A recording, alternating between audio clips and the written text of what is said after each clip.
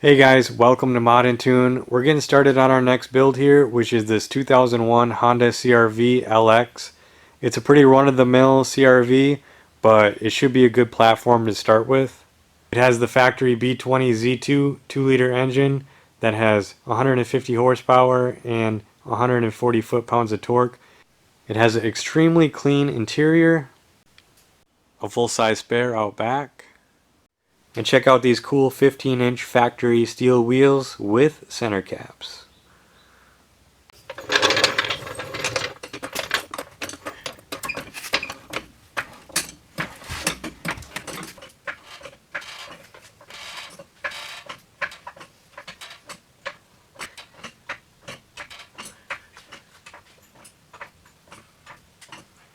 Okay, so before I get it on jack stands, let me go ahead and get these side skirts off. Okay, so I already got a few of these fasteners out. It seems like the preferred method of doing this is just to rip them out. They're just too brittle to come out on their own. So just pop them out like that. It's way easier than trying to get them out the other way.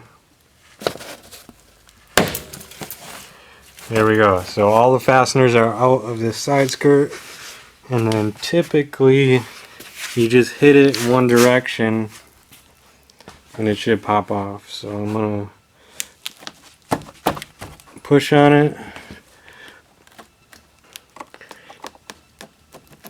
Okay.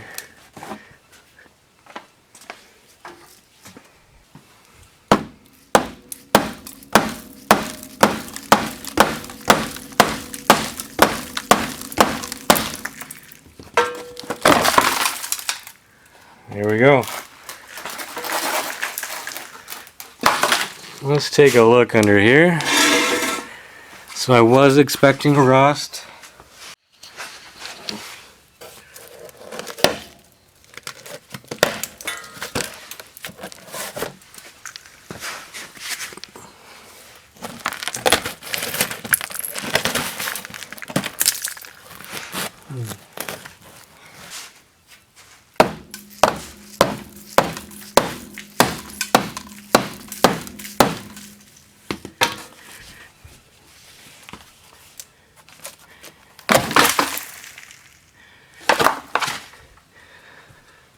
Okay, let's take a look at the rust under here. A little bit worse on the bottom here. Okay, check this out.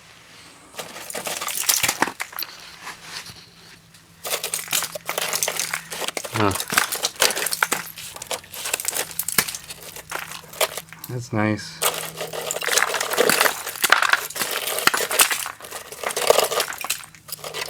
Rat's nest. Nice. That's probably what was holding in all the moisture. It's that nest.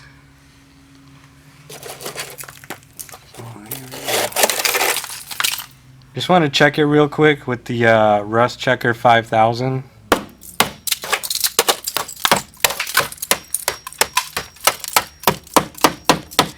Some solidness there.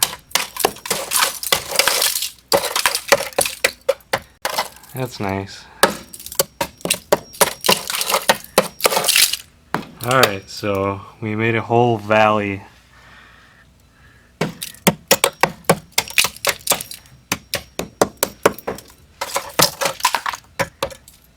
That's nice. Let's check over here.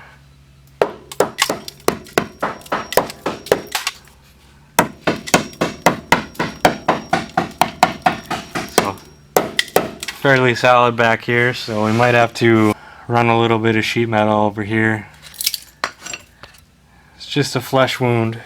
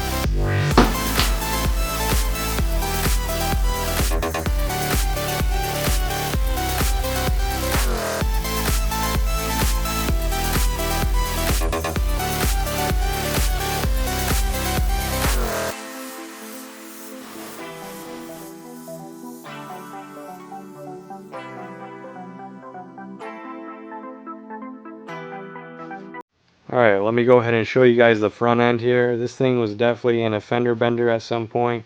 Looks like it had a new core support put in and a little bit of straightening on this side. Overall, not too bad of a job.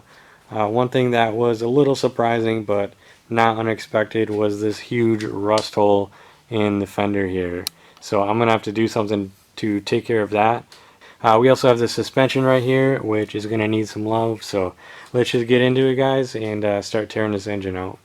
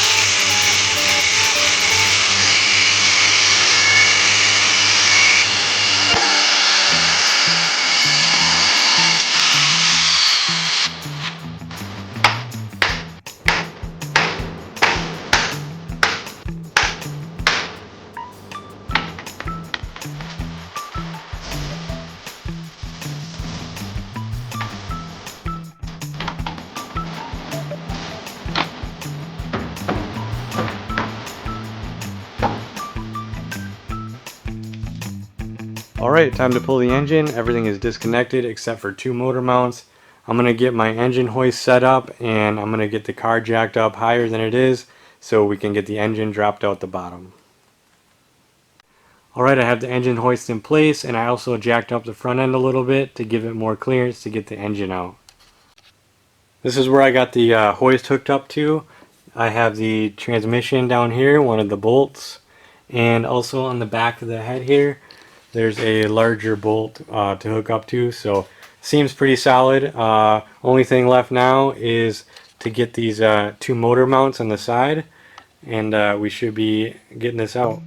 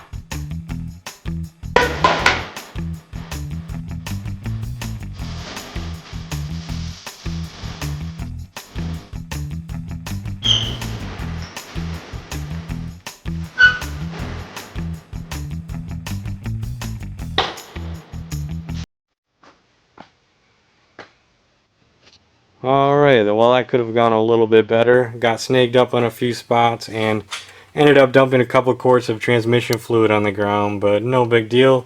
It is near the ground now. Now I gotta figure out how to get this crane out of here. So I think I'm just gonna prop it up in the middle there and drop it, and then I'm just gonna have to shimmy it off this leg over here. So let's go give it a shot.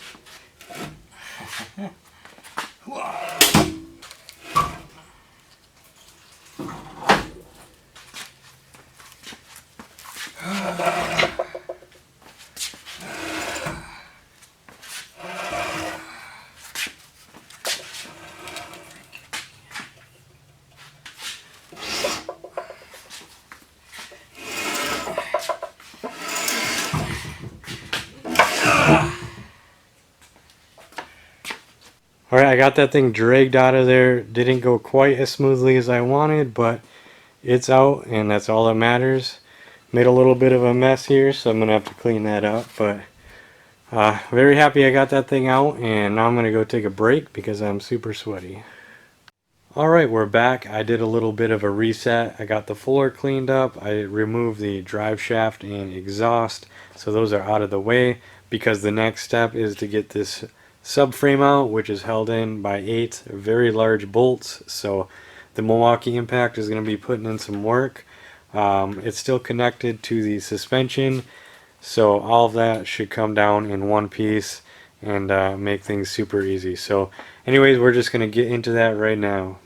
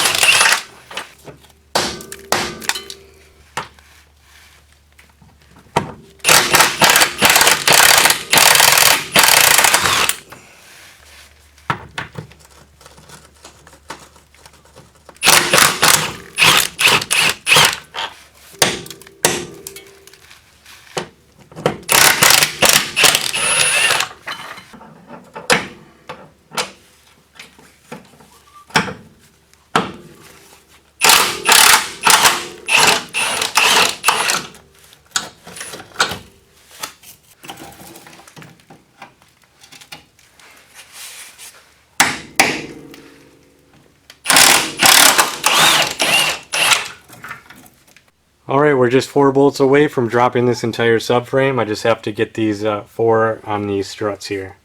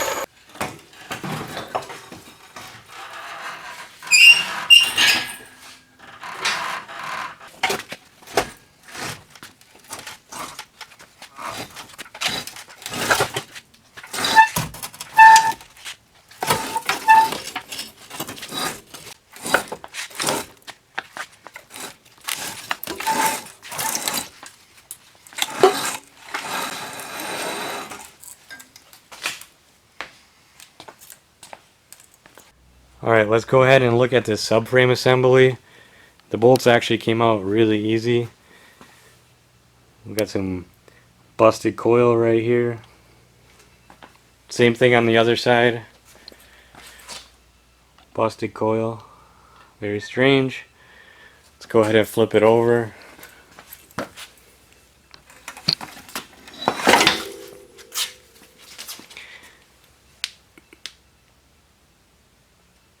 So yeah, pretty interesting.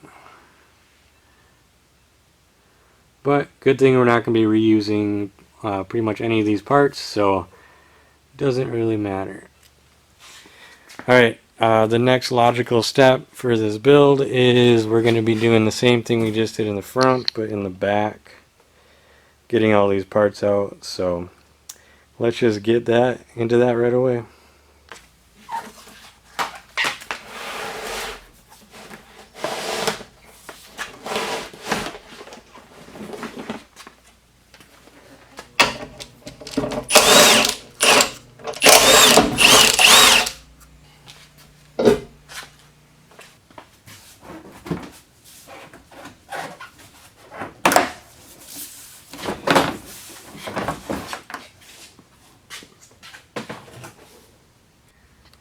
Alright, it's me a few days in the future. I've been really busy trying to get this whole rear end assembly unbolted.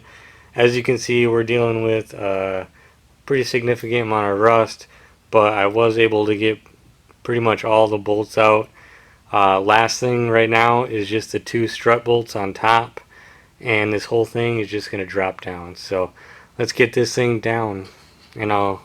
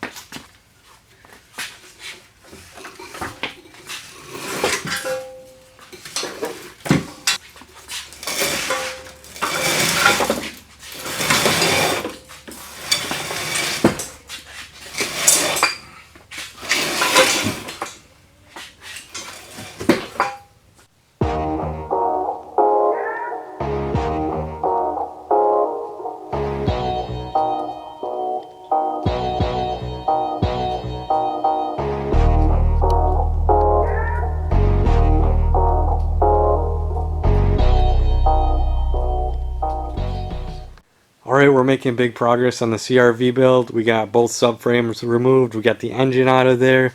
Next up on the disassembly front is I'm going to be removing this entire interior, including the dash, and we also have to get the gas tank. After those are done, we can start addressing this rust and really start getting into the fun portion of the build. So anyways guys, just stay tuned.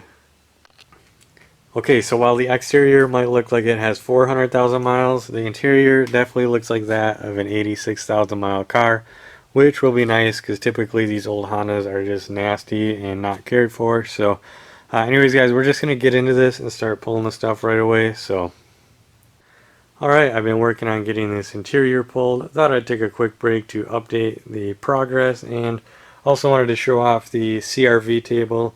If you don't know, all these CRVs come with a picnic table in back. This is removable and it has foldable legs, so pretty cool. I'm gonna just keep chipping away at this interior and keep going. Alright, I got it pretty cleaned up, so now it's time to get this dash out of here. I'm not exactly sure where all the bolts are, but I'm just gonna start pulling stuff and eventually it'll all come out. So I'm gonna go ahead and start with this plastic piece down here.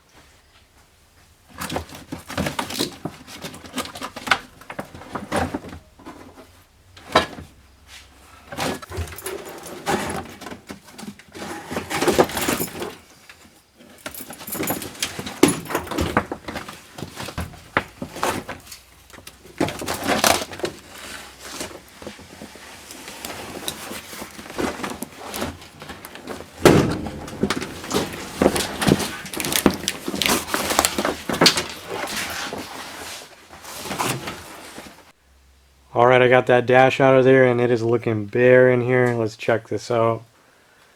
So I went ahead and took the carpet out right away too. And you can see it's fairly clean. There's a little rust spot over here, but not too bad. But yeah, you can really get an idea of what we got going on here. Super happy I got that done. Garage, doors, tires. So the next step in the process is to get the garage reorganized. I'm going to get the subframe out of here, the front and the rear, because I'm virtually using no parts from those again. Yeah, because we're going to get into the portion of the build where it gets really messy. So I want to mitigate as much of the mess as possible, kind of protect everything. So yeah, anyways, I'm just gonna continue getting all this little stuff off of the chassis, getting the garage straightened out, and then we'll catch back up with you and do another update. I got the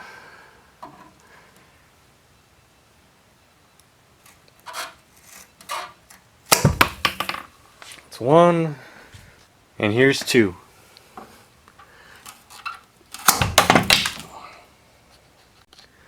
Okay, after a little bit of sketchiness, I got this thing lowered close to the ground. I don't have any like dollies or anything to put it on, so I am using the engine stand to get the front end hoisted up here, and that's actually working really good. And then I'm just kind of using my other jacks to support it in the rear here. So I got the jack stands in there. They're acting as counterweight because for some reason it wants to tip this way. So anyways, I'm going to get this thing shimmied over into the stall here, and then all the parts and everything are going to get pushed over onto that wall. So then when it comes time to paint and stuff, I can cover all that up in one area and keep it clean. So that's the plan anyways. I'm going to work on getting this thing shimmied over, and then we'll see from there.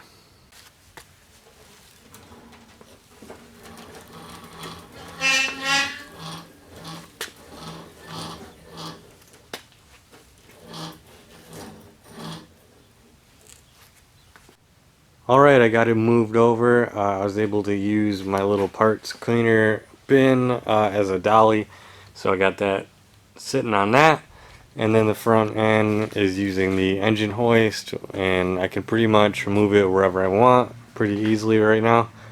One thing, I want to get these out of here, but unfortunately I have to reuse this left side trailing arm here. I wanted to just put this outside and forget about it, but I gotta get this bolt out first. Okay, so I got that trailing arm off there.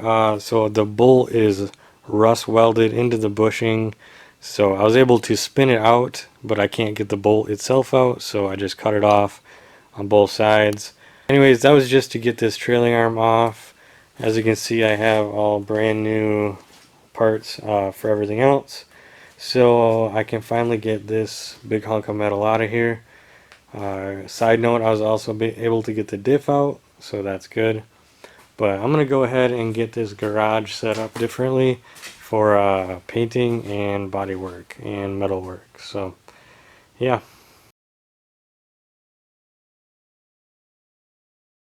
Alright, we're getting the quarter panels out of here. My friend Garrett is here to help. We're going to do it two ways. He's got this fancy tool here. I'm not sure how to use it yet, but first we're going to do it the old-fashioned way and saw it with this cable. There's a handle on the inside too that I'll be working, so here you go, Garrett. Alright, let's try this out. So I got my handle, and then we're gonna saw.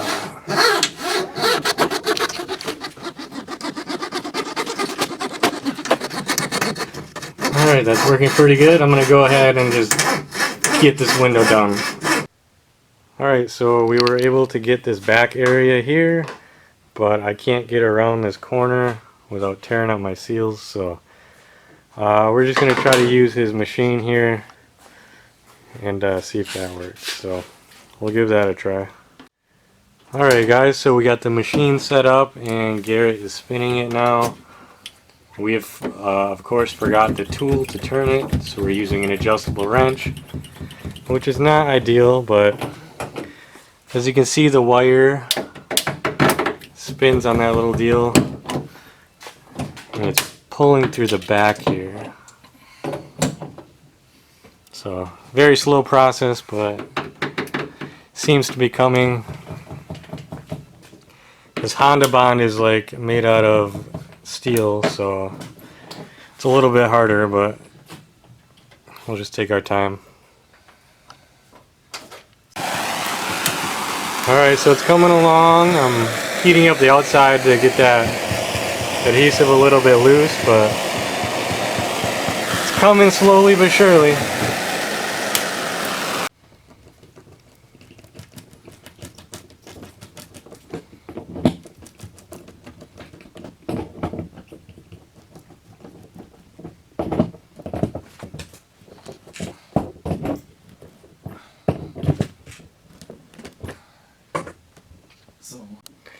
Alright, we are so close. We just got this last couple inches, but we can't get a good angle at it, so the suction cup is just moving.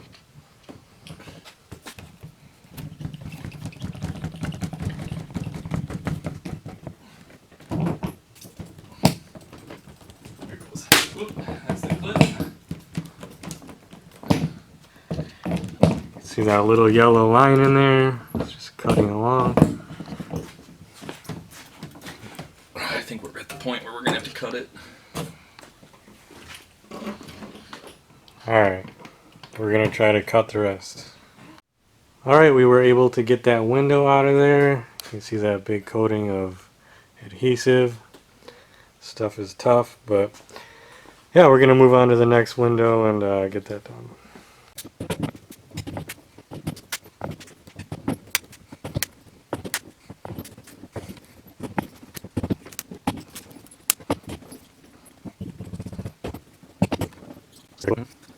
Alright, so here,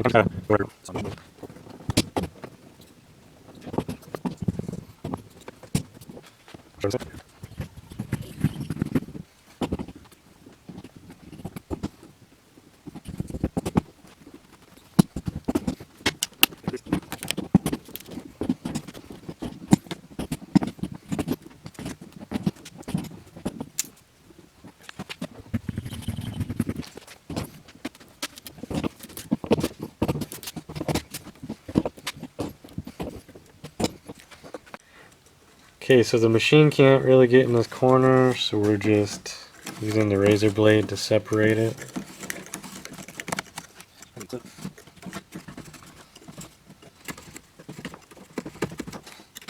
So we're stuck on a clip.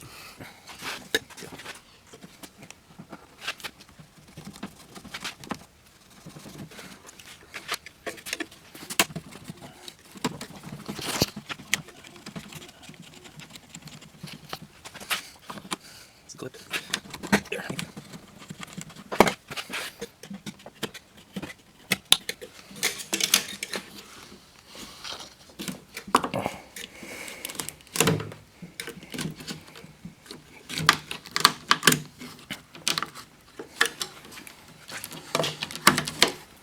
Here we go.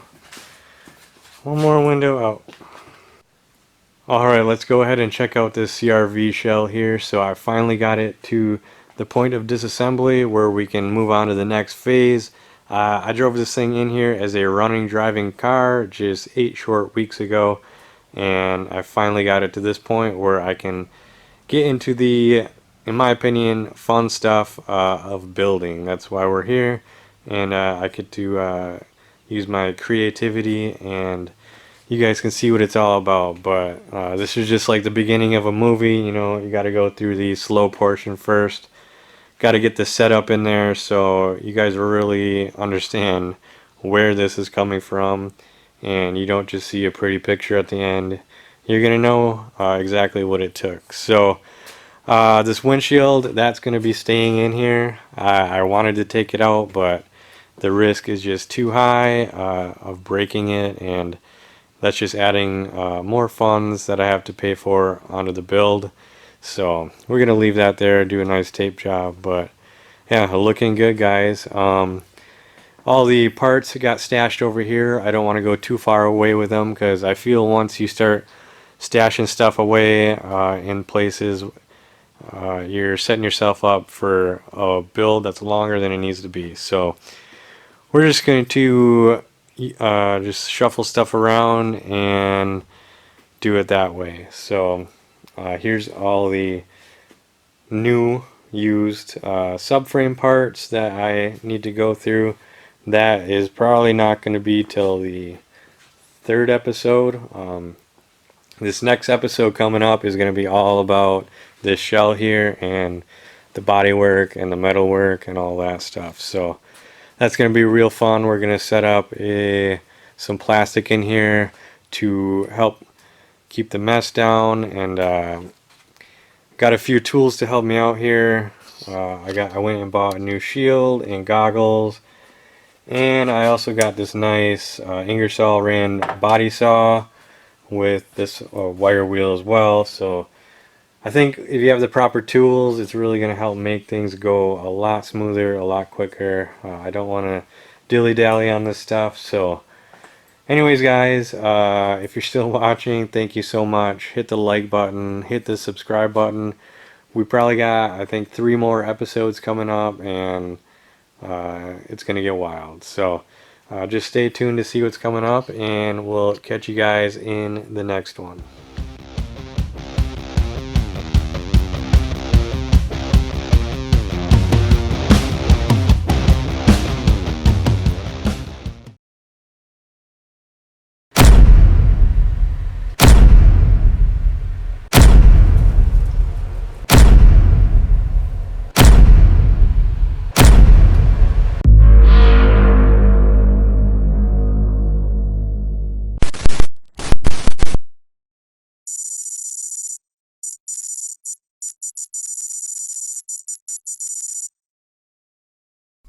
Hey everyone, welcome to MODNTUNE. This is the second video in a 4-part series on rebuilding my rust bucket CRV. Although after this video, I don't think I can call it that anymore. If you haven't seen the first video, I encourage you to check it out. You can see me take it from a running, driving vehicle down to the shell that you see here. I hope you guys are ready for some major rust repair ahead. I'm going to get started by cutting out the rear fender arches, which will be modified to a larger opening. Alright, I'm just going to lay some tape down as a guide. I'm going to cut it right here along the body line.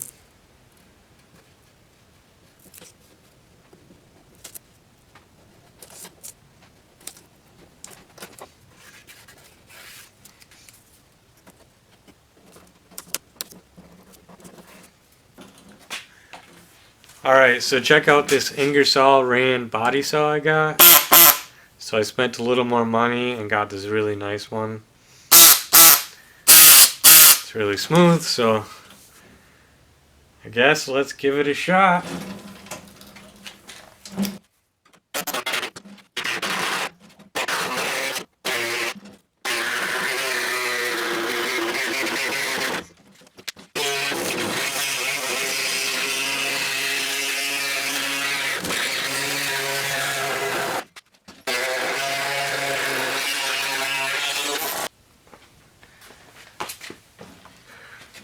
Alright, did you see how quickly that body saw went through there? So that thing was worth every penny. Look how clean of a cut that was. Just that alone is going to take care of a ton of rust that I just don't have to deal with anymore. And look at all this extra clearance I have for tires.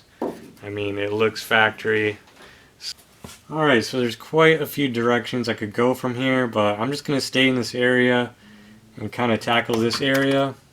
It's more of a complex area, so might as well just get into it right away and see what we got. So I'm just going to cut a flat piece out, so here goes.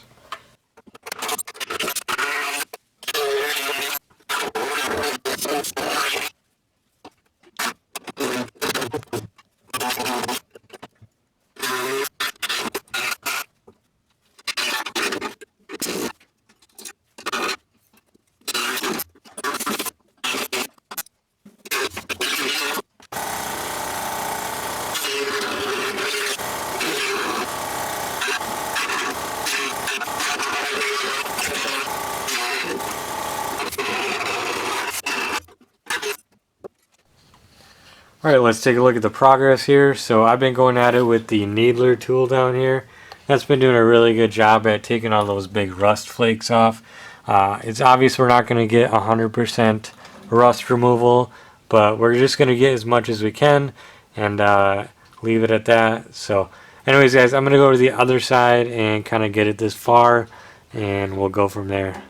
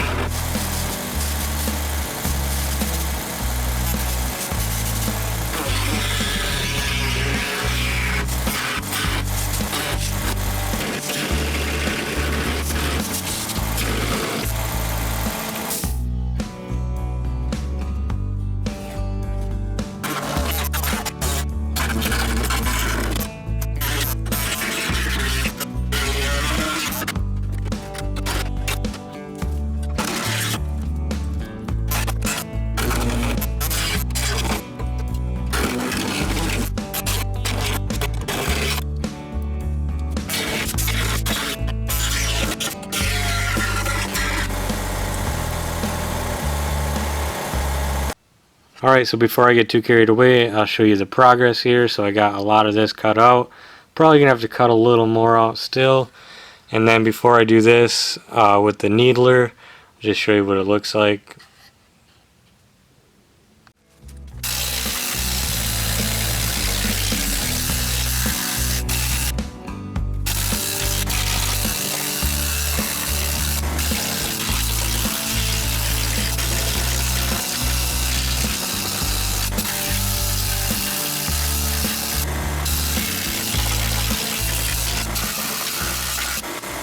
Alright, check out what it looks like afterwards. That tool does a really good job. Definitely wouldn't be able to do this without it. So, I mean, it's going pretty good, all things considered. So, yeah. Alright, we're going to get real up close and personal with this CRV. So, I'm just going to go at it with this needler.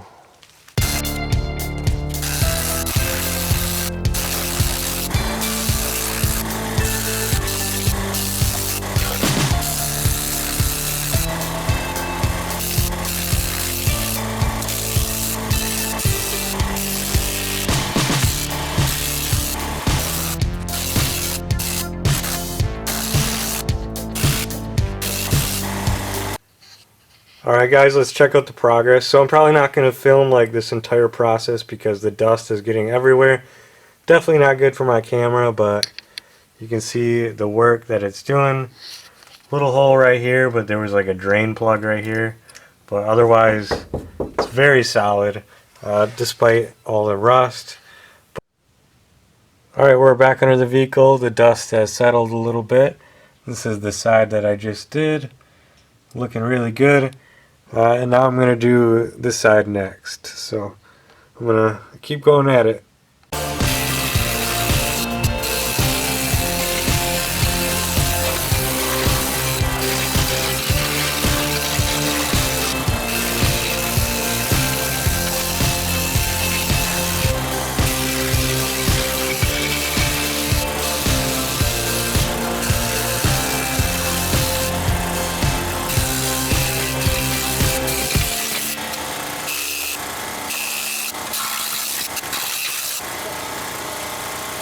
Alright, I've been working really hard at getting at all this rust. That needler tool is absolutely amazing, and I'm super satisfied with the way this is coming out.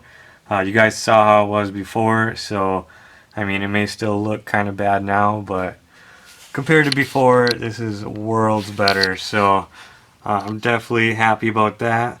I got solid metal here, and yeah, everything's good. I still got a little ways to go. There's some more spots I'm kind of seeing here. I mean, I could do this forever and probably still find spots, but I haven't even started with the wire wheel yet, so that's going to even take it down even further. Let's check over here. Yeah, check this out. So, clean it up pretty good. Feels good bringing a CRV back from the grave. This thing will have many more years ahead of it once I coat all of this stuff with something. So next order of business is I'm going to get this old nasty hitch off. I think it's finally time. I've been using it as a jack point, but time to go. I can't get these bolts out, so we'll be using the old portaband to cut these off.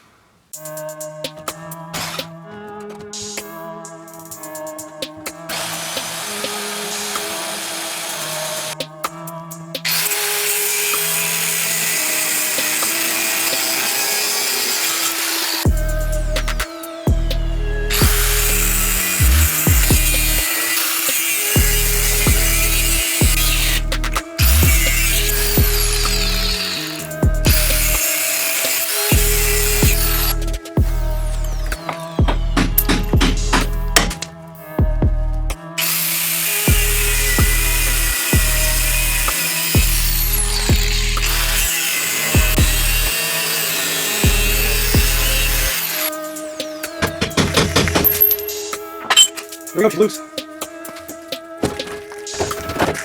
Oh, nice.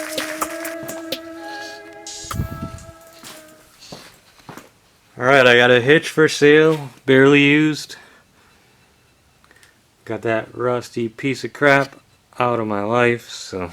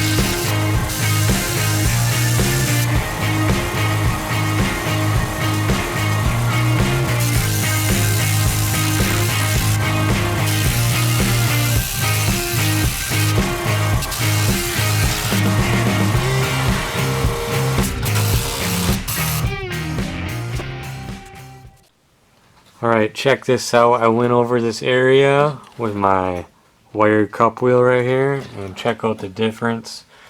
This was all brown, but this gets in there nice. So I'm going to go underneath and just keep doing this wire wheel.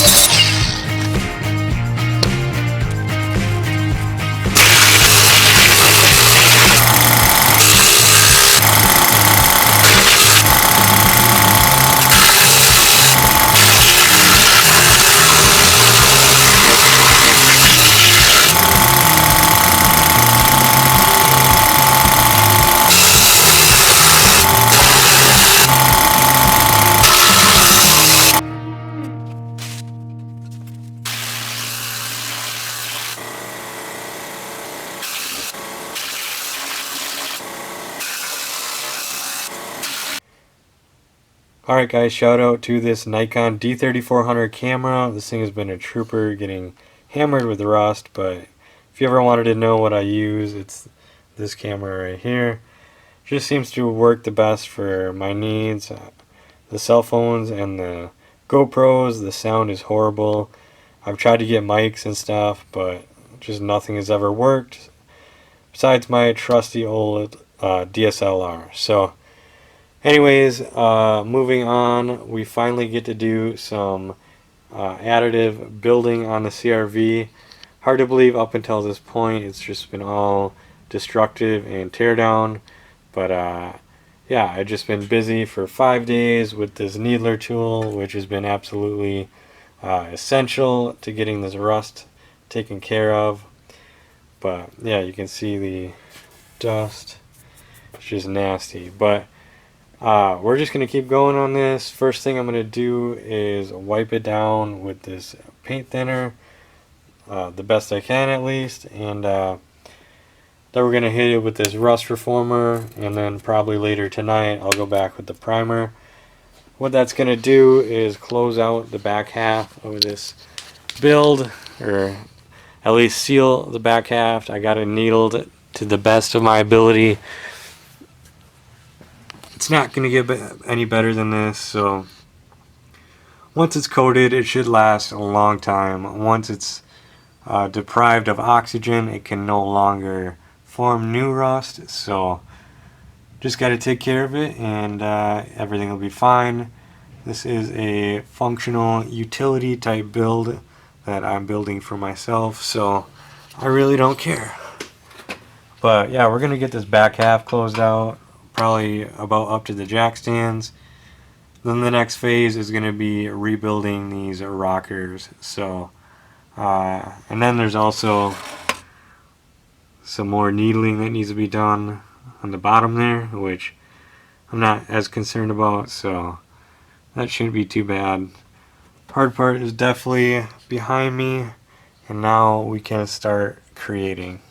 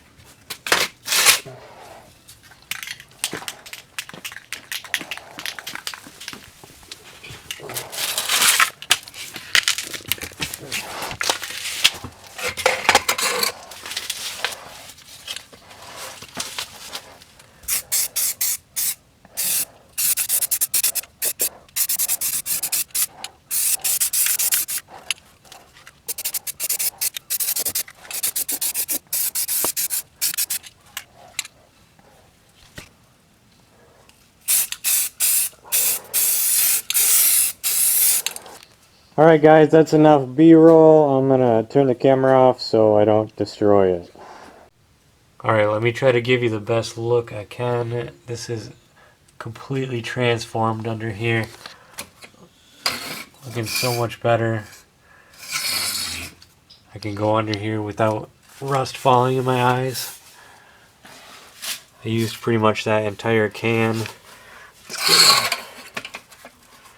See the inside here. Looks so good. So super happy with the way this is coming. Now I'm going to hit it with the next product, which is this rusty metal primer. Hopefully that'll just seal in whatever this other kind of paint I put on is.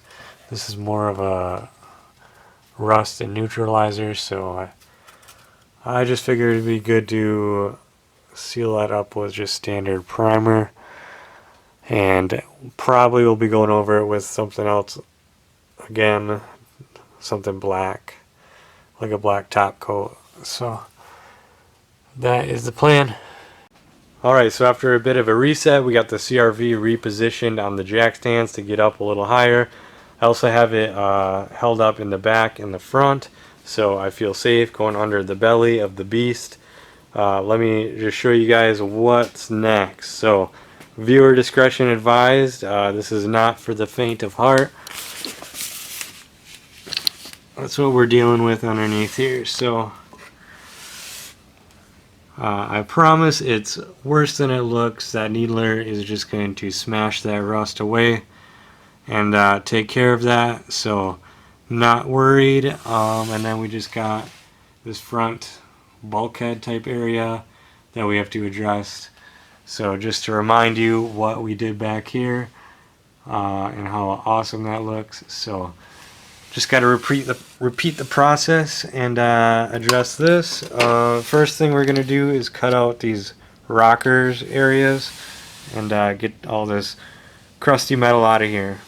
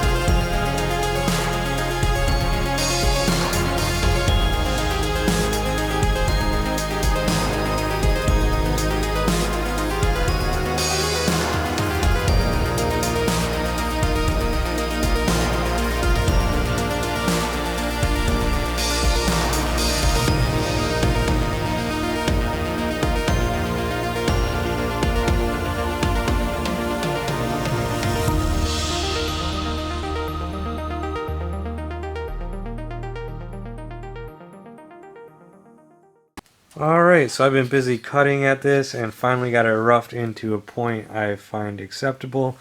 So next up I'm going to be needling this, especially this inside area here.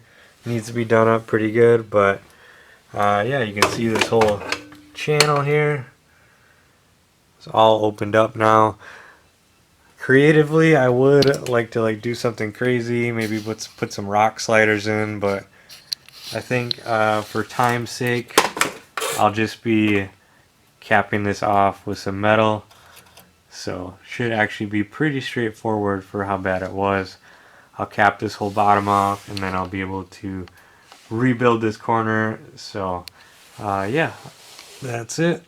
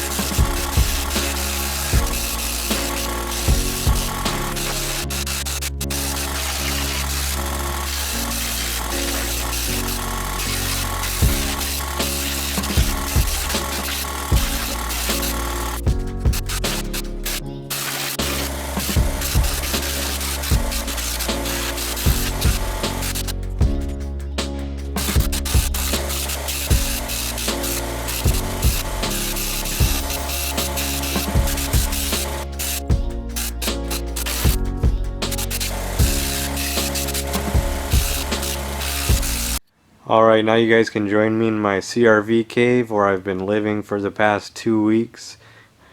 Let's go ahead and take a look. You can enter through the wheel well here.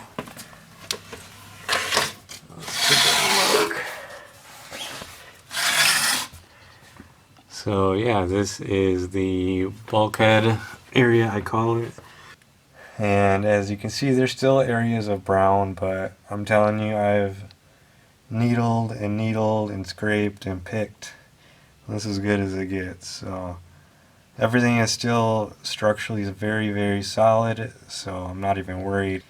Very surprisingly, I got out almost every single bolt from underneath here, so that's good. One thing I gotta deal with is this captured nut back here is nowhere to be found, so might have to cut an access hole in there to repair that. But yeah, this is what's been going on. I don't know how much B-roll you've guys seen. I can only show so much before that probably gets pretty boring, but yeah, let's just look. If you remember how bad it was before, this is like night and day. All the scales are off, and it's really, for as bad as it is, it's really good looking. But the main thing I want to paint today is just the center area and the bulkhead area. And then we can start to move outwards and start repairing these rockers. You can see what they look like. Pretty confident I got as far as I need to go is cutting metal out.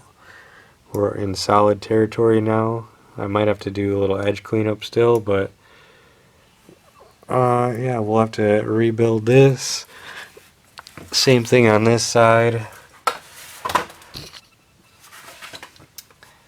I got it cut back pretty good to solid metal, so be a little tedious piecing this together, but I don't think it'll be too bad. It's just rectangles of metal, so that's that. But alright, I'm gonna go ahead and start spraying.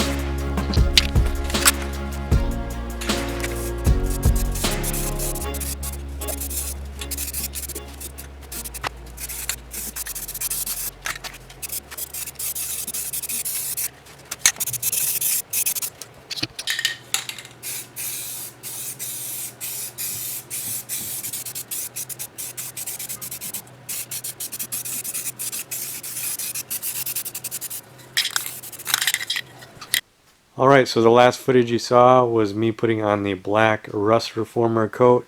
Since then, I've put on the second and third coats of the rusty metal primer and also this gray top coat here. So let me just go ahead and show you guys some quick B-roll of the underside, and then we can move on to the next project.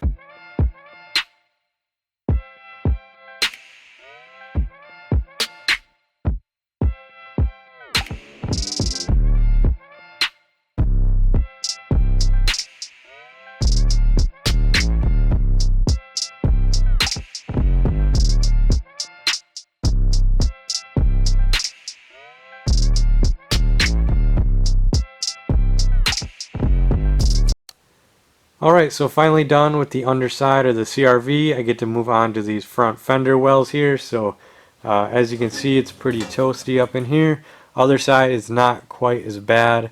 This side has some extra bonus rust right here that we have to address, and a little bit right here. So I'm just going to draw a line. As you can see, there's a pretty sharp cutoff on this rust.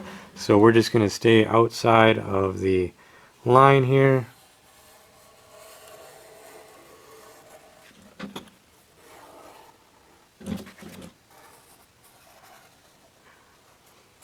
Alright, so that's pretty much where we're going to be cutting, just like a plastic surgeon here, just using the marker to mark out our lines. But that should take care of all that rust, and bonus, we're going to get some extra tire clearance. So not a bad deal. So I guess I'll mark out this next area here with my white marker.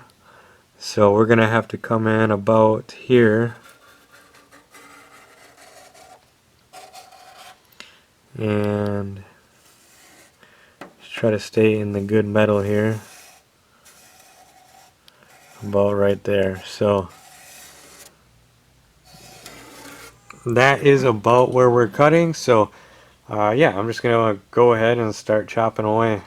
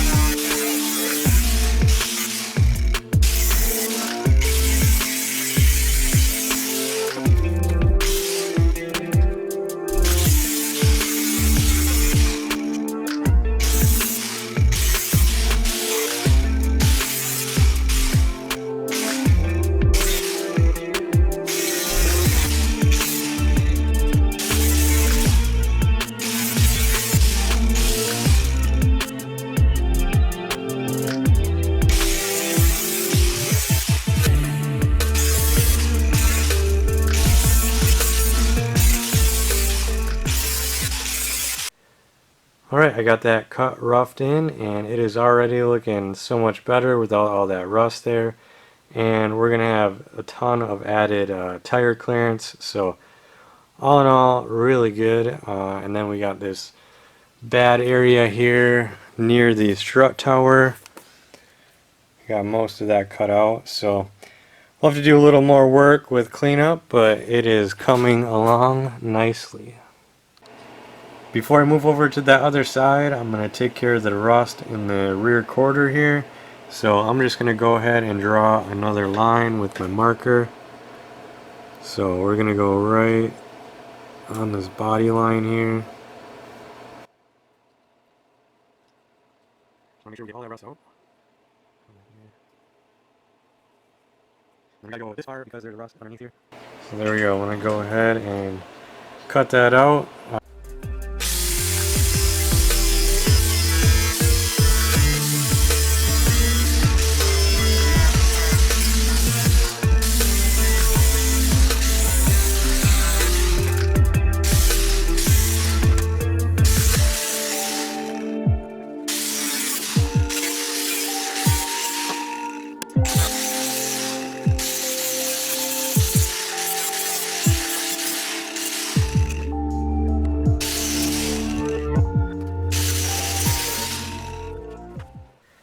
Alright, let's go ahead and check out this cut here. So you can see I made pretty quick work of that right along the line there.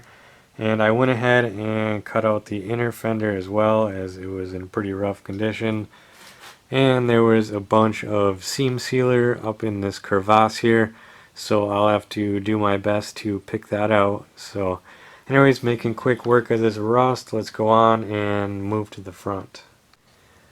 Alright, we're back up here on the driver's side front wheel arch, and this is the final large piece of rust that I have to remove from the CRV. So I'm going to do the same thing and just go ahead and mark out where I want to cut.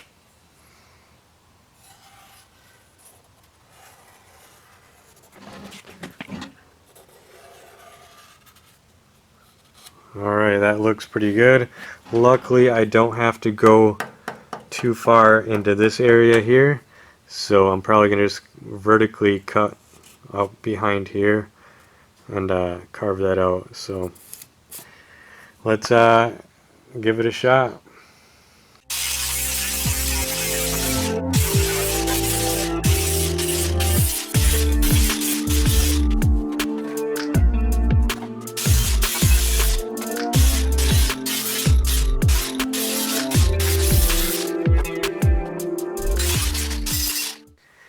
Okay, so I'm going to continue on these wheel wells here. I'm back on this side. I went through and cleaned this up a little more with the cutoff wheel and just been generally picking at it. Seems like this undercoating here comes off fairly easy. It shouldn't be too difficult with this wire wheel here. So I'm going to go ahead and do that. I have a little needling to do, and then I'm going to use the flap wheel and then grind off a lot of this paint. Then I'm just going to go ahead and get some of these inside areas cleaned up and painted with the rust proofing before I seal it up. But I was looking at this a little more, inspecting the damage that was done to it at one time. They did an okay job repairing it. Not like super great, but not bad either. So anyways, from what I can tell, the frame rail is untouched. Something must have came down at it from this angle and crushed this side in. It looks like this is the factory support. It was just straightened back out, and the entire core support was replaced because there's still MIG welds right here instead of spot welds. So they replaced the entire core support, and everything seems very straight, so that's the good thing. But yeah, there's the inside here. I'm gonna go ahead and clean up all these edges.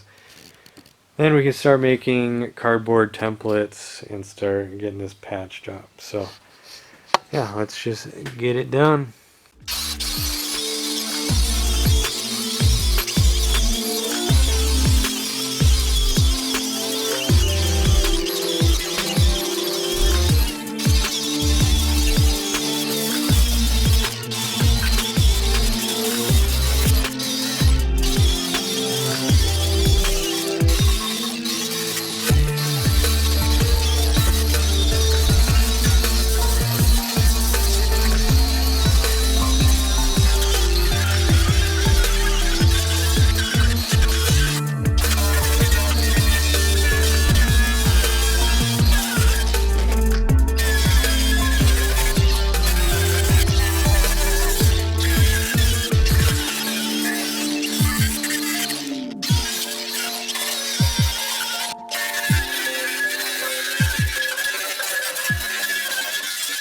Alright, doing a bit of an update on this inner fender well here. I've been pretty busy cleaning up all the rough edges and getting it ready for welding in new pieces. So as you can see, there's still some undercoating material on there. It's actually a lot thicker than I thought, and it's well adhered to the fender, so I'm just going to be painting over that. But yeah, just take a look in here. I chiseled off all of the large chunks of seam sealer that were everywhere, and there's a little area here I'm gonna have to weld up, but yeah, it's coming along. Let's go take a look at the other side here. So I just got started on this side. Fortunately, it's in a lot better condition. So yeah, this is all the stuff that I've chiseled off there so far, and you can take a look. So initially I thought scraping off this black layer, that was the car, but that's actually part of the undercoat, so that's why the other side looks the way it does. But no sense in getting it completely off. Just take off this first top layer and should work just fine. So yeah, a lot less holes over here. So I'm gonna go ahead and get all these edges cleaned up like I did the other side, and then probably gonna move on to the rear rocker areas there and start cleaning up those with the cutoff wheel. So I'm probably gonna be doing a lot of that off camera just because it's hard to set up all the shots because you're moving around so much. But anyways, that's an update. Hopefully you'll see more in a little bit. Okay guys, so you just saw me do that one wheel well, but this is actually about 3 or 4 days later. I've done all the wheel wells, and it's actually a bit of a milestone right now because I can officially say that the CRV is 99% rust free. There's still that really deep rust that I couldn't get to in some areas, but like you saw, all that's getting treated and covered. So pretty much rust-free CRV with 86,000 miles on it, so we're doing good. It's quite a bit of work removing all that gunk and nastiness from the wheel wells, but I did it, and just finally get to be done with a lot of the really nasty stuff that I've been doing. I still have to do a little bit of grinding on when I weld in the new panels, but that's all clean metal, and I'm done with the rusty nastiness, 20 plus years of grime and gunk, and we're kind of dealing with a fresh shell at this point, so definitely a lot better. But let's go ahead and take a look at my handiwork here. So just been going at it between the cutoff wheel, the flap wheel, and the wire wheel. Between those three, I've just been going to town. Also, I've been manually chiseling just large chunks of seam sealer and other various things. I get to finally start welding in new metal. As you can see, all the edges have been cleaned up. I've straightened everything to make straight lines to make patching easier, or as easy as I can. But yeah, we'll just check out this one, and we'll just go around and look at all the wheel wells. So yeah, this side, the one that wasn't as bad, got that all ground out, looking good. And then we got the backs here. Check that out. Tons of work getting that all cleaned out, and then down here, I just did my best to make as many straight cuts as possible to make patching easier. So let's go to the other side here.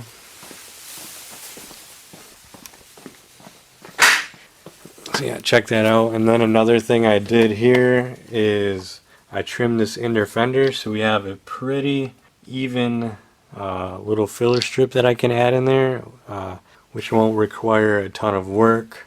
And then this is the side that has the rust back here, so I got all that cut out, so I'll have to patch that in.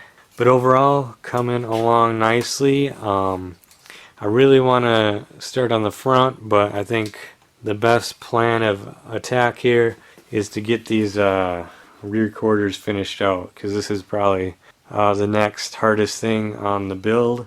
It's going to be rebuilding these corners here, but yeah, we're just going to start getting into that right now and finally start working on this thing.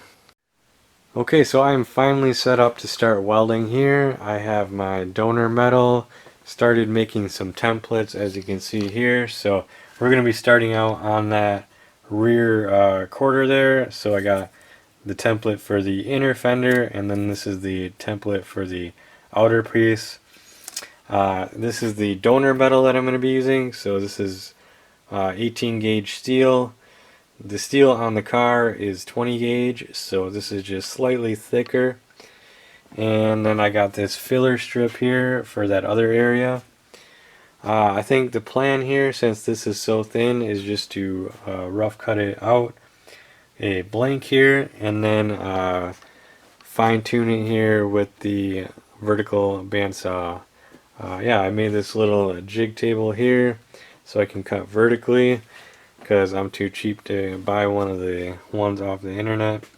The way I did it is where that guard bolts in, I used those 2 bolts right there, and then there's another bolt on the side here that really locks everything in place and keeps it solid. So quick little thing there, but yeah, let's go ahead and look at the car.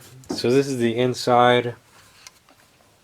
So right where that brown area is, it was just a giant glob of seam sealer, so I chiseled all of that out and we're left with mostly metal here. So we're going to be starting on the inner fender piece first. Kind of a tricky area here with all these areas converging here, but we'll just give it our best shot. Let me actually just grab the cardboard template real quick. Alright, so this is the template for the inner fender here. So that's actually going to go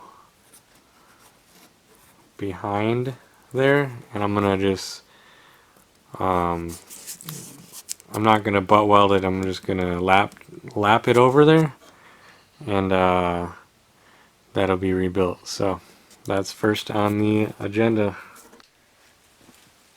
Okay, I'm just going to trace out my template onto this metal.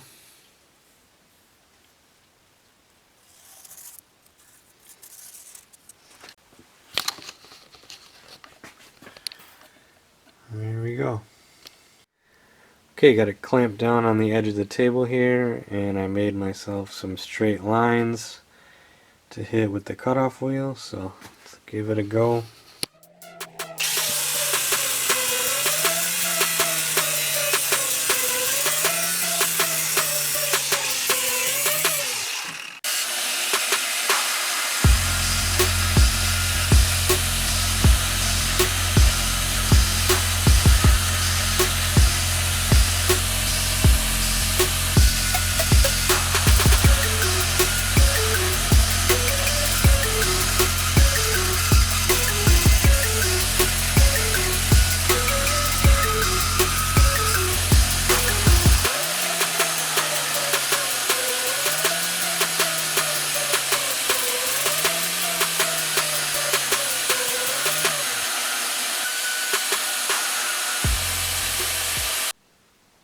Okay, got our piece here, and that's going to fit up under here like this. However, there's a big gap there still, so I'm going to try to round this thing out a little bit. Okay, so I'm not a metal shaping expert by any means, but I think if I just put it on these towels here and hit it with this end of the hammer and just hit it in the center, that's going to give us that contour that we need for the inner fender. So let's just give it a try.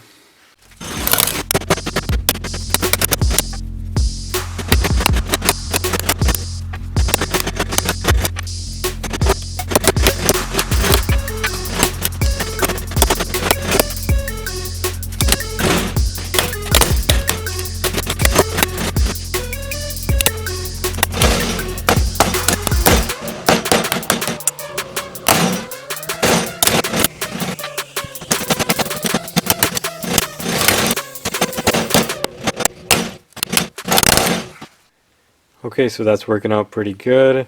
Got that curve started on there. It's pretty satisfying getting that shape starting to form. So I held it up to the area and got a little too much material here, so I'm going to be cutting off this top section here that is not necessary, and that's gonna help me contour that in there a lot better. So I'm gonna go ahead and cut that out right now.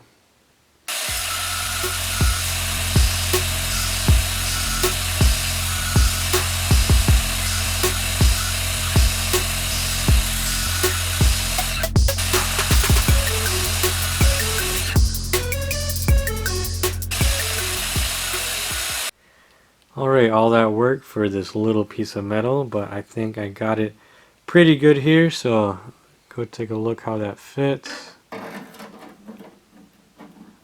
So, pretty good. I'm just gonna have to take some vice grips, and that will pull in that factory fender towards my piece, and should give us a nice tight fit there. Okay, I'm really happy with the way this turned out. I got this thing clamped in there before I weld it, so we got pretty good fitment on the outside, and the inside turned out really nice. Got good, nice fitment up in here. So let's go ahead and get that thing welded in.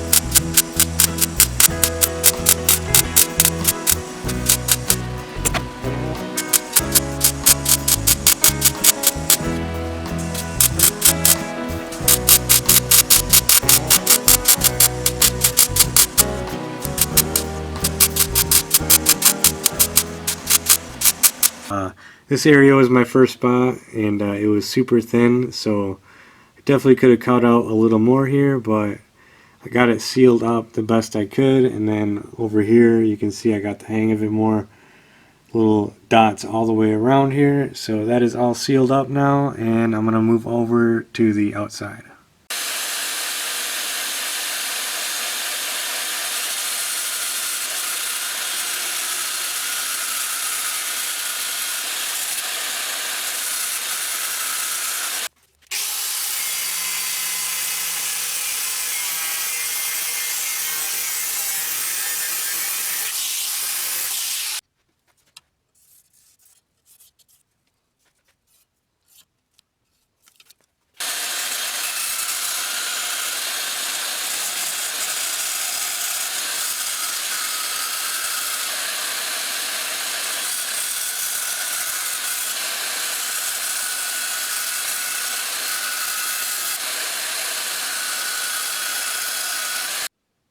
Alright, I've been working on trimming this piece, and it's looking pretty good. So as you can see, I'm at the point now where I need to start bending it. So I'm going to try to bend up these flanges here where that black line is. It's kind of a compound bend, but we're going to go ahead and give it a shot. And just for reference here, here's the original piece that I cut out. So that's the shape we're going for. Luckily it's mostly flat on this front part. Just this rear has kind of a funky contour on it. So yeah, I'm just going to start hammering on it.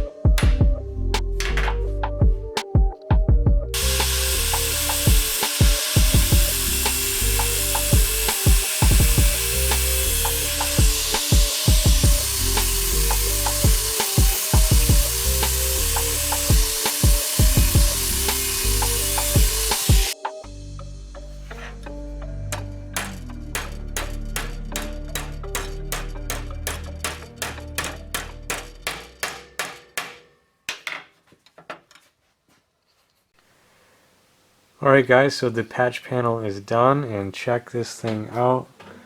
Turned out really good. It took quite a bit of work to get this form. Wasn't sure if I was going to be able to pull it off in one piece, but here it is. So just take this off. And then underneath here, I went ahead and primed it because that's going to be really hard to reach that area once this is closed in. So that's good to go. And then I'll just give you one more look at the inside here, which I also got primed. And I grounded a little bit too, and I had to trim a little bit more off. So all in all, looking good. It's finally time to get this welded in. So real quick, I can just compare it to the one that I cut off. So pretty close. Just took a lot of hammering and bending and twisting. Finally get that shape, just using these blocks and clamps in different configurations. So overall, turned out pretty good.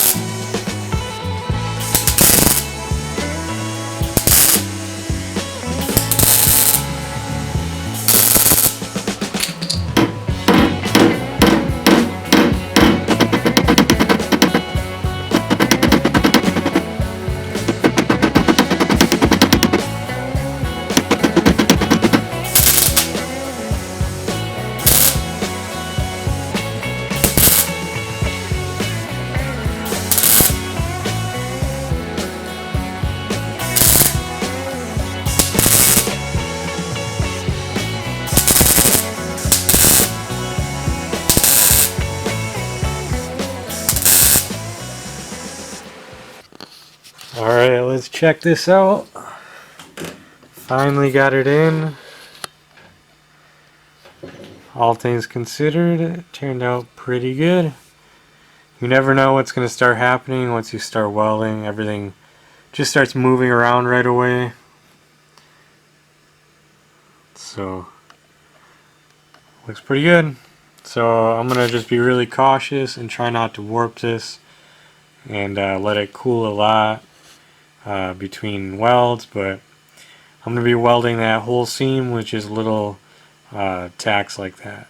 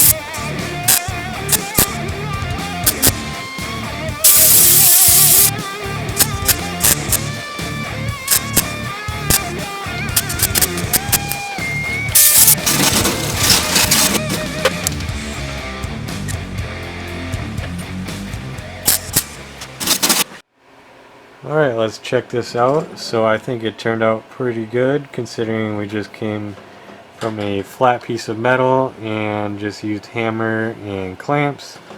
So happy with that. So underneath here we're going to be filling in this gap here, And then we got to do one more trim here.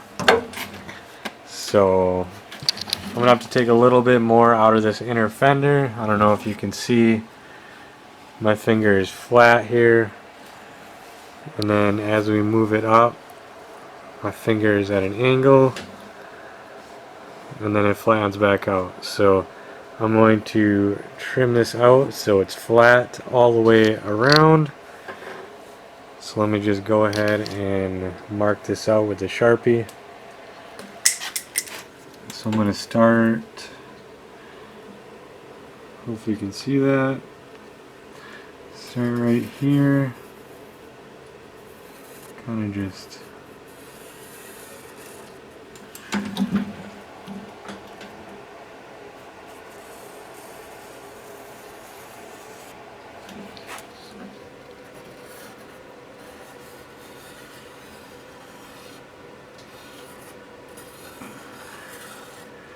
so about like that, and then that'll give us a nice flat area to weld. So I'm going to go ahead and get that done right now.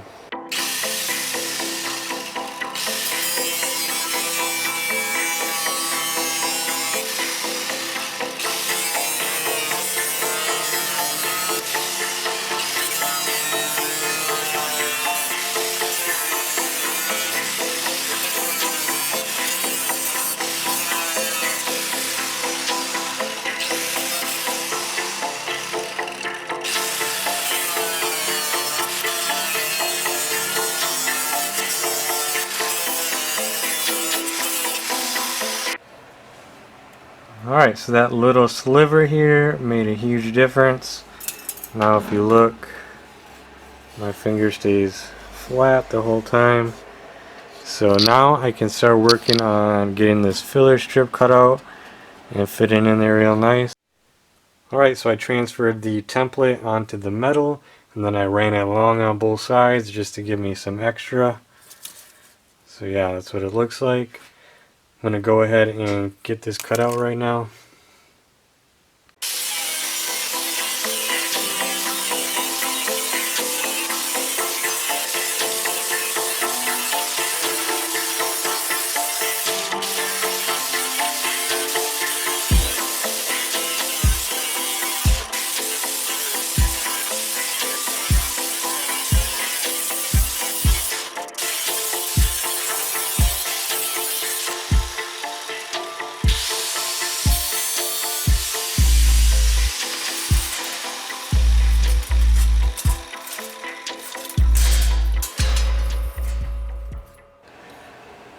Alright, I got this piece cut out, and I already went ahead and ground the edges up and got it fitting a little bit better. As you can see, fits pretty good, so I'm just going to have to tack it and move the metal around a little bit, but I think that's going to work good. But before I can do that, I'm going to try to get some rust proofing up inside this fender while I have it open. So I'm going to need to tape off these edges where I'm going to weld, so I don't get those full of paint. But I'm going to go ahead and get that done, and then we can start tacking this thing on. Alright, let's take a quick look at my tape job here. So I just got it wrapped just over the edge to protect where I'm going to weld, and I should be able to shoot the paint right up in there. And I'm going to be using this new can that they got. This spray pattern is a vertical spray pattern, so hopefully I can keep the paint in the gap. But let's go ahead and give this a try.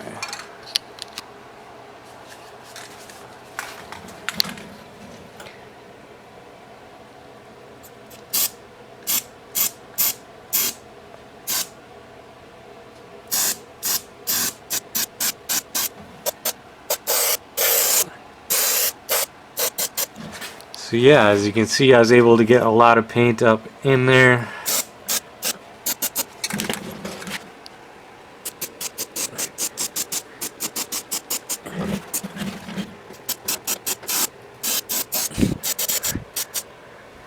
There we go, got it soaked up in there good. I'm gonna let that dry and can finally get that piece welded in.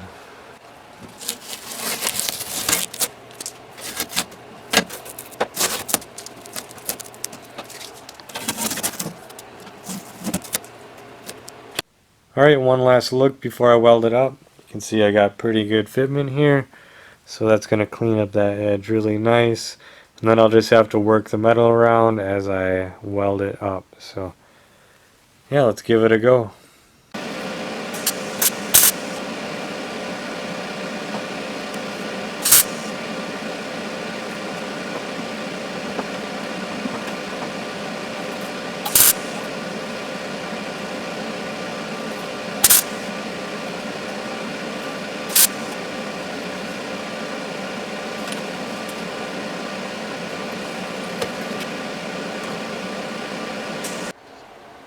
Alright, so I have this side tacked up and it is looking really good. So next I'm going to trim up this piece on the back here so that fits up in there better.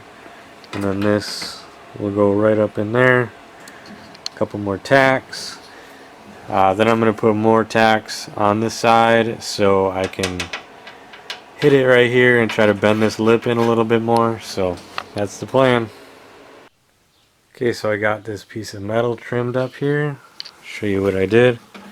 So I just cut it to the shape that it needs to be. It fits right up in there. So I'm gonna go ahead and get that welded up.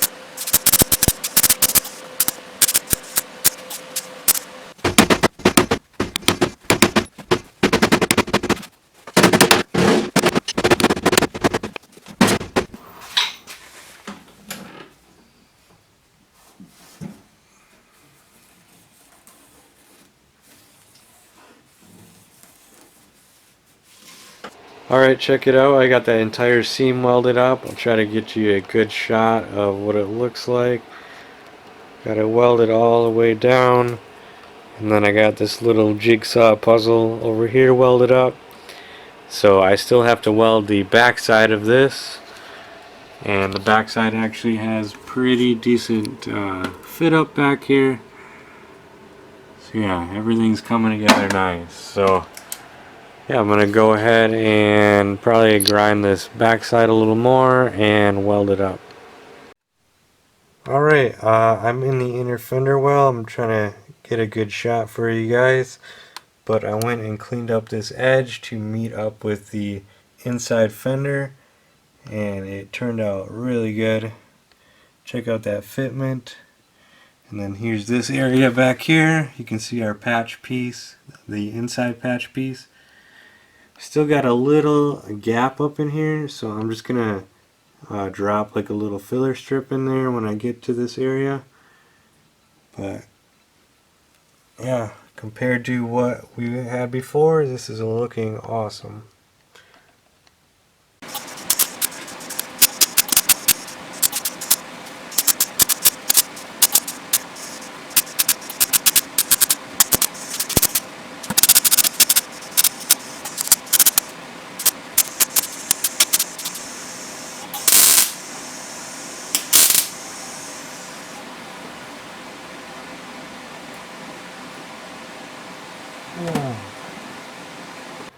Little update on the welding on the inner fender here. So I got pretty much this whole edge welded up. Now I'm back to over here. So I made this filler strip because there's a gap right in here. So I painted the back here, squirted a little paint in there, and then this will get welded in just like that. So there'll be no more gaps, and it'll be all good.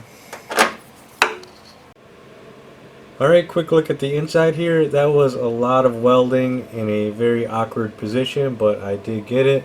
Probably a couple pinholes here and there that I'll have to go back and get, but for now it is looking good. I'm going to go ahead and start grinding on this and knock down some of these welds, and yeah, just keep on moving.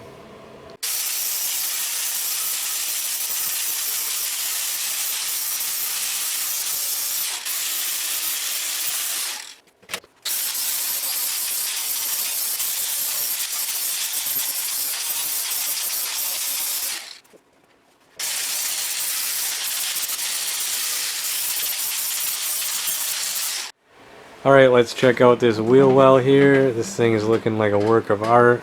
Got about 90% of the weld knocked down with the flap wheel. I'll go back later and clean it up some more with the small 2-inch Rolox, but for now this looks great.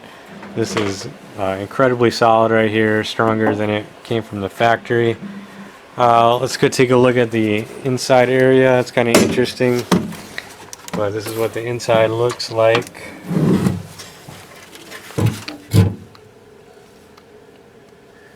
So yeah, you can see all the patches in there, so we'll load that up with paint at some point, but for now I'm going to move on to this next portion, which is going to be equally as hard. This part right here. So yeah, I'm going to get a plan of attack here and just start cutting out cardboard templates and rebuild it. So that's what we're going to do.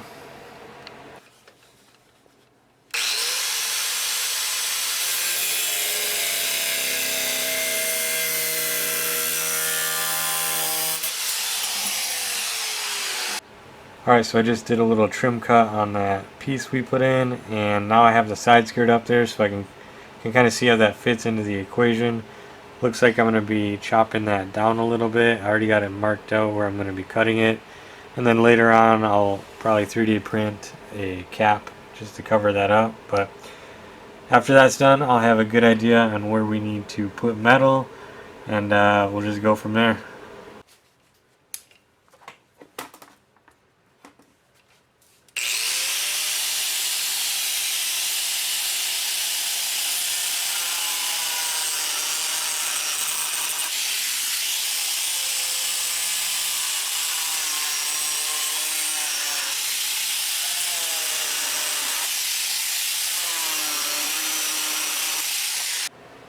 Alright, let's do a bit of an update on the progress here. So I got the inside all cleaned up, all down to bare metal, and I also have that cardboard template made. So that's going to fit in there really nice, and I'm just going to be butt welding that all the way down, and then I'll just bend up this tab on the end here. And then I got this frame rail where the end is rotted off, so I'm going to be repairing that as well while we're down here. And not only that, the captured nut that's supposed to be in that hole is no longer where it's supposed to be, so I'm gonna have to come up with something. Probably cut an access hole in here. So lots to do, and then we still just got to rebuild this whole back part, so little by little. Okay, so making progress here. You can see I got that patch panel tacked in here. Look at it from underneath. So it's looking really good. Got some boogers up here just because that metal was super thin, but I got it tacked in there, and I'll just grind all that stuff down. And now I'm going to be moving on to these next parts here. Got a little template for this, and then a template it's going to go up in here. So I'm going to get those cut out and tacked in right now. Alright, so I got this patch panel welded in, and it is looking really good. It's nice to have that metal back there. Then it got real thin back here, but I got it filled in with weld, so I'll have to grind that back down. I'll be doing a lot of grinding on this, but that will be later. Next up, I'm going to be putting in the end of this frame rail piece here. It was rotted out, so I cut it. And I made up this piece already. this bent piece, painted the inside, and then that fits up there pretty much perfectly. So I'm gonna get that tacked in right now. Okay, so hopefully this is the last time we have to look at this mess here. So I've been super busy working on these 3 little parts here, and this is gonna close a lot of this in. So let me just show you. So we got this back piece here, and this is a little bit heavier gauge metal. This is 16 gauge metal, so it's gonna fit up in there.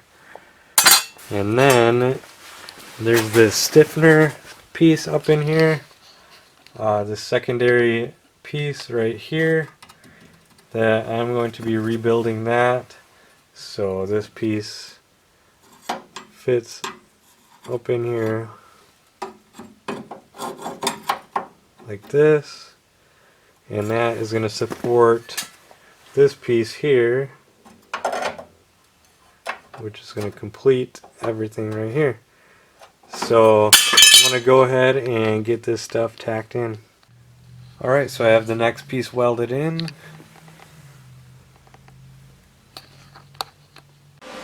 Alright, so I have that inner structure piece welded in and painted up. So now I'm going to go ahead and tack in this next piece. So check out the fitment on this. So that is going to look awesome in there. So yeah, check that out. So I'm going to go ahead and get this piece welded in here. Alright, check this out. I got that outside piece tacked in, and what a difference that makes. It's looking like a whole car again. So I'm super happy about that. Next up is I'm going to be getting this backside closed up. And I'm going to leave the bottom open, at least for a little bit. I don't see the sense in closing it up if I want to run some lines or something through there. Who knows? But I'm going to get that closed up, and then we can get started on the next side.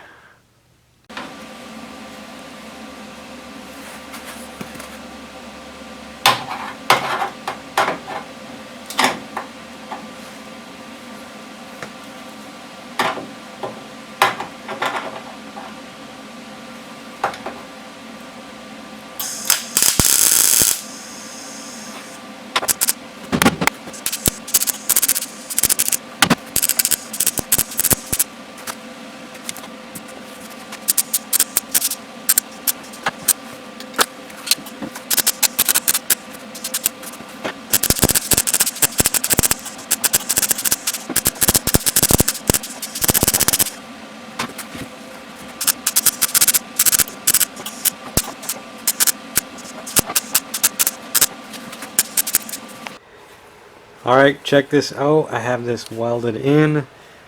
Weld got a little big, but I was going for full coverage here so I can grind it back and not have too many pinholes. But just look how solid this is now, especially with that piece behind there. That is just as good as factory. And then I also drilled 3 holes into the support piece and then spot welded it onto this front piece. So very strong. So we're gonna move on right away to this end cap here. I already got my template made up here, so that's gonna go just like that, and this will bend in a little bit, so that is just gonna cap that off real nice. Alright, now it is time to cap this off. So check out the shape that I came up with here after using a cardboard template and just a little refinement. This is what I came up with. So this is going to fit in here just like that. So I'm going to get this thing welded in right now. Alright, I got that end cap welded in, and check it out. I actually have a solid rocker now. This thing is probably stronger than factory, so super pumped to get that done. It's a big milestone. I still got to do it all over again on the other side, but this entire fender arch area is completely sealed in now. The cabin is completely sealed out from the outside world. Just have this channel, we'll have to cap off at some point, but that should be fairly straightforward. While we're down here, I'm going to take care of this captured nut right away. As you can see, there's supposed to be a nut in there and it's missing. I think I had to just pry it out when I took it out. So I'm going to be cutting an access hole on the bottom here. Alright, so we're back under the car. You can see the repair from the inside. Looking really good. Have some grinding to do, but we'll get to that later. I was just under here fixing this part. So in that little cavity there is a little floating nut, and it sits on that shelf which I cut out. It was a little shelf, and you can kind of see up there the top of the shelf is still in there, but I just cut that bottom out. So now I can just put a nut in there, and then I can get a wrench through that hole, and we'll be good to go. So I just wanted to address that while I was over here. But now I finally get to move on to another part of the vehicle and start to work on that. Alright, we're on the driver's side and we get to do it all over again. Luckily the quarter panel is still good on this side, so I don't have to mess with that, which is a big relief. But time is of the essence here, so I'll just be doing periodic updates, not too much B-roll or anything, because I want to get this done. And we still have tons and tons of work to do. So I have my template that I used on the other side, going to be filling up this gap here, and then we got the same deal with this corner rotted out. We'll be rebuilding that. Luckily the front area is more intact than the other side, but yeah, we're gonna just go ahead and get this done. Alright, so I got a little bit ahead of myself. I got that inner fender arch cut out, but before I do that, I want to take care of this inner cabin hole here. Luckily it's a little bit smaller than the other side, but I already got the sound denting pulled apart and the seam sealer kind of pried away. I'm going to go ahead and square this up with the cutoff wheel, and I got a little bit more rust to cut out, so I'm going to get that done and just get a patch panel cut out and get that fixed. So I'm definitely getting more efficient at banging out these panels. I got that inside patch looking good here, and then underneath the jet seal looks pretty good, and that piece is tacked in as well. So now I'm going to go ahead and weld this thing up. Alright, so I got this patch panel welded in. I definitely could have cut out a little more of that Honda metal. It was pretty thin, got kind of blobby, but it's sealed pretty tight. Go underneath here. I welded it on the outside too, and then I also got that frame rail end patched up, so that's looking good. So we are just quickly moving towards this area, which I already have this piece of metal, that structural backer piece that's pretty much ready to go in. But before we do that, I've been working on this piece right here, crafting it. Got it all done in one piece, and it's pretty much fitting perfect now. So I'm gonna get that tacked in right now. I wish I could film a little bit more, but this stuff is super tedious and I just want to get it done with. So last thing I did here is I filled up that crevice with paint, so I got as much rust proofing as I could up in there. So yeah, finally ready to get this big piece tacked in and see what happens. Alright, I got that piece tacked in, and check this out. This is some grade A fab work here. Got it all done in one strip, and it just looks perfect. Still got to weld it up on the inside, but very happy with this. This modification to these fender arches is definitely going to set my CRV apart and just give us free wheel clearance to run whatever wheels we want on here. So that is going to be awesome. I'm going to continue down this rocker panel here and fill in this area, this part right here, just a little rectangle, and then we can put that other piece in, that structural piece, and then this front piece here. I gotta make that up yet. So once that's done, we're just moving right along. So yeah. Alright, I got that next piece welded in there, that structural piece, and then I used a string line to help locate this and get it even. So I got it pretty close there, which will pretty much make the next piece a lot easier. Just going to drop in right over the top. So I think I'm going to do this side slightly different. Instead of making one channel piece, I'm going to split this into like two pieces. So we'll do the top half, and then I'll do the bottom half, and then there'll be a seam in the middle here. Should be easier that way because I had a heck of a time welding this top part on the other side. So, and this side is a little bit more deteriorated and missing some metal, so I'm gonna have to form that piece up, and then once I get those two pieces up, I can move to the back side over here, and then I'm gonna have to put a little piece here to patch up that triangle, and then I should be able to use my template that I used on the other side to make that end cap piece, and then it will be all sealed up again. So I'm gonna use my cardboard and just start banging out some more pieces here, and I'll give you an update in a little bit. Alright, I'm all ready to get this next piece in. I got everything prepped. So this is the shape that I came up with. It's just gonna overlap up in there like that. I'm going to tack it in and weld it up, and then we can go to this next bottom piece. Alright, I got that piece locked into place, which I'm super glad. That was a pretty technical area here, and it turned out good, all things considered, so I'm happy with it. Now I can go ahead and just cut this off flush right here, and then I can start doing this bottom piece here, and it's all coming together very nicely. So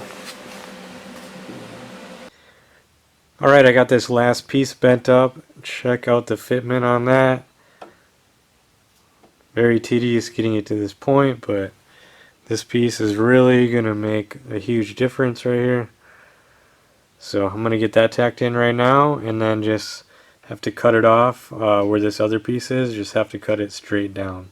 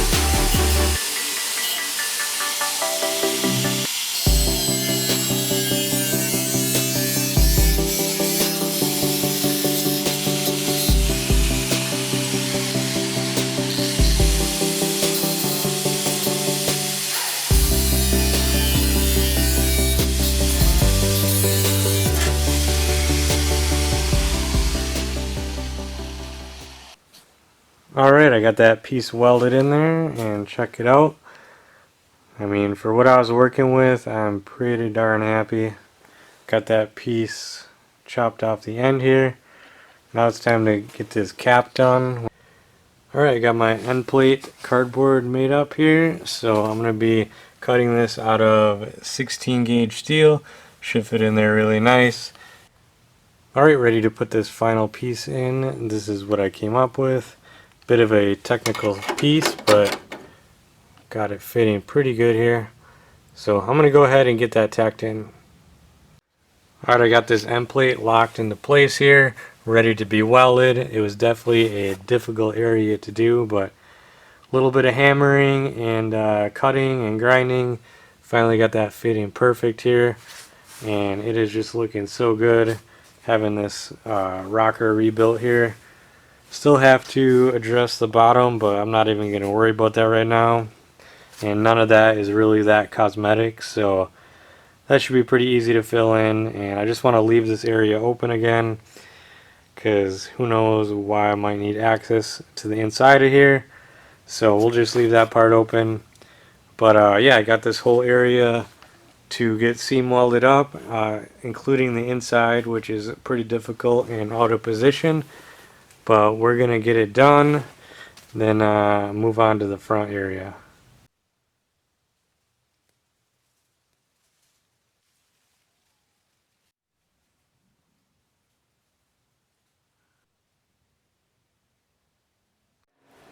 Alright, so just when I thought I was done with this side, things escalated a little bit, and this is what we got. So let me tell you how this happened. So I did have this entire seam welded up, looked pretty nice, but there's a couple pinholes, and I was trying to fill those, and it would just create a big gob of weld, and it's really hard to try to grind just the weld. So the areas next to it were getting super thin, creating more pinholes, and it was just getting super frustrating. So I just went ahead and welded up this entire area here, just to make sure everything's going to be solid and just completely metal. So yeah, pretty ugly looking, but it is going to be way stronger than it was. And just because there wasn't any rust visible on the side, this metal here was a little bit thinner than what it came from the factory. So, you know, I just filled it all in with weld. Now I'm going to go ahead and grind all this back down and hopefully have a nice looking corner here.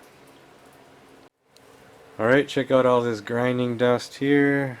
Made quite the mess. So a lot of weld to grind down. Got it the best I can.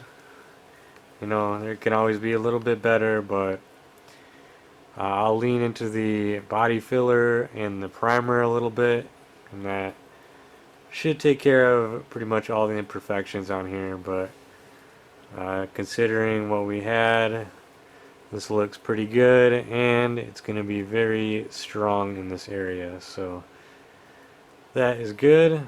I'm going to get this swept up, and unfortunately I was looking at the other side. I think I'm going to have to go back over there and possibly do the same thing. So yeah.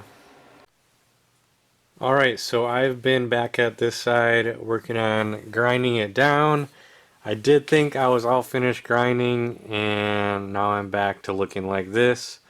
Just wasn't happy with the amount of pinholes and thin metal in these areas, so I just welded over the entire area, getting good penetration, and this is what I got. So now I'm going to go back and grind probably 80% of this weld back down, and hopefully I have enough weld there so we don't have any more pinholes.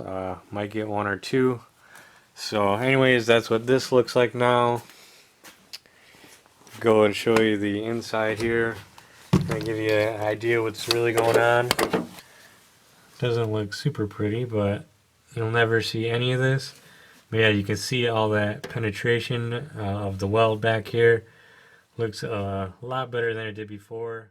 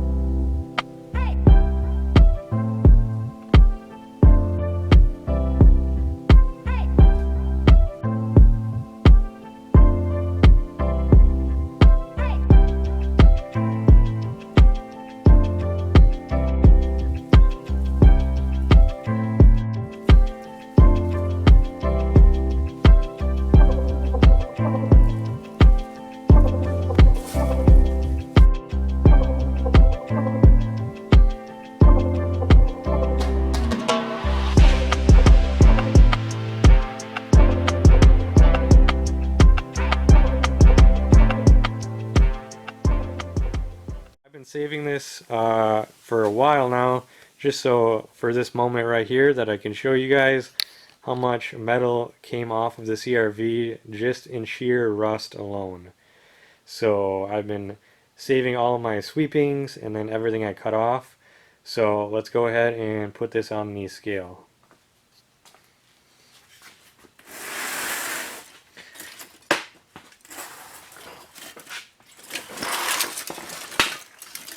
Alright, so I got it on the scale here.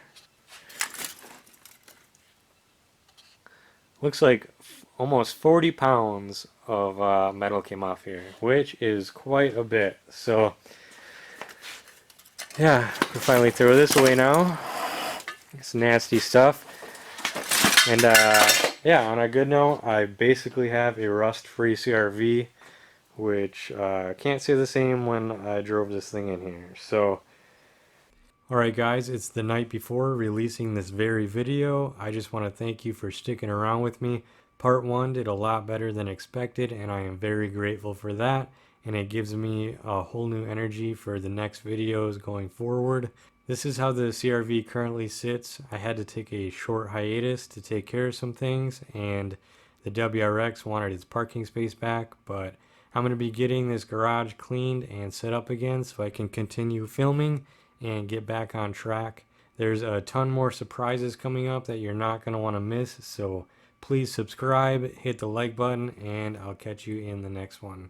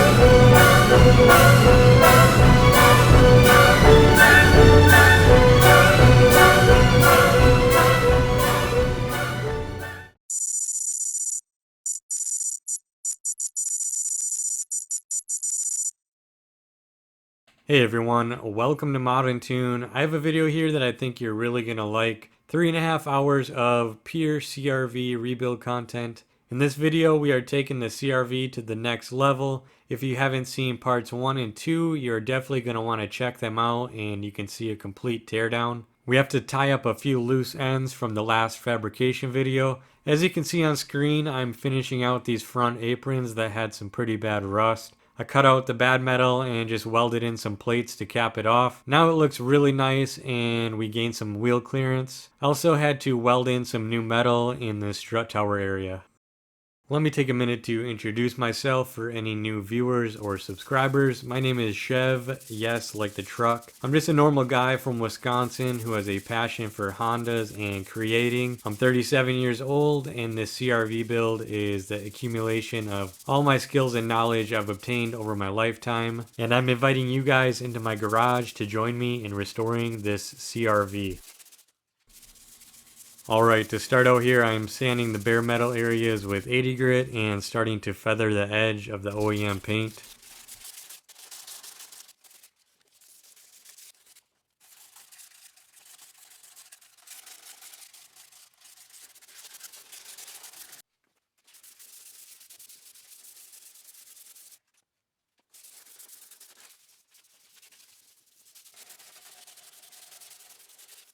Alright, so in this next part I'll be using some 1K self-etching primer on the bare metal areas.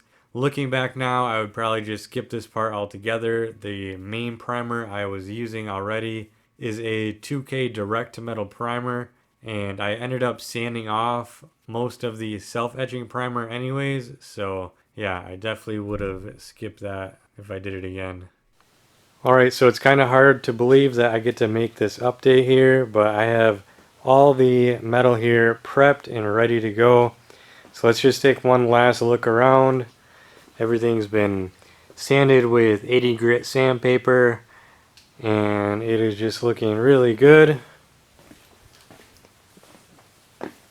Such a long process to get to this point, but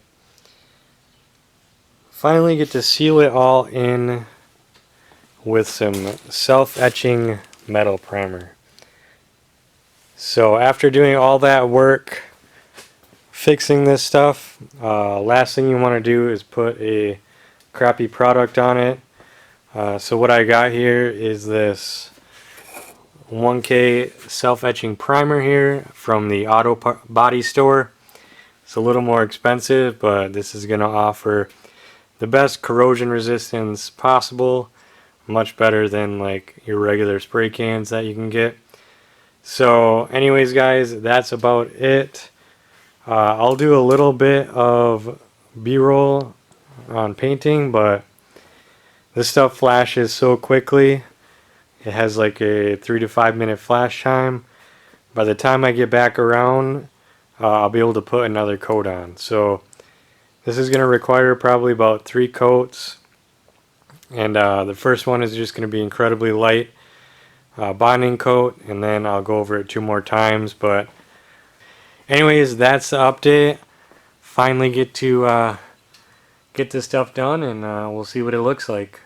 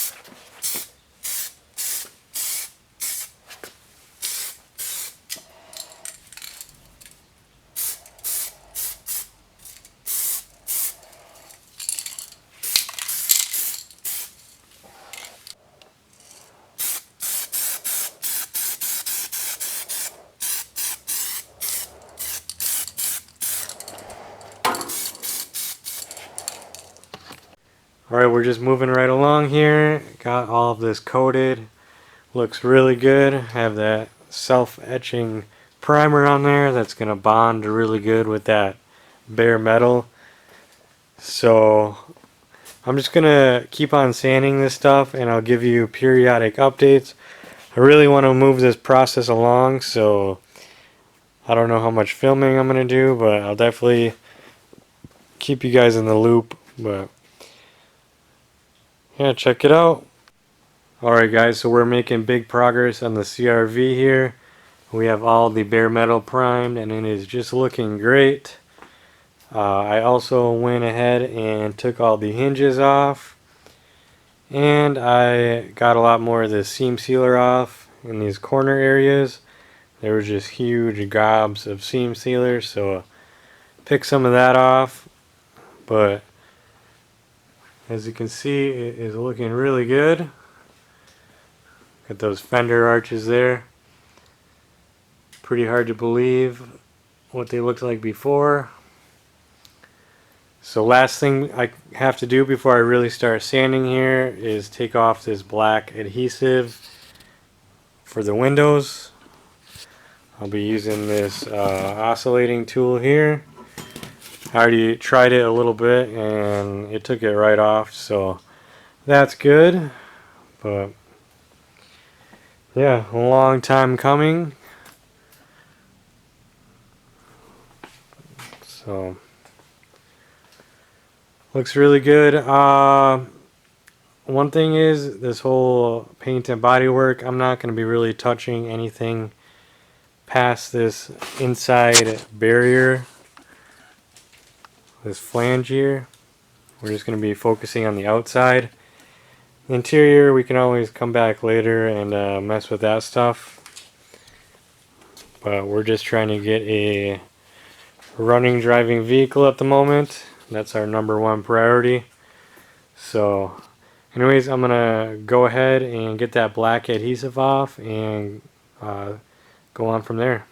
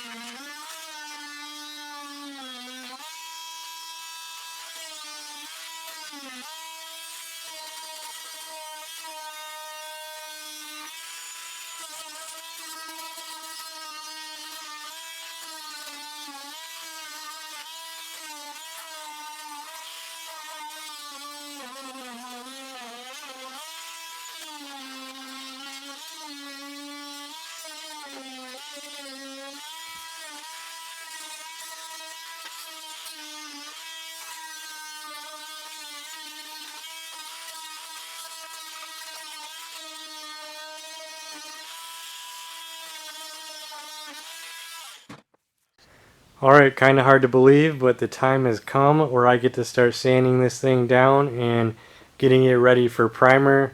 A lot of work ahead of me, so not going to dilly-dally too much with the camera.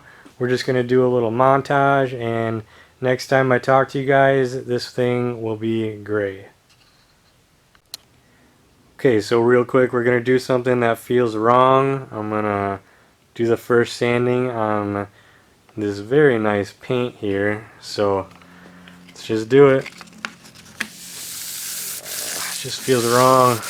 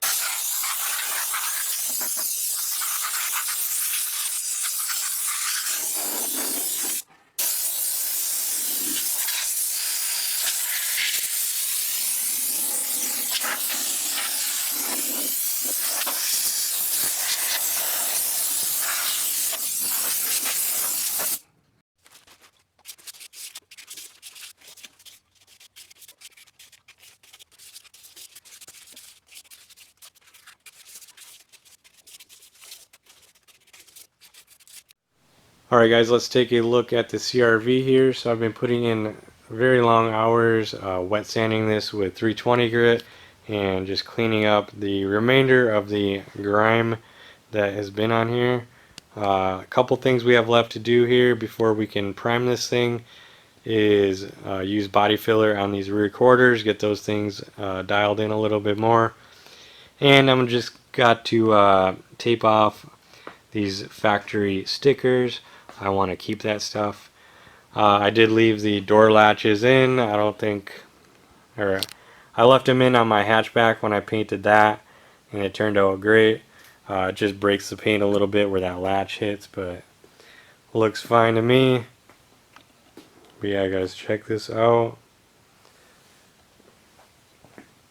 Yeah, just to give you an idea of the wet sanding, this is all the sandpaper that it took. But I'm pretty confident I got pretty much every spot on here. So, pretty nice. So anyways, let's get into this these rear quarters here, and we'll get these mudded up, and then we can go on to prime. Alright, this part kind of sucked. I kept applying body filler and sanding it off a bunch of times. Despite what I say in a minute, this isn't going to be the last we see of the rear quarters.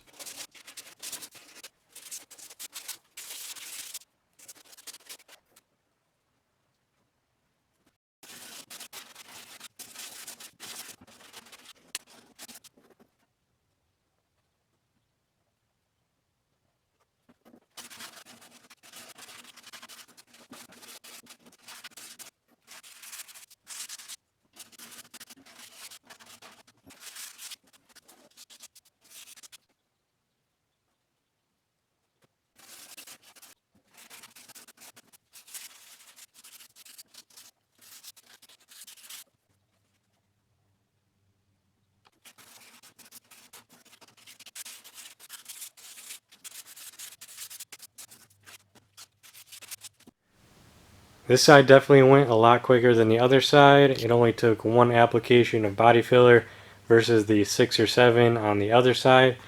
But as you can see, it looks a lot better. Filled in a lot of those low spots and just reshaped it. And if you look down the body line here, looks pretty much identical on both sides. And we'll also be hitting it with the high build primer, and we'll be able to dial it in even farther. So after that, there's only 2 more things left to do before we get to prime it. I'm going to be taping off these stickers, and I got to mask off the interior and the windshield. So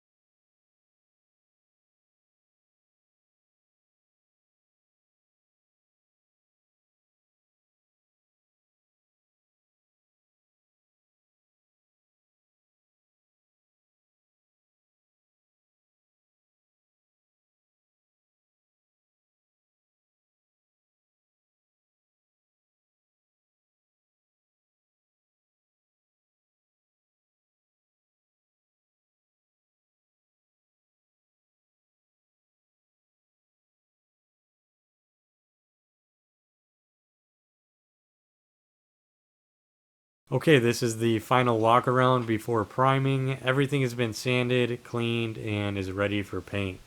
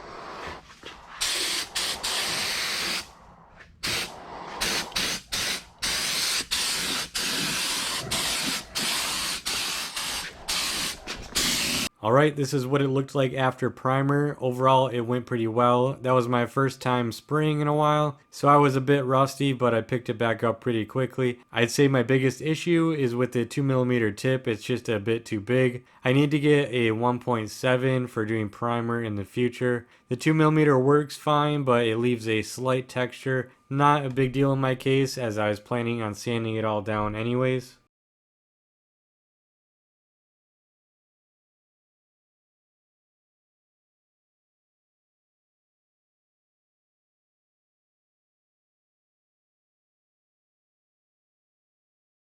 Alright, so I'm changing it up a little bit. I just got back from the paint store. Got some glazed putty, so hopefully we can finish these quarters out. Also got some more direct metal primer and some gun cleaner, along with these extra spreaders here. So hopefully those things will help us get a good result. We're going to start modding these rear quarters up again. Gonna get this right.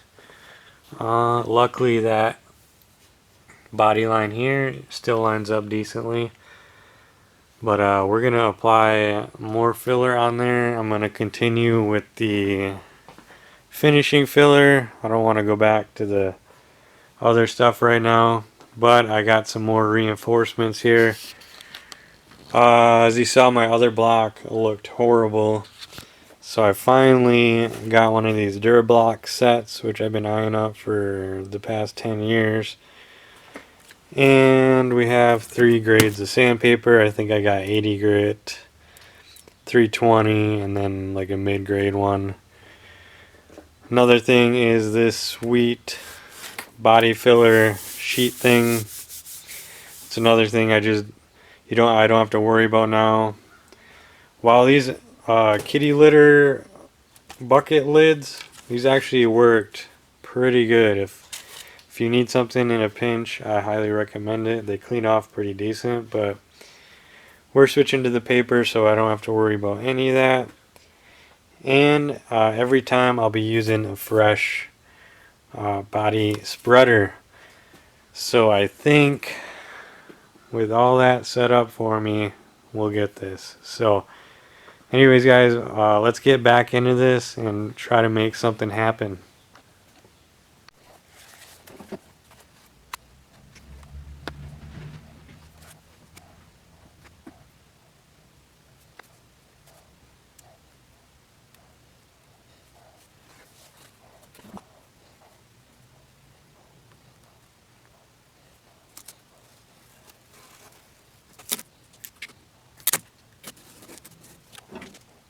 Alright, so I think I'm on the right track now with my new tools and knowledge on how to get this done. I stopped sanding immediately once I started seeing these dark spots come through here.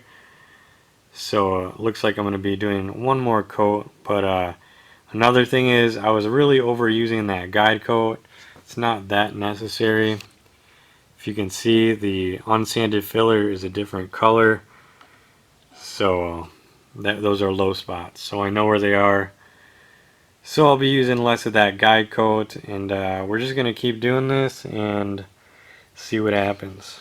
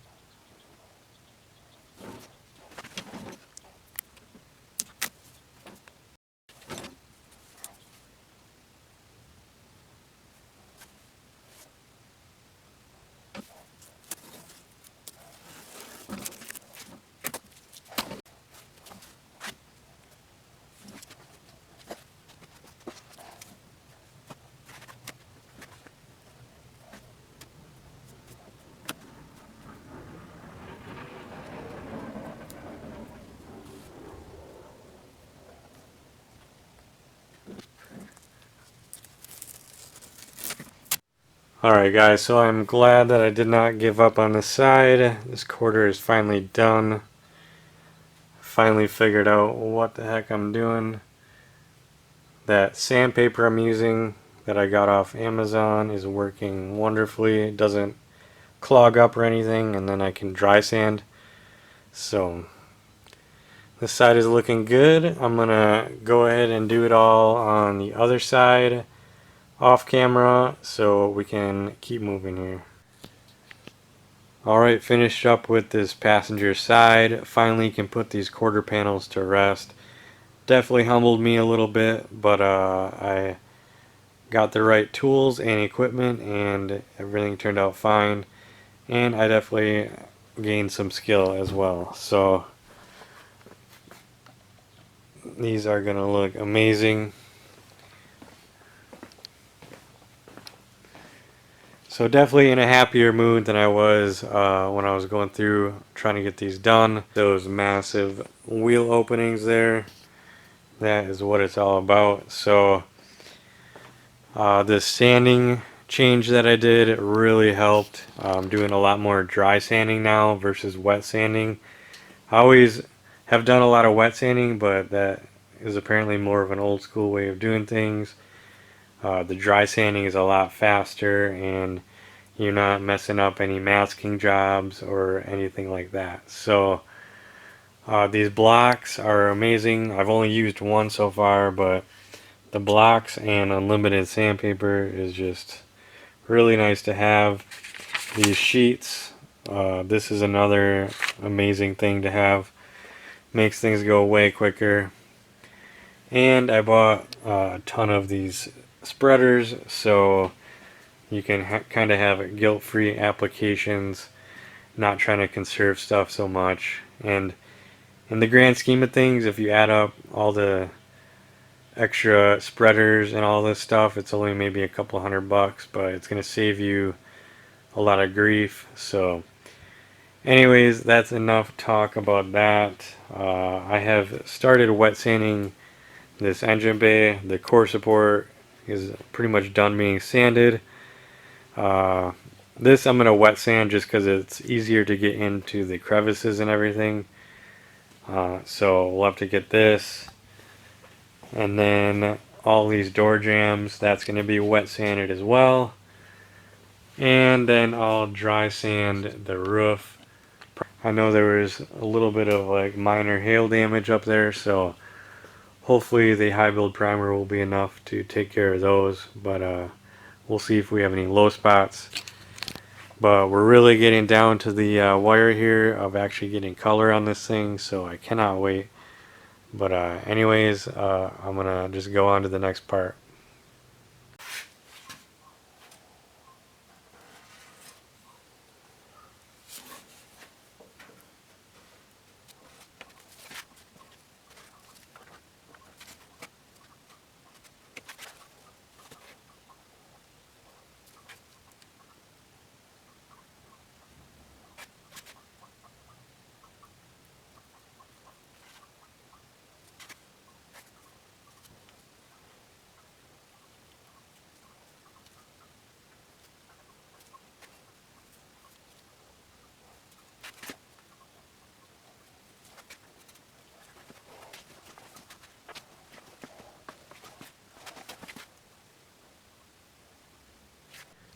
Alright, so I owe you guys a little bit of an update here. I showed that first application of body filler here, but I actually did a couple more.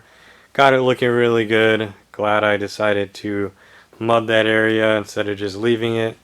Should look a little nicer when it's done, but I've already went ahead and wet sanded this entire engine bay, which took an entire day to do, probably a couple days. I lost track at this point, but I wet sanded just because it's a lot easier to get in all these crevices and everything. Just with your hand here, that's all I used. Definitely getting a good workout on those sausages. But everything from the firewall forward has been done. Even these outside aprons here, all smooth. So yeah, I'm glad that's done. Moving on to this back half here, it's going to be pretty much all dry sanding. This sandpaper I've been using has been working good. It hasn't been getting clogged up.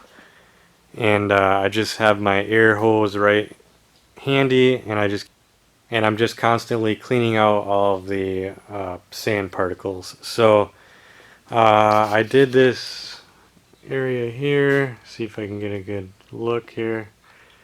I'm just having a lot of trouble focusing this camera. It always wants to focus on something else, but this is just super smooth. This is the part. It's super satisfying. Just feeling how smooth that is. So, coming along nicely. I'm not really filming any of this because I am laser focused on getting to the paint portion. I mean, we're closing in very quickly. So anyways, thought I'd do that update for you, and I'll do another one after I get the rest of the car sanded. Then we'll be doing a surface coat on the exposed body filler areas. Then we'll be doing a sealer coat on the whole thing. Then we'll be right there ready to do base coat. So moving right along. Alright, massive update. The entire CRV has been sanded down. Hours and hours and hours and hours of labor put into this thing. There's no shortcut to sanding a vehicle down. There's only one way, and that's just through time. So yeah, I put in the time, got it all sanded down. All the door jambs, spots you can't even see. And then I did the roof, which was pretty big project. Kind of an afterthought, but just as important is doing the roof. There ended up being a few spots I needed to body work here, but it was just an entire day and a half of sanding just on the roof area here. So next up that I have to do is any area that I body worked, the rear quarters, the engine bay, the roof, I'm going to hit it with the regular surfacing primer, sand that down so it's uniform. Then we'll be able to hit it with the sealer, and then after that it should just be smooth sailing to base coat and clear. As you can see, the garage is getting absolutely destroyed. I didn't even really worry about putting up a makeshift paint booth or anything. That's what I did with the hatch. It's just a ton of extra work. I'm just going to let everything get dusty. Possibly when it comes to clear coat, I'll be just throwing a tarp over some of this stuff, but for the most part it's just getting dirty and we'll have to clean it later. But anyways, that is that big update. I have to reset here because as you can see everything is just a mess here, but we're getting it done slowly but surely. This is going to be looking amazing, so can't wait to get this thing in paint. Just to give you guys an idea of how dusty it is, I went to go move my shirt and just look at this. That is what we're working with here, so thought that was funny. So alright, so I'm getting reset up here to finish out the primer. There's one thing I got to do before that is a little bit of seam sealer. So I'm going to be using this 3M 2-part stuff right here. I wasn't even going to use any seam sealer because I can point out probably 100 different spots on here that don't have seam sealer from the factory that are exposed to the elements just like everything else. But there is a couple spots that I cannot ignore here, where this water runs down the roof rails here. It comes to this spot. All the water from the roof drips down here, so I'm going to put a little bit right here and cover that up, both sides. And then also there's this spot in here, if you can see, that is really going to need some, because if I leave that open, that's just a water trap there and that would not be good. So that same area is on both sides here. So there's those. And then when I was up here in the roof rails, this is where all your water drains through. Let's see if I can see any. Like right here, there's some splitting. So I'm just sure that's not good for water to just be sitting in those cracks. So I'm going to smear a little bit in there. But other than that, I don't really see any more spots that really need any. There might be a couple spots I do underneath later, but for now, we should be good. So when they apply seam sealer on from the factory, they have like a machine that shoots it out onto the seams really quickly, and it creates that signature ripple on all the seam seals. So I'll try to vaguely recreate that with like a little toothpick, but I'm not really too concerned about that. But anyways, once I get that done, we can prime the body worked areas and then get this thing sealed.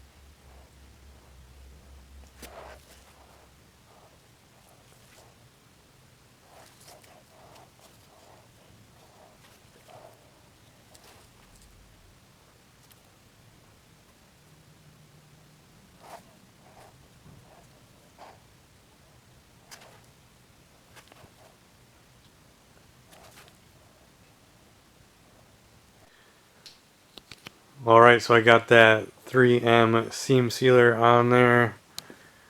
You can check that out. It's the next day. It's hard as a rock now.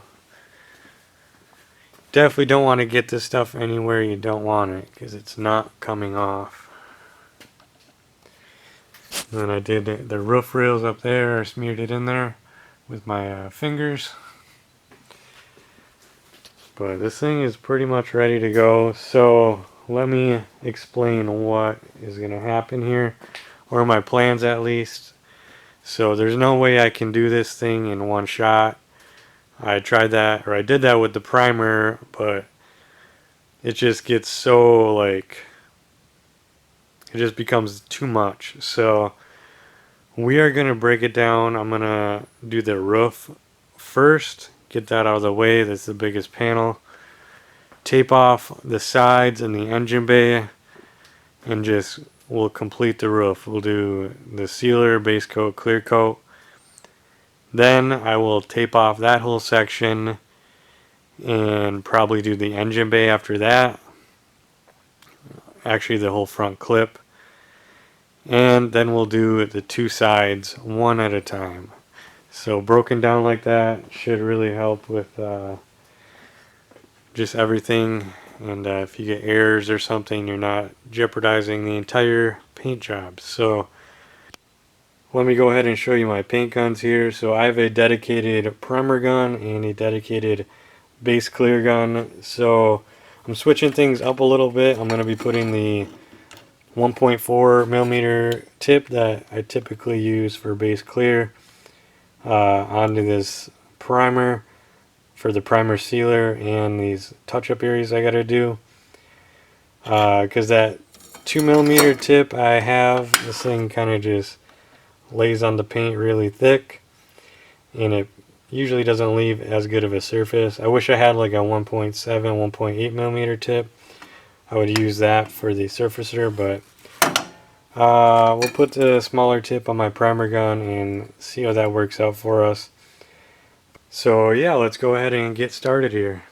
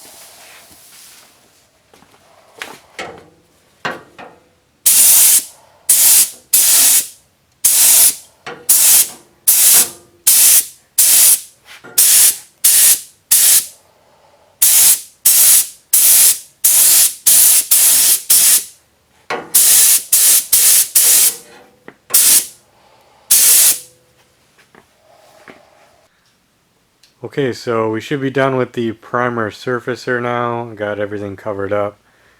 Take a look at the engine bay here. I hit all the seam sealer spots just to cover those up. And then yeah, check out how this turned out. I'm super happy with it.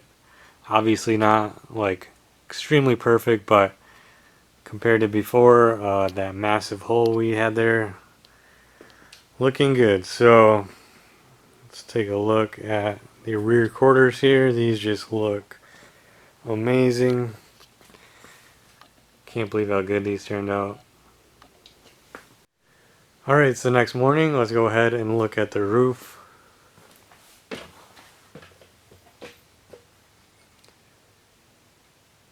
So it did not turn out great. It's actually a little bit better than I expected to walk into from last night. but it is still not good enough for a base coat.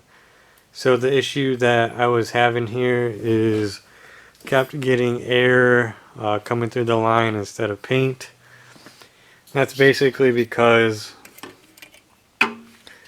when I hold this parallel to the roof, it allows air to get in that hole. So what am I supposed to do there? Mix up enough paint so that hole gets covered, but then I'm gonna be left over with a bunch of wasted product, which is not ideal. I don't think I'm gonna do another round of sealer on the roof because that sucked. I'm just going to wet sand this with 600 grit before the base coat, which should be fine. That's how I painted my whole hatchback. So I'm just going to do it that way. But when it comes to laying down the base coat, I'll be in the same situation.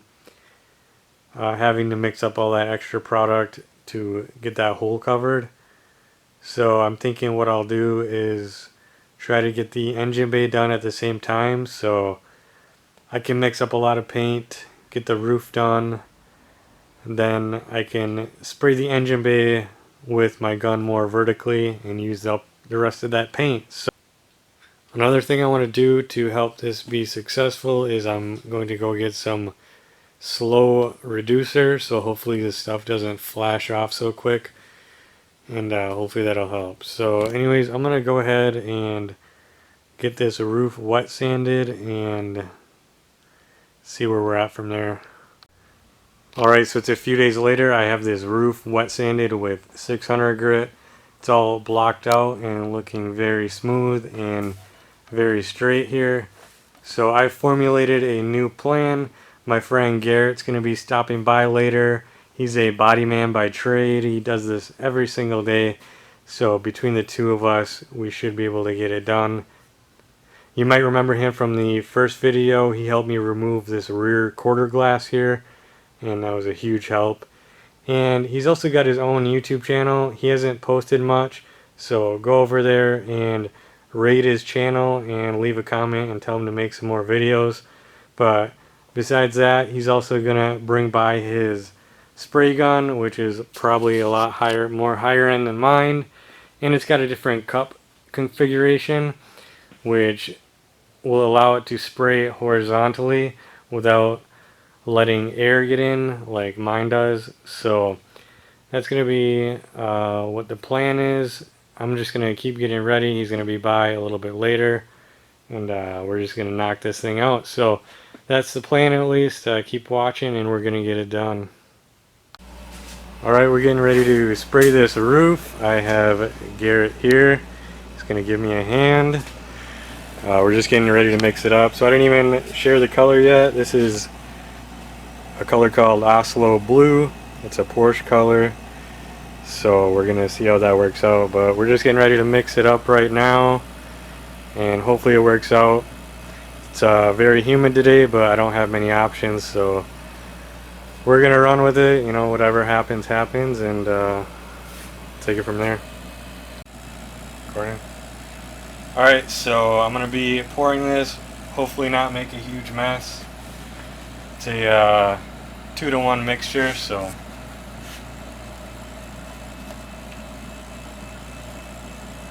Oh. Alright, wasn't horrible. And then we got the slow reducer here.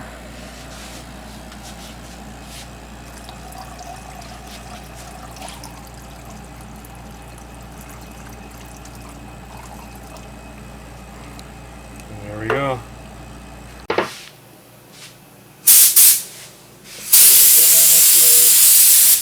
Nice. Okay. Are you ready, sir? Yep. Coming your way.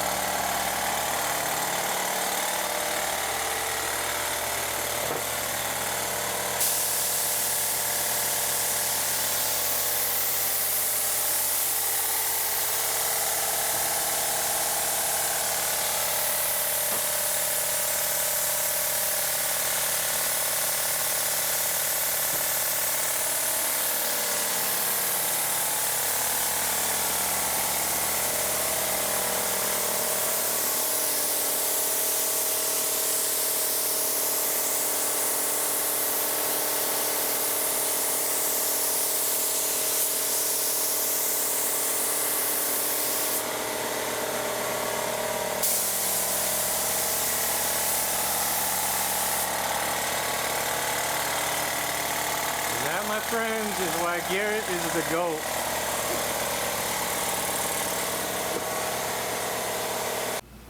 Alright guys, we got that first coat laid down. It's looking really good here. This is where all my bodywork imperfections start to show themselves, but it is what it is. So, oh, almost fell. So we're gonna put the second coat on right now.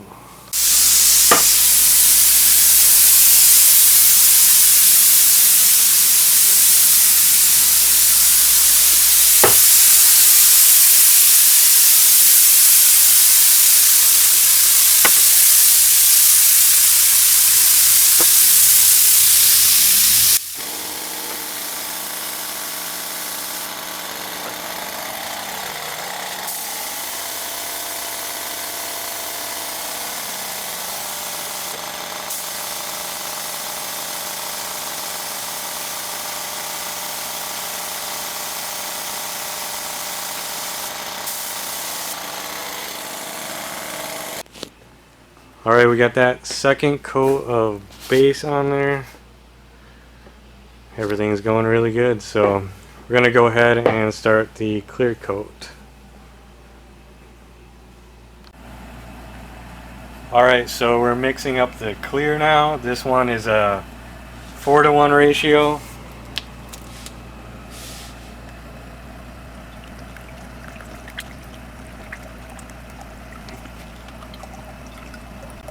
That's nice.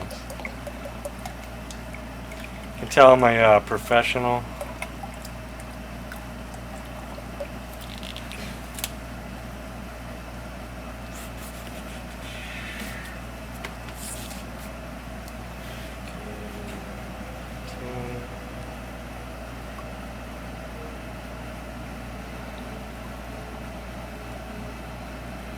There we go, all mixed up. Alright, so I'm just going to film a little bit of this because it's going to get real nasty real quick.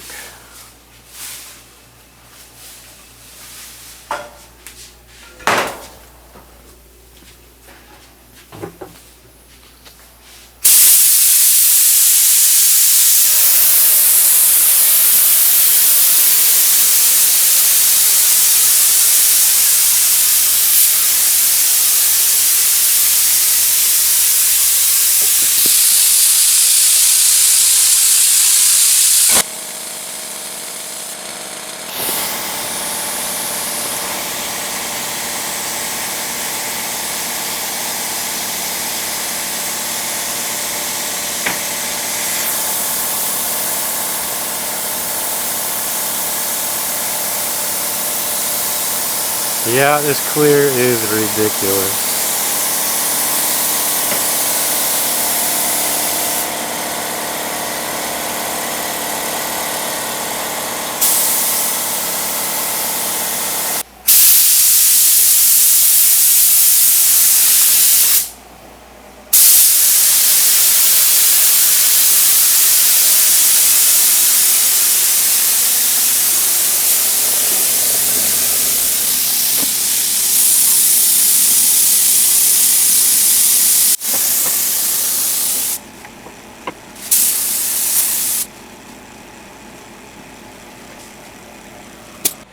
Alright, just got this second coat of clear laid and it looks like glass. Definitely a little bit of dirt in there, but we're in a garage. There's not much you can do. But Garrett, how did it lay down? It's pretty good. There's some texture in it, but nothing that probably can't be saved with a little bit of buffing. Like you said, pretty good for a garage paint job. Alright, so let's check in on this. This is the next day. The roof has cured overnight and gotta say it just looks amazing. I mean, I'm not usually good with words, but this is like the point of the build that really changes everything. Getting actual automotive paint on the panels, so I'm super happy with it. This is probably the biggest imperfection right here. It's gonna be hard to pick up on the camera. That's how tiny it is, so like Garrett said, most of that can be buffed out, and I am happy the way it is. So anyways, we gotta keep going. It's easy to celebrate the victories, but there's still a lot of work to do. Gonna be doing the front clip next here. That's gonna get sealer, base coat, and clear coat, and everything is pretty much vertical, so shouldn't be an issue. So yeah, let me just show you this here. So one thing I didn't really talk about yesterday was the gun that Garrett brought over. It's this 3M. It's actually made out of plastic. It's got these awesome cups on here that you can mix right in the cup, and then they all have these disposable liners in here, and these just basically scrunch up as you use the paint. So definitely gonna have to invest into one of these setups. That is the future. But I'll throw up a picture on the screen of what he used. And it also had these like the front of the gun actually like comes off, and it's super easy to clean. So definitely something to look into if you're doing this yourself. Those metal cups, I mean, they kind of suck compared to this new technology. So anyways, we're just gonna keep moving forward here and start going into this front clip. Also, I just saw that he left some of these behind. This is what these tips look like, so you can clean them a few times and then just throw them out and grab a new one. So definitely pretty cool, but just wanted to show you that. Alright, I'm just gonna take this tape off.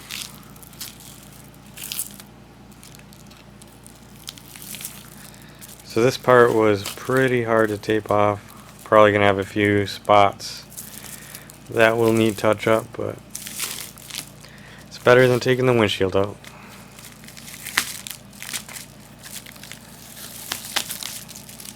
Just got a little bit of gray on that lip, but it's not too bad. Alright, moving on to the next part. I got this front clip all prepped and ready to go. It's going to be like a 90-degree day today, so hopefully it goes alright, but that's why I got that slow reducer, so I don't see why I would have any problems. And then, I'll be using my own equipment this time and doing it by myself, so hopefully everything goes to plan and I can get this done, but we will see.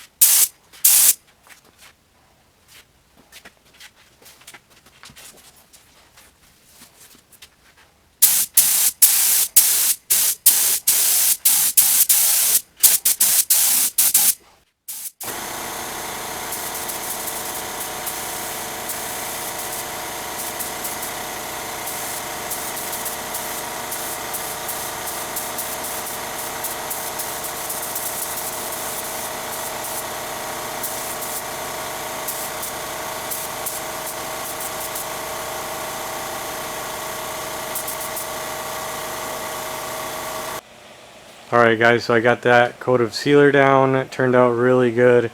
It gets super disorienting once that overspray cloud starts to form, but it went on really good. So Unfortunately guys, my camera battery is dying, and I'm just gonna do this next base clear coat with no footage so I can keep things moving. The overspray just gets crazy anyways, so next clip you'll see is a finished bay. Alright guys, I got a little bit of battery left. Just laid down the base coat. Looks beautiful. Got good coverage, so just one more coat of base and we're on to clear. But what a transformation. Alright, it's bright and early the next morning. I got that clear laid down yesterday. Check this out. The CRV is really starting to come alive here. Coming to its own. So, super happy with that, but can celebrate a little bit, but got to keep moving forward. Gonna get this thing covered up. Start on that other far side. Gonna be another hot and muggy day out, so trying to get as much done as I can as quickly as I can before that heat rolls in. So just keep at it. Alright, I am just about ready to lay down a sealer coat here. So this is where I decided to tape it off. Should be a nice hidden seam there. Still got to close up this back end, but this side is all prepped and ready to go here. Alright, I just laid down that coat of sealer here. It almost got away from me.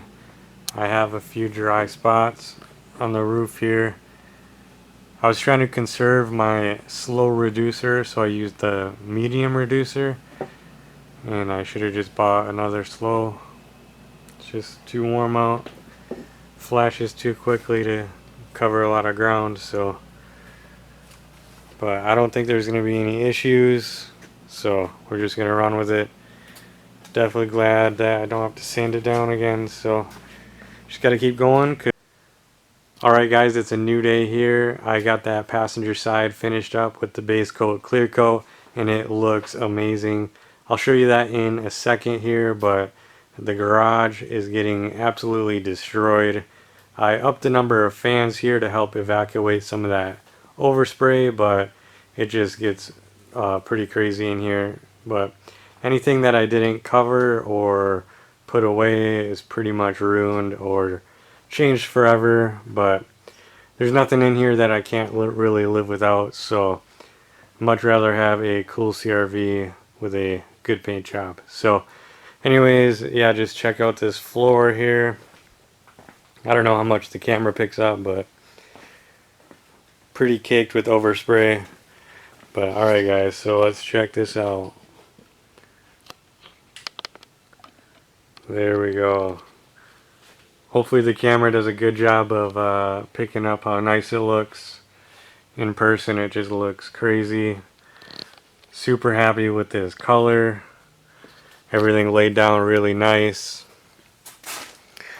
I'd say the hardest part about this side was making sure I get this top inside edge here, which I had to put my arm in a really weird position to get that coated, but got that done and it looks good. So just glad to be done with another side here. Here is that tape job I did with the VIN number. So really happy that I kept that VIN sticker visible. Just another nice touch there. And we got our beautiful fabricated quarters here. So looks good. And then we got this extra jam area done as well. You can see that seam that I had taped off.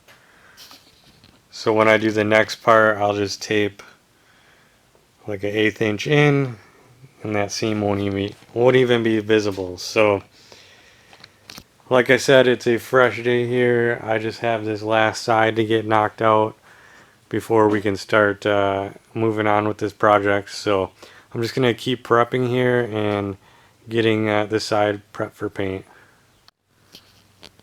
Alright, so I thought I'd do a bit of a pause here. I'm working on prepping this side. I'm going to be retaping these stickers here and scuffing it down before we lay down our sealer, but thought I'd take a minute just to show you guys this 3/4 view here. It's completely blue, so that just looks awesome. Can't wait to get some really nice shots of this car all put together. It's gonna be cool. So I'm just gonna keep working on prepping this thing. Alright, one last look before I start spraying this. It's got new plastic and it's all taped up and all wiped down with the wax and grease remover. So I'm gonna go ahead and get this thing sealed. Alright, I got that sealer laid down. I'm really starting to like that stuff. I didn't use any sealer on my hatchback, but I can definitely see how it can make a difference in the end result here. But I'm gonna keep on going because once you start, you cannot stop. I'm gonna lay down the base and the clear.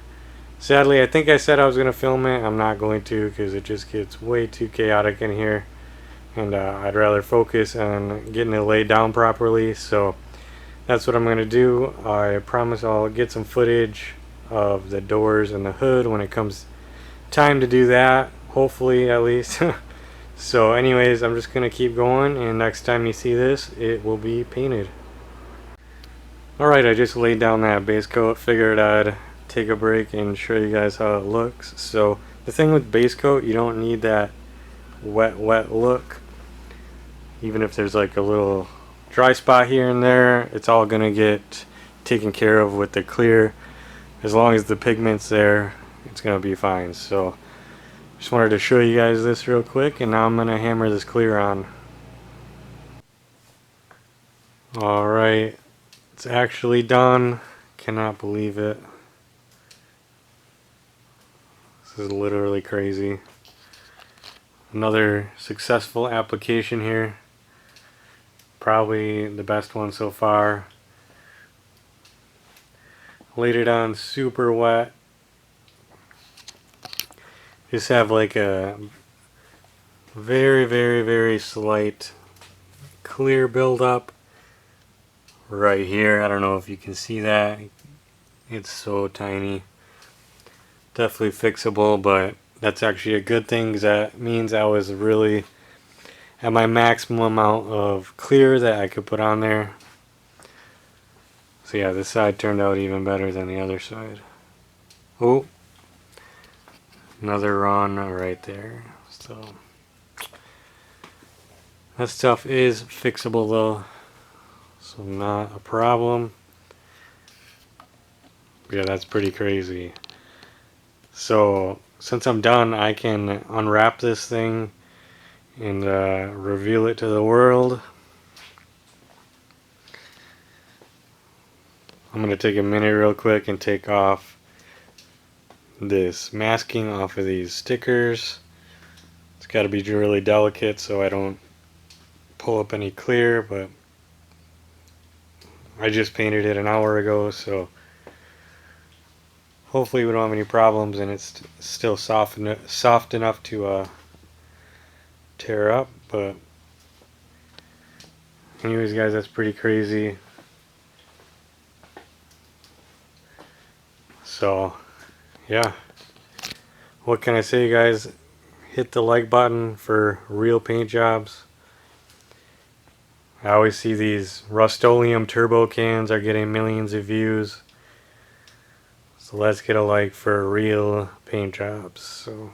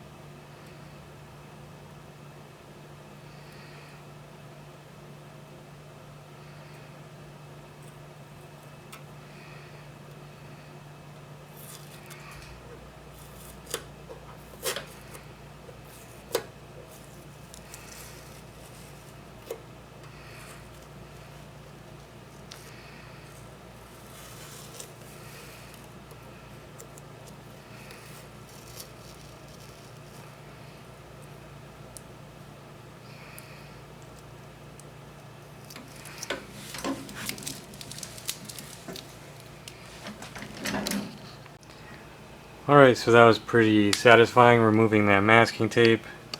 Got our stickers back. Yeah, check out this one. Looks like this CRV left the assembly line March 2001. So 23 years ago. And 23 years later, it's getting a new lease on life. Built in Japan.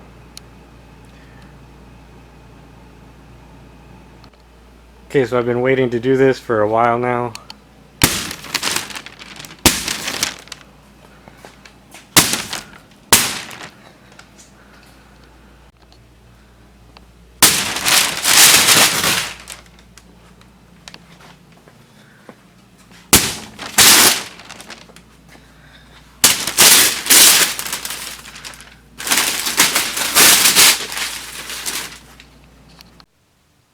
Alright guys, so it's the next day. I got this thing fully unwrapped. Still hard to believe this is the same car. This thing looks amazing. I love this color. It's actually very similar to my hatchback color, but it doesn't have any metallic. And it's just a little more blue. But I really wish you guys could see this in person because it just looks even better. So anyways, I didn't make too many mistakes, but they're bound to happen. Overall, everything went as good as it could, and like I'm completely happy with it. So that said, there's always going to be a few things I'll point out right now that, you know, will be there to bug you for the rest of your life. And, you know, they're really not bad, but when everything else looks really good, it's easy to spot the bad stuff. So the engine bay, I pretty much have zero complaints. Our repair over here looks awesome. And yeah, nothing wrong here. And then this is the side I just did. So these A-pillars and upper rail just turned out awesome. They turned out like glass, so those look good. And then the only thing on the roof, I think I showed that already. There's like a pimple on the roof. It's hard to see on camera. And then these areas, I don't know what happened. There was like maybe dirt on the paper or something. But this area got like really turbulent as I was spraying it. So, but that's not a big deal because it gets mostly covered with plastic. So you really won't see much of that. And we got our stickers. Those turned out perfect. And then we got that same thing with that texture on here. And then small drip. And then this part right here, there's just like a weird textured area that I must have missed or something. I don't know what happened. I mean, that's probably the worst thing all around. Got a drip right here. I think I showed that already. This all looks like glass. couple little things in here, but that can probably be buffed out. Drip here. Jam area looks perfect. This quarter panel, I wish I would have went on a little bit harder on that last coat, but it still looks really good, and that can be buffed. But the less buffing you have to do, the better. So over here looks perfect. A little bit of that texture right here. Might have been just blowing. Somehow stuff from the inside might have been coming out. Texture, but gets covered with plastic. And then yeah, same thing on this side. The A-pillars look awesome. I mean, we even got the aprons painted, which you'll never see. So pretty sweet, guys. Let me tell you the plan moving forward, or the order of operations that I'll be doing. So we have to get these wheel wells undercoated. So I gotta go buy some undercoating. That shouldn't be too hard. And then we're done painting for a while. All the other painting is gonna wait until we get a rolling chassis here. So it's gonna be mechanical from here on out for a little bit. I want to get that subframes on, all the new suspension parts. These large suspension parts I'm going to be just spray bombing. I would like to do more, but this project needs to get rolling, and this thing is going to be like Legos when I'm done with it, so it'll probably be apart again as we're modifying it even more. So, and as far as the interior, I'm not touching any of this. This will be a later date, probably even after the last video. We're just going to get it functional in here with some seats that I have. I got some really cool seats for this thing, and we just got to work on getting that manual trans in and all of the necessary things for that. So I want to really take my time on the interior and make this a super nice car, because I want to daily drive this thing. So, oh, and then one thing up here, this was exposed. Actually, I probably told you guys this already, but overspray. So the garage is kind of cleaned up. As I said, it's like every horizontal surface has been covered with overspray, so it'll be a long time before that gets really clean. We'll have to do a deep clean after this project is over. But anyways, guys, hope you're liking it so far. This is the exciting part that I really look forward to. It's a lot cleaner. And yeah, that's all I gotta say. Well, I guess not all I have to say. This stuff right here should be fairly easy. Should be a little bit easier and more forgiving, and you can kind of move them around where you want them, unlike the chassis, which is just a 1,000 pound paperweight that you have to work around. So anyways, I'll do an update in a little bit to kind of see where we're at. Alright, so the original plan for today was to get these wheel wells undercoated, but there's some spots under here that I want to hit with seam sealer. So there's like a spot here. I want to hit all this with seam sealer. Hit all that. And then this is that repair area. I want to put some seam sealer all up in here. So I'm going to get that done first. So let's look over here. So when I did this last time, my intuition was correct on just squirting this out, but what I forgot is I just threw these to the side. These are the nozzles for these things, but it mixes it like 100 times inside that tube. So that's how it's supposed to work. But to be honest, just mixing it up like body filler, that worked just as good to me. And these are probably one-time use anyways, so just gonna mix up a big dollop of this stuff and just spread it on there. I don't think I showed how this works before. It comes out in two parts that get mixed together, so squeeze it out.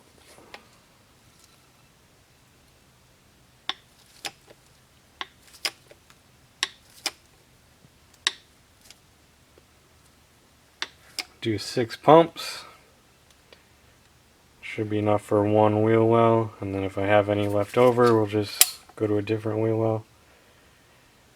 But only has a certain amount of working time, so gotta be quick. So I'm gonna go ahead, well, I can mix it right here. Stuff stinks, so I want to get a respirator on ASAP. Yeah.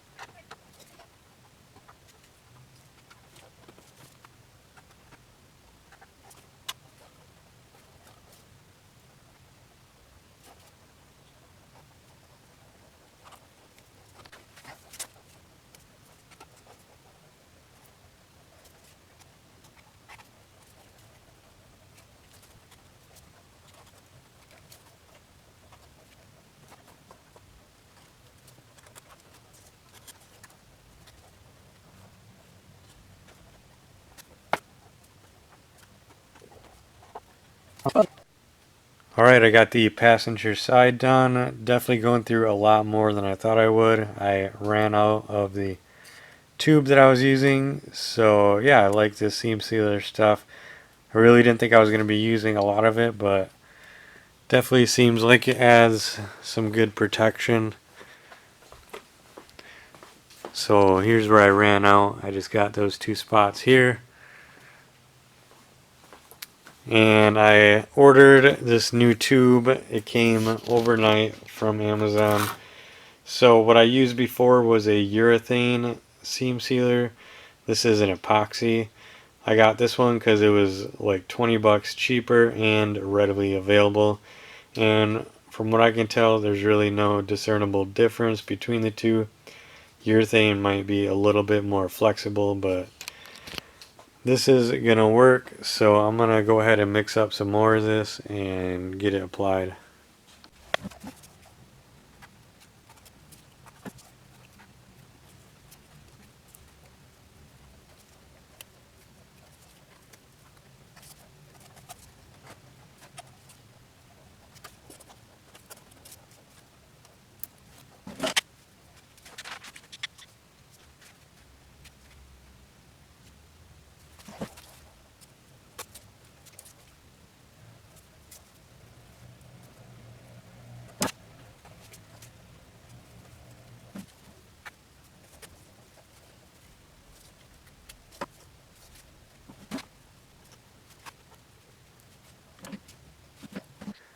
Okay, today's a new day. I did this yesterday, and I was gonna do the rears, but I decided I wanted to add a little more paint on the inside of the wheel wells here, so I'll try to give you a look here, but I just wanted to load up that weld edge. So here is that inside weld edge. You can see I added a bunch more primer, and then I just loaded up the inside here with primer as well, and I'm going to be just putting a bunch of seam sealer in there. Hopefully keep the rust monster away. I'm also going to be hitting this whole area with seam sealer, so I'm going to go ahead and do that right now and show you guys what it looks like after I'm done. Alright, just to keep you guys in the loop of what's going on here, so this is like day 3 or 4 of doing seam sealer. Originally planned on this being like a 1-day thing, but just between waiting for it to dry, waiting for new tubes to show up, it's taking longer than I thought, and there's more spots that I keep finding. So I ordered another tube of seam sealer because I ran out again. And we're in the passenger side rear wheel well here. Just found some chunks that I wanted to chisel off here. More spots to seal up. You can see all this old stuff down here. Probably wasn't completely necessary, but these areas just seem like they needed a little more. So anyways, I'll show you guys what the wheel wells look like when I'm done, and we'll go from there. Alright, so I am finally done with the seam sealer, at least in the wheel wells. Turned out really good. I already went through over half that tube. Try to give you guys a good look at the inside here. So I have that entire weld seam coated. I really loaded it up on this repaired area. Hopefully it gives this thing the best chance possible during a Wisconsin winter. So we're just making our way around here. This is the driver's side rear. So all the spots that I put it in. I'll get you another good shot of the inside here on the driver's side. This side I really put a ton of goop in there. And then this side also has the gas cap filler hole. So I loaded that up too. Alright, finally got that sealer applied. I'm going to have to wait for that to cure overnight before I can undercoat it, but there's plenty to do in the meantime. So there's one thing I'm pretty sure I haven't even mentioned yet.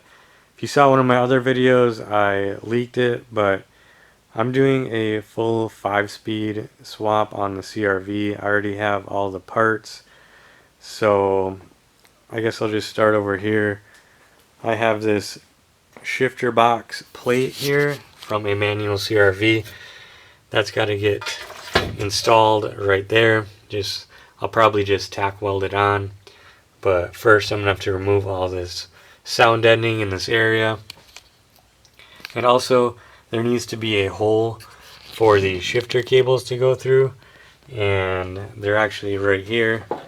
So this oval goes through right here. So I got to cut that hole in there. So there's that. There's bolting this pedal assembly on. And there's just a lot of stuff to put together.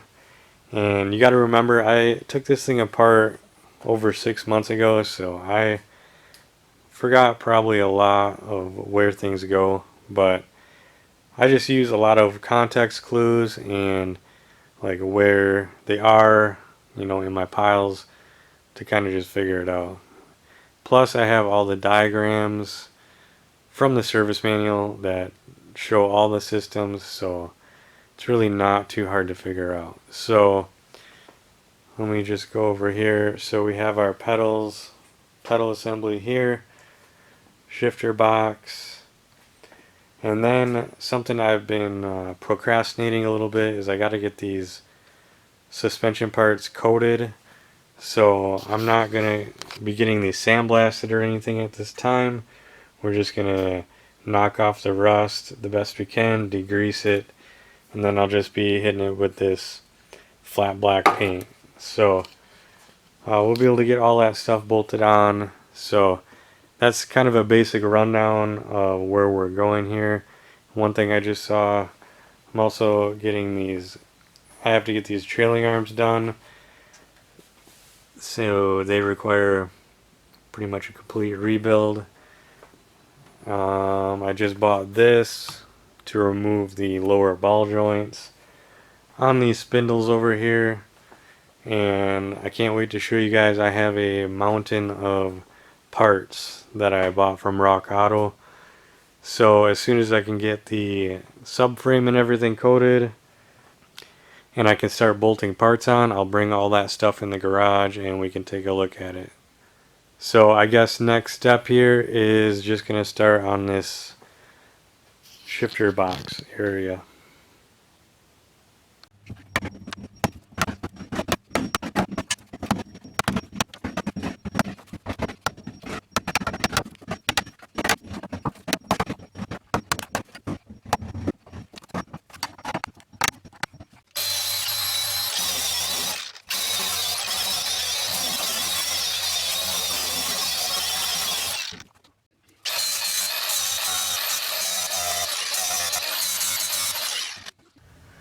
Alright, so I'm getting ready to cut this hole in the floor for the cables.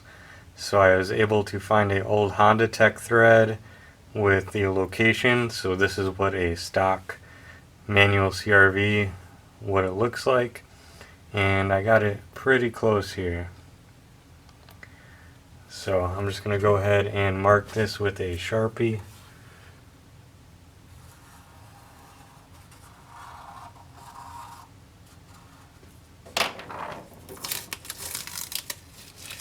So hopefully that works out for me. Now I'm going to drill a hole in here to allow room for my air saw blade.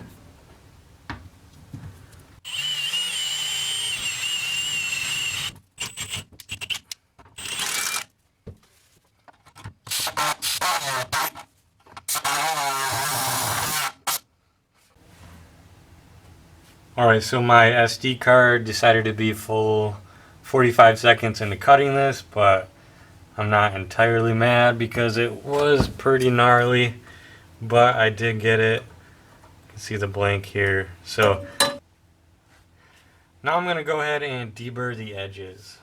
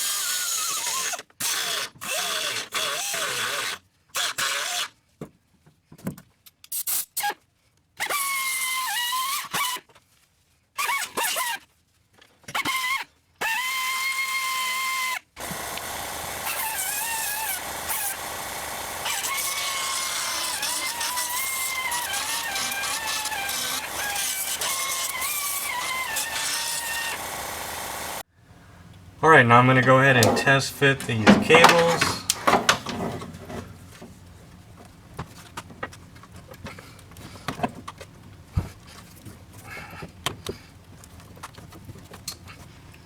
There we go, fits perfect. It's really tight and good. Alright, now that that's done, it's time to move on to the next step here, which is to paint this whole thing. So I'm going to paint this whole bottom area, paint this bottom of this plate, and then we'll be tacking that in with 6 tacks. 1, 2, 3, 4, 5, 6. That should be plenty to hold this in. It's just a shifter box. Instead of the 20 spot welds that Honda put on here, which is a little overkill. So maybe one day in the future when this car gets scrapped out, somebody can easily cut this off for their manual conversion.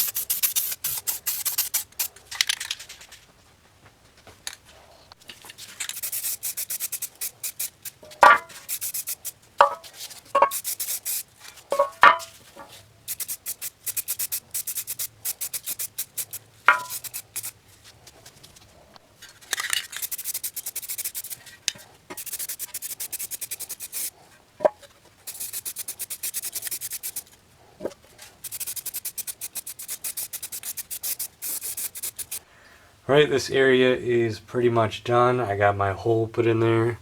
Everything is primed and painted. And then this is just going to get tacked in here. right about there. So I'm just gonna have to scratch off a little paint where my weld areas are. But before we finish that off, a package just came in the mail.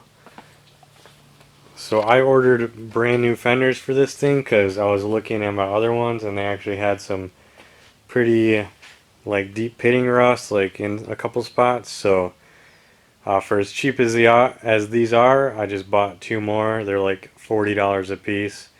I can almost guarantee you they're going to be damaged, but I'm going to unwrap them right now and we can take a look.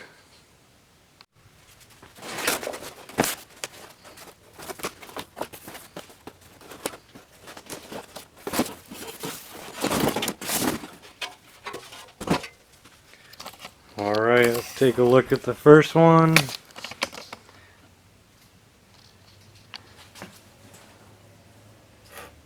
Okay, so did I get lucky?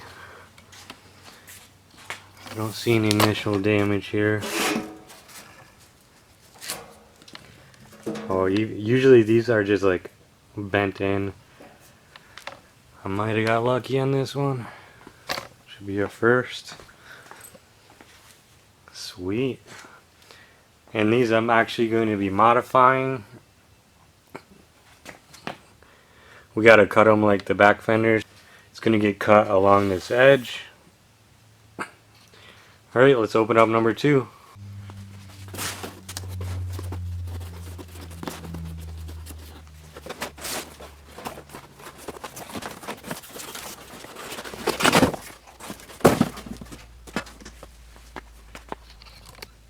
Alright, let's take a look at number 2 here. Alright, there's no way I got that lucky. There we go, this one looks good. I don't see any dents or anything, so that is pretty awesome, and only $40 each. I mean, you can't go wrong really. And check this out, guys, I hung this one up.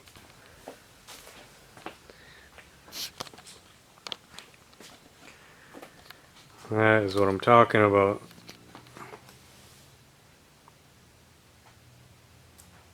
So that is cool. So all I'm gonna do now is get this plate tacked on there, get the shifter can get bolted on, I can put my cables in, and once that's done, I'm going to be tarping this thing one more time with plastic for 2 reasons. One, I need to undercoat the wheel wells and I want to protect it from overspray, and I need to paint these subframes and I want to paint them in here, and I don't want to get overspray on my brand new paint job. So that's the plan.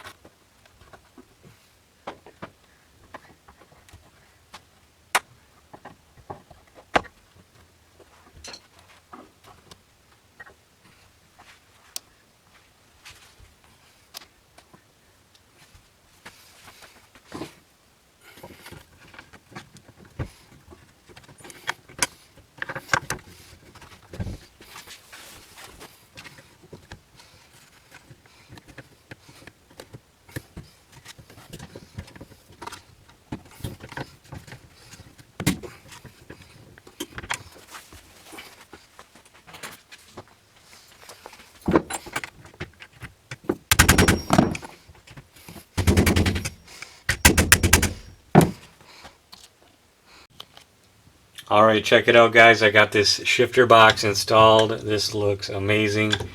Super happy with the way that came out. So I just wanted to get that finished so I could put that hole in there for the cables without any interference with the subframes. So now that that's done, I can get this covered back up in plastic so I can undercoat the wheel wells and work on the subframes, and we can start getting stuff bolted together.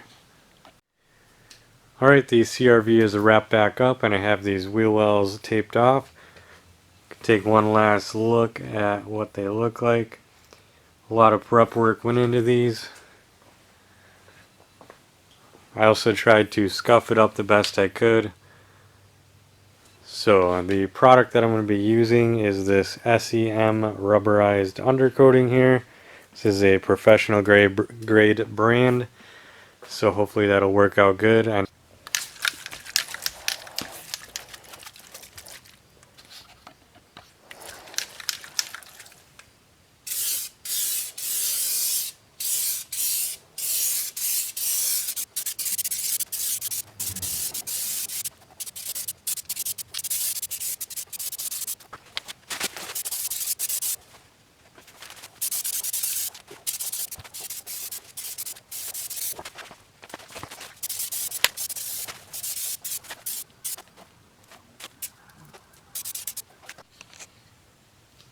Alright, so I got this wheel well done. I really wasn't sure on how that was going to apply, but it just comes out of the straw, it expands a little bit, and my finger's kind of tired because you got to press it so hard, but I did get it, and I mean it looks pretty good. So I'm going to go ahead and move to the front now.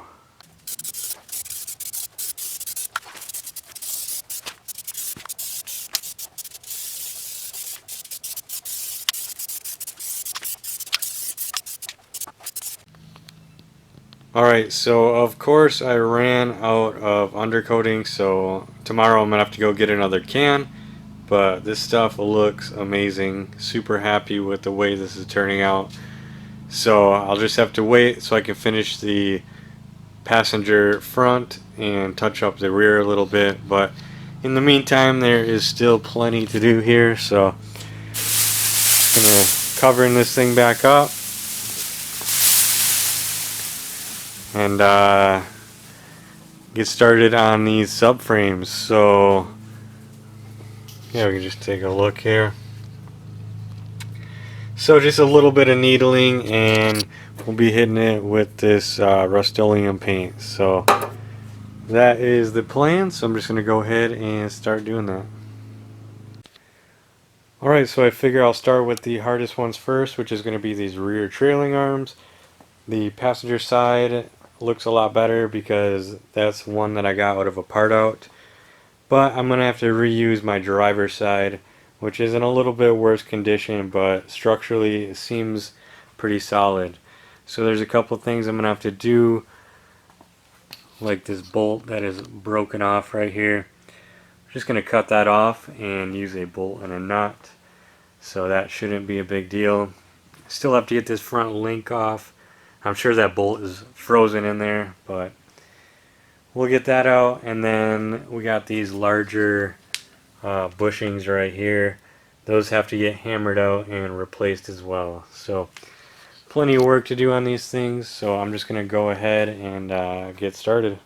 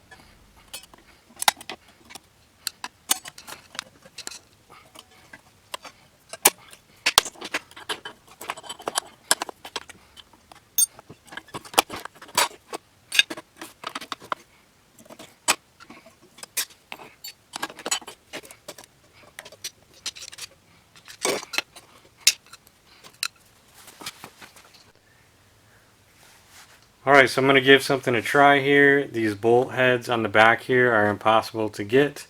So I'm going to just try to hit this straight on like that and try to break it.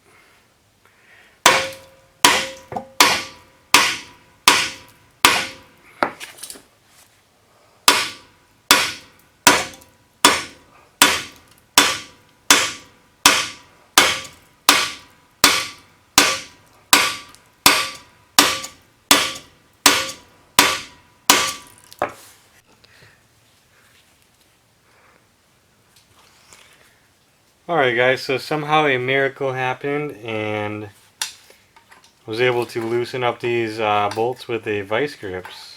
And now I can turn it with a wrench, so that is awesome.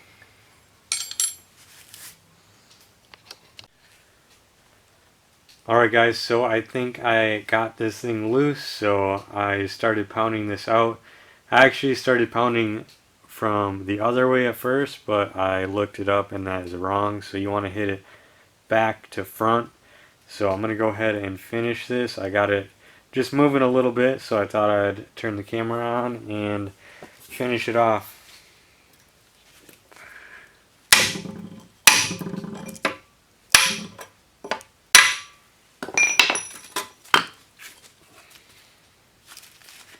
There we go.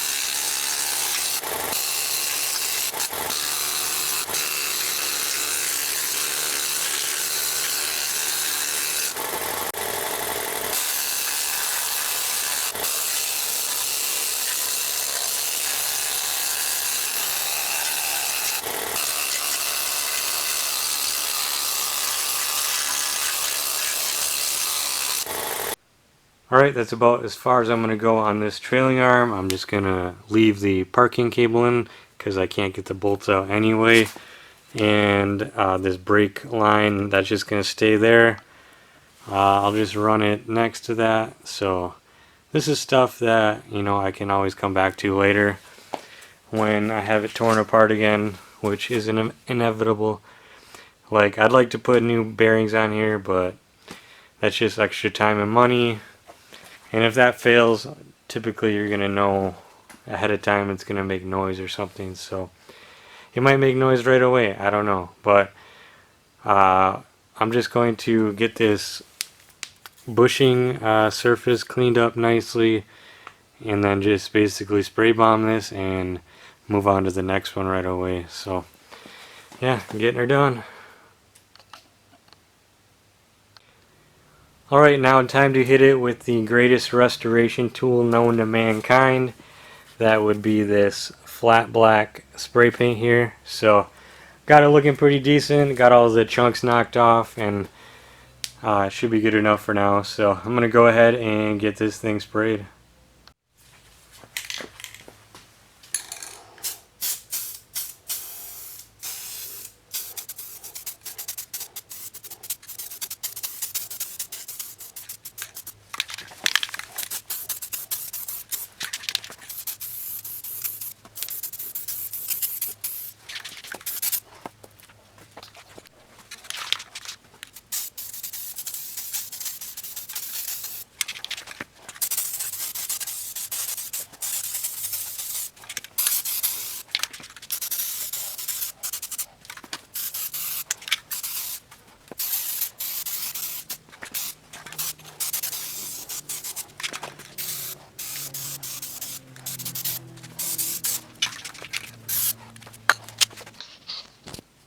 Alright, this thing is practically brand new. So this turned out really nice. So I'm going to go ahead and get the other one to this point here, and then they'll get reassembled on the workbench. So comparatively, this one is in way better condition than my other one there, so I'm going to go ahead and knock out this bushing right here.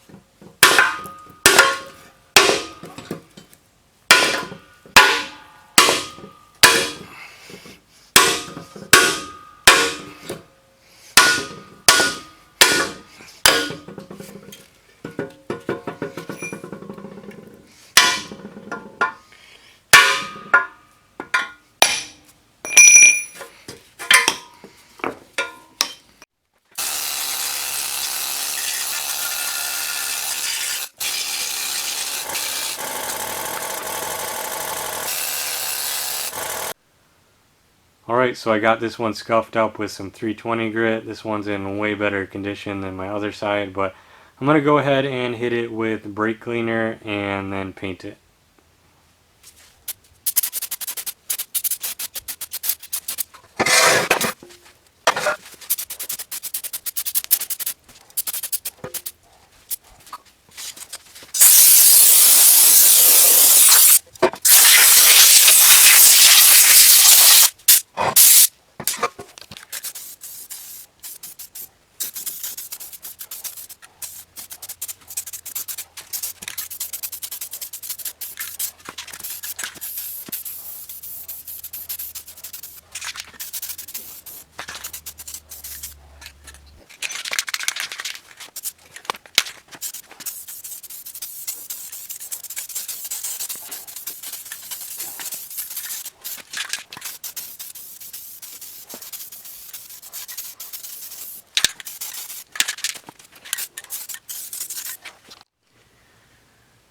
Alright, so I'm getting ready to work on this trailing arm here. Got it up on the bench, which is a little more comfortable than being on the floor. So this is the replacement trailing arm bushing right here. So there's going to be a couple things to note here. So as you can see, this longer side, this is going to go towards the inside of the car. And then there's also this round edge, which I think is actually like a newer development, because when I was researching this, most of them had just a straight edge that looked like this side. So that makes it obvious that that is the side that we'll be pressing in. So one more thing here that's not super obvious is there's going to be a thicker part and then a thinner part up here. This goes towards the bottom. I don't know why that makes a difference. Pretty much everything else looks symmetrical, but that is what I'm finding online. So anyways, as far as clocking this, basically I'm just going to eyeball it up. This is kind of perpendicular to this arch here, and then this is going to go kind of straight this way. So pretty easy to line up here. So just be pressing it in a little bit with my hand, and then I'm taking this old bearing here and I will be hammering it like that. Alright guys, wish me luck. This is the first trailing arm bushing I've ever put in.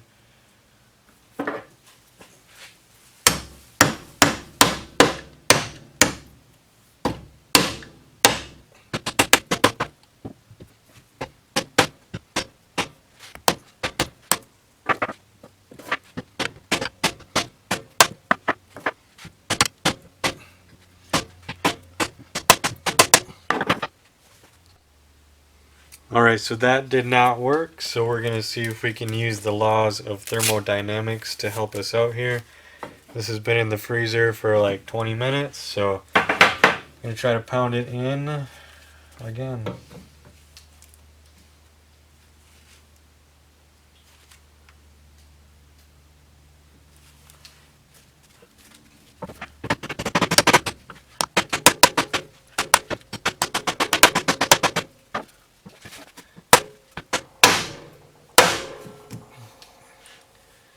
So, still not going in. This should be like flush with this, and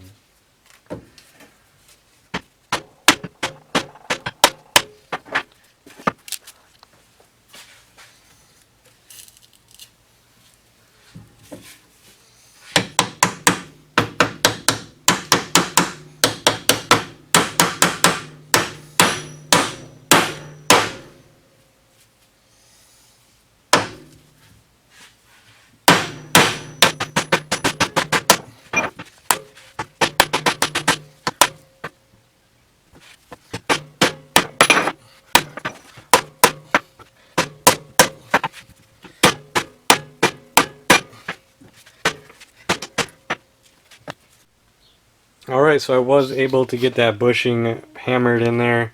No special tools necessary, so it looks like it's all the way in, and I'm assuming it's all the way in, but just for some cheap insurance here, I'm going to put a couple tack welds. I'm going to be putting one right up here and one right here, and I'm not going to be like hammering a weld into that crack. I'm just going to bridge that, so at a later date, if I need to cut that off, just a couple nips with the cutoff wheel, I'll be able to get that out. So I'm going to go ahead and do that right now.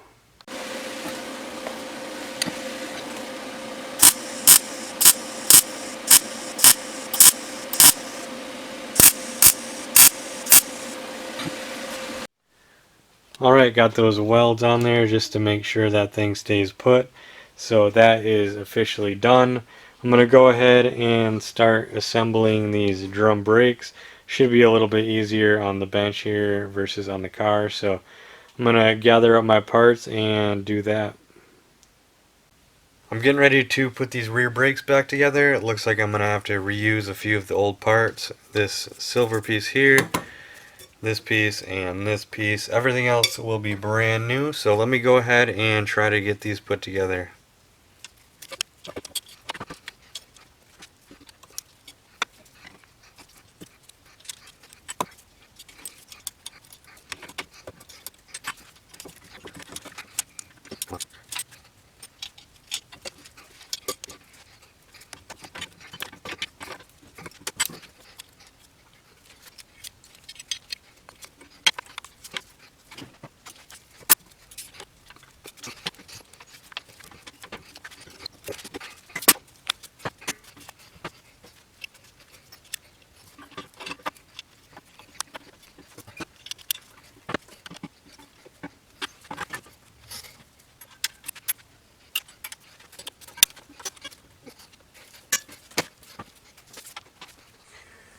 I gotta say, drum brakes are such a strange thing. It's one of those examples of if it ain't broke, don't fix it. It's like a design they were using 60 years ago on cars, and they probably still use pretty much the same setup today, just with all these springs and everything. And once you get it together, it becomes like one unit, but before that it's just like a bunch of loose springs. But very cool. They are efficient at stopping cars. They are just not as good as dissipating heat as disc brakes. So maybe one day we'll do a rear disc swap on the CR-V. People already have all the parts you need figured out to convert these to 5-speed. It uses like different parts, like Prelude calipers, I think, and just different parts from different cars, and it works. But for now, I am more than happy with just having drums. But this trailing arm is done. Just a little touch-up paint, and it can go on the car. So I'm going to go ahead and get the other side trailing arm up here and get that finished. And we're just moving right along here.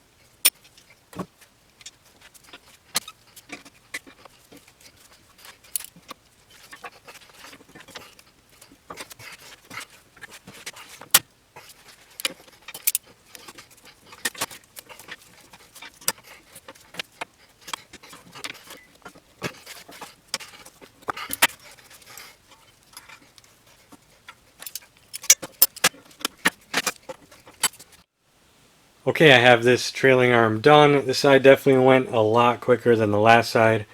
Got these drums together. So the hardest part about these drums is I just kept making mistakes. Like, you just saw me put this side together and I struggled to get this spring on. Well, I had to take it back off because this fork on this adjuster arm needed to be flipped because one side is longer than the other. So I spent more time getting the spring back on, which was pretty frustrating. So that's another point to disc brakes being just a little bit more simpler to work on. But anyways, we got her done. Should give us plenty of stopping power here. I'm going to start moving on to the next parts of the subframe.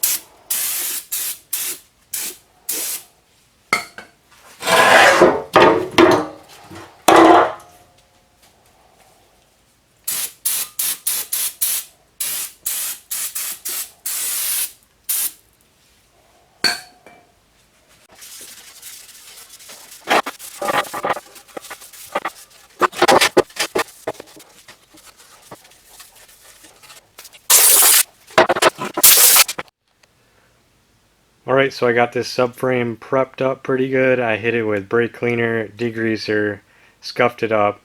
Not a perfect job by any means, but should keep the rust away at least for a little bit. So now I'm just going to hit it in the rusty spots with this rust neutralizer here.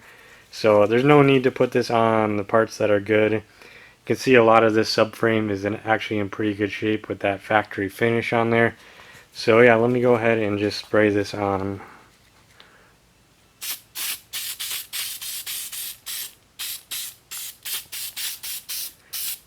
And this is going to chemically activate with the rust.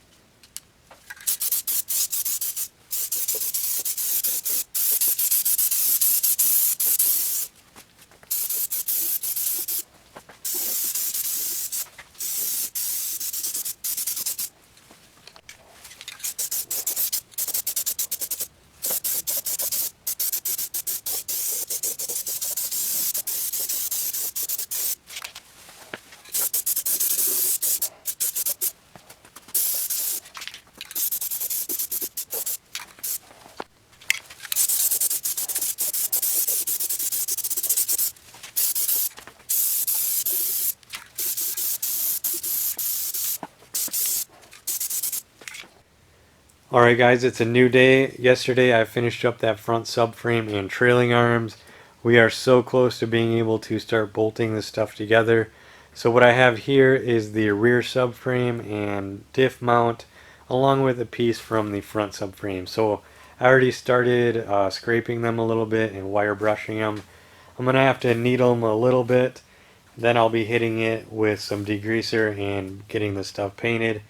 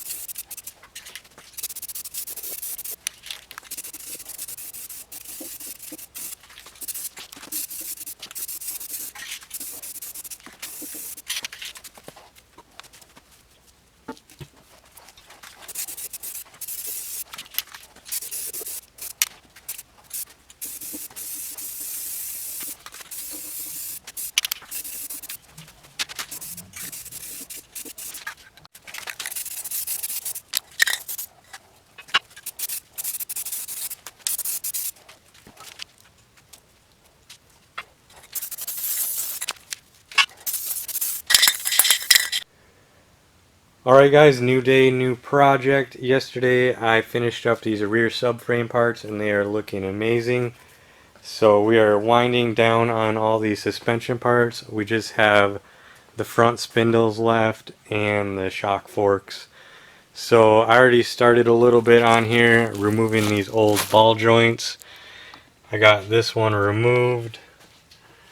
This is the old one. So this is why you want to change out your lower ball joints. You can see how easily that just moves along. So anyways, I bought this lower ball joint adapter tool for Hondas. I didn't realize that you're supposed to actually buy the tool as well, which is like a big C-clamp. So I'm not going to fork out the money for that, so hopefully I can just get by with a regular C-clamp. But for removing these things, the clamping actually didn't do anything for me. I was able to get a lot of pressure on it, but the thing that did it in the end was the BFH. So that thing just knocked it right out. So I'm going to go ahead and show you guys on this ball joint the technique for hammering these things out. So let me just go ahead and put you guys on the stand here. Alright, let's give this a shot. So first you got to take off this rubber boot. It just pops off. And then this is the piece that fits over this. Perfect fit. And I kind of got it locked in this hole here, so see if it comes out.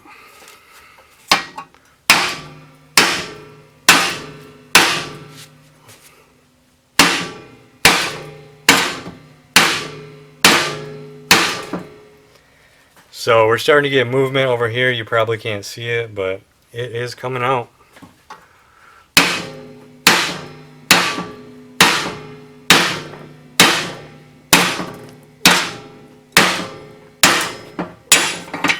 There we go. Got it out without smashing my dustpan up here once, so pretty good. But these are probably OEM ball joints. This one's got a little more life in it. So this one might have been replaced at some point because there is some damage here. Maybe someone was messing with it. But this one is a little stiffer than this one. So that was easy enough. I'm going to have to track down my new ball joints. Hopefully I can get them pressed in. But before I even do that, these have to get refurbished. And I'll just be scraping off all this scale. Maybe needle it a little bit, but I'm going to go ahead and get that done right now. Alright, if you needed any more proof of the effectiveness of this needle tool, this is it right here. This one on the right is about 15 minutes of using that descaling tool. And it took that thing right down. It used to look like this one on the left. So very cool, just wanted to point that out. I'm going to go get this one knocked out and we'll be that much closer. Okay, so these are all prepped and ready to paint, so I thought I'd give you guys one last look here. So this is a pretty big deal because this is pretty much the last of the nasty, gross 20-year-old parts that I have to deal with. There might be a couple things I find here and there, but as far as like big items, that is pretty much it, which I am very happy for. After this is done, we get to unwrap this beautiful beast here and just start bolting on parts, which I really like doing. So anyways guys, I'm going to go ahead and get these painted right now.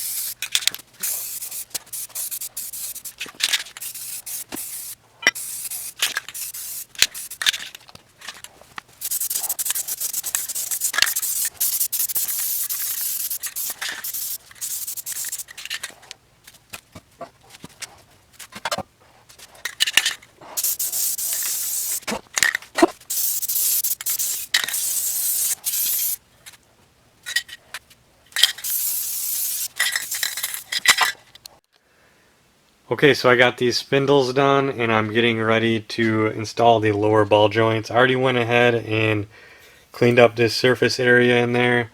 So normally I would always say nothing but OEM lower ball joints. This is a super critical part in these Hondas. If it fails, your car goes ka-chow and you're on the side of the road. That being said, I did end up going with an aftermarket ball joint. Why would I do that, you ask? Well, I found this brand called TTX. They're supposedly a heavy duty ball joint. They appear to be pretty good quality, and this is how they're supposed to be. I can't even move this stud by hand, and this is what it came with. These are actually designed slightly different. They have a snap ring, which is going to help keep that thing in place, which is a pretty cool design change. And this is a new, these cotter pins look different. Maybe that's how they all are now. But anyways, I got this one kind of loaded in here. So I don't know if this is how this is supposed to work, but I'm just going to put this adapter in here. And then this over the top. This will go over here, and I'm just going to use my clamp here and press it in. So hopefully that works, but I'm gonna go ahead and get set up for that right now.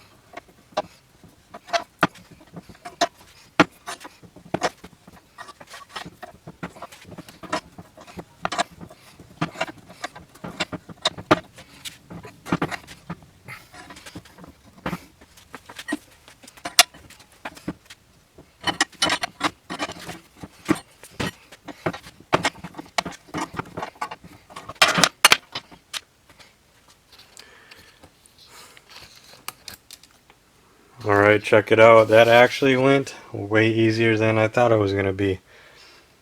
So, pretty cool. You can see the groove right here. That's where that snap ring is going to go. Just like that.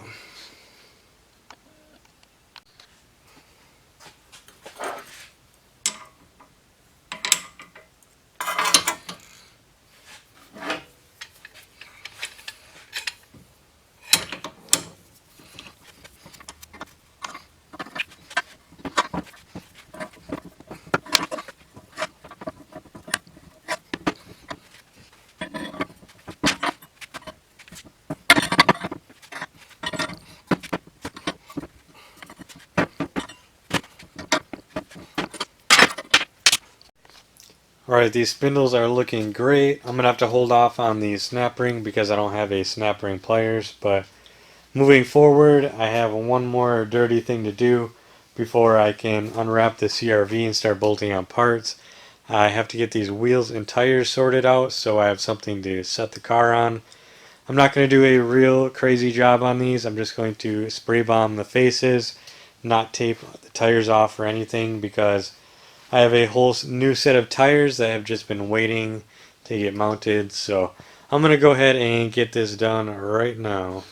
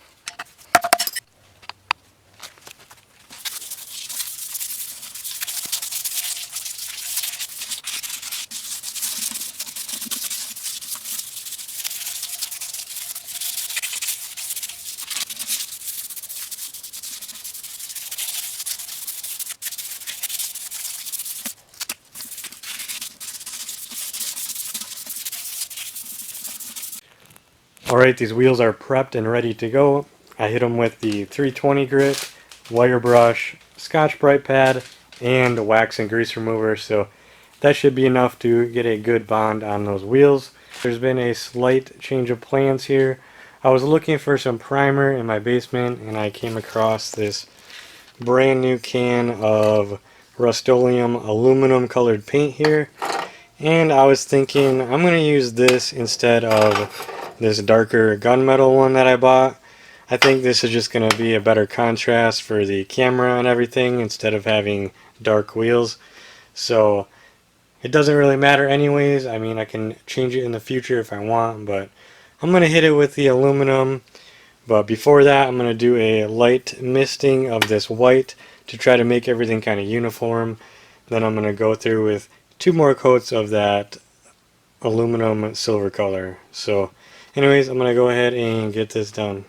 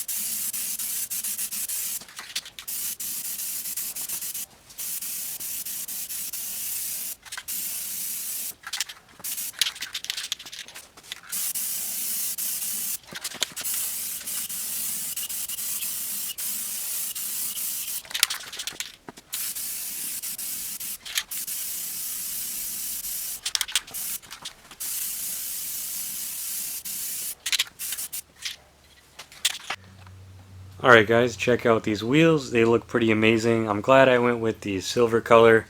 It really pops. So these are going to be mounted to some General tires that I bought probably like 10 months ago now. So for now I'm going to be putting these to the side, getting this garage reorganized, getting the CRV uncovered, and just start laying out parts because stuff should start moving pretty quick now. So not stop until I get this thing on the ground, and yeah.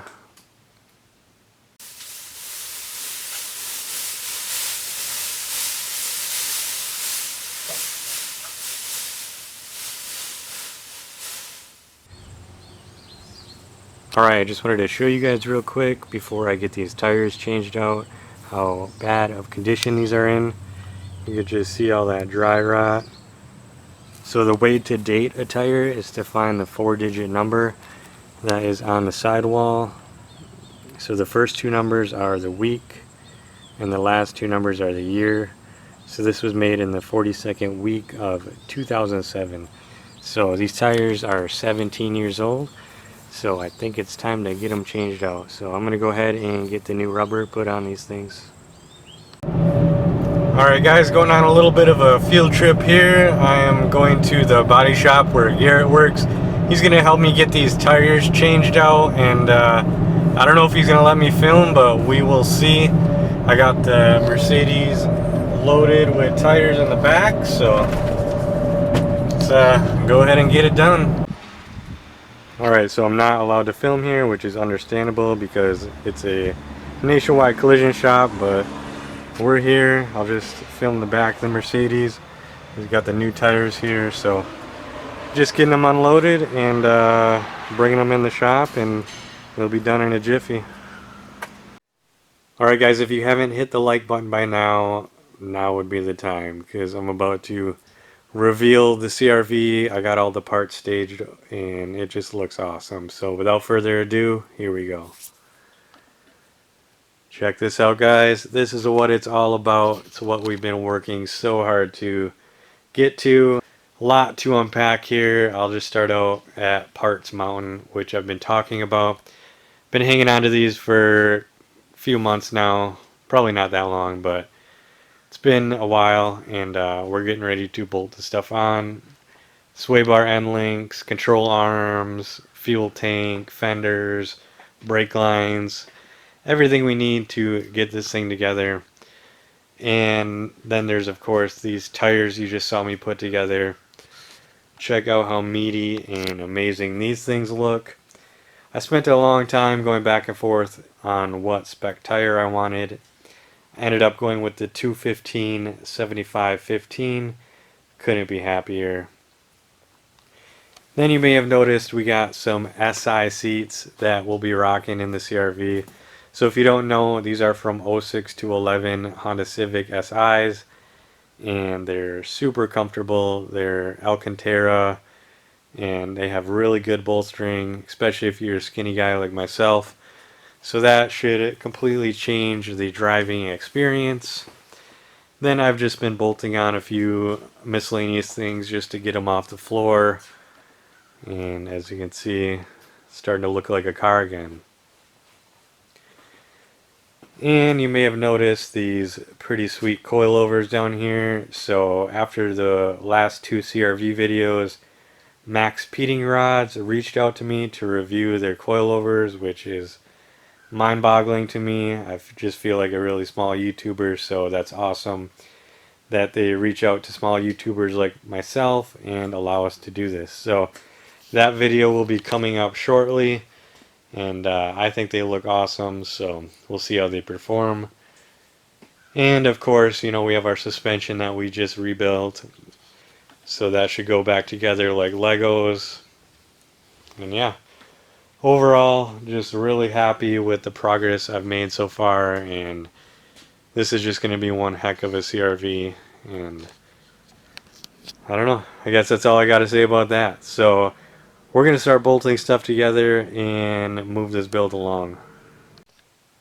Alright, let's open up some of these boxes. Looks like we got some upper camber arms.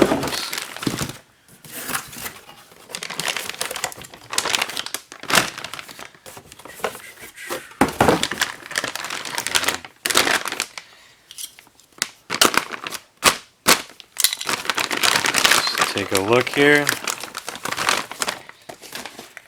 So I went with a lot of the cheaper parts, the economy parts, because I don't know how good their ranking system is on Rock Auto. So we'll put them to the test, but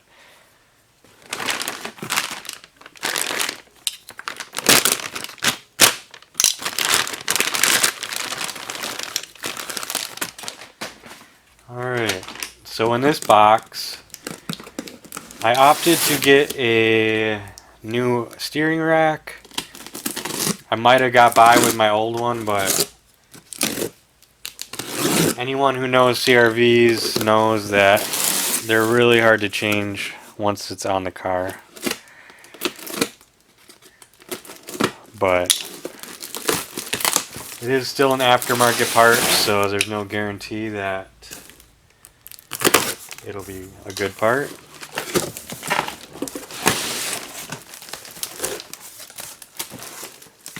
This box came pretty beat up.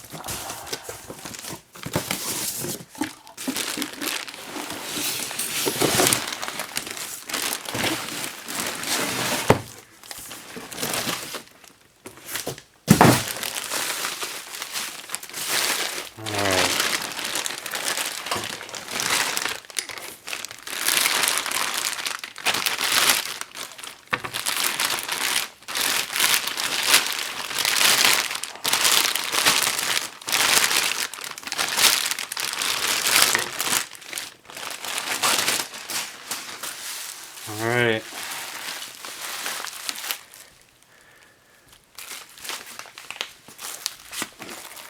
So, got this off Amazon. This was actually cheaper than on Rock Auto, so it's like 150 or 180 bucks. It's got new inner tie rods on it already, so we'll give it a try. It's got to be better than the 24-year-old one that's on there.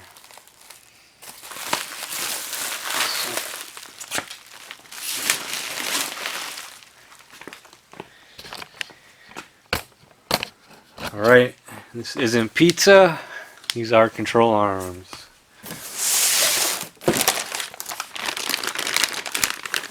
Get it in the screen here.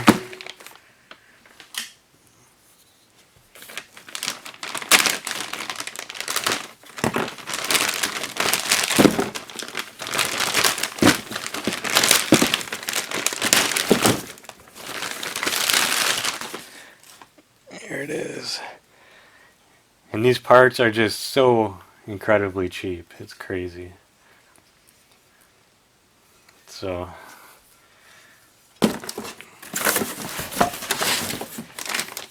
we got a front lower.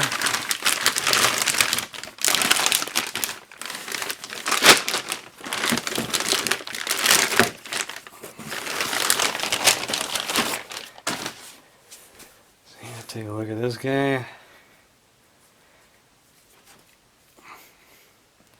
Left side, pretty decent quality, it seems like. Alright.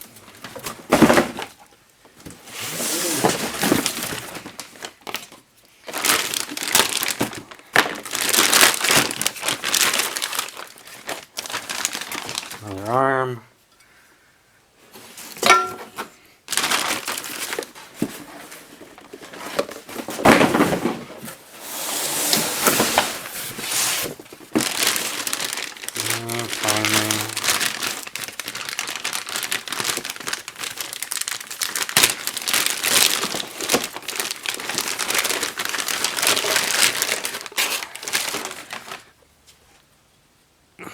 Here we go. Right side.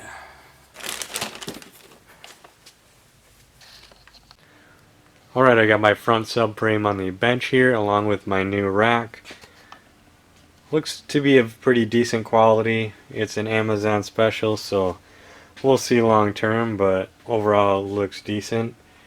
And then over here I have all my bolts laid out for the subframe. So these ones on the bottom are the ones that came off my CRV.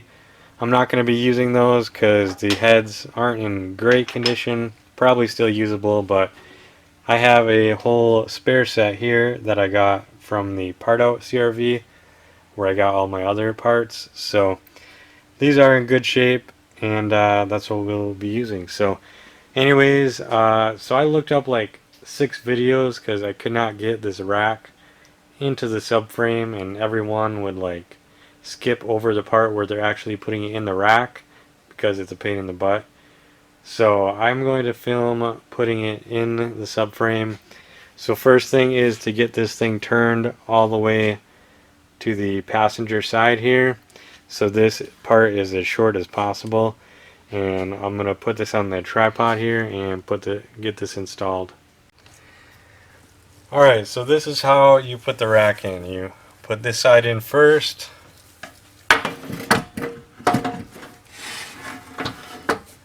And then this part has to get past. And then you got to make sure this is underneath this area here. You don't want it like this because you won't be able to get it in. So just like that.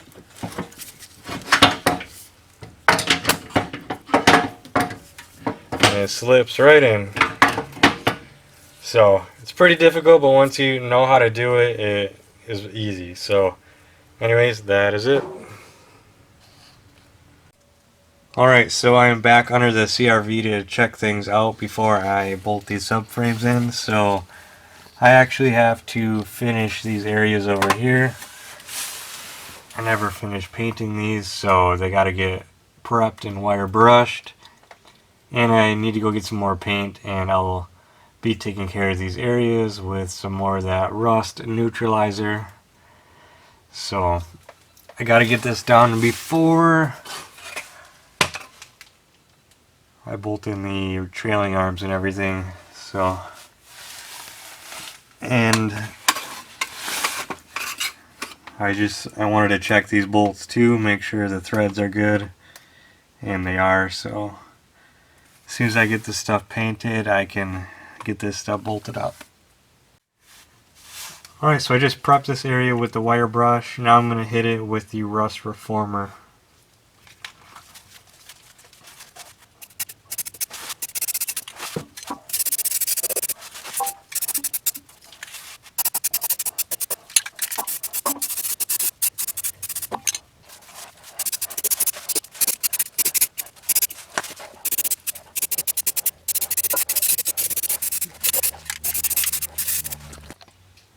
Alright, now I'm going to hit it with the flat black top coat.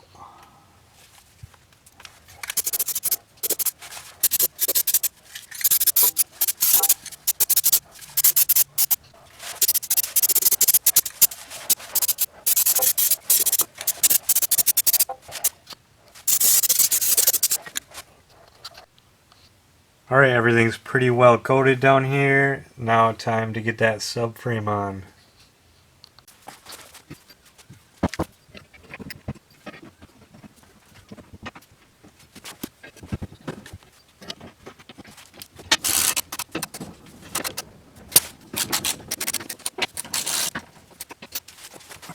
Alright, first subframe piece is back on the car. So now everything should just fall into place from here, and we're just going to get her done. Okay, I'm just getting ready to install these lower control arms here. These things look like they're perfectly symmetrical, but there's a nut is welded on here that's got to go towards the front of the car. So there is a left and a right. So anyways, just gonna use some anti-seize here. Load that up.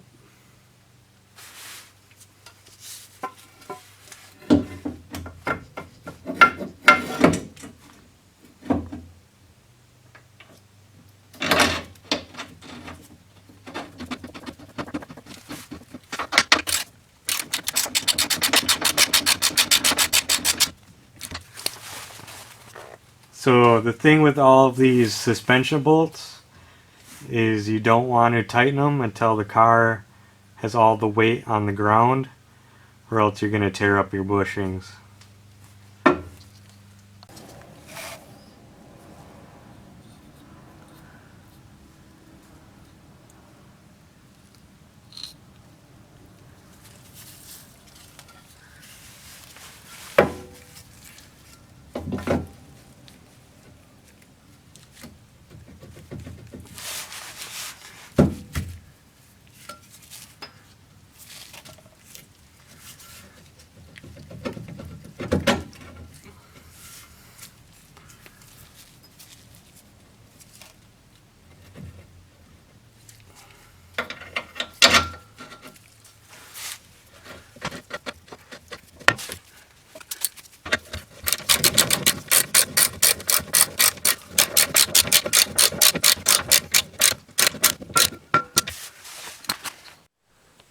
Alright guys, let's go ahead and take a look at these Max Speeding Rods coilovers.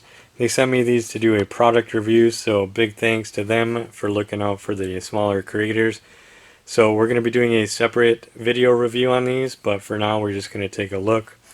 So right out of the box they look really nice quality.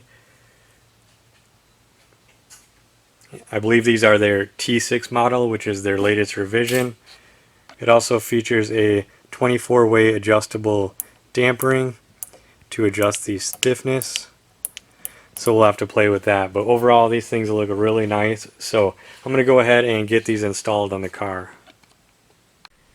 If you guys want 10% off your order at maxpeedingrods.com, you can use coupon code MODNTUNE. These coilovers really elevated my build to the next level, and I'm very excited to see how they handle.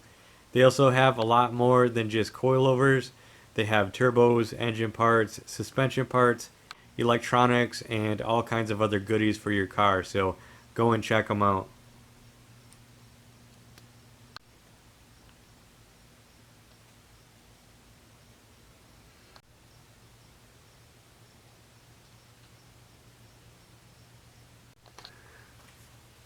Alright, so I have them laid out on the bench here to take a closer look.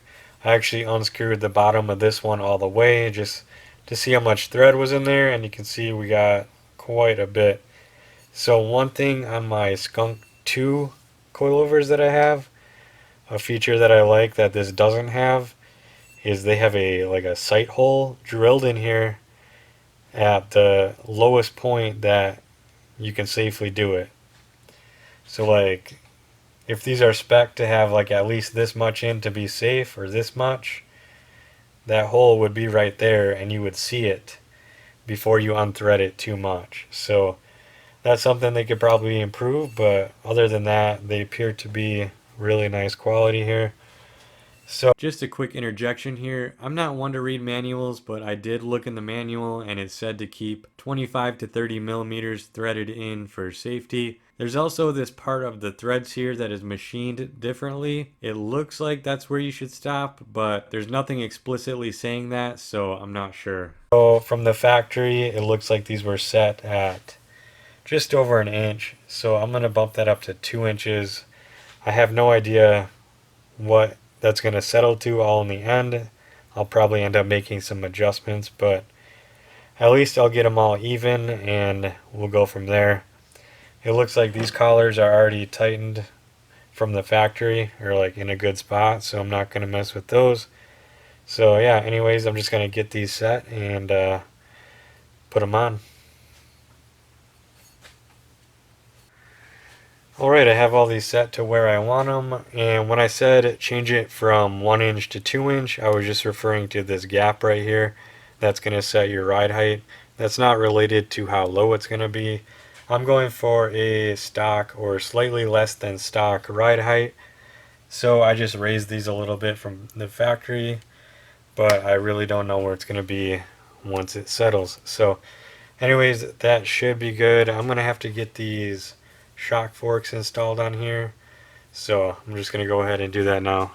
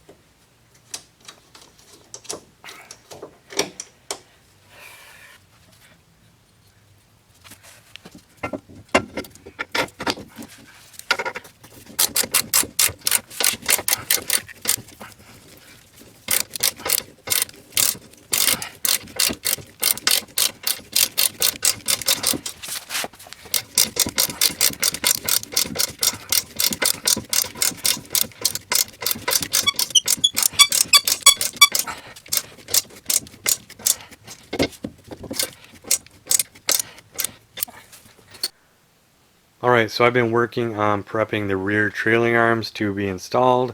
I've been digging deep in my own stash to find all the correct hardware, but I think I got them. I also went through and made sure every single hole is ready to accept a bolt and chasing the threads if necessary.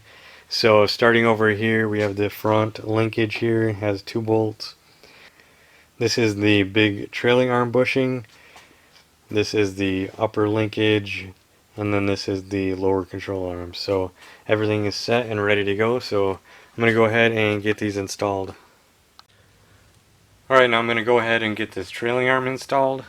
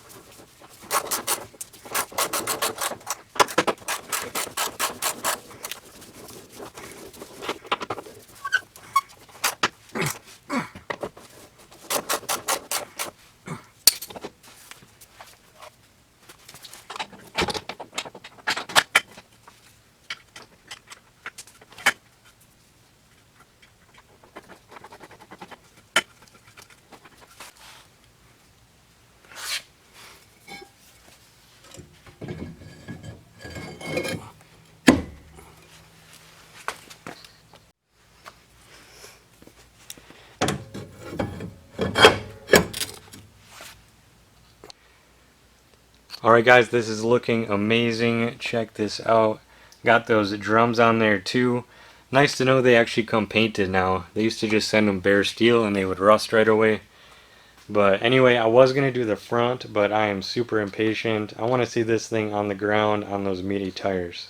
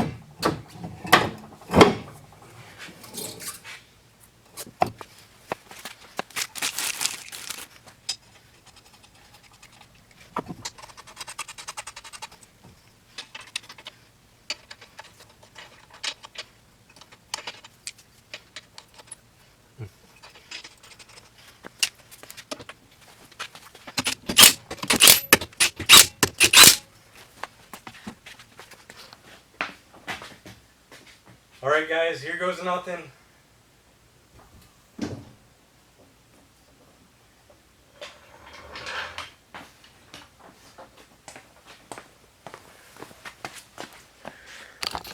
Boom, check this out guys.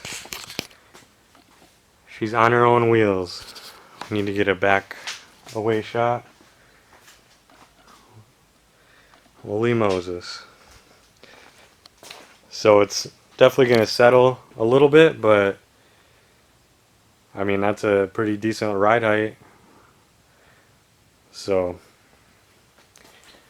pretty crazy guys. Can't wait to see this thing finished. There's some meaty tires.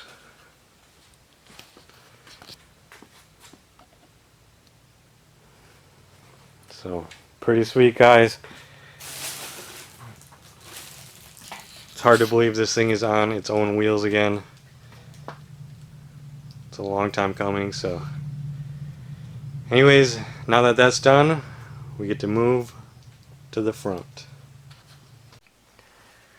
Alright, I was messing with this before, but I had to take it back apart to do some touch-up paint on the subframe.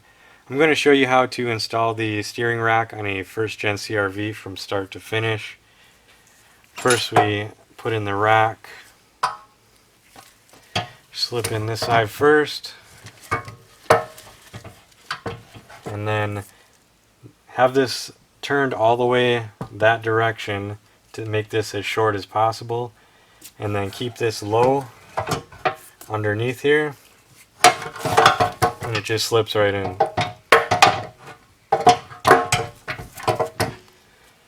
Next I'm going to put in my brackets on this side.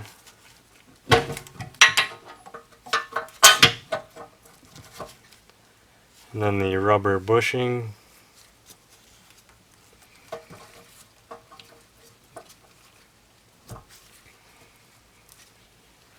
And then the top bracket,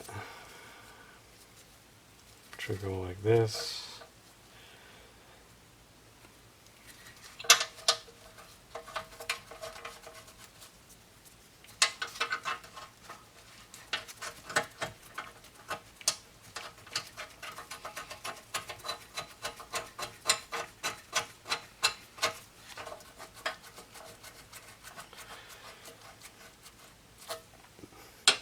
Now that that bracket is in, we got to put this on before we put any more bolts in.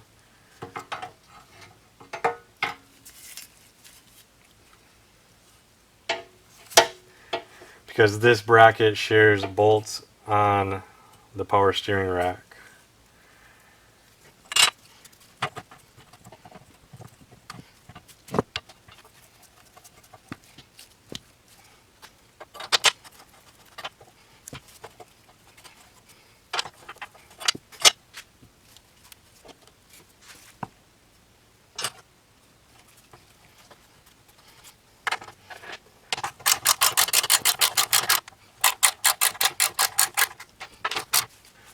Alright, I was able to get these two bolts in using these aftermarket racks. They definitely weren't like perfect alignment, but I was able to get them. So lastly, we have just these 4 bolts.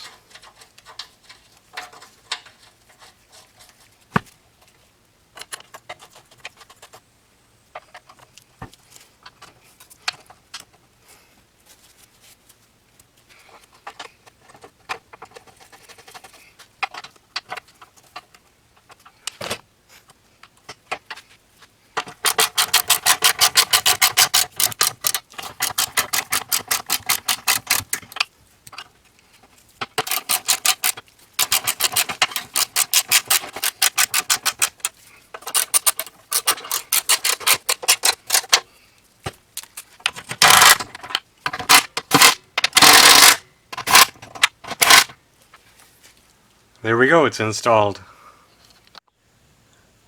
Alright, so the subframe is ready to go in. So just regarding these bolts, there's 4 long ones and 4 short ones. So these 2 are long. This one is short. This one is short. And this one's really short. So if anybody needed to know that, that's how these bolts go. So I'm going to go ahead and get this thing underneath there and get the control arms out, because those are going to have to bolt in right afterwards because they share some bolts. So let's go ahead and get her done.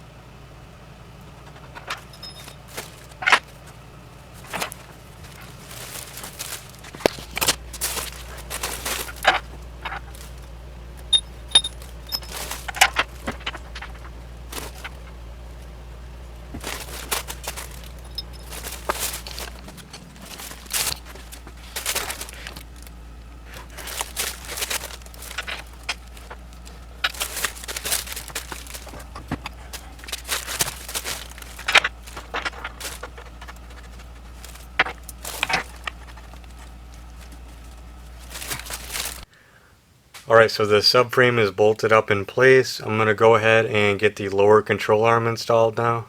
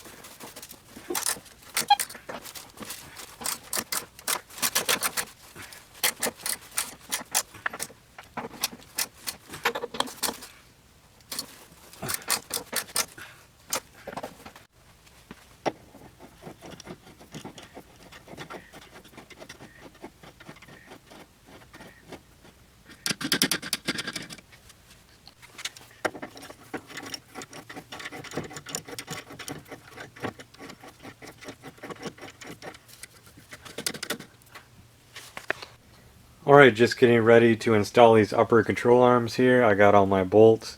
I painted the heads black, and then I also 3D printed these plastic washers here because they're going to go in the engine bay. And I don't want to mess up that fresh paint, so I'm going to go ahead and get this installed.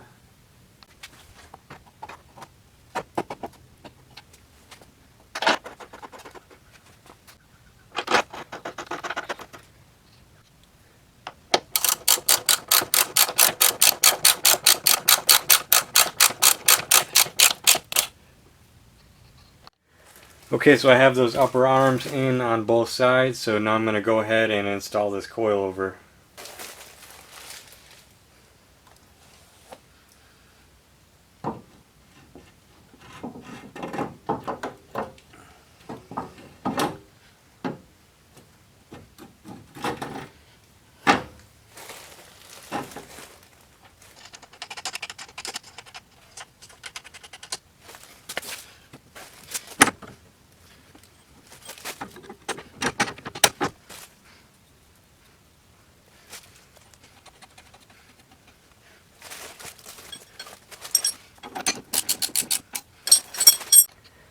Alright guys, so everything is coming together really nicely.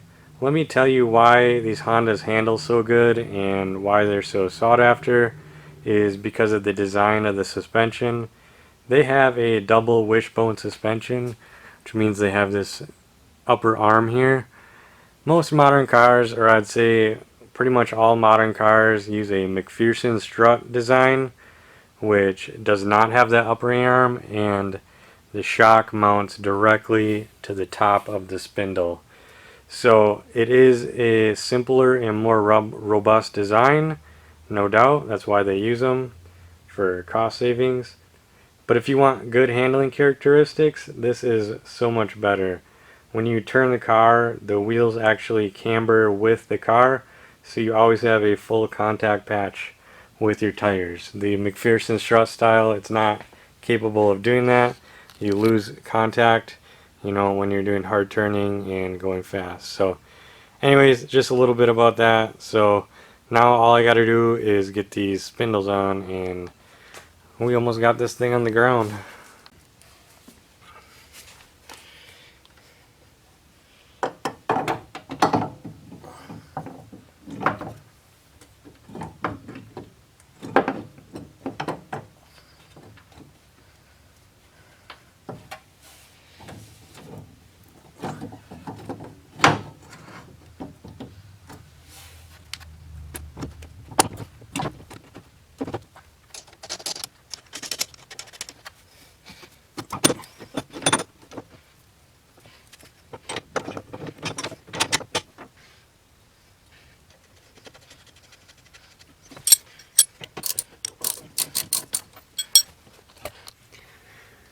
Okay, my snap ring pliers came in from Amazon, $13 delivered overnight, which is pretty crazy. I tried every which way to do it without these, but I just couldn't get it, so let's get this on finally.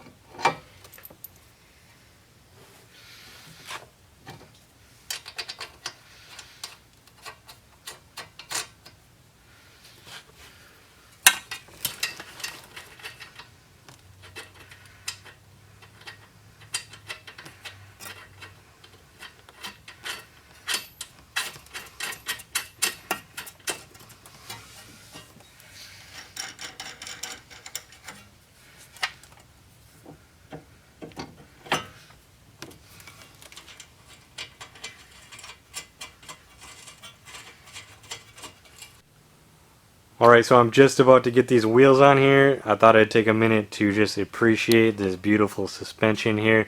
We got our max speeding rods coilovers. Those things are looking amazing. And just all these new parts.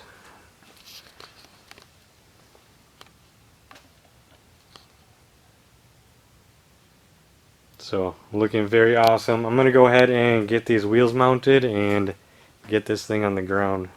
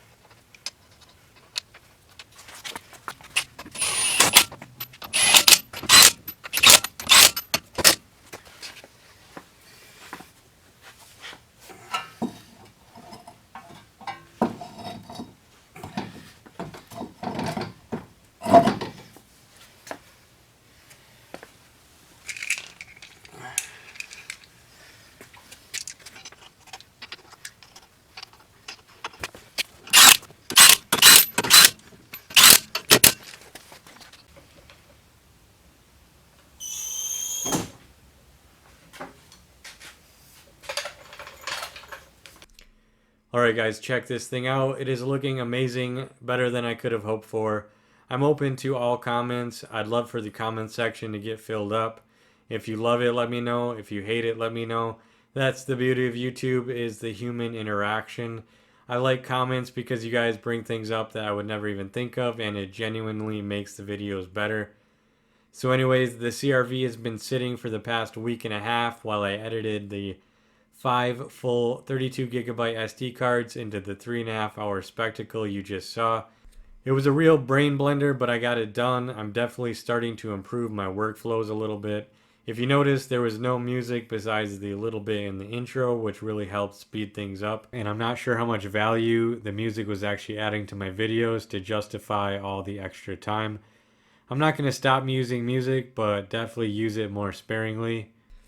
I'm also trying to do more voiceover. It takes some getting used to, but it is a helpful tool. So part 3, my goal was to get a rolling chassis.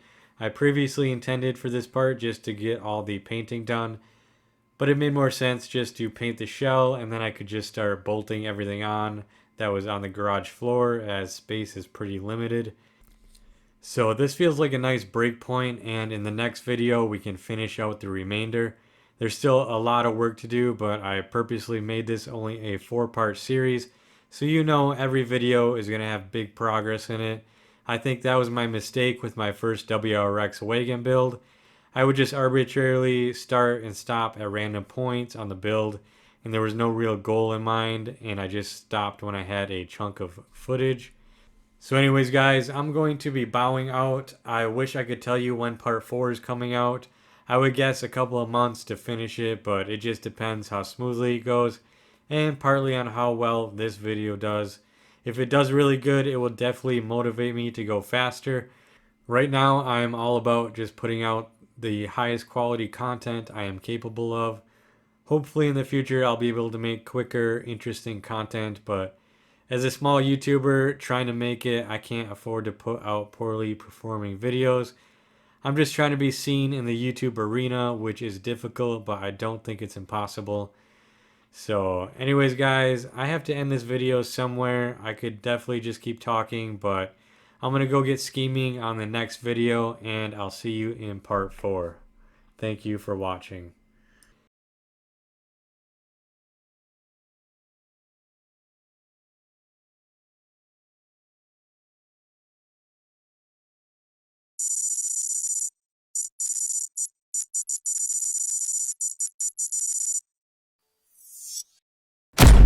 This is a bone stock 2001 Honda CR-V that I impulse bought.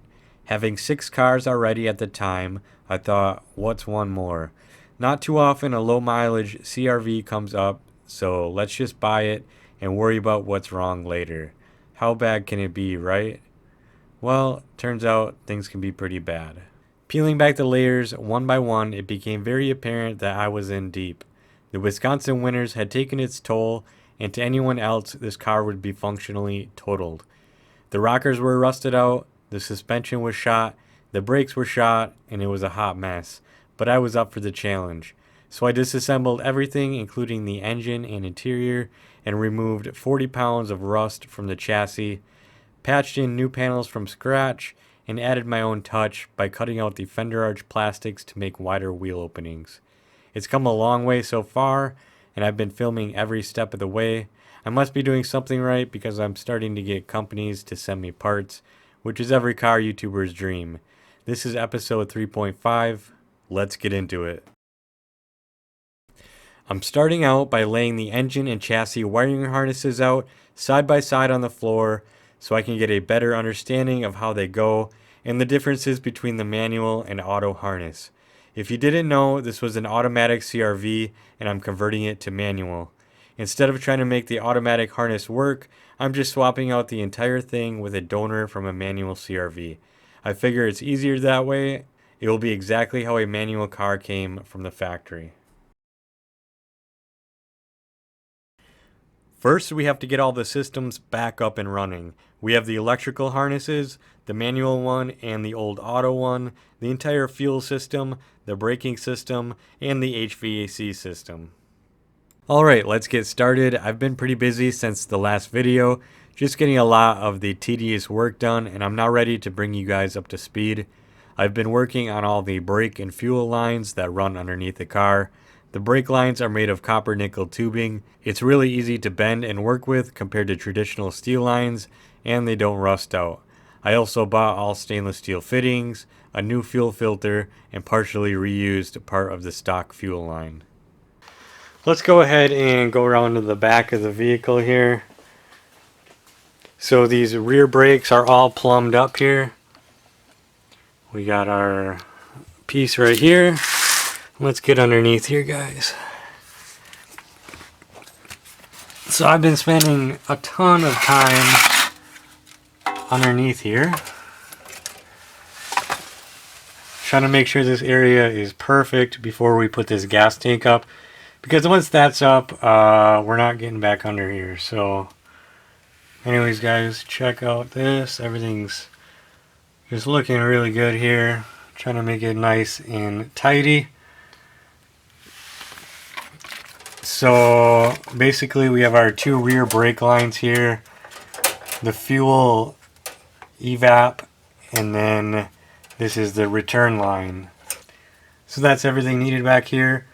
And then I also used another entire tube of seam sealer on this back corner here, along with a bunch more undercoating. So I think we are looking pretty good. So I'm pretty much ready to get this gas tank put up here too.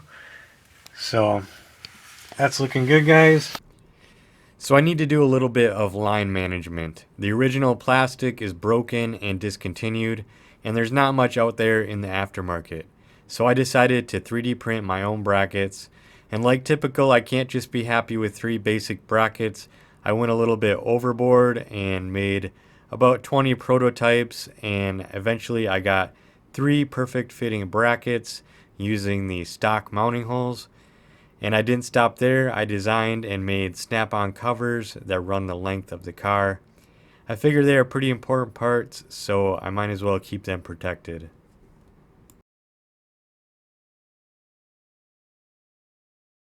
All the brackets have the same snap together mechanism, and also double-sided tape that will press against the body. Okay, so I'm going to go ahead and install these brake line brackets. I already took the backing off this sticky tape here.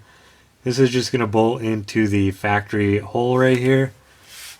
And there is an order that it needs to be done in, starting with this centerpiece right here.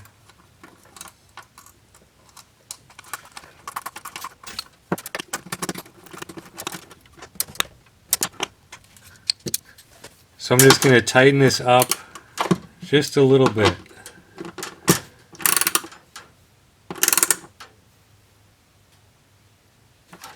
That's all you need. Thing's not going anywhere. Okay, so now the next piece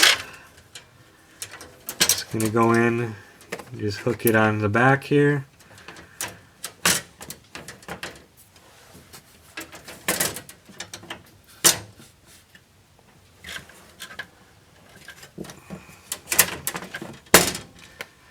And check that out, it snaps in just like that. This thing is pretty solid here. So next thing I want to do is install these covers here, because that's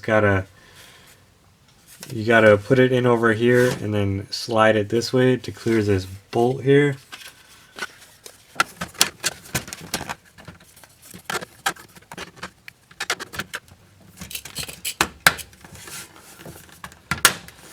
Check that out, guys. It just snaps in like that, and then just slide it all the way over.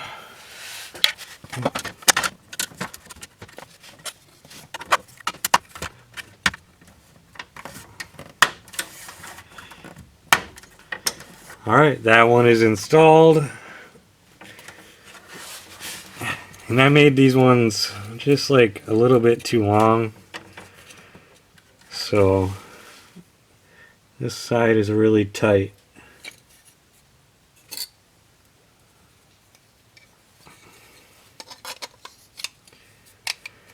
Alright, this is the next bracket here. It's going to go into this factory hole here. So we're going to get this one in first.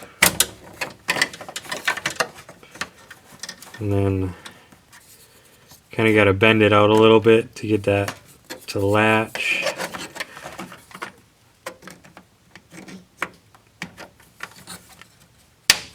Snaps in like that. And forgot to take the tape off.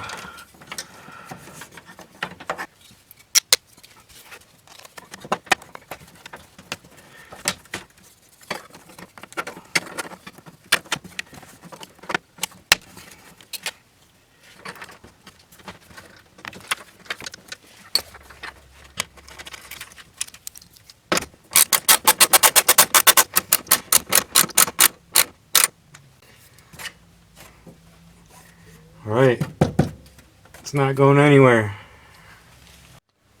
Okay, now I'm going to go ahead and put in the next two covers.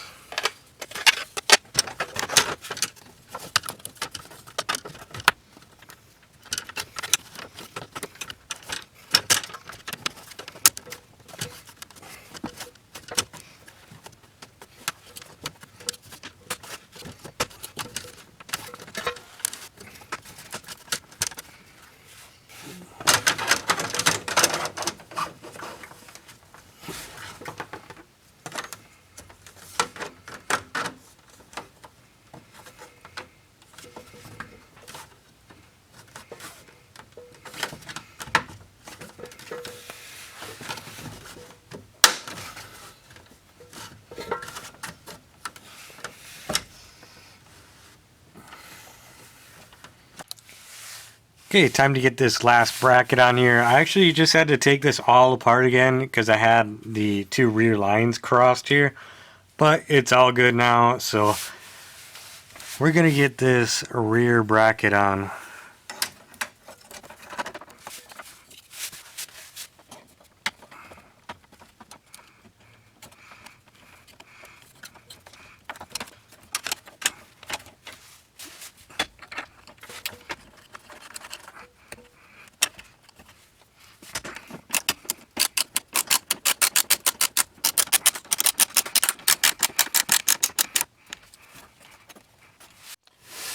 Okay, so I have one more piece to put on here.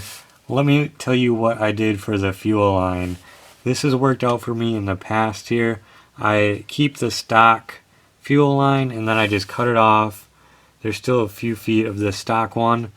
And then I have this fuel line that I bought off Amazon here. And I just put a bunch of the black RTV on there. And then I just slide this over the top. It's a perfect fit. And then I put 3 clamps on it just for extra security. So I've done that before and it's worked fine without any leaks. So if you're wondering, then you don't have to mess around with that really large fuel fitting and trying to find more parts. So anyways, I have this last filler piece fresh off the printer here. I'm going to go ahead and get this installed.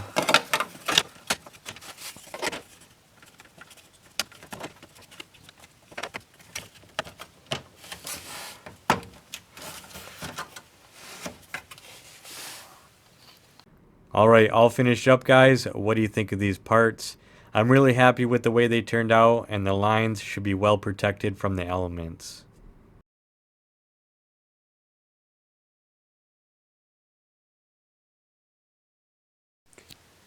Alright guys, next up is to get this gas tank installed. I did a bunch of prep work already here. When I bought it, it was just all gray. I scuffed up the top and the bottoms and added some undercoating. Hopefully that'll take some of that tinniness out of it. I also added some sound deadening material. On the factory one, there was some like rubber on there already. And I just replicated that along with a couple extra chunks on there just because. So let's just take a look here. So I'm pretty sure this is like an OBD2 thing. I've never encountered this before, but it's got this little two-way valve here. So I replaced the hoses there and we got a new line. So that's ready to go. And then I was able to salvage the old fuel pump here and did a little flat black refurb on it. So hopefully that works out good, because these sending units are like 120 bucks, so definitely save a little money there. Then we have our fuel fill hose. It's just a straight piece. The stock one had like a bend in it, so hopefully that works out. I also got this 1/2-inch breather hose and then these J hooks here. So the stock hooks, they're a little bit different, but they're literally not available anywhere. So just pick these up at Menards. Hopefully those will work good. And just to show you the old setup here, I got it right here. You have our return and our evap, and then the fuel line here. So again, we're going to be salvaging this stock fuel line and doing that same setup with the hose clamps. So I'm just going to cut it off right here because, you know, I don't have this end on my hose. So we'll just cut this end off, slide it over, hose clamp it. Should be good to go. So super excited to get this thing in. I've actually never put in a gas tank before, so it should be interesting. I just want to get it over there and make sure my lines are going to be all the right length, and you know, we'll just see what happens. So I'm going to go ahead and start getting this stuff staged under the car. Okay, so we're back under the car here. I'm going to get this fuel line sorted out. So I want to leave plenty of extra here. Last thing we want to do is cut this thing too short, so I got it marked out with some tape here, and that's also going to keep these braids from fraying. So I'm going to cut it with this tin snips here. Probably not the best tool for the job, but I don't know what else to use.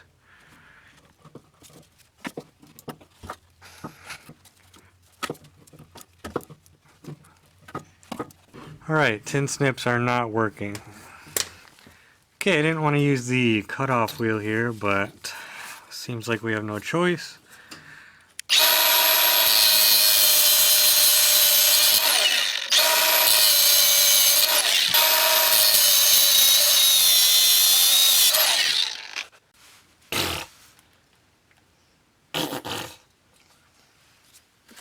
Okay, that was pretty nasty, but I did get it cut. Not the prettiest cut in the world, but I'm going to go ahead and put 3 clamps on here.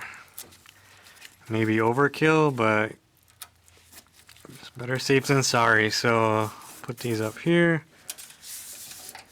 Alright, so now we have our old fuel line here. Some black RTV. Just gonna load that up here.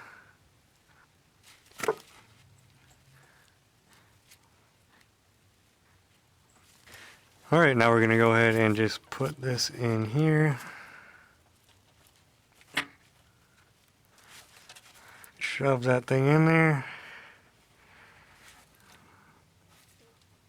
Looking good. So there we go, we got our fuel line. Okay, now I'm just going to go ahead and tighten up these hose clamps.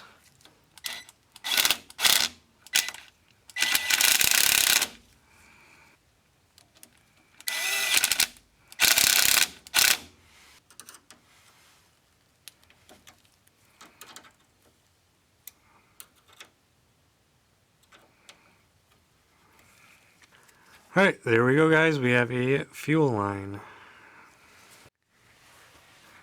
Alright, next up is the return line here. Just gonna push that on there.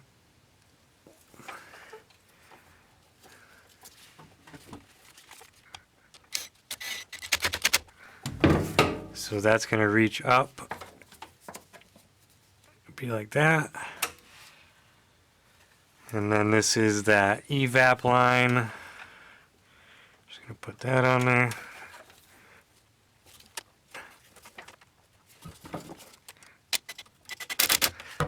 And I don't know how long this one is going to be yet, so we'll just leave it long.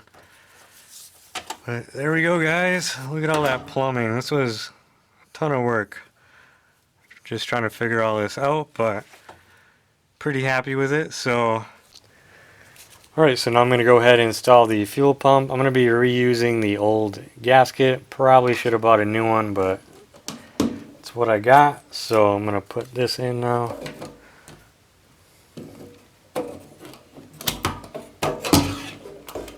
It's going to go in there just like so. And I got some fasteners.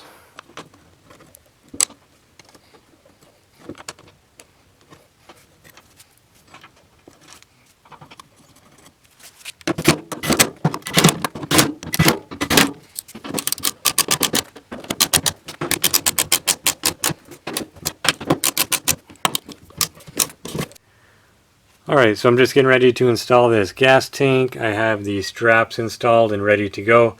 I also put some sound deadening material on there as a barrier between the straps and the gas tank. I also had to cut the tip off this J-hook here. There's just a little bit of a clearance issue. Alright, so I had to make a slight modification to this J-bolt here. This ended up being a little bit too short, so I welded a bolt on here. Had to cut a little bit off as well, trying to get these threads in the perfect location here, because there's a pretty small margin of error, so hopefully I didn't mess it up.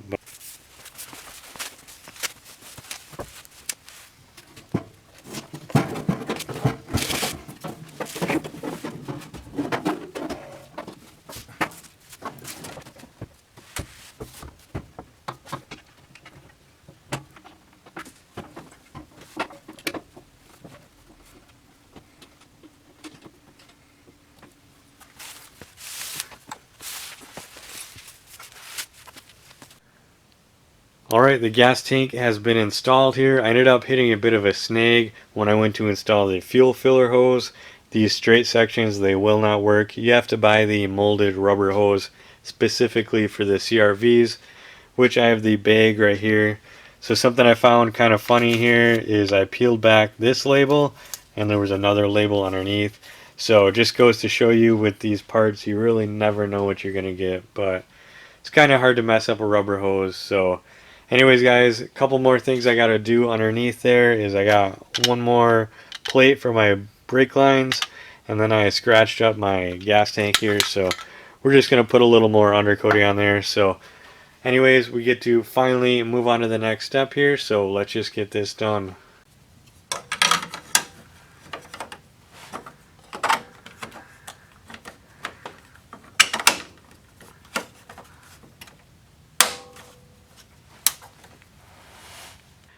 And now I'm going to do a little touch up on this gas tank.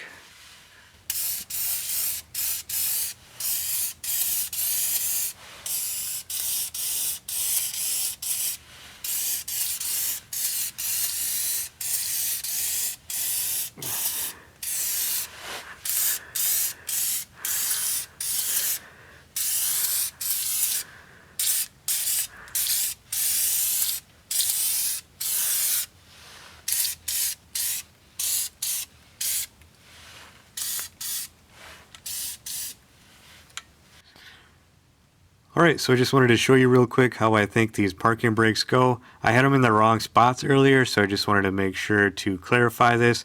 These get crisscrossed and then they're offset to the left.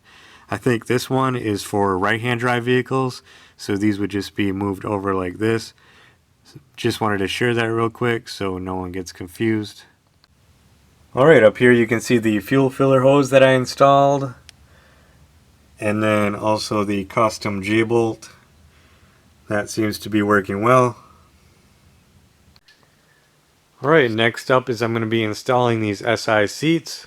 Psych, I did a whole segment on installing these, but it didn't work out and I'll tell you why later. These seats are ready to be bolted in. I wanted to get that done before moving on to this next part, which is reinstalling this entire interior. This is going to be the last time it looks like this, so let's take a look.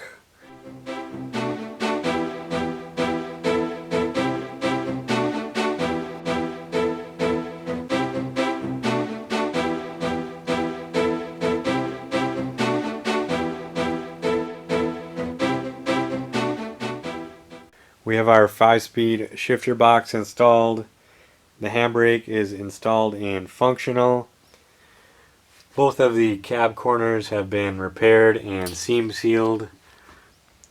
The brackets for the seats have been made. Got this one over here. And then this wiring harness, this is exactly the same from auto to manual. I checked. So we'll leave those in there. I'm going to leave the factory sound deadening. I'm not going to pull that stuff up because I'm actually going to be adding more, because functionality and comfort are top priorities on this build. So we're going to try it. I've never applied sound deadening to a car. I just used it a little bit on the gas tank before and it went down really well. So we'll see how it goes on the interior. But I'm going to go ahead and start laying this down and see how it goes. Okay, so there's no going back now, because once this stuff is down, it is not easy to remove. I have all the sheets kind of laid out how I want them oriented. I'll make adjustments as needed. I have my tools right here ready to go, the rollers and some heavy duty scissors.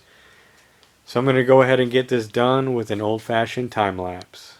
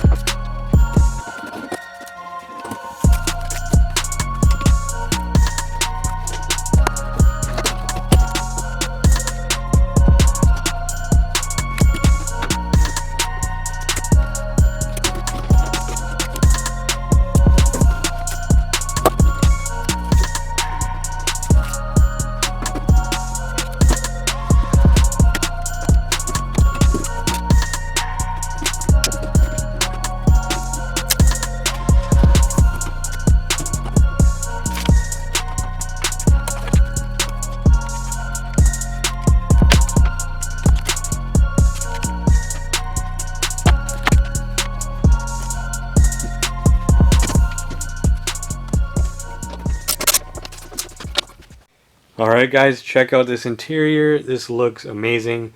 I'm very happy with the decision to add this. It should lead to a quieter cabin. And it's super easy to install, although it did give me a few pretty nasty paper cuts. So I ended up using almost that entire box. All I have left are these couple of squares. I do want to add more to the rest of the vehicle, but this is all we need to get done now in order to get the rest of this interior installed. So next up is I want to put in these pedals from the automatic to the manual, which I have right over here. So the only differences I could really find between the two were the automatic has this wider brake pedal, and the automatic also has this little bracket here for the shifter cable for the automatic transmission, which this one does not have. Also, you can see here is we have the clutch pedal, which is separate. So I'm going to go ahead and get those bolted in and keep this build going.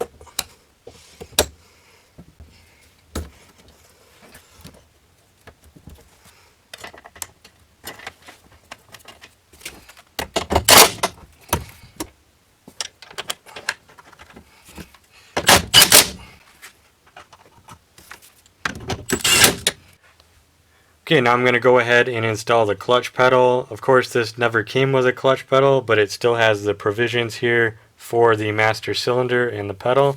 So I'm just going to pull out this spot here on the fabric. And then our clutch pedal is going to go right up in here.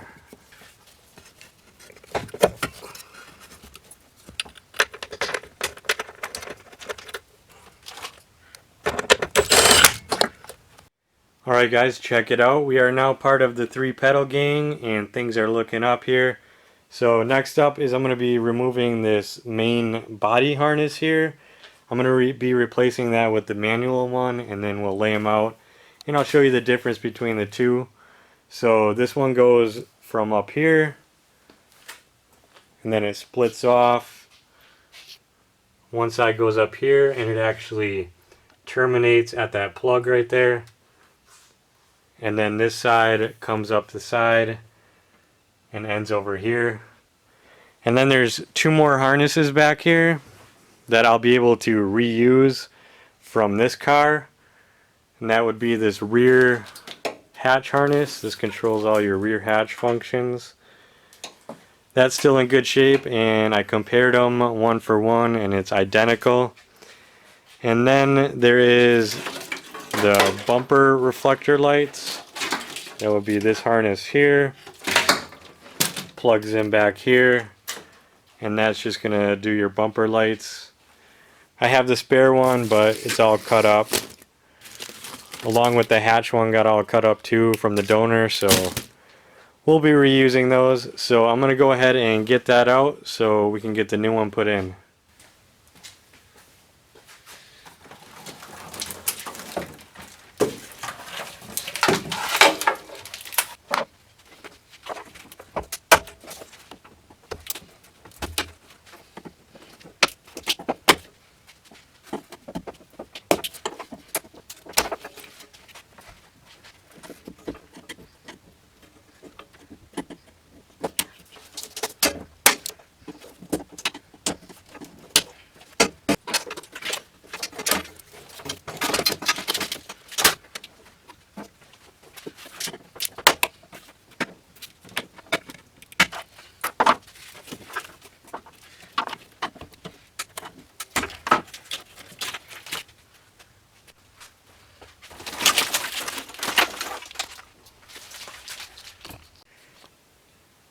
Alright, so I have these body harnesses laid out side by side here. I wanted to compare them and make sure I wasn't missing anything.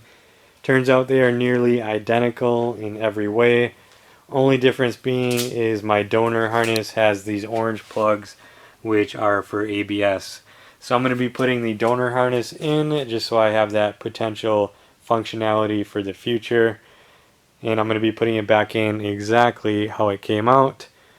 Then we'll be getting these other harnesses in, and I'll show you the differences between these over here. So anyways, let's just keep going and get these in there. Alright, just when I thought I was making a little progress, I ran into a problem. I checked the connector on the door harness because they're notorious for going bad. And what do you know? There's like 4 broken wires in there. That is an issue that needs to be fixed before moving forward. Not quite sure on how I'm going to do that yet. I went and checked our old harness and there's also broken wires in there, so putting that one back in is not an option either. So I'll give you guys an update when I figure out what we're going to do. Alright, so I was able to find a pigtail for that door on Amazon for only $20, so that is a relief. I have that on the way, but in the meantime there's a few things that can be done. I can start getting this HVAC bolted up. I already did a light refurb on this because at one point they were home to a mouse family and they peed everywhere and chewed up all the gaskets. So I just went through and replaced all the gaskets, cleaned them up a little bit. I had to spray paint a few areas just to clean up the corrosion, but they are back and good to go. So moving on to these dash harnesses and the steering column, I want to give you guys a in-depth look at these and we can check out all the differences in connectors because this is just information that isn't out there. So let's go ahead and just start over here at the steering columns. So on the left is an automatic unit. The difference that I found on here is in the wiring harness. So if you look here, you have 2 greens and a brown. Over here, you just have 2 greens and no brown. Everything else, I looked, they're exactly the same. You have this gray and brown, this gray and brown, this gray and brown, this gray and brown, and then the yellow ones for the airbags over there. So that must just signal the, shifter lever computer. And then this automatic also has the shifter cable coming straight out of the column here. So that's that. And then moving on to these main dash harnesses here. We'll just go through and take a look. So there's very similar, just a few differences. So I'll try to give my best guess on what everything is that's different. So we have a extra orange plug here, not over here. Other than that, this whole piece is the same as this one. And the next difference is up here. So if you look, there's 4 plugs here. This side there's only 3. That 4th plug on the other one corresponds with the brown one on the steering column that I showed you. So that's why it's not there. And then we have a blue and brown one right here. If you look over here, we have a blue one, brown one that's not used. And then this is not on the manual harness either. So I'm not sure what that's for. And if you look right here, we have just a white one coming off here. I think this is one of the pedal sensors. This one has that, but it also has these 2 airbag, and I don't know what this other one is. So that's different. They both have this one up here. Right here. So moving up on this next section, we have this gray plug on the auto harness. That does not exist over here on the manual harness. And it also looks like they use a different type of relay here. So I'm not sure what that's about. And then they both have this brown plug right here. So moving to the back half here, they're very similar, just a couple differences. So these clusters are the same here, same over here. And then coming off the auto, we have this gray and black. We have the gray and black as well over here, but they're also accompanied by all these ABS plugs. And then this is for the passenger door. This is one of the main relays. That's the same. These are the same on both. And then up here we have our gray, green, and then an ABS module. We have our gray and green over here, but no ABS module. So that's the differences there. And if you look at this grommet right here, this is where it's going to go through the firewall back into the engine bay here.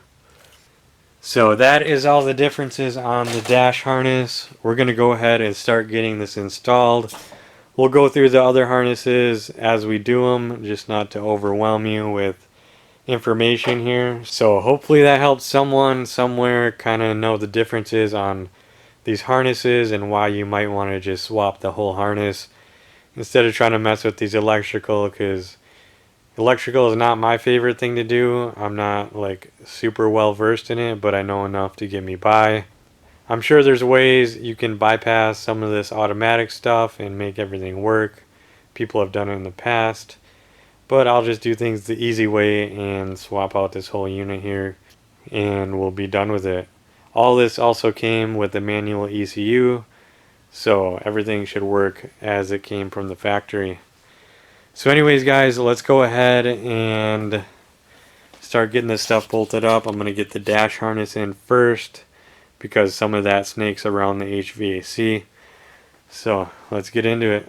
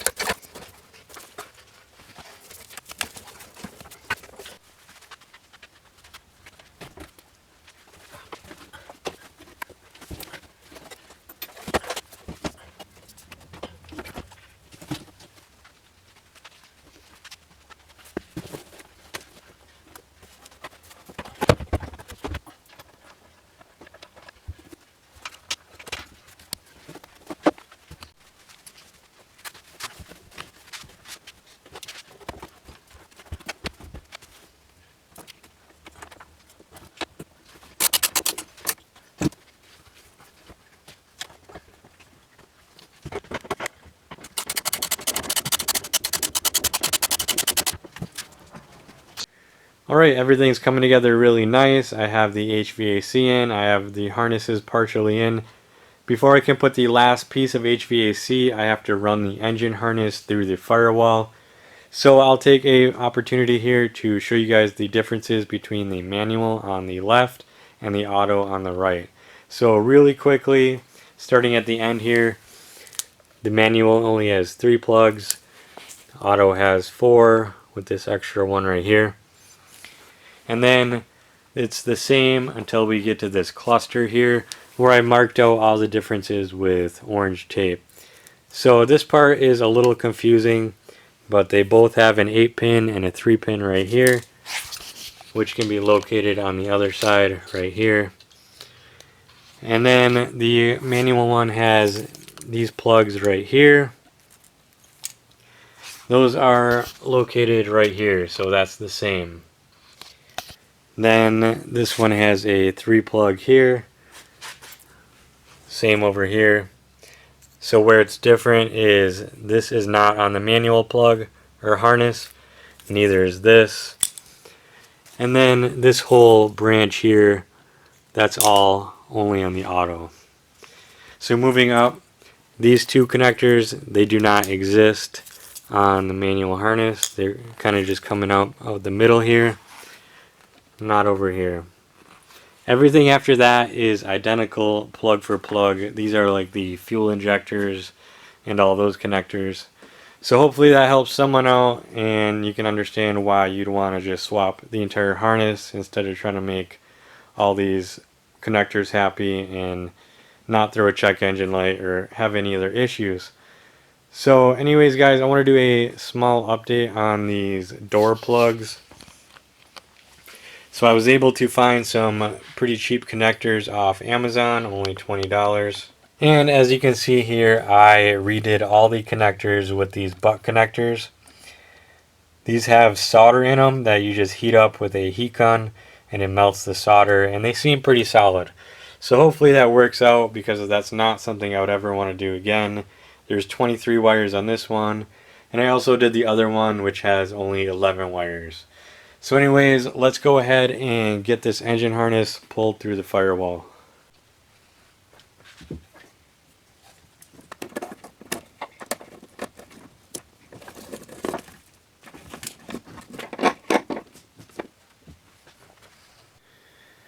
Okay, I've been making pretty good progress on this dash area. I have the steering column partially installed. I've been making a lot of the connections. I did go backwards a little bit. I had to remove the HVAC again for a couple reasons. First, I had to install this floor vent. This is a manual specific item, and that has to go in first. And also, there's an order that these need to go in, starting on the passenger side, moving left. So now I'm ready to get these back in. First, I'm going to show you this ECU area real quick and how that was configured. Okay, this is how the ECU area is configured. I have the harnesses pulled through the dash. The ABS module has a nice little spot on top of the ECU. This main relay will get bolted to the dash, and everything's looking good. So I'm going to go ahead and get this HVAC put back in and keep on going. Alright, I got this HVAC installed. I found the best way to do this is just to bolt it together loosely, get it all in place, and then tighten it down. So now that that's done, we finally get to a pivotal moment, something that I thought would never get here. I'm going to be installing this carpet. I shouldn't need any more access to the floor area, and it should be all good to go. I'll give you a quick peek at the firewall here, since there's been a bunch of changes. Just slowly been piecing everything together. I'm just waiting on the master cylinder to get here so I can install the dash, which I have pulled out right here. I almost forgot how awesome of condition this thing is in, so we're going to be getting this in. I have to swap out the harness that's in there. There's a few differences, which again I will point out for you guys. So anyways, we have the carpet here. This carpet is in awesome condition. While it was still hot out, I hosed it all down and cleaned it really well, and it's definitely the best condition Honda carpet I have ever had. So I'm looking forward to getting that in. So I'm going to do that right now.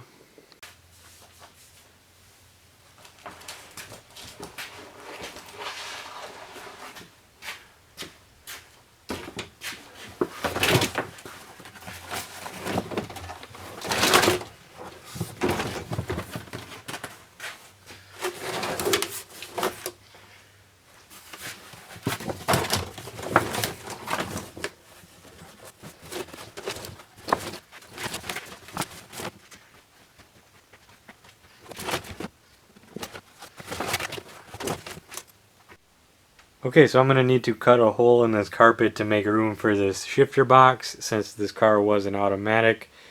To do that, I'm going to unbolt this one so we can get that carpet as low as possible and cut an accurate hole, because we do not want to mess up this nice OEM carpet here and miscut it.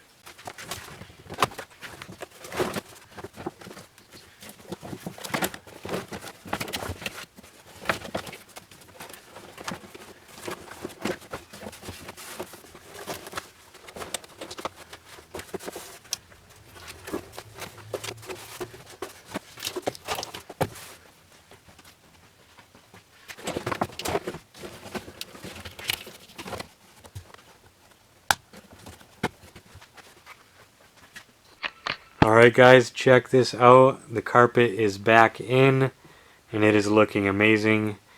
Can't believe I finally got to this point, and we're just going to keep on going here. We do have to make a few cuts on this shifter box area, so let's go ahead and get that done.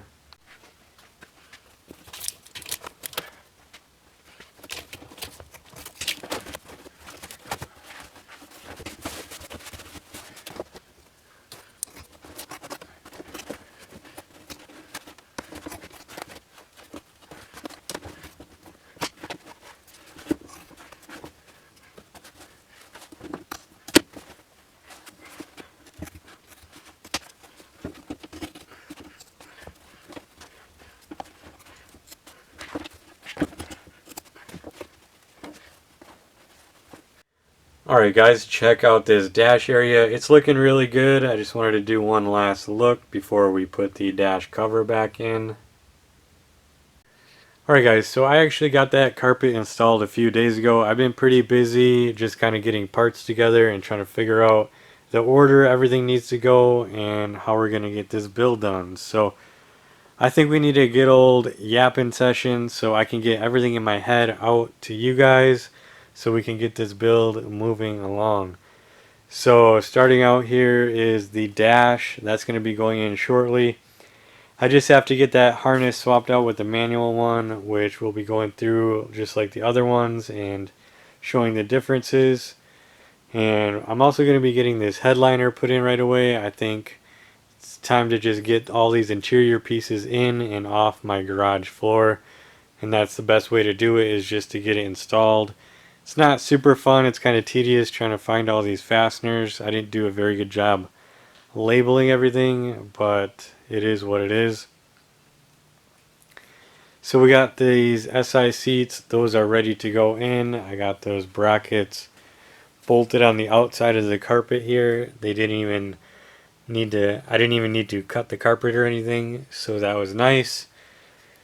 So before I can put the headliner in, that means I need to do another round of sound deadening. So I'm going to cover the ceiling in this same sound deadening material.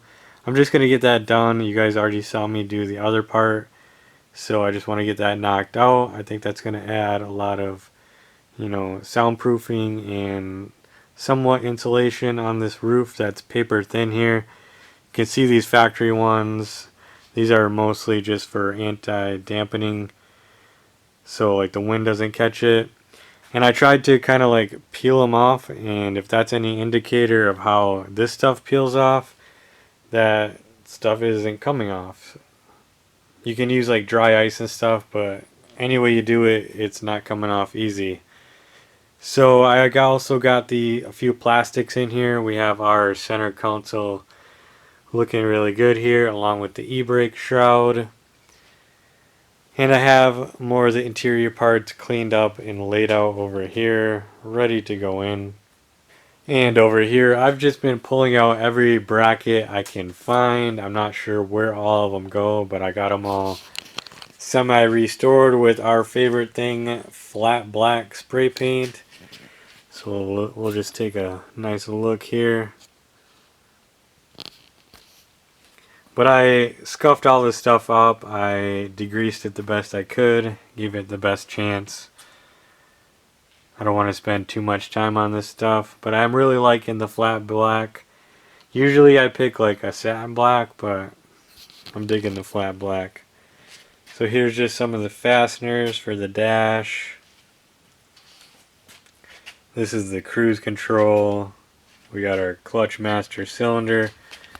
Got a bunch of stainless steel bolts ready to go in here. And then also another thing is I've been 3D printing some different things like washers to go in between some of this stuff and the paint. So these are going to be nice. And then there's also some zip tie fasteners missing on my dash harness. So I 3D printed these little guys. They will accept a zip tie and they will press into where they need to go. They're kind of one-time use, but that should get the job done and keep them up and out of the way for when I get that dash put in. And this one, these kind of just fit over the bolts. so they're kind of a unique one. I have our fuse box, engine fuse box ready to go. And then over here, lots of things going on. We've got our harnesses pulled through, brake lines, cruise control. So it's going really good. This is the new master cylinder I got. But yeah, everything I get bolted on and off the garage floor and off the bench is a win, because it makes the car more complete and I get more space back. So it's going really well.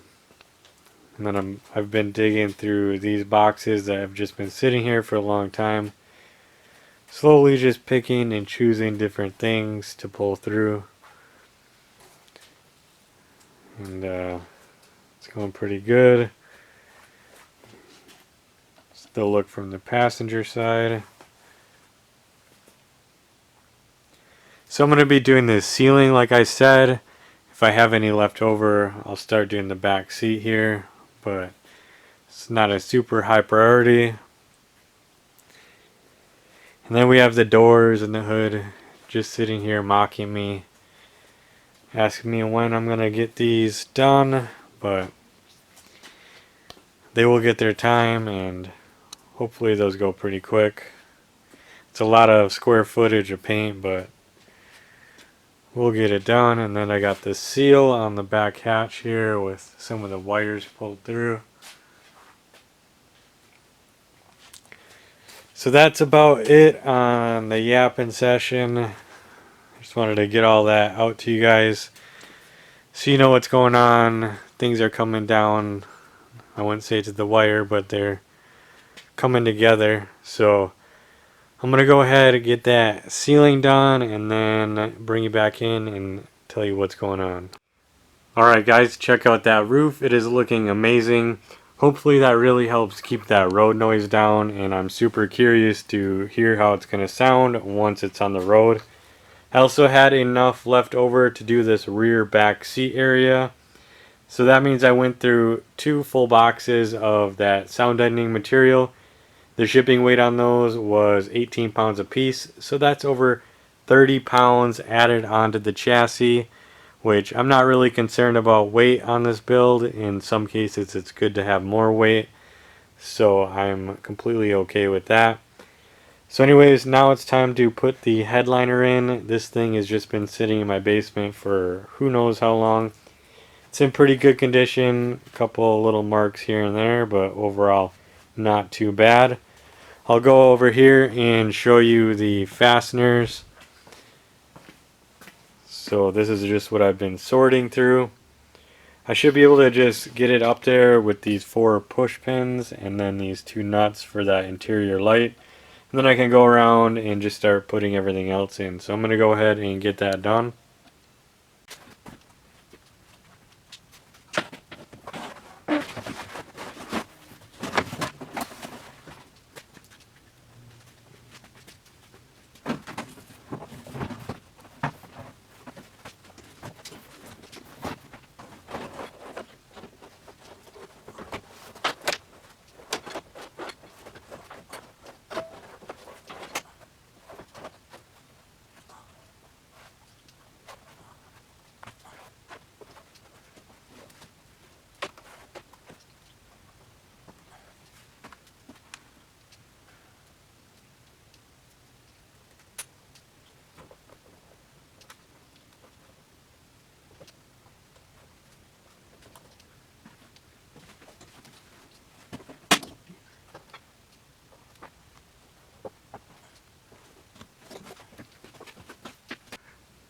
Alright guys, check out this headliner. It is looking really good. I also went ahead and installed some of the accessories like the window visors, the handles, the dome lights, and the rear view mirror. So it's looking much more complete now. So now it is time for the big one, which is the dash install. So we're going to look over here at the wiring harnesses that I have laid out on the ground here. We're going to do the same thing and go over the differences between the two. So let's just take a look. So this first half is pretty much the same. I'm gonna have to rob this connector here, and there's also damage on this one, so I'll be cutting off this pigtail and connecting that together. I did check it out and all the colors were the same, so that part is the same. The next part, this is where the cluster is going to be plugged in. So they're very similar. They have two blue plugs, a yellow, a green, but the automatic has this extra green one and the orange one is tied up here. So that does make me curious if this auto one would work in place of the manual one, but I don't want to test it out. I just want to get it in there and know it's going to work. It would just have this extra green plug, which I'm not sure how that would affect things, but anyways, so that is going to show the differences between those two. And then at the end here, they're pretty similar. So you're going to have these three plugs, a gray, a clear, and a brown. Same thing over here. And then the very end here, you have the three large ones and then the brown. This one you have three large ones, no brown, and then this extra blue one. So that is the differences between the two. Hopefully that helps somebody out, but I'm gonna get that rerouted in the dash here, and then I can start getting this installed in the interior. Alright, I'm finally ready to get that dash installed. It has been a long time coming. One nice thing about doing these YouTube videos is I can go back and reference them. In part 1 I show almost every nut and bolt on removing this dash, so that was super helpful. So let's go ahead and take a look at this interior. So there is this one bracket here that I had to paint up. It's supposed to bolt in the floor, but I broke the bolts off, so it's just going to float there. And then on the dash I have these harnesses swapped out, so let's just take a look. I was able to repair the manual one, so hopefully that holds up. And then I swapped out this one sensor here. One thing I did find kind of interesting is the OBD2 port and whatever this sensor is. This is a little bit shorter and it quite doesn't reach the plastic clips. And if you look at this one, they're longer and they're split a lot farther down. So just something kind of interesting. So anyways, enough procrastinating. Time to get this dash installed and just get it done.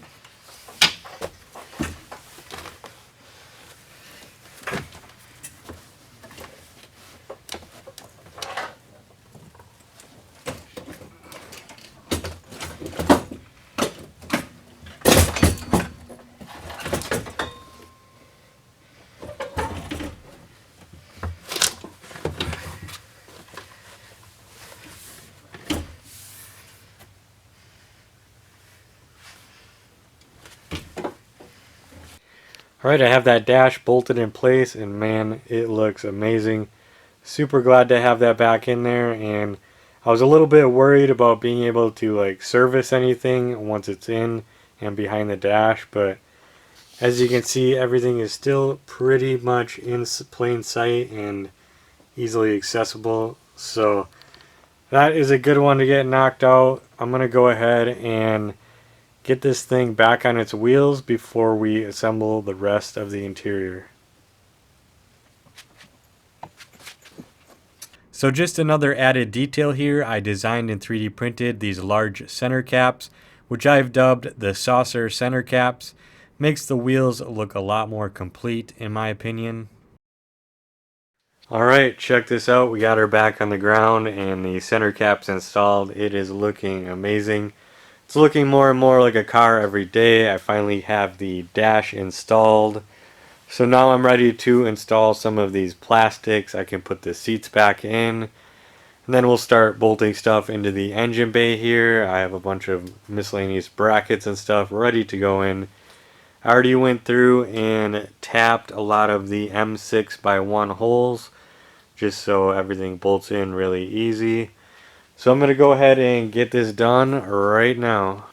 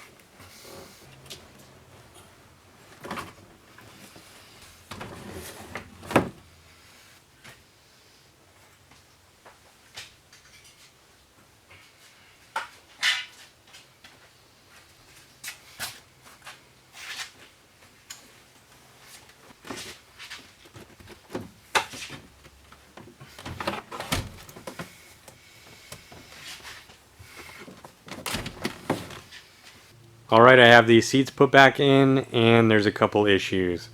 One, now that the steering wheel is installed, these seats sit way too low and it's directly across from your face, and that's no good. And also they're too wide with the plastics back in there, and they don't go back and forth. These are going to need some custom brackets made to raise them up a little bit, and I do not have the time or patience to do that right now. And these things are very heavy to be lugging back and forth into the car. So I'll be putting these stock seats back in here, which really sucks. I was really hyping these things up and looking forward to driving with them in, but it is what it is. We got to keep moving forward. So one thing is, this garage is getting pretty messy, or I should say it has been messy. Feels like the walls are starting to close in on me, so I'm going to take some time and clean out this garage, and then we can kind of formulate a plan moving forward. Alright, big update on the CRV and the garage. Everything is looking a lot cleaner. My plan's coming together. The reason I did the shell first is so I can get everything off the floor and have more room in the garage to do the rest of the work, like the painting. So that is working out nicely. I went and got these seats from storage. So the stock ones are back in. Unfortunately, we couldn't get the SIs in, but that'll be a different day. We'll definitely get those in eventually.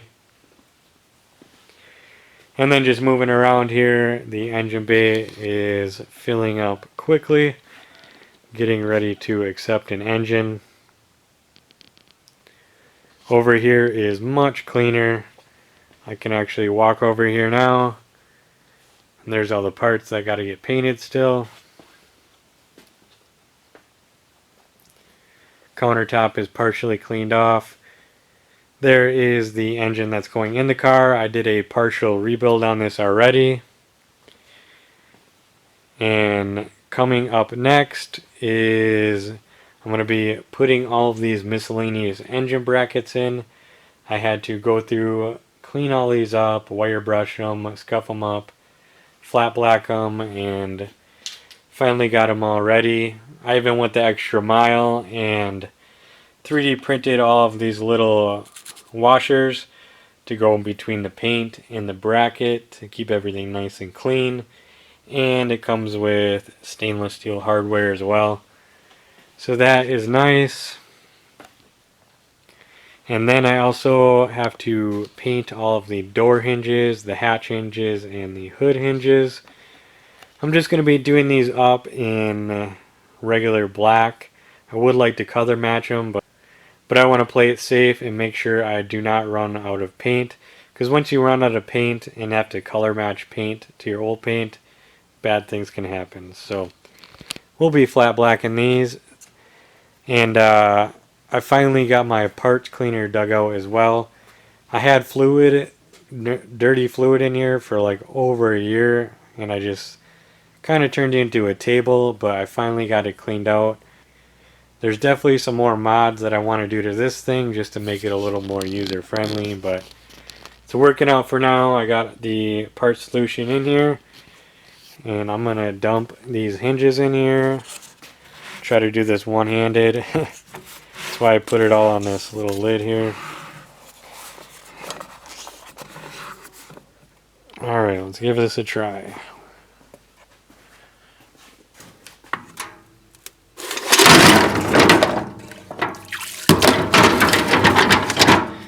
There we go. Those can soak up in there, get degreased.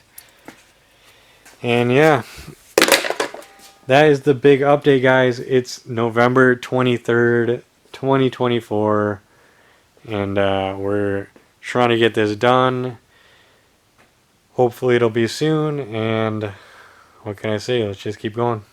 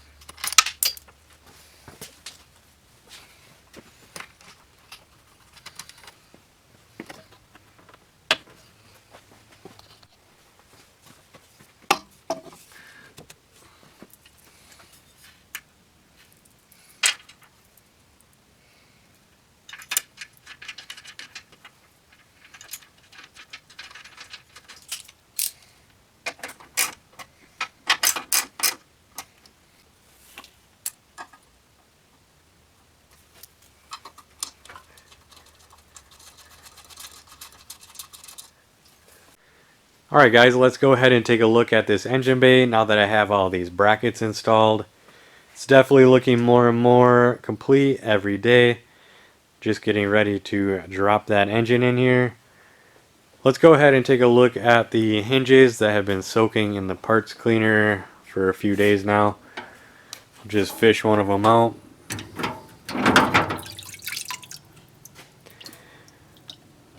So yeah, that actually worked really good. Saved me a lot of cleaning.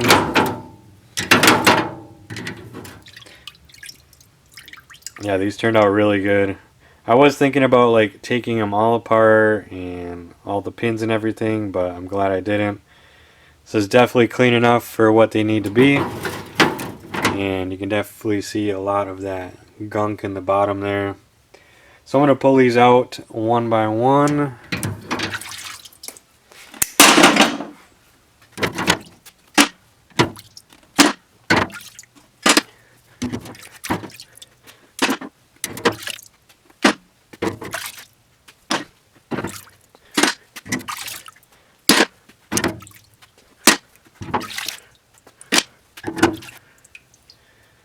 There we go.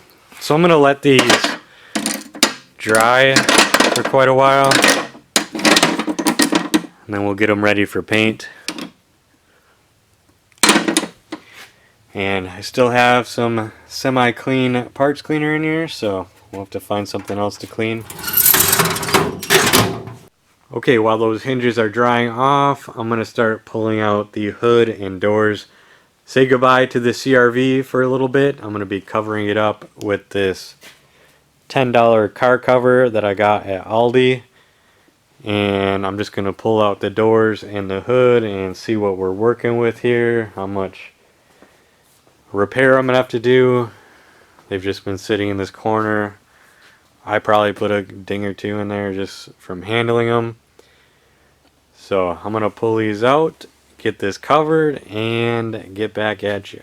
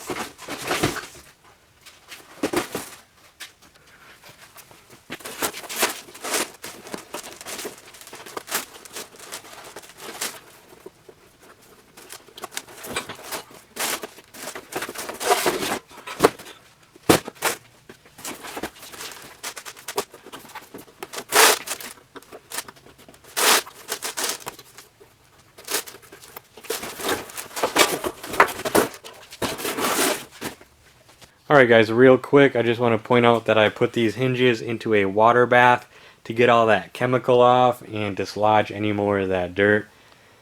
So if it's not one thing, it's another. I almost forgot I need to modify these fenders with a little fabrication. I deleted the plastic arch on the rear. I'm going to be doing the same to the front. I'm going to be eliminating this lip here. So I'm going to get this bench cleaned off and we'll get into it. Alright guys, I got the table cleaned off a little bit. Let's take a look at the fender. So I want to make this as easy and simple as possible without too much welding and cutting and fabrication. So what I'm going to do first is just use a hammer and straighten out this inside lip here. So this will be one flat piece. And then once that's done, I'm going to be making some cuts. So just going around here. We already have these holes in here, so I think that's a good spot where I can just cut like that. Right here, cut, cut, cut that. So that's going to allow us to start to bend that lip back, and if I have to, I can dissect this one more time and cut it here, but we'll do that afterwards if I feel it's necessary. So I'm gonna get that hammered out right now.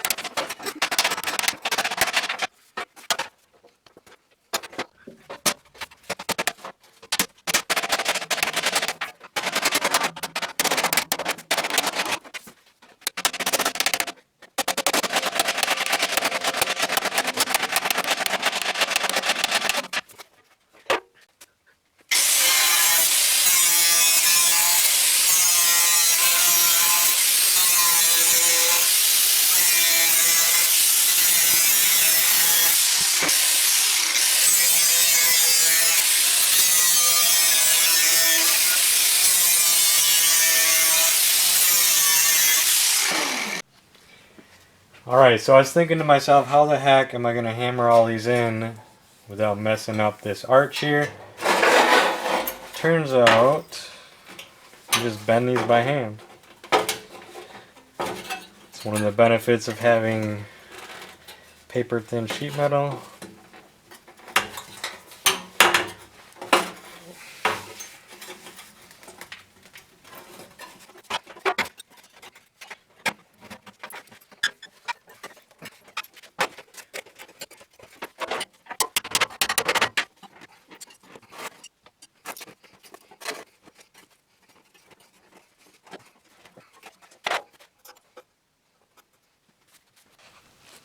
Alright guys, so this is actually going pretty good.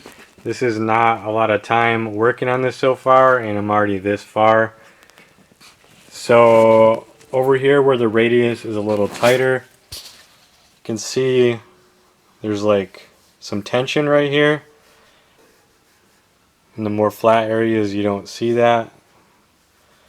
So I think I'm going to be dissecting these 3 flaps one more time.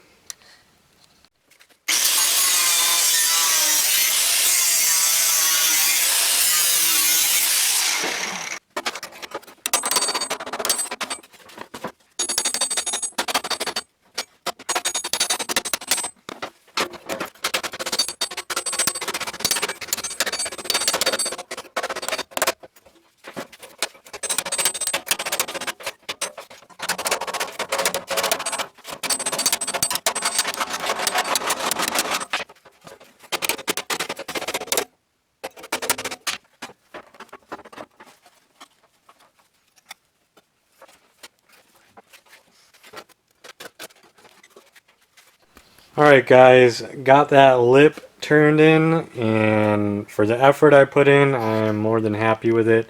Is it perfect? No, but it's going to do the job. I'm going to do a light skim coat on it as well for body working, and overall, pretty happy with the way it turned out. So I'm going to go ahead and put this on the car because I want to see what it looks like. Alright guys, check it out. You can finally kind of see my vision coming together.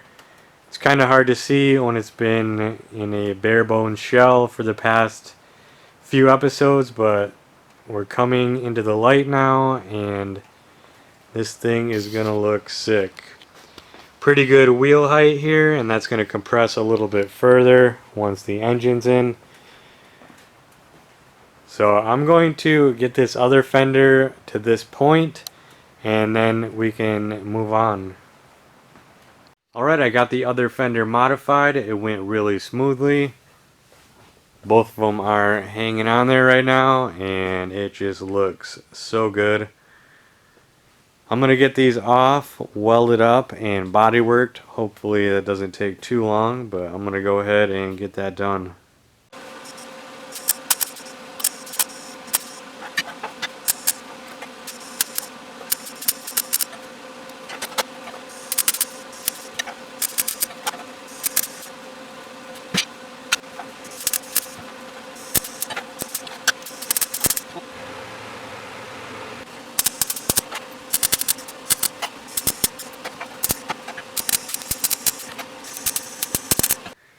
Alright, check out these fenders. They look really good.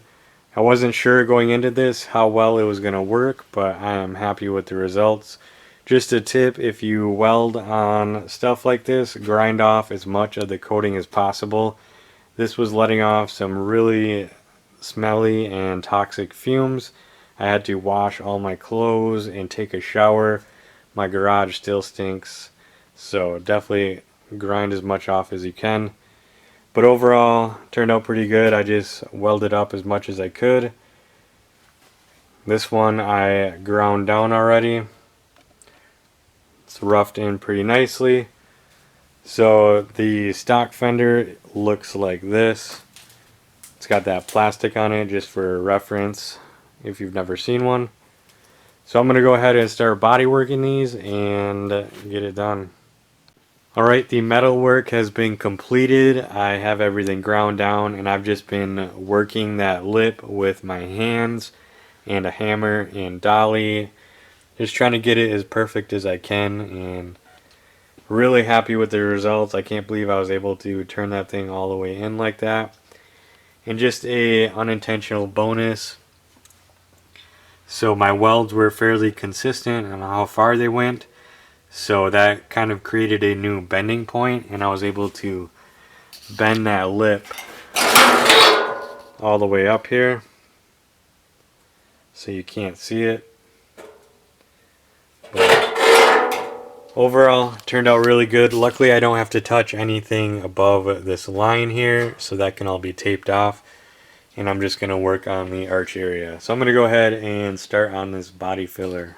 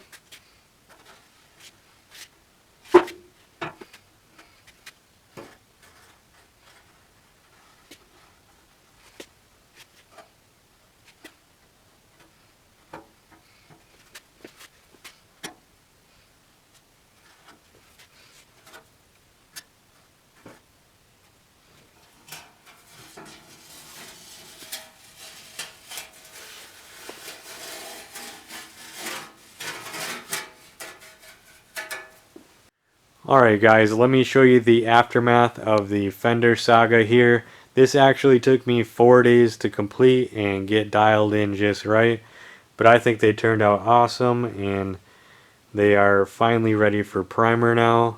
Just have to scuff them up one more time and they'll be good to go, but overall turned out really good. It was a lot of work, but now we have one-off custom fenders and we can move on. So I'm going to get my mess cleaned up now and get these prepped for primer.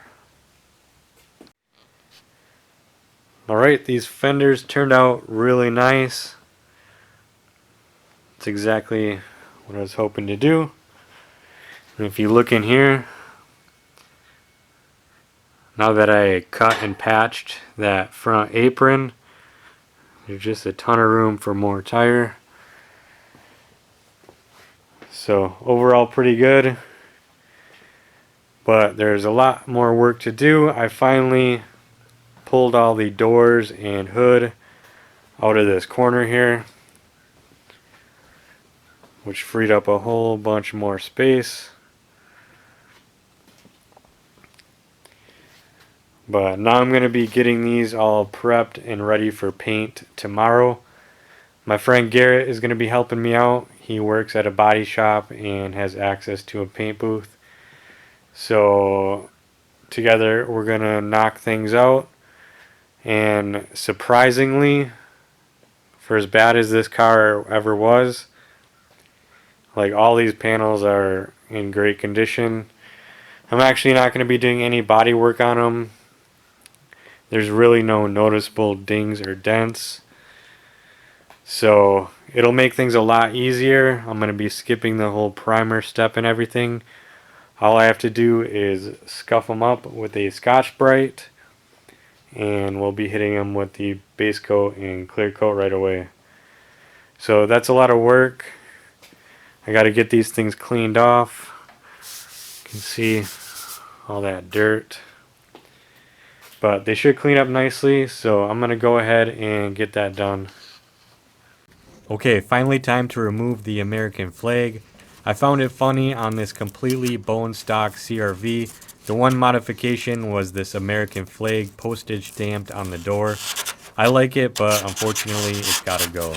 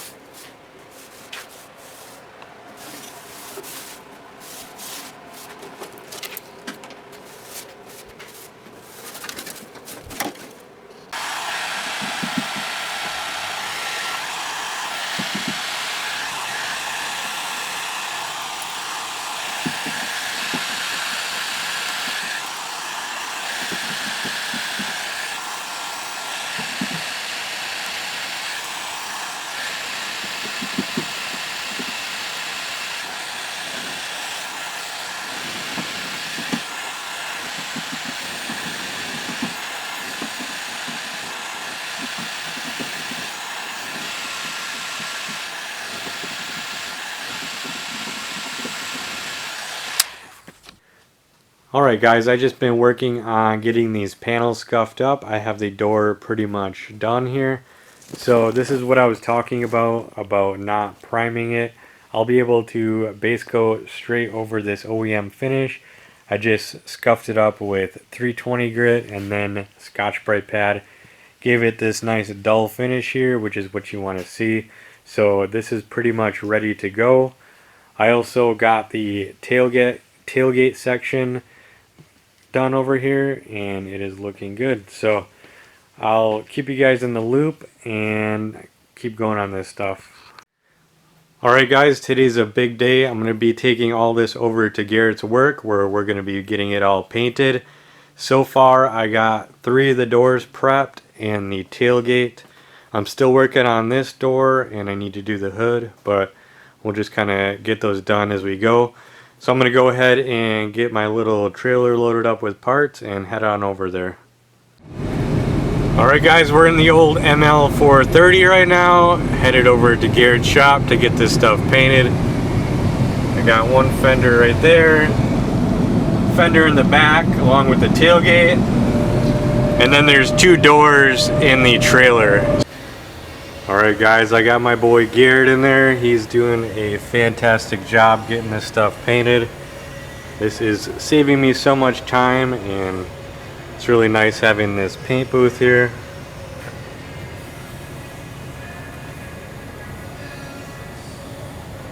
Looks so good. This is just the second coat of base coat. Alright guys, this is the second coat of base. It's ready for clear coat now. Everything turned out really nice. This door has a couple little imperfections, but I knew about those ahead of time, so no big deal. It's pretty crazy how there's no dents in any of these doors. I didn't do any body work to them, but overall everything's going really good. Here's our modified front fenders. I do have some sanding scratches still left over in there, but it is what it is.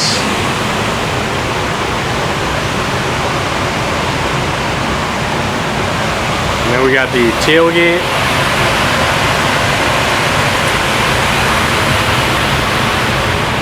So overall going pretty good. I'm gonna get out of here so Garrett can lay the clear down. Alright, Garrett's laying down the clear coat.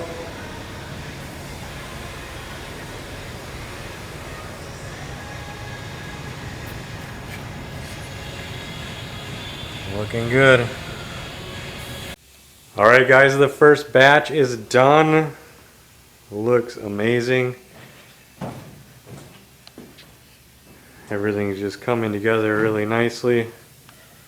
Got our front fenders here.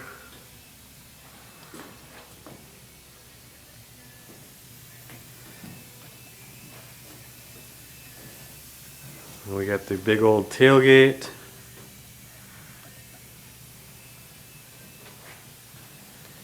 So pretty sweet. So these are all done. They've been baked for 30 minutes. So we'll probably be getting these out shortly and getting the next batch of stuff in here. Alright guys, we're in the paint booth for the last batch here. Got all the hinges. Hood, grill. Then we got Garrett cleaning the door down. Say hi, Garrett. So just about to lay down the base coat, and we'll be good to go.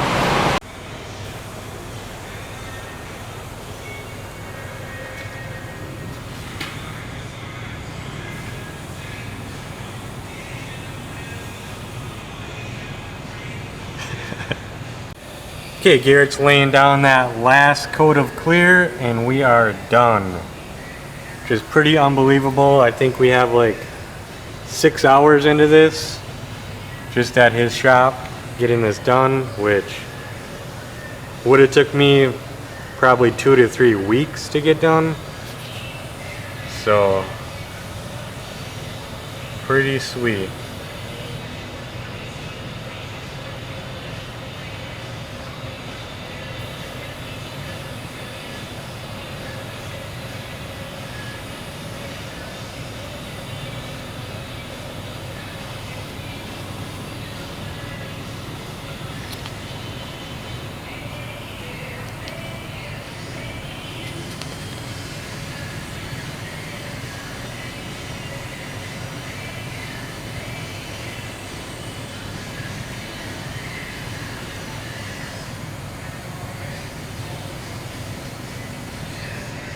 Alright, we got the final spray done. Everything looks absolutely amazing.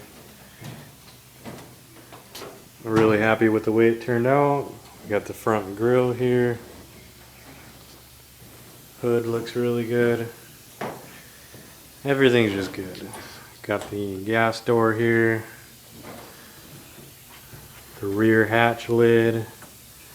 And all the hinges. So I'm gonna get this stuff loaded up and out of here.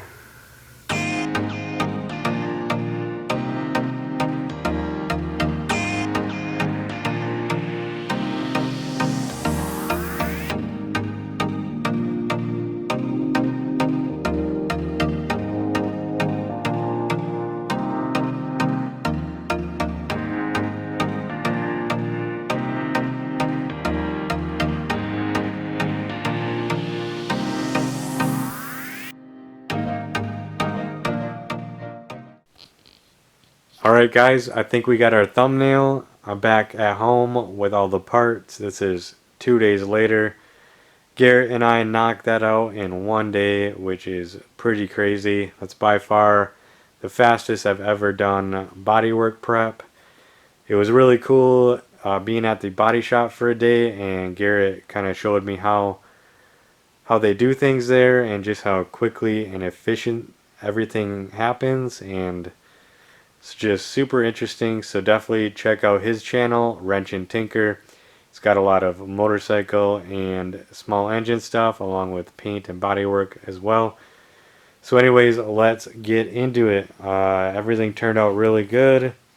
We have our modified fenders here that I spent 4 days grueling over, but it was all worth it to get this result here.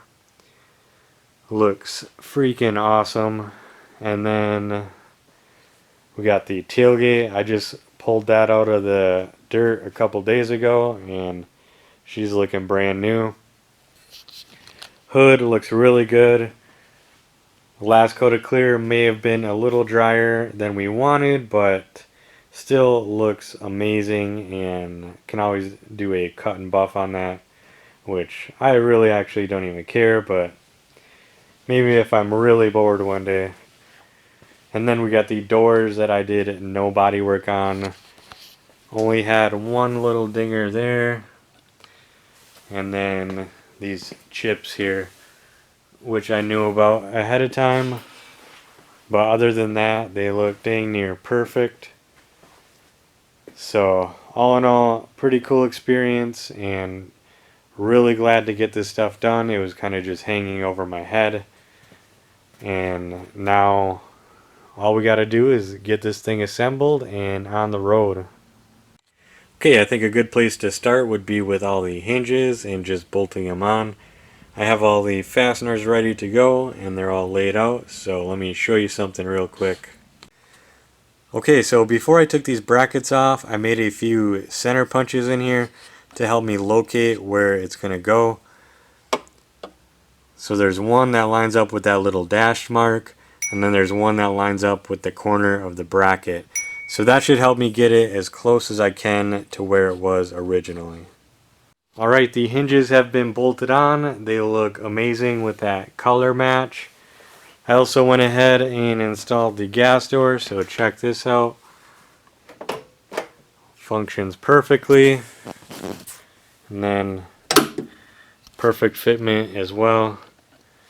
So I've been picking away at this rear hatch area, trying to get this all sorted out. There's actually a lot going on here. I got the hinges bolted in, the wiring harnesses pulled through, and then this is the wiper washer water supply. So I should be good to go to get the glass on. So of course everything you touch on this job has to be like cleaned or restored in some way. The rear hatch was no different. This was sitting out pretty much in the dirt. I had to clean it off, and it also had a bunch of overspray on it as well, so got it looking pretty nice here. I had to restore these little rubber pieces here and this washer, so this is all good to go. All these parts come apart, so I'm gonna go ahead and bolt this on right now.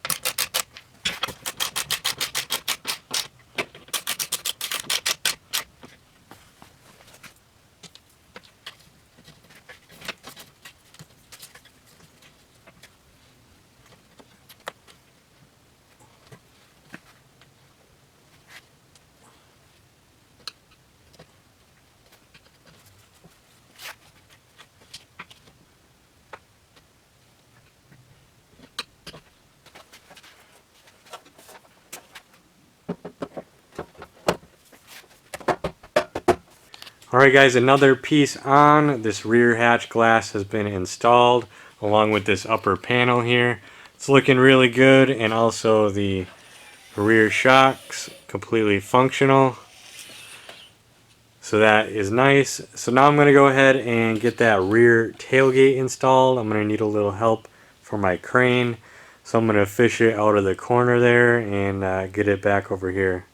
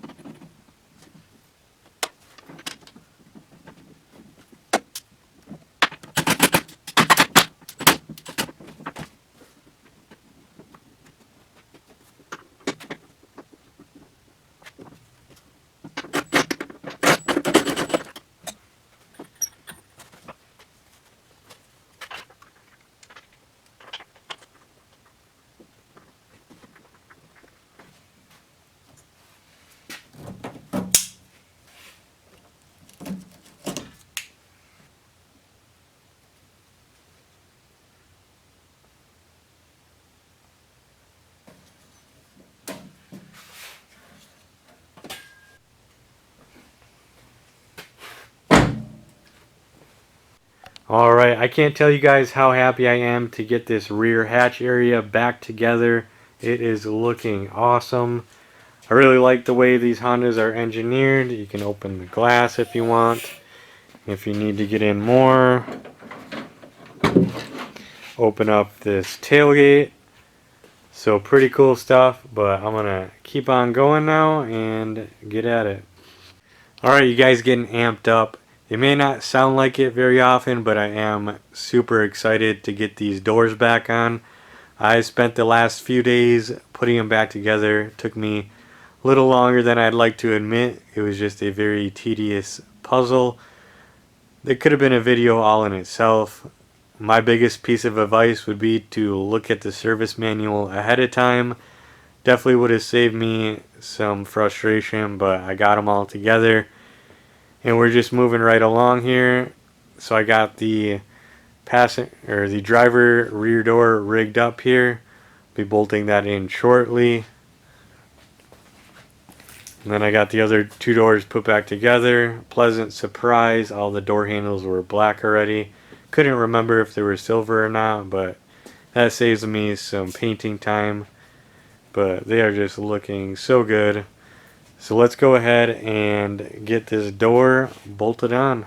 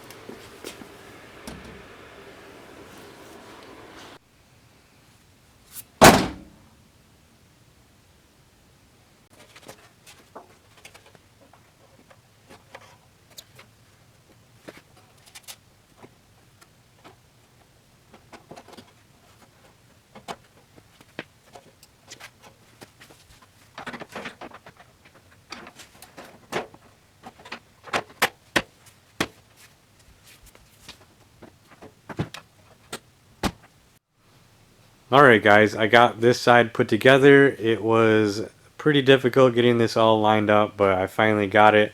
I had to slot out the holes in the fender so I could pull it forward a little bit, or else it was crashing into the door. Even got a little paint chip here, which kind of sucks, but what do you do? But everything is closing and opening good now. So this side is done. I'm going to move on to this other side. I got it kind of cleaned out a little bit over here. Got that big box out of here. I'm going to have to move the car over a little bit to get in here with the crane to get the doors in, but I'm going to go ahead and get this side done.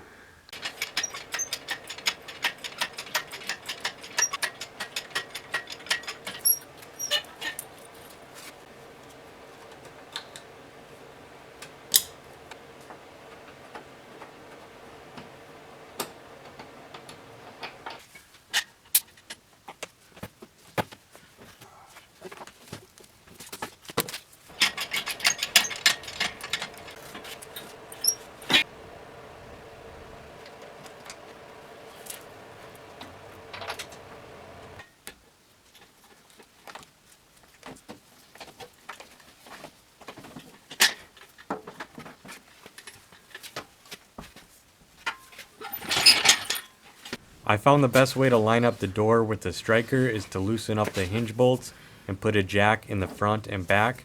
Get it where you want it and then tighten up the bolts.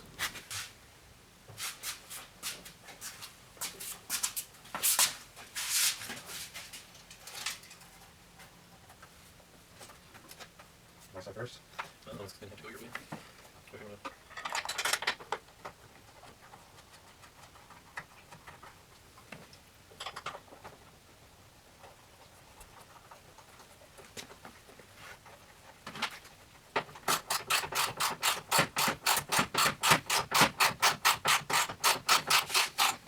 Alright, with the body panels back on, I'll be ending it here. I planned on this being the final video, but it's already 2 hours long and I'm sure a lot of people have checked out by now. So I think the best plan is to make this episode 3.5 and episode 4 will be finishing it. Although technically it will never be finished and will be the subject of a lot of videos in the future. So it's December 21st, 2024, literally hours before I release this video. I gave myself a whole week for editing and it still came down to the line. And I like posting on Saturdays and really didn't want to push it back another week. So anyways guys, I'm checking out. Merry Christmas to everyone. It's been a long road to get to this point, but it's almost done, and at this point I've already won. All of the groundwork has been laid, the CRV has been saved, and my channel now has a platform to start to grow off of. So keep an eye out for the next video. I would estimate a couple of months to finish. Don't forget to like and subscribe, and I'll see you later.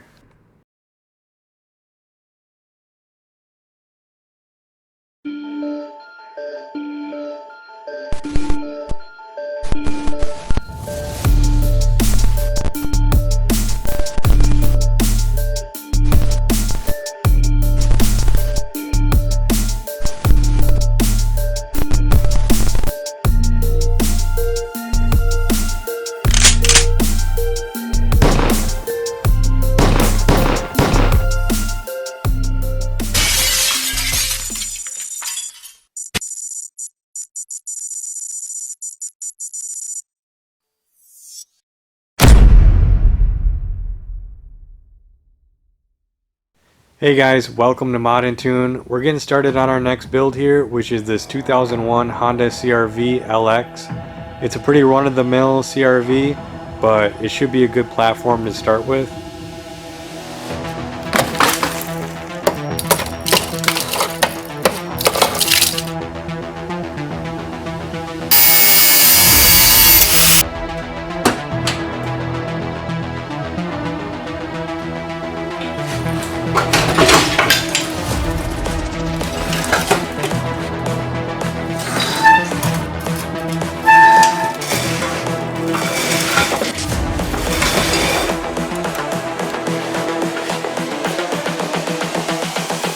This is the future.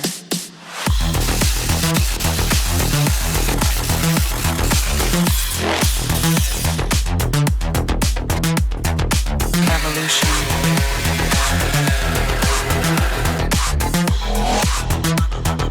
This is the future.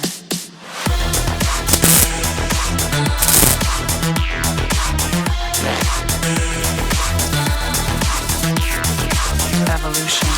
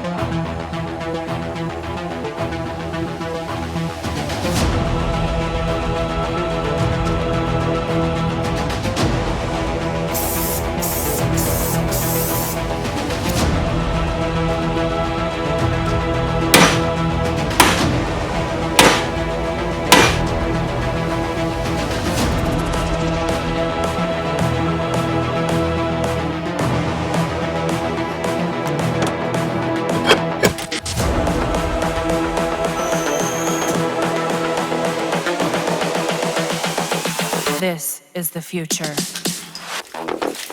Human error.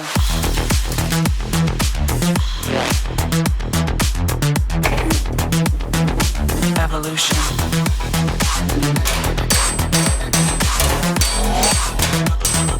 This is the future.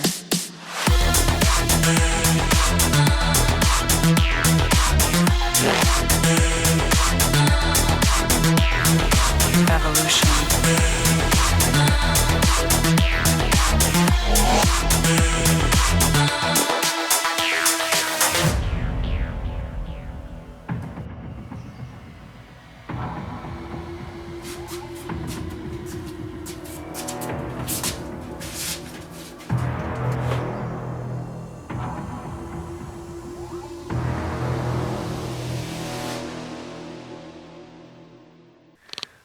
Okay, I have these calipers all taped up and ready for painting, so I just wanted to give you guys a look before I make them all one color. I got these off of Rock Auto, and they're both supposed to be Stop Tech, but as you can see, they are different. This one's a different color, and it is stamped Nissan. Not sure if that's who made it for Honda originally, and these are just remanufactured cores. I'm not sure, because this one is not stamped Nissan, and they have a little bit different casting to them, so just kind of interesting. And like I've said before, you know, these aftermarket parts is just a hodgepodge of manufacturers and rebranding and relabeling. So now I'm going to go ahead and get these things coated.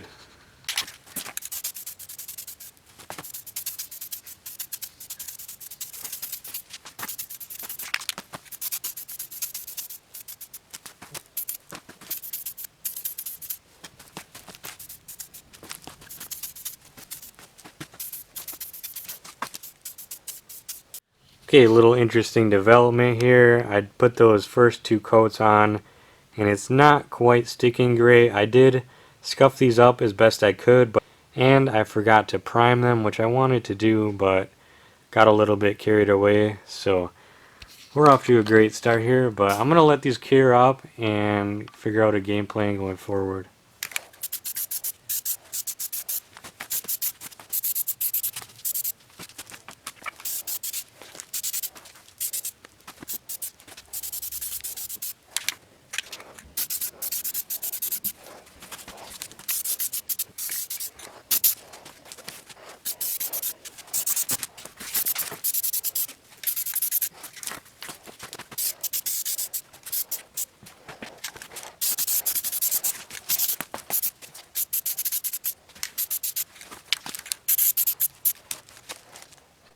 Okay, this time around we got pretty good coverage. There's nothing showing through anymore.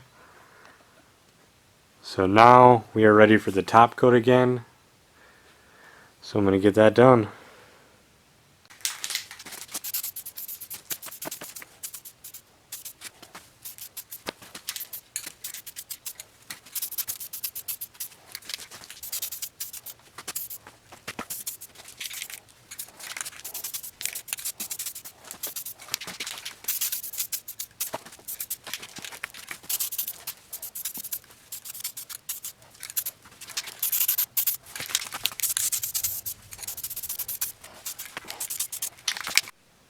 Alright, these calipers are looking really good. Got really nice coverage. I'm really liking that gray. I think that's going to be a good color. It's nice and neutral. And the primer underneath is gray too, so if it gets scratched, it'll just be more gray. So now that that's done, I'm going to move over here and paint up this sway bar. I just did a quick preparation on this.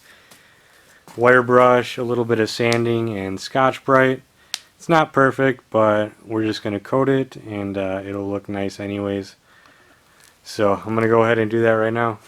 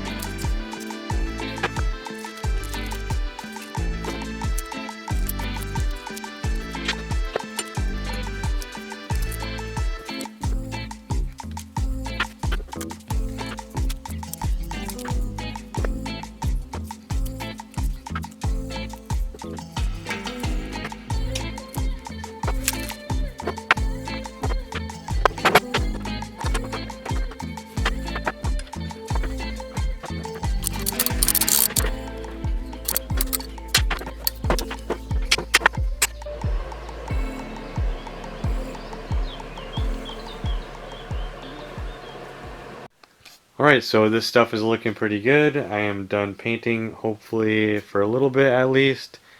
So before I dive into this engine bay and front end area, I'm going to do something a little more satisfying and get these trim places put into place. I was thinking of painting these like a black or satin black, but I'm just going to have the bare plastic and I have them armored up. And I think they look pretty nice, so I'm going to go ahead and get that done.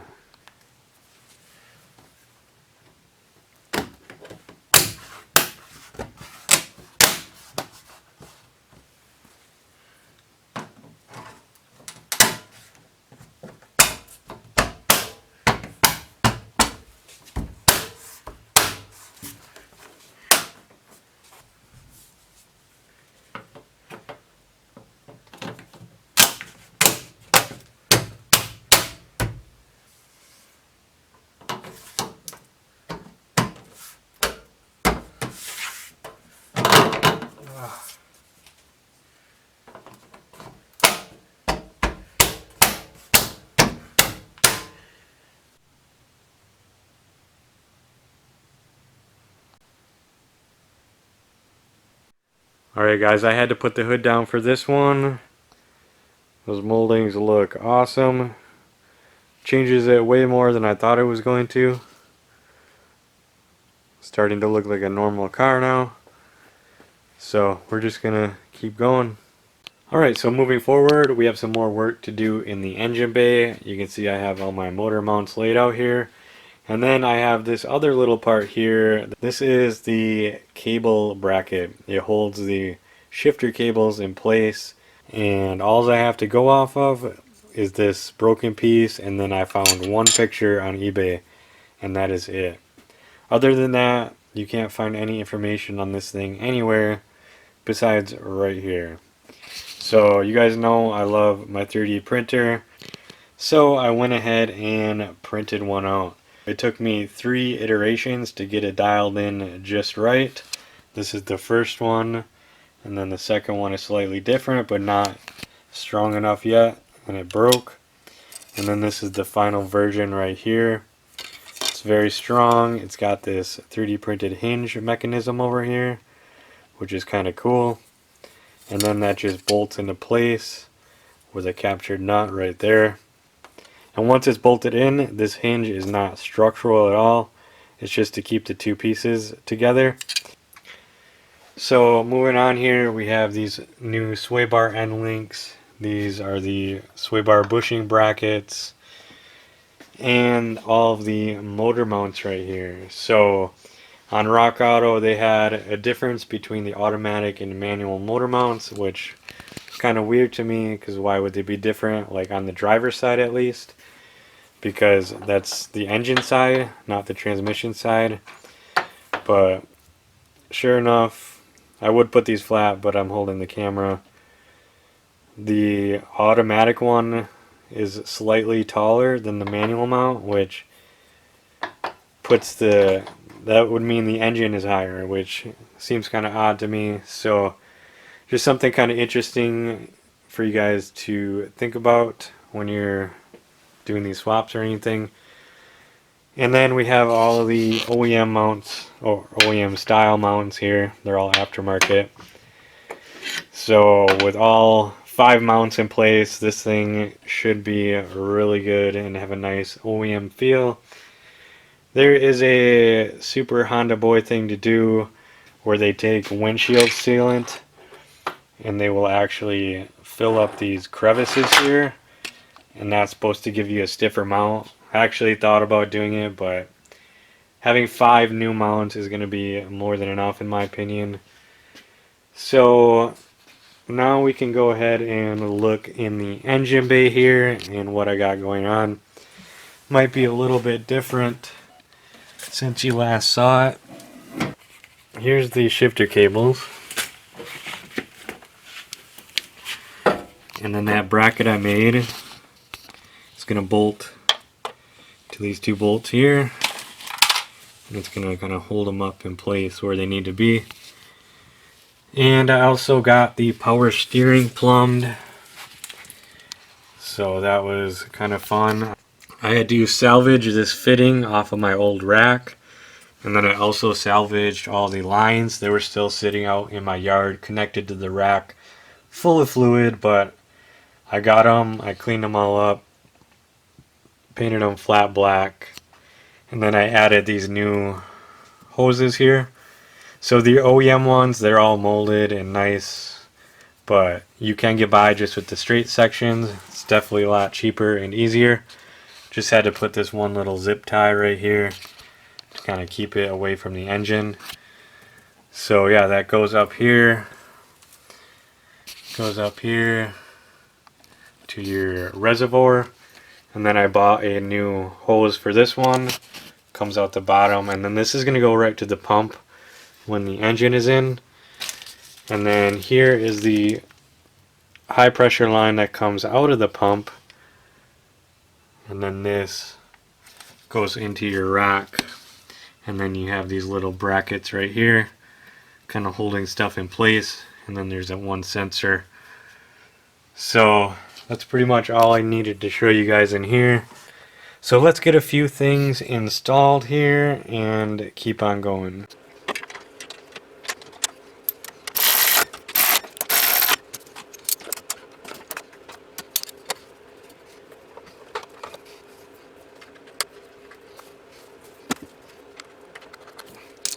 Okay, I have that 3D printed bracket in place. Seems to be working okay.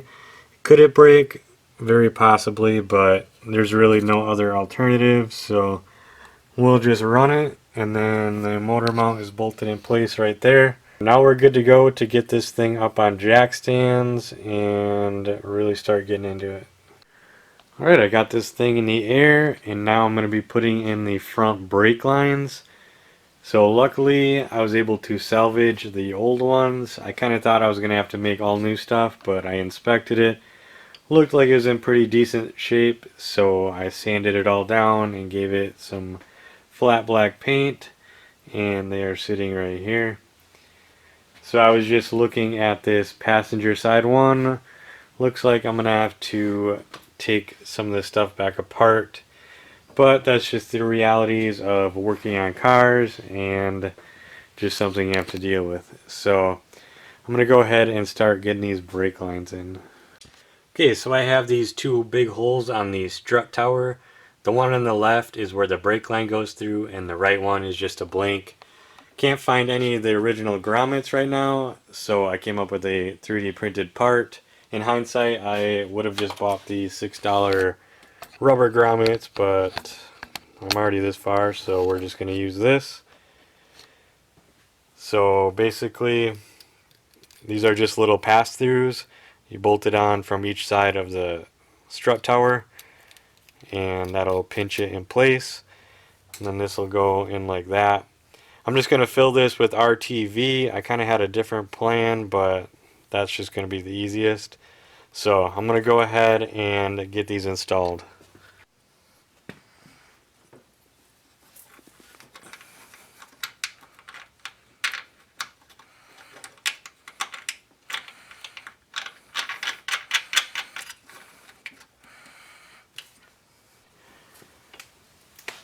Okay, now that grommet is installed, I'm going to be putting in this flexible brake line.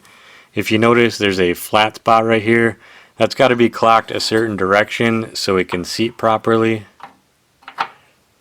Just like that. And now the retaining clip goes in and locks everything in place.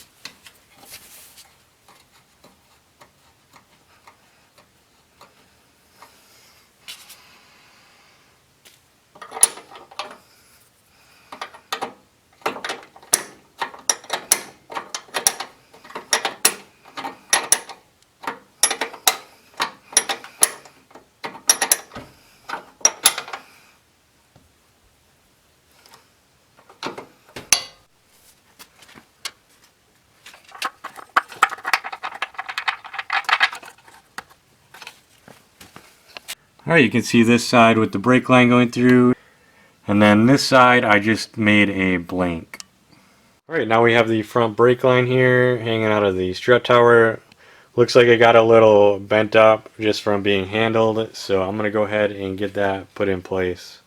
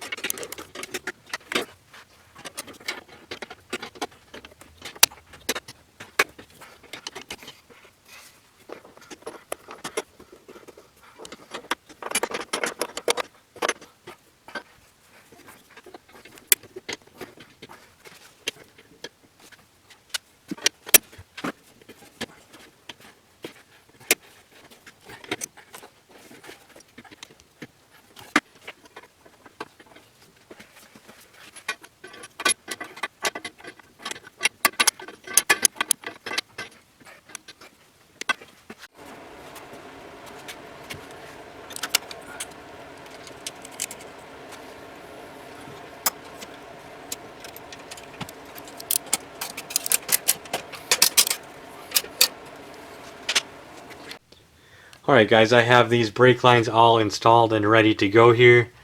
Here's those 3D printed grommets from the inside. And as I was doing this, I realized what the other one is for. That would be for the ABS sensor to go through. So just really quick about that, this was a non-ABS car, but we swapped out the entire wiring harness for a 5-speed manual, and that car did have ABS. All the electrical connections are there, but there's a little bit more involved than that to get it functioning properly. And running it in the stock configuration, the only thing it's going to do is throw a ABS light. It's not going to mess with anything else. So just a few things here. On the spindles, this is where an ABS sensor would go, and then these are supposed to be tapped so you can screw it in, which mine are not tapped. And then you would also need new axles which have notches on it for the ABS sensor to read.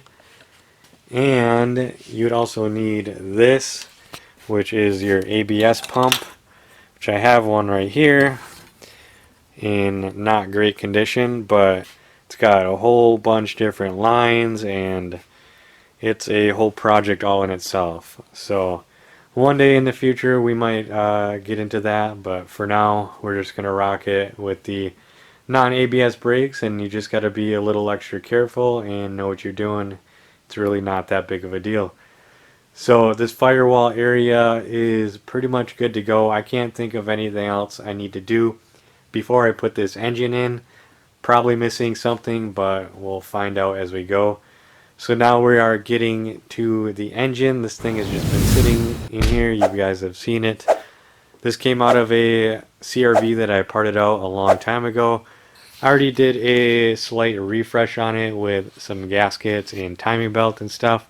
So it's pretty much ready to drop in here.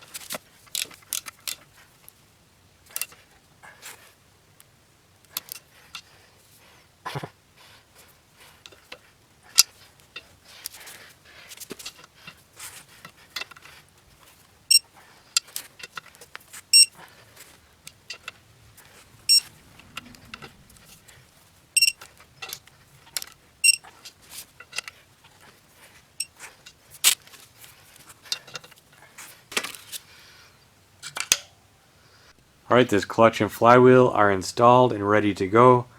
Next, I'll be replacing the throw-up bearing and cleaning up the shifter fork a little bit before I mate the two together.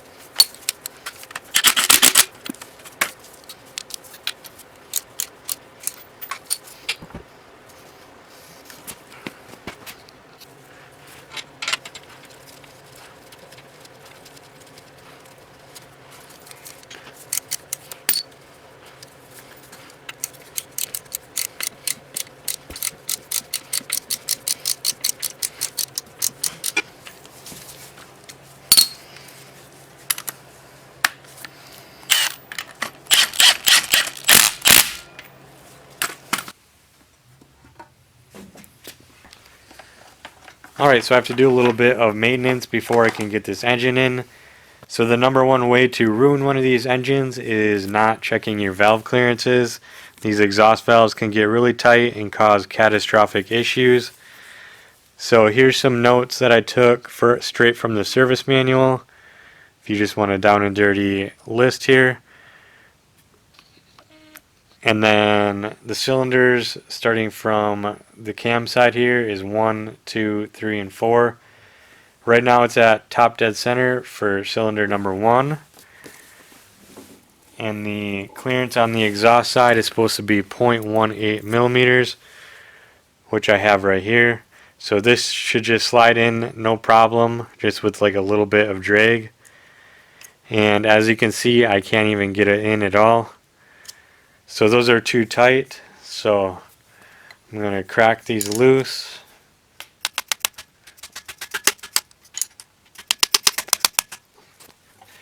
Now I can use a screwdriver to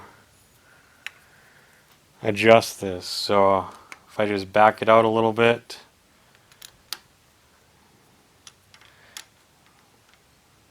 snug it up.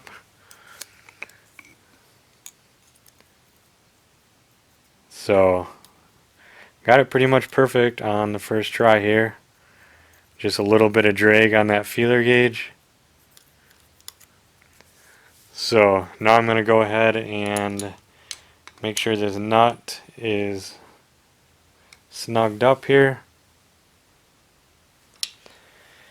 That one's good to go. Just double check.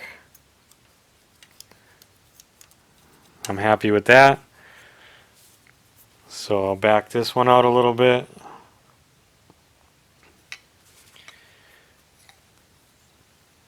Check it. Probably a little loose. Say that's probably pretty good right there. Now to tighten it up.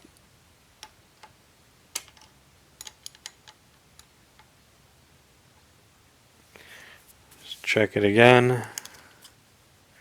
Still good.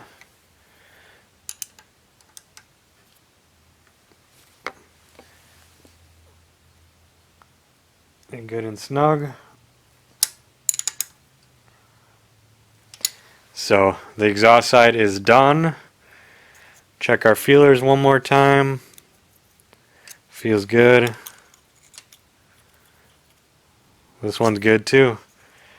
So now the intake side, this is a 0.1 millimeter feeler. And these are alright. This one is good. Yeah, both of these feel really good. So I don't even have to mess with that side. So now I'm going to turn the crankshaft 180 degrees, which then is going to turn the camshafts 90 degrees. So let's go ahead and do that.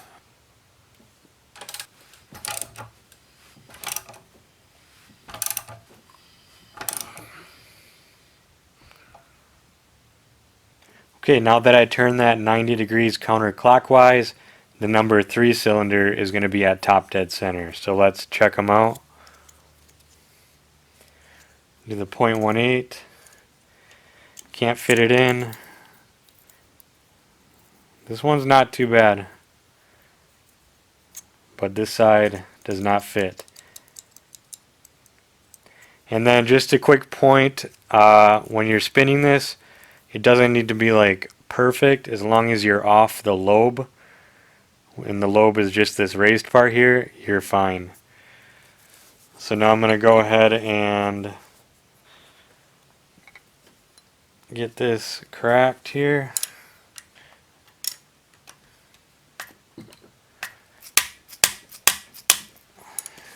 Okay, we'll check it with the 0.18. Still a little tight.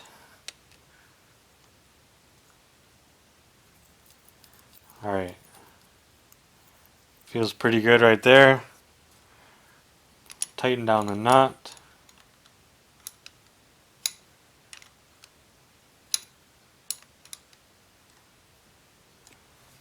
Just check it really quick before I tighten it all the way. Feels perfect.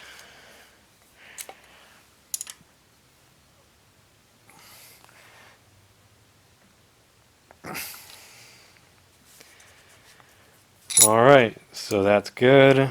This side we already said is good. Now the 0.1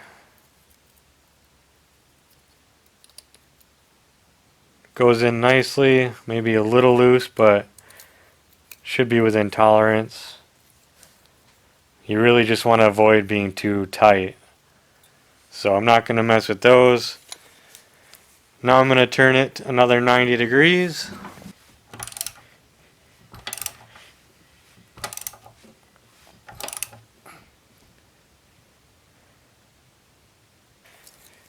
Alright, now we're going to be working on the number 4 cylinder right here. I have the 0.18. Fits in, but it's really tight. And this is probably just like a hair too tight as well. So let's crack those open.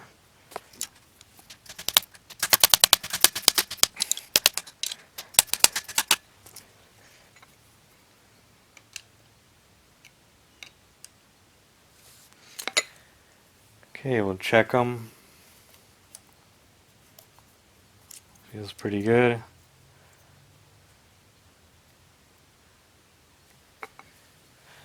Loosen it up a little bit.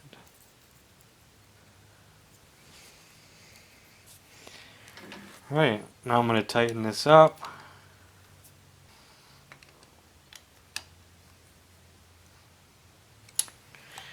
Check it one more time.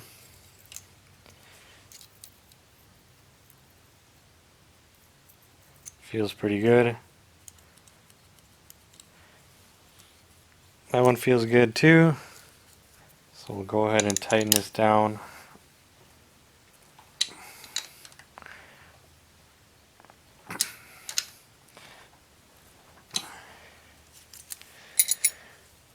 Alright, let's check the intake side. Feels pretty good.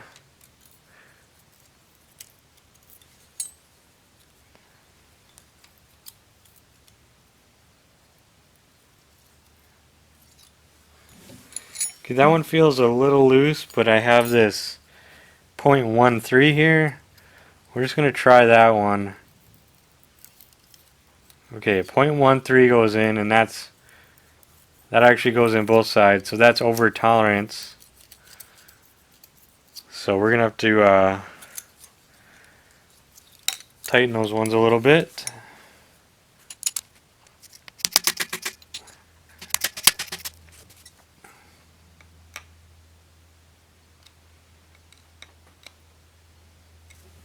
Alright, here's the 0.1. We want the 0.13 to not fit, and it still fits. Okay.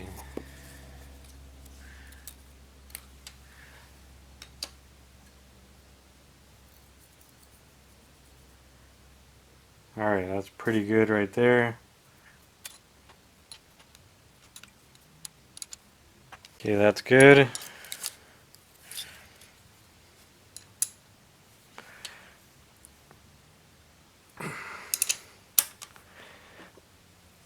Alright, we just have one more cylinder, so let me turn it 90 more degrees.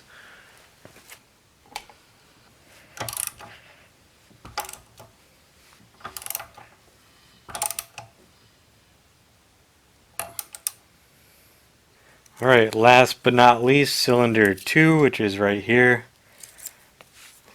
So let's check the 0.18. So the outside feels pretty good. And then this side, too tight. So let's...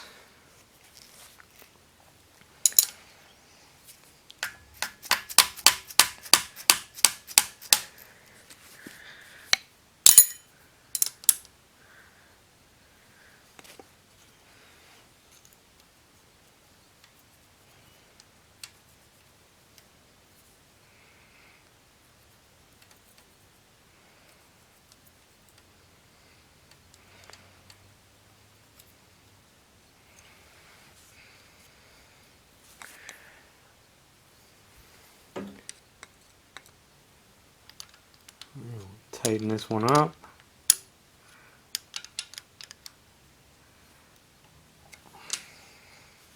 And here's a 0.20. We'll just check that out. 2.0 still fits. So maybe it's probably fine, but we'll tighten it a little bit.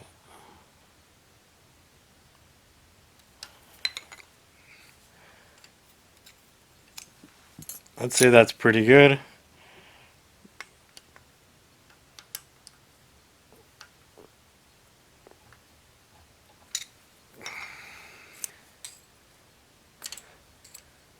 So the 0.2 is tight, and the 0.18 goes right in. So that's good. Then we have the 0.1.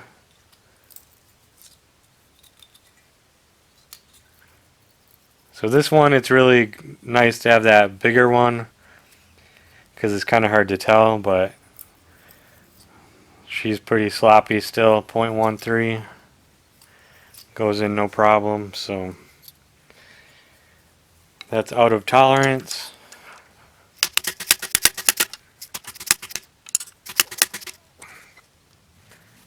So we're tightening these up a little bit. So 0.13 doesn't fit. 0.1 doesn't fit either. So that's pretty good right there.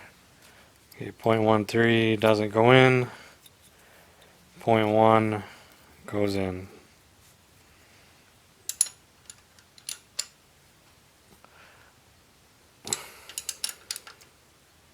There we go. So not too painful, but we got it done. Luckily, you know, it's not a VTEC motor. That's one nicer thing about having a non-VTEC motor is it's less complex, but we got it done. Make sure you do it on your CRV. It's super important. And yeah, let's keep on going. Alright, while we're in here, I might as well change out these spark plugs.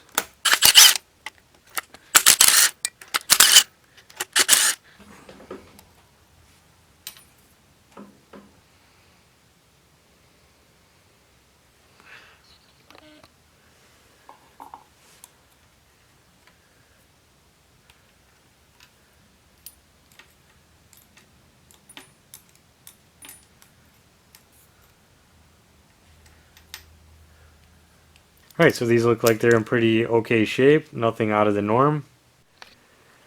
Alright, I'm going to be replacing these spark plugs with some NGKs. So these are the new ones. I'll have to check the gaps on these.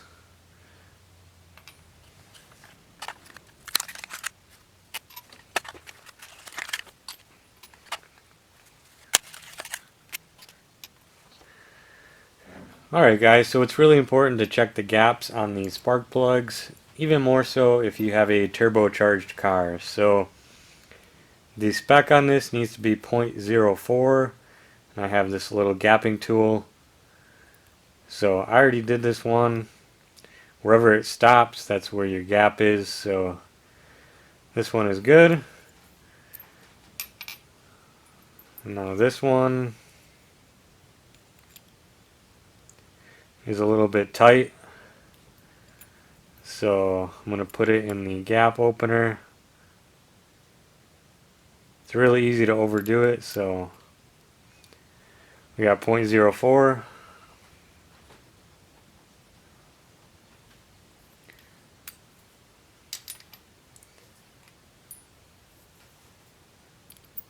Alright, this one's a little tight, just like the rest have been.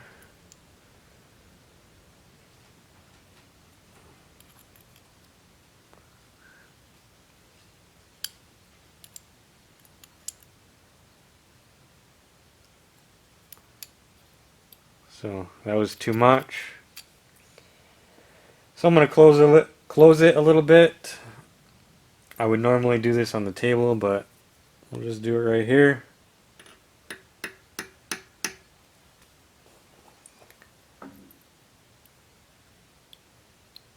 And it's too tight again.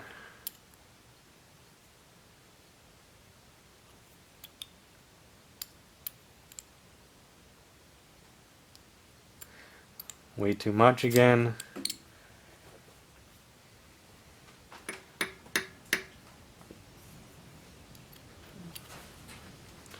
Alright, this one is good to go. Check the final one. Too tight. So it's pretty hard to tell if you do too much. Alright, this one is good to go. Alright, now I'm going to go ahead and put these in.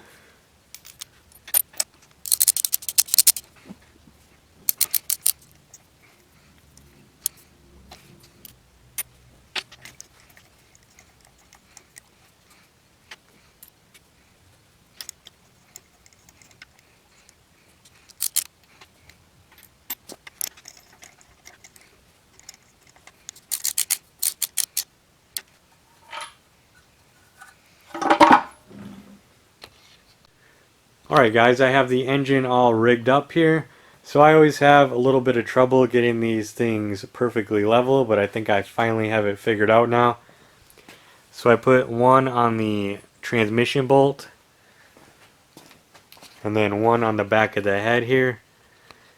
But then I also put this strap going down to this bracket, and that really helped level things out. Because we don't want another incident like when I took this out and I unbolted it and it just tilted back really hard. So this thing is pretty much good to go. So I'll be putting that in shortly. I went and bought some blankets from Harbor Freight to protect all the paint. But before we can get into this, I have to do a little bit of homework. So I've been collecting affiliates like Pokemon here, and I have 4 items here that I want to show you guys. So first here I have this 7-inch wireless CarPlay screen, this portable jump box, and then I have 2 tire inflators here. So I do apologize in advance to these companies. I don't mean to have 2 tire inflators in one video, but that's just the way it works out, and that's just what's going to get the most exposure for them. So real quick here, this is from Lamped. The rep there's name is Jane, and there'll be links for all this stuff on the bottom. This is AUXITO. The rep there is Vivian. This is AVAPOW. The rep is Coral. And then we have TechNet with Layla as the rep for that. Alright guys, I'm pretty excited for this next one. This is a 7-inch smart screen, and I really wasn't even sure what this was when I agreed to it. Is it a radio or what? But from what I understand, it's basically a interface between you, your phone, and your radio. So you don't have to look at your phone so much, and you can control a lot of the functions right from this guy. So let's just peel this off right away and get it over with. Looks pretty nice. I already had this box open just to kind of get a feel for what's going on here. So it's not exactly how it came, but it's pretty close. Alright, so we're going to plug this in a second here. Let's just look at the accessories first. User's manual. There's also optional accessories like backup camera and I don't know, all this other stuff here. So let's take a look at the 2 mounts that we have available. So this is a suction cup mount that you can put on your window. And then this is the one I like. This is a magnet mount. And then this little guy here, you can put it in and out. And you can grab like the fins on your AC duct. And then there's an auxiliary cable to connect it directly to your radio if you don't want to connect it via Bluetooth. And then this is your power cord here. Oh, that's a strong magnet. So let's take a look real quick. I have a power supply right here before we put it in the car. So I guess let's just take a look. So this is metal for the magnet, or it's got these slots for the suction cup. It's got a little speaker back here. Then it's got a spot for the micro SD card, your aux cable, AV in, and then you have your type C right here. So I'll just plug that in.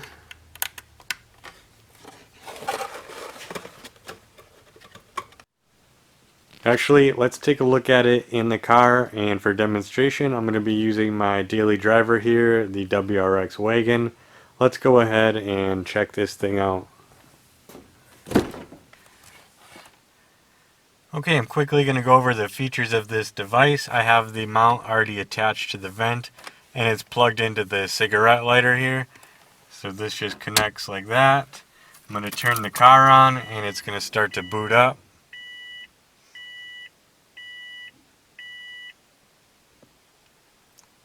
So I already have it attached to my phone, so it's just going to link up automatically.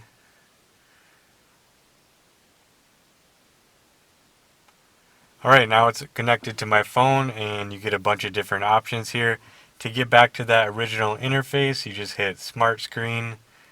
And then first thing I'll show you is changing it to portrait.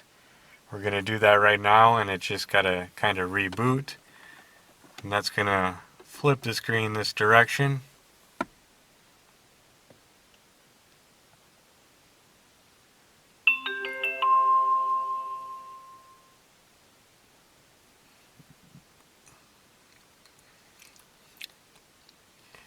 Okay, now it's linked back up with my phone. So next I'm going to show you the navigation functions, which is pretty much a game changer for me. I'm going to have to blur this out, but we have a full-size map right here. So we'll go back. Next up, I'm going to play a little bit of music, some non-copyrighted music off the YouTube Studio. And to get to any of the audio outputs, you just hit Now Playing. That's going to bring you to whatever is playing.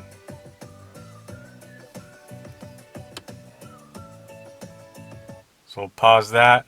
Next up, we're going to make a phone call to my cable company. And this will play it right through the speakers. Thank you for calling TDS. To ensure quality service, your call may be monitored or recorded. So that's enough of that, but phone calls work. And then also, if we go back to the smart screen here, there's a bunch of different ways to connect it to the car. So we have Bluetooth, auxiliary, which is this wire I have plugged in, and that's going to give the best sound. You can even do an FM transmitter and connect it to the radio that way. Or there's a little built-in speaker on here as well. Last thing I want to show you really quick here. So let's clear the connections. And I'm going to get this hooked up on Wi-Fi right now. So what we're going to do now is a super link.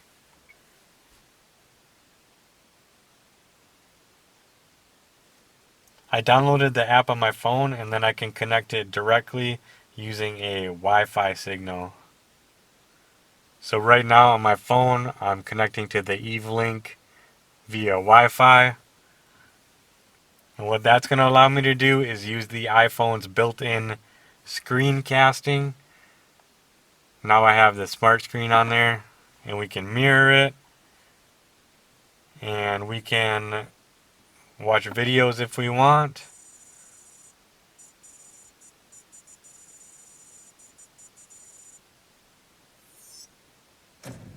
This is a bone stock 2001 Honda CR-V that I impulse bought. That's pretty sweet. Having 6 cars out. So I'm going to go ahead and stop casting that. And we're right back to our other screen. Overall, this thing is super handy. I wasn't quite sure what to expect, but for only 60 bucks, it's quite the upgrade to your old stereo without having to buy an expensive unit. So definitely check out the link below, and that's that. Alright, next up is this AUXITO jump pack. So the one thing I haven't gotten over the years is a jump pack, even though I could have used one many times. I've definitely looked at them and almost bought them, and I finally have one now, so I'm excited to check this one out and see how it functions. definitely a lot smaller than they used to be. I already opened up this package once just to charge it and get a feel of things, so it's not exactly how it came, but it's pretty close.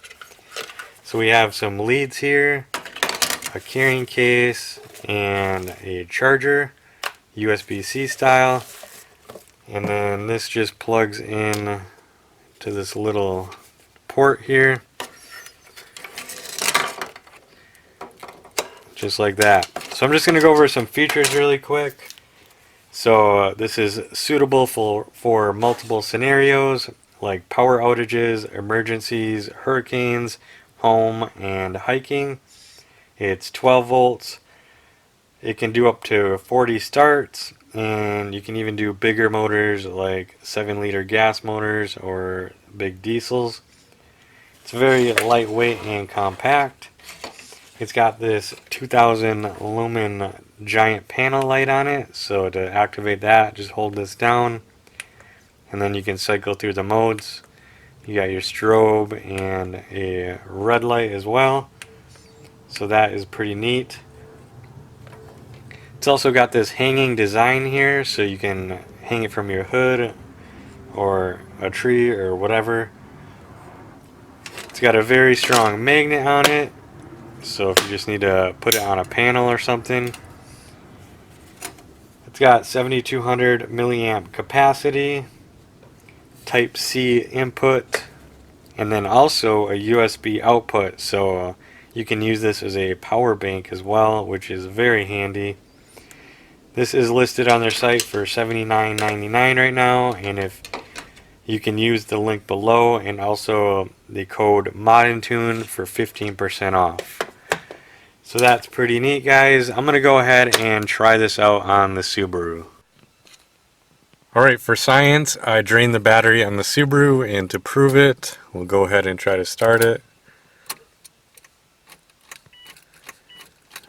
No power. Let's hook up the jump pack. Okay, let's hook up this jump pack.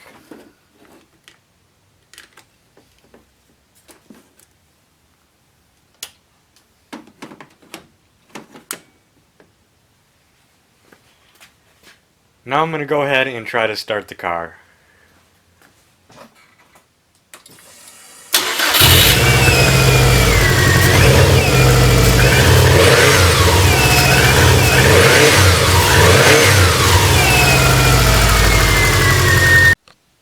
And then we'll start it from the inside.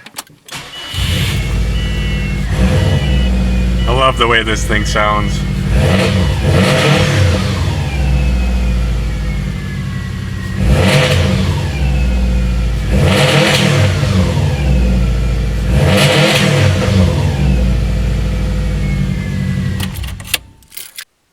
There we go, guys. It's a pretty solid jump pack if you ask me.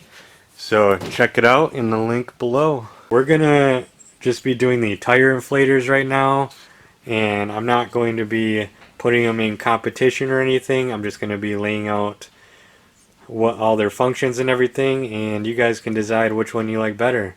So let's get set up to unbox these. Alright, the first product is the TechNet Smart Electric Pump. I did already open these up once so I could get them fully charged. So they aren't exactly as they came, but they're pretty close. So open it up. And then this is it right here. It's a nice little unit. I remember I had one of these back in the day and it was like a lot bigger. So pretty cool to see the technology advance. We're just going to take care of this stuff right away. That's the only one. And then it has a charging port. So I just have some notes written down right here that I'll go over. Alright guys, so these are fast inflation 20,000 milliamp hour rechargeable battery. Compact and portable. There's 4 presets on here for cars, motorcycles, bicycles, and sports balls. It has a digital LCD screen. And it also is a multifunction emergency tool with 3 LED light modes, and it also has that 5 volt 2 amp USB port for charging. This is on Amazon for $59.99. And then I'll just give you a look at the accessories here real quick. It's just a little carrying case. And this is to put on your tire. So, looking good. Alright, now we have the AVAPOW portable tire inflator. So let's open this up. This one has a pretty nice carrying case here. And then it looks like this. So let's just get this plastic off right away. So pretty nice. Got some buttons here. And these are all Type-C chargeable, just like your cell phones. And this. So I jotted down a few features for this one as well. We got hands-free inflation with a high pressure push lock on here so it doesn't come off. It's got intelligent pressure control and auto shut off depending on what setting you put it at. This one is 8,000 milliamp hours. It also has the 4 presets for cars, motorcycles, bikes, and sports balls. And this one is also an emergency tool with 3 light modes and smart device charging, coming in at a whopping 1.2 pounds. And this one is $89.99 at Amazon. So pretty nice, guys, but we have to test these things out. Alright guys, first thing we need is some flat tires.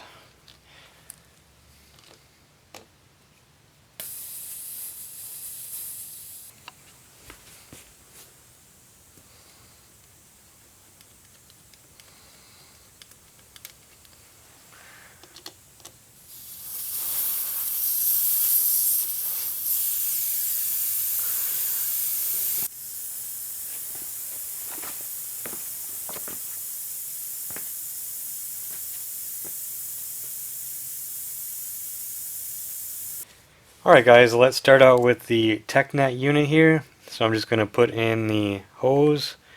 It's really easy, it just goes in, twist it like that. And then to turn it on, hold this until all these dashes come up. And it's on. So it's pretty simple to use. This is going to be your target pressure here. So I'm going to set that to 40 psi. And you also have the option for different units here by holding down this button. I'm not going to do it because then I'd have to cycle through them all. And this button also will change if you're doing like a bike or a ball or something. So we have it set to car. We have a full charge here. Oh yeah, here's the light function, strobe. So this thing should be ready to go. I'm going to put it in here.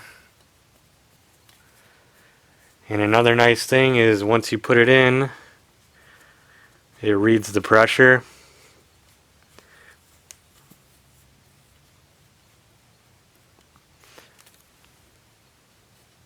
So we have about 4.5 psi in there right now.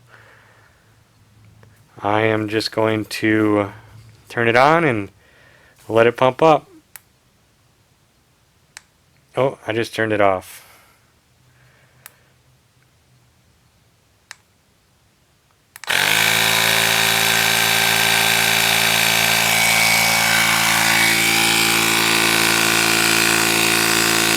Alright guys, this just got done. It took about 13 minutes and it is fully inflated to 40 psi, so it does exactly what it says it does. Alright guys, time for the AVAPOW. So I'm just going to turn it on. It's pretty similar functions on here. Just set your PSI. We're going to set it at 40. And then it also has the other functions. Set it back to car. And then this one also has a light on it. So I'm going to put the hose on. This one screws in.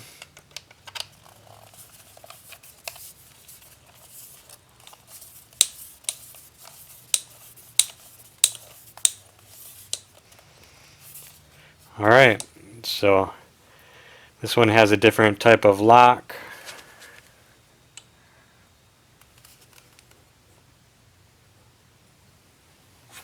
Oh, so take that out first. Now it's locked on here.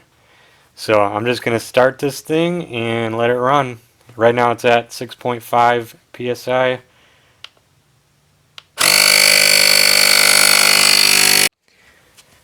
Alright guys, this just got done. It's at 40 psi. It took about the same amount of time and it's good to go. So it does what it says. Alright guys, I hope you enjoyed the Tire Inflater demonstration. These are both excellent products that do exactly what they say. I would be happy with either one of them, and thanks to TechNet and AVAPOW for sending them to me. The links are going to be below in the description. These are affiliates, so by using that link I get a small cut, so it is much appreciated. So now that that is done, we have some business to take care of, and we have to get this engine installed.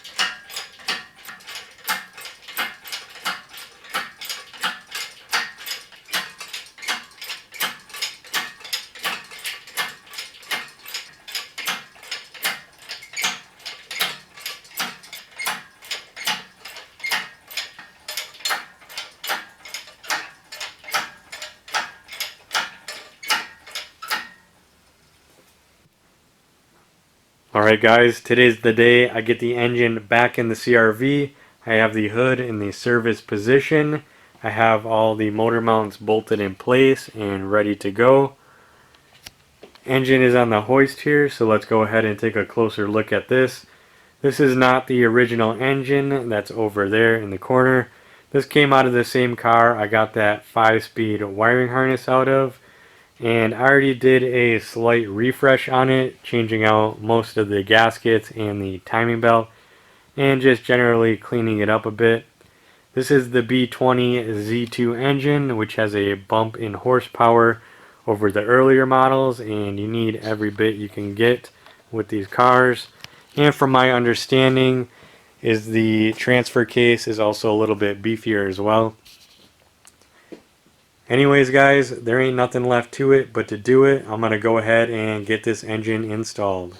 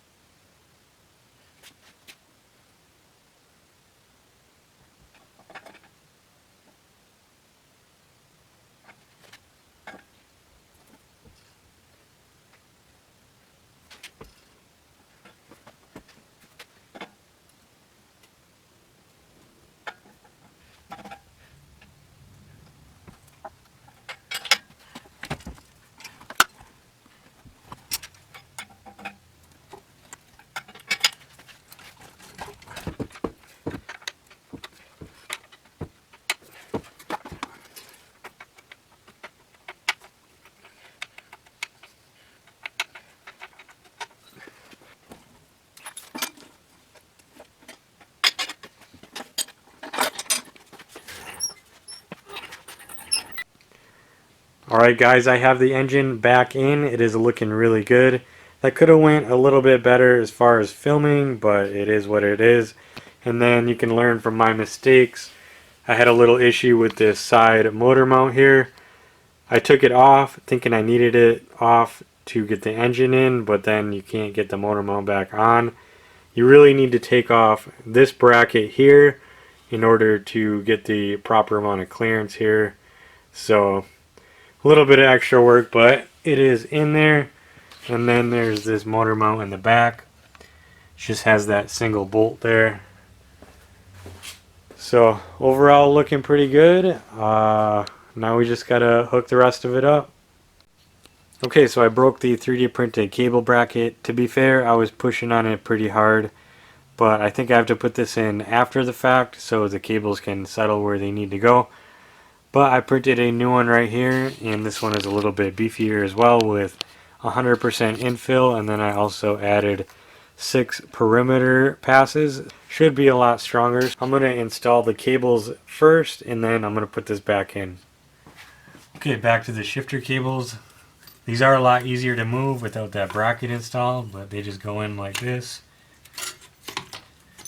And I am missing the retainer clip that goes right here.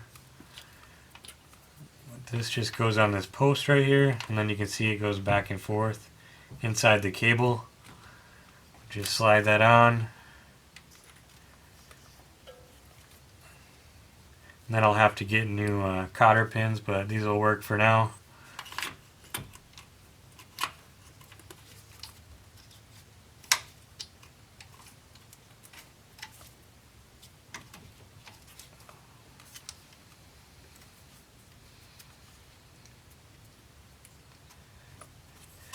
But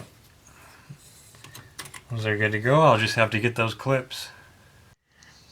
Alright, I got that new bracket installed. Definitely needs a little bit of refinement. It's under a lot of tension, but seems to be doing the job for now.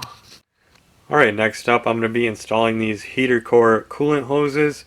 I opted just to go for straight sections instead of buying the molded pieces. Hopefully it works out fine. And then there's just this little valve here that has to be installed. So there's a mechanical linkage that closes and opens this. So that's pretty neat. And then I'm not sponsored, but these are the rubber hoses that I use. Brand called Evil Energy. I would recommend just buying all these ahead of time just so you have them. But I have the 5/16, 3/8, ½ inch, and then a 5/8. I believe I even had a 1/4 as well. So those are really helpful in getting this build done. So I'm going to go ahead and get this stuff installed.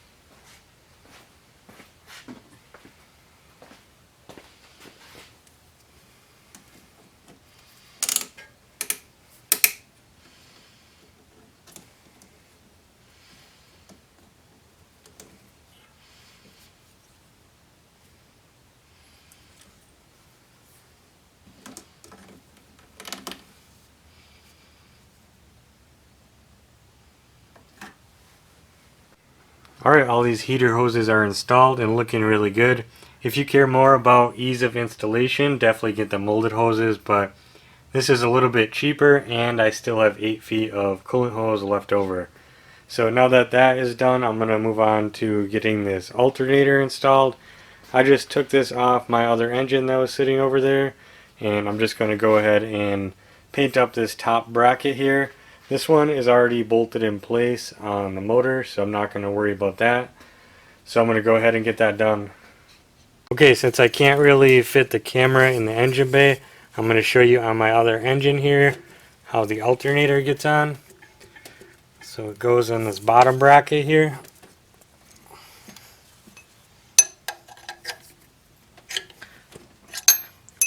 And then there's this square headed bolt here that fits in. And then this pivots up to the top bracket.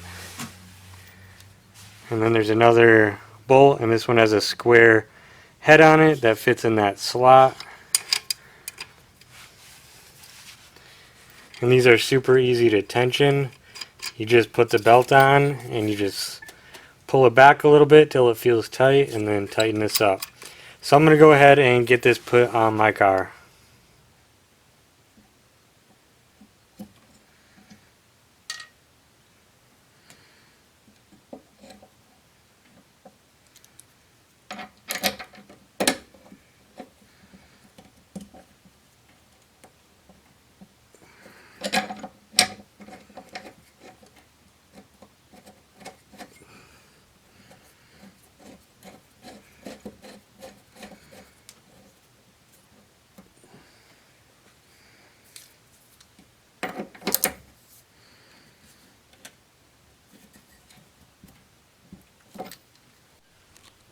Alright guys, we're making progress on the CRV. I have that main engine harness ran. I already went ahead and plugged a lot of it in.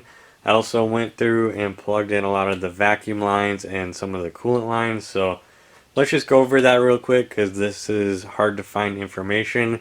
I do a lot of Google image search and just try to zoom in on the images because it's not readily available. So let's just start over here at the cruise control. So this has one vacuum line coming out of it, or the side down there, and then it tees off into this little box, and then one part goes into the back of the intake manifold. The brake booster has a vacuum line that also goes right next to it. And then this is the fuel evap slash return line. It's got one going to the intake manifold coming off the fuel reel here, and then the other one going back to the gas tank with that hard line we already ran. And then here's the PCV, just goes from here to there. And then here's another, this is for the purge tank. It goes from here all the way through here, back down there. And then we got the fuel line installed as well. And then there's this little bracket here. So one of them is the breather. This goes to the intake, and then under here there's a coolant line that comes up and goes down to the throttle body there.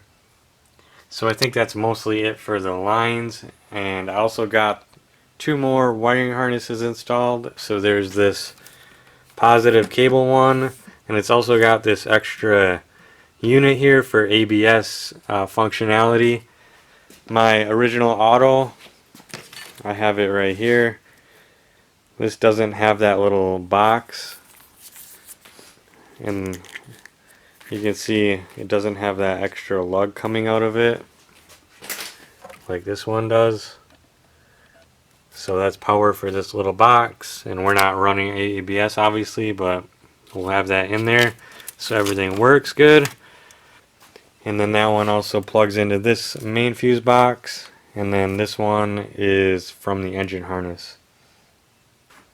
And then there's the whole front harness I installed as well. That kind of just wraps around the front, plugs into that blue plug there, and then plugs into that gray plug.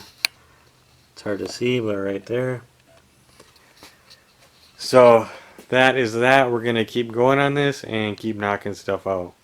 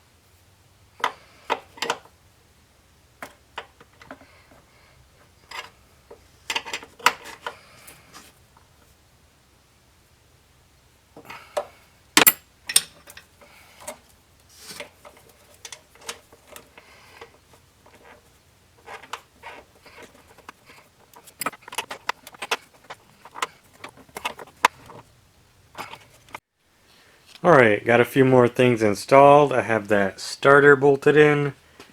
Power steering pump is ready to go. All that needs is some fluid and a belt. I also went ahead and put the clutch line in as well. We're actually going to get that going right now so I can get that clutch disengaged so I can shift some gears and see how it feels.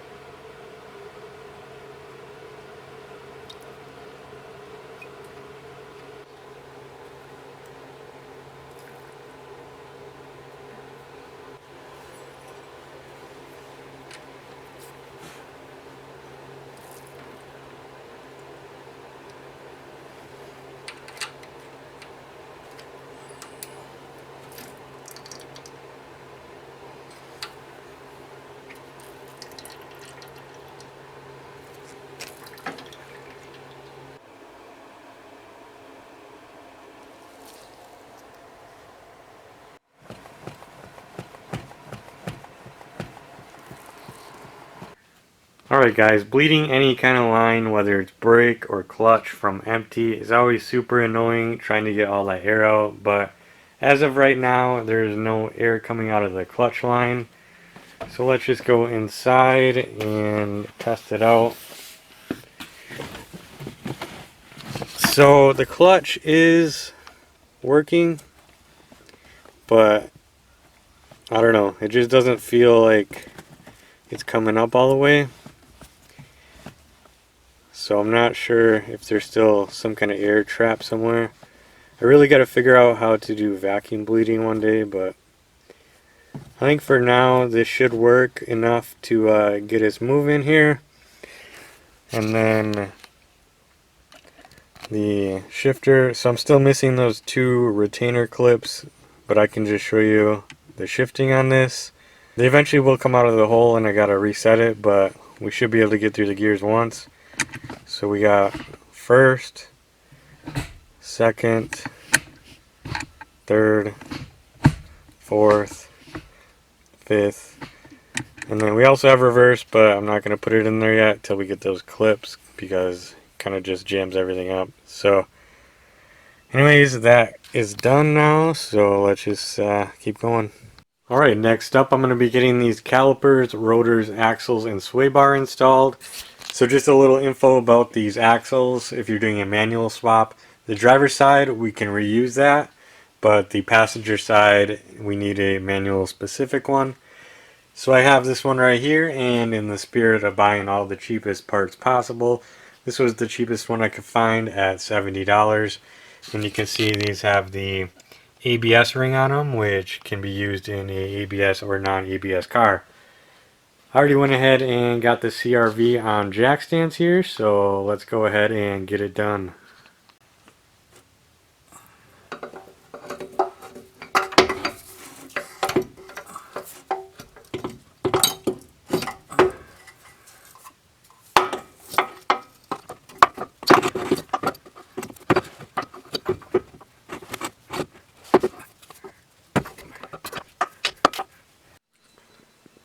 Alright guys, so I had the axle installed actually, and then I realized this thing was overextended and the joint was popped out of the axle. So I guess I'll just take this as a little lesson. I've never really been inside a CV before. I kind of had a general idea of how they work, but never really saw it up close, so let's check it out. So the reason you can't pop these back in with the boot on is because these little bearings here, they have a square shape to them, and all 3 of them have to line up perfect and fit in these slots here. So I'm going to go ahead and get this thing reassembled.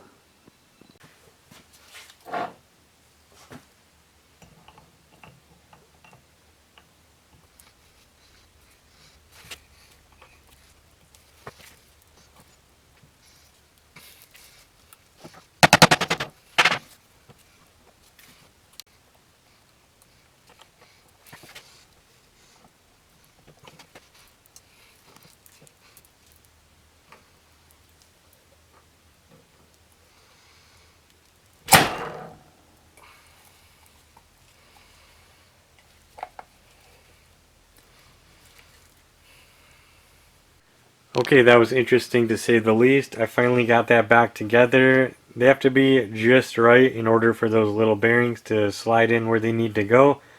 And they look like squares, but they're actually rectangles, so they have to be all turned the same direction as well. Everything is covered in grease, so I'm going to get this cleaned up and reinstalled into the car.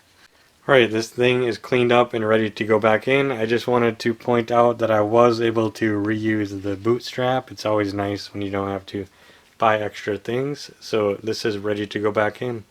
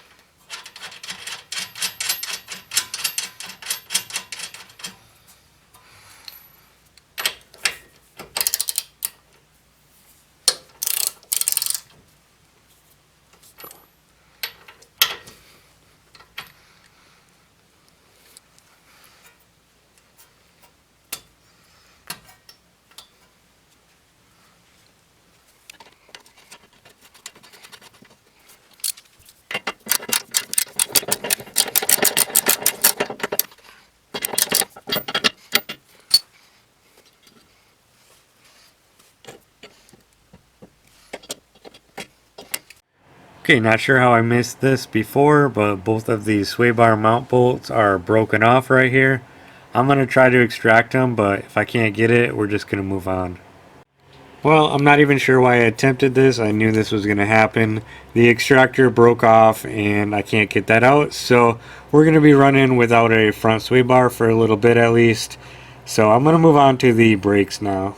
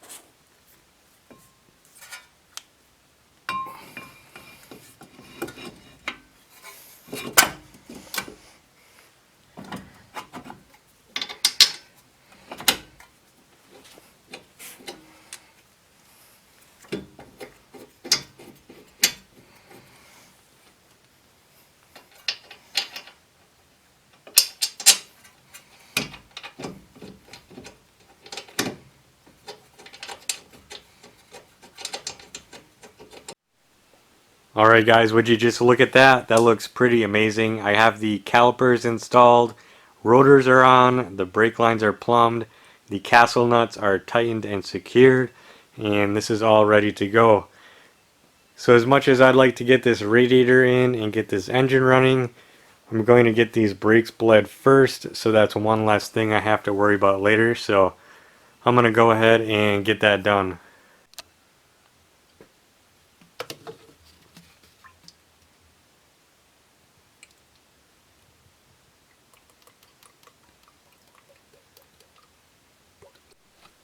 Okay, pump.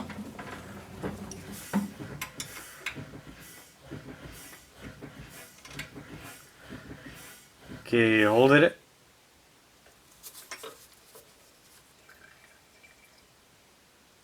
I'm getting some air. Okay, pump it up.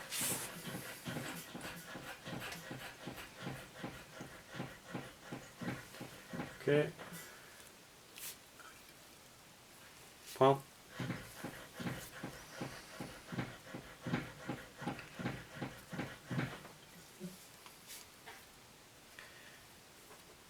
Okay.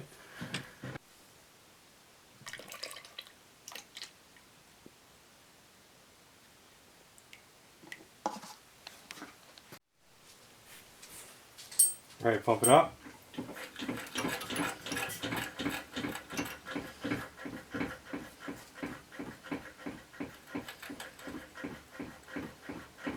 Okay. Good.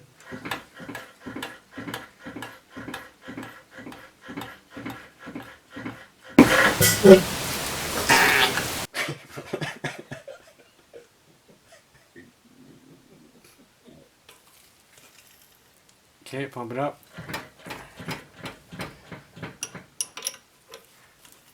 Oh, she's a squirter.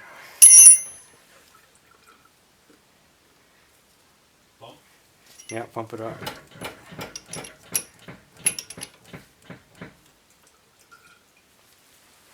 Okay, pump it up.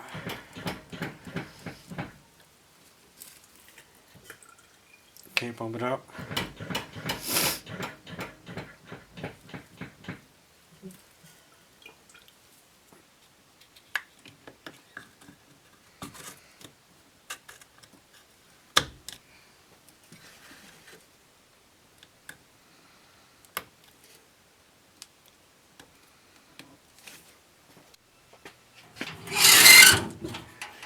Alright, here goes the nasty front motor mounts into the parts cleaning solution. We'll let those soak overnight. Alright, this stuff has been soaking in here overnight. I'm going to pull it out.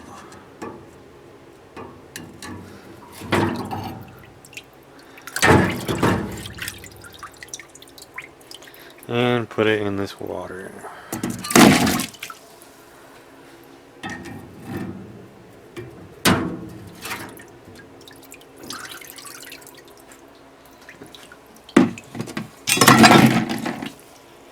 Then I also have the two radiator brackets as well.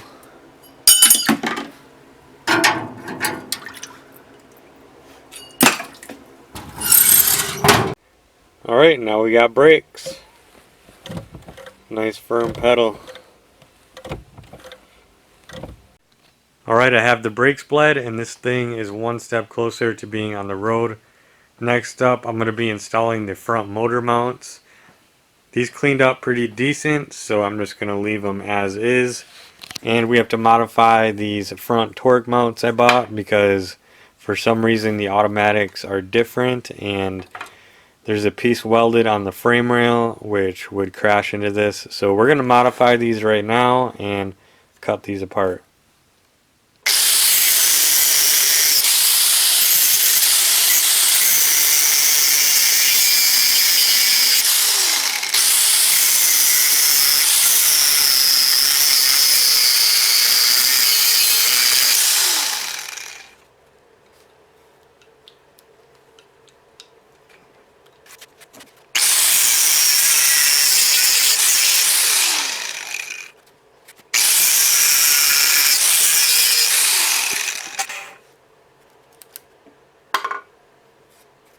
Alright, these front motor mounts are cleaned and modified. I have all the fasteners right here ready to go, so let's get these installed.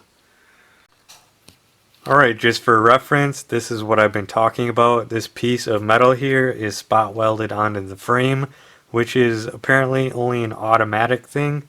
So you can see, that's why I had to cut that out.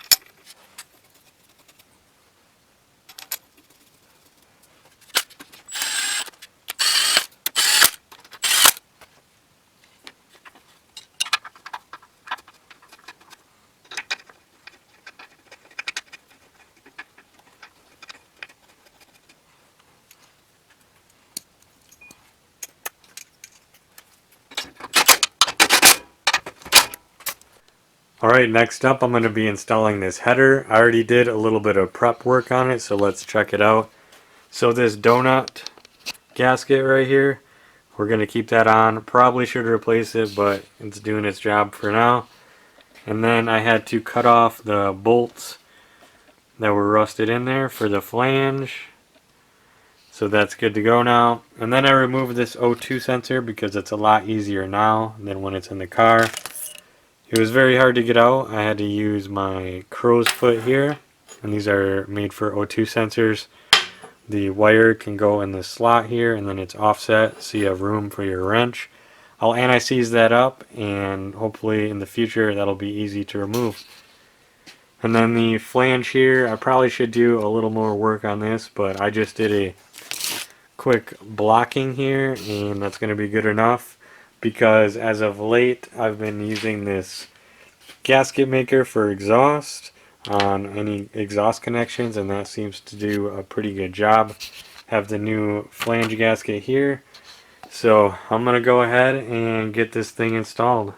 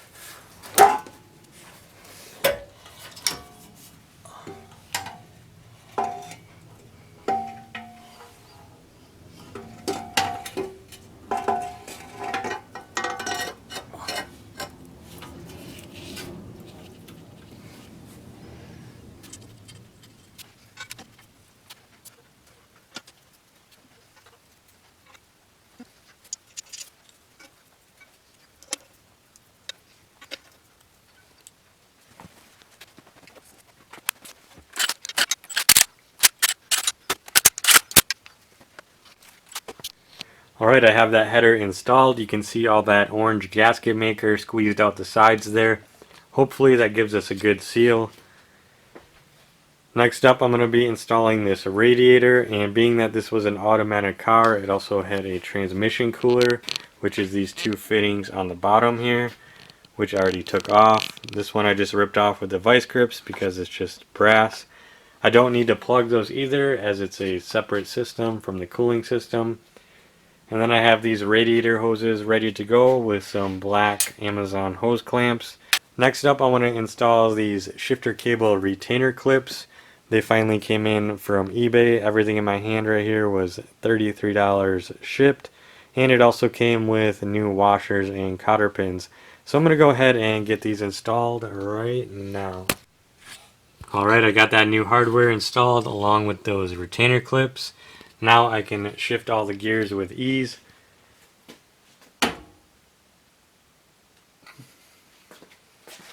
And then I go do the thing I was specifically not trying to do and chip this. Ugh.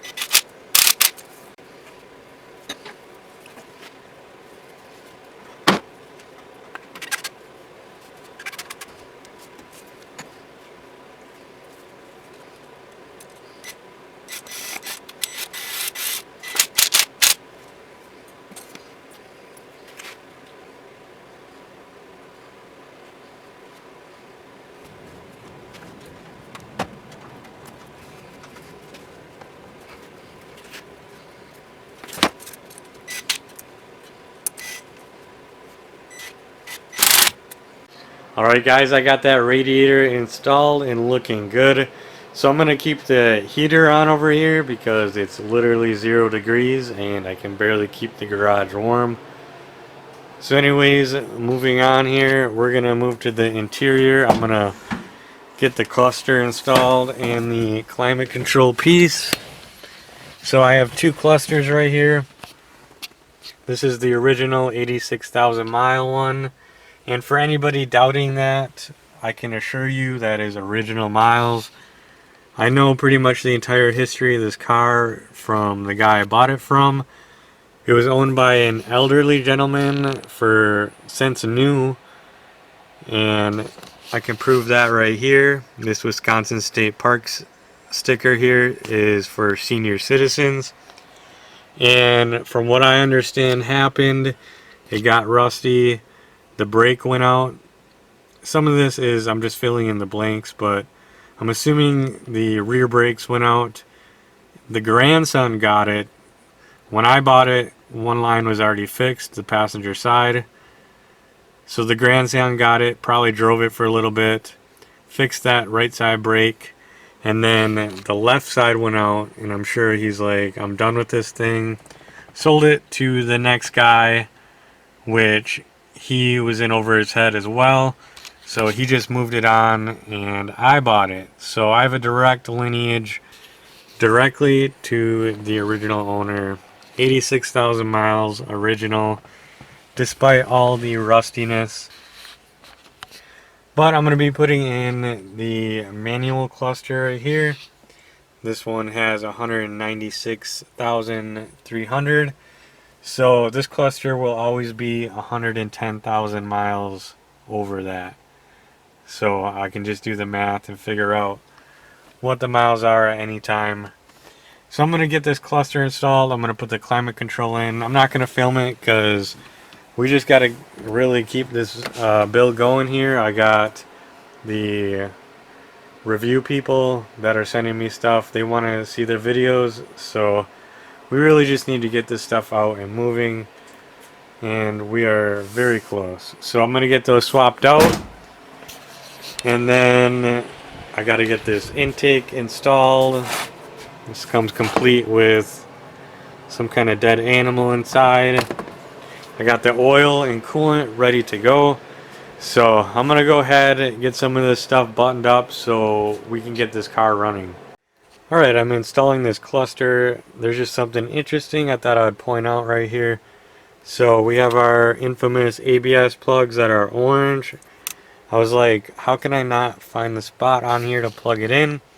Well, this cluster came from the same car I got that manual transmission from, and that must have been a non-ABS car because there's no spot for that plug, which would typically go right here. So I thought that was kind of interesting. Just another reason not to run ABS right now is because I would also need a new cluster. So I'm gonna get this in here. Alright, so I'm just getting ready to install this exhaust. Funny enough, this is the one thing on the car that isn't completely rusted out, which is very backwards to me. Usually when I buy these cars, the exhaust is already deteriorated.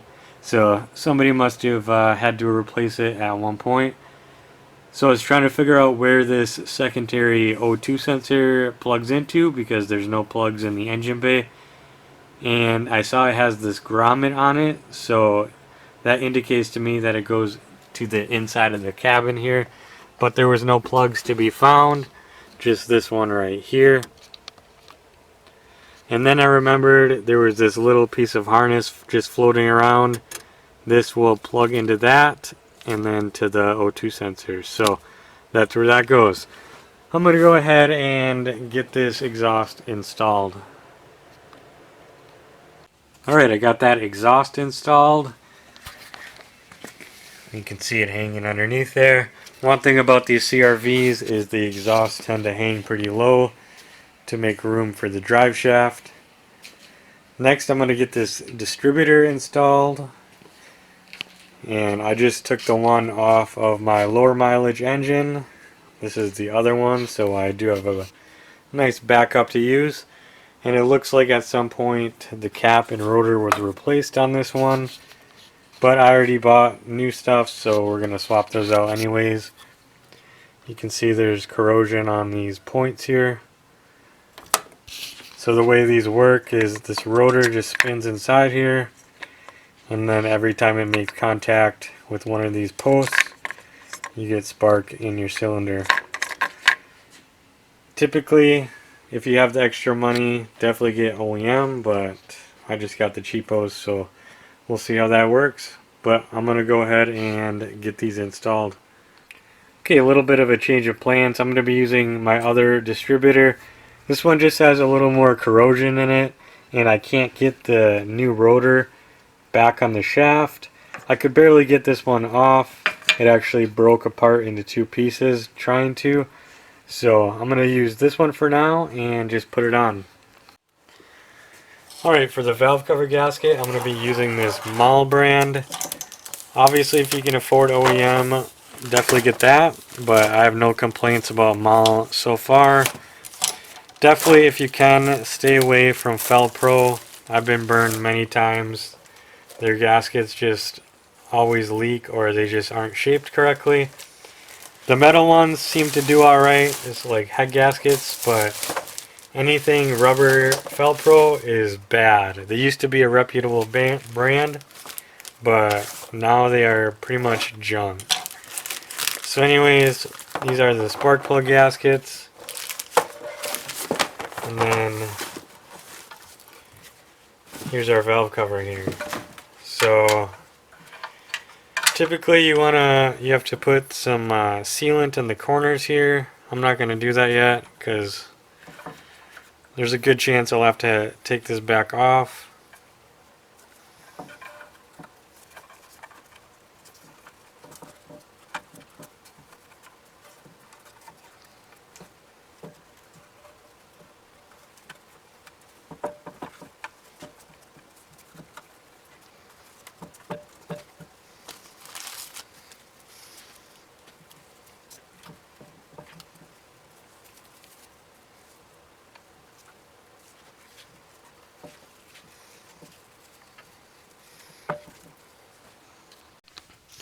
Alright, next up I'm going to get this intake installed. I already got it cleaned up. There was a bunch of dead baby squirrels in it, which was pretty gross. But it should be good to go now. I have this new air filter. This is a STP.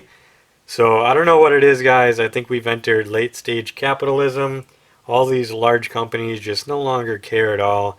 They're still raking in the money and making sales, so it doesn't really matter. But I had to cut off a large chunk of this rubber, because when you install it, the rubber was almost completely blocking these little notches where this cover goes, and I couldn't get it on.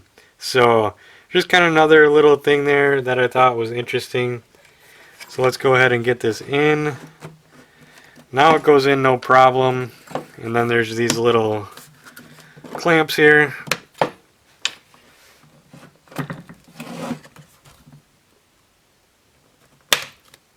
Now it's good to go. So I'm going to go ahead and get this thing installed.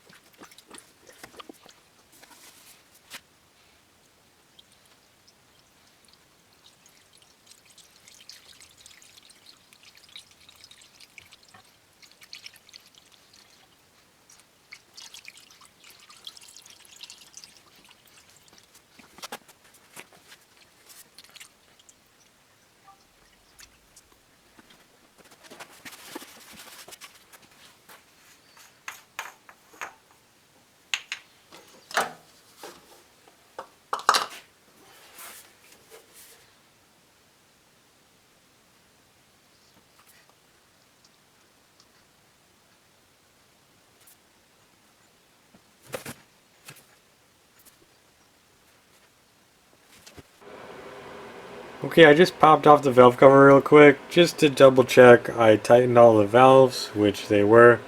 And I figure while I'm in here, we'll pour a little oil directly on the cams.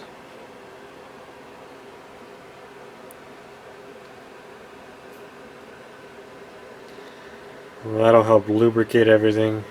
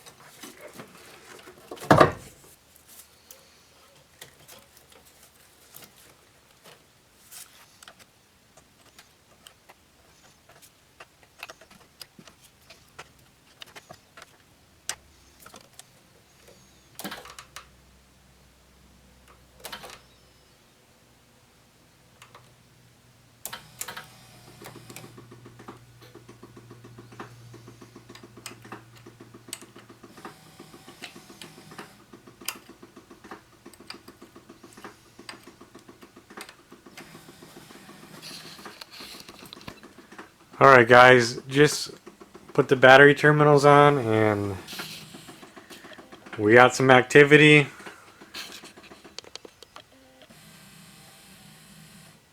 Okay, the one went away. What is this other noise?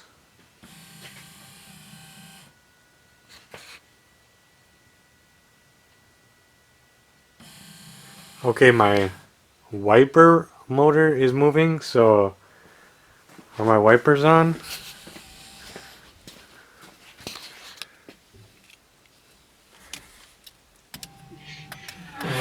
Oh, okay, that was the rear one. Okay, the wipers were on.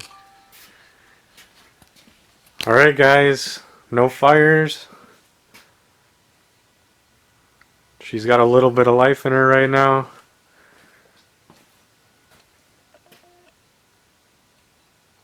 Crazy. Alrighty. Alright, we're in the interior. That noise is that heater blend door kind of going weird, so I'll have to look into that. But I had it in the accessory position. Probably should have had that off. So this is what we're looking at right now on the dash. It's in the accessory position right now. Do we start it? I mean, I don't know. I can't think of anything else. I guess here goes nothing, guys. Okay, my clutch pedal is all the way on the ground. Let's check that out first. Ooh, we got clutch. Nice. Alrighty. First attempt to... Okay, clutch is on the ground again. Alright guys, let's just see what happens.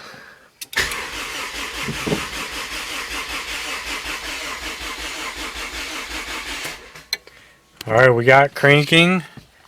There's probably zero fuel up there, so one of the things about starting these for the first time, you kind of just got to hold down the gas pedal for quite a while to try to get that up there. So let's try again.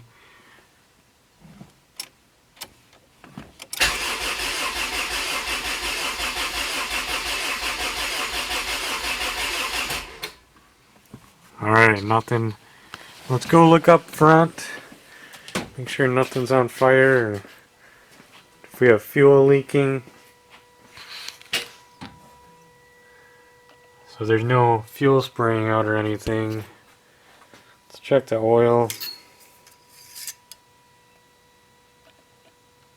Definitely got a good reading on there. So it's got plenty of oil. Alright, let's give her one more shot.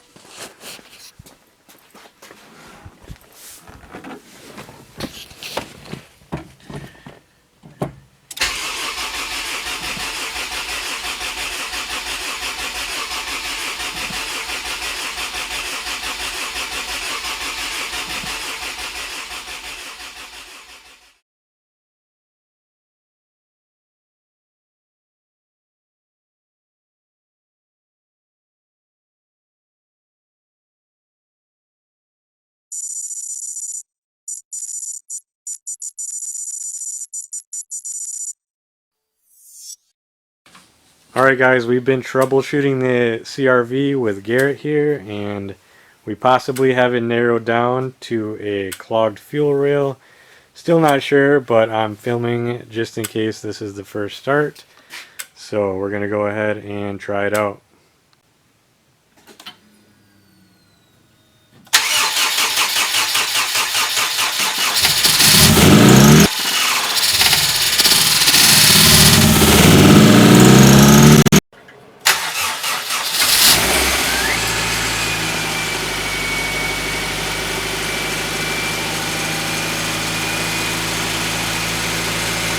Alright guys, welcome back to the build. Yep, that was the first start. I shut it down right away as soon as the RPM spiked from it inhaling a rag that I left on the intake.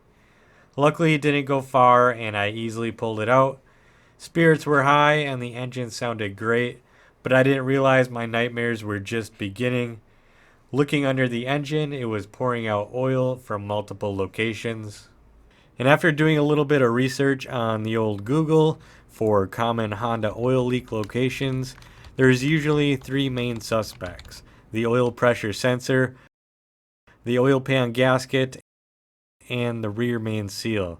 I started with the easiest and swapped out the oil pressure sensor, and that seemed to stop part of the leak, but there was still oil coming out near the flywheel area.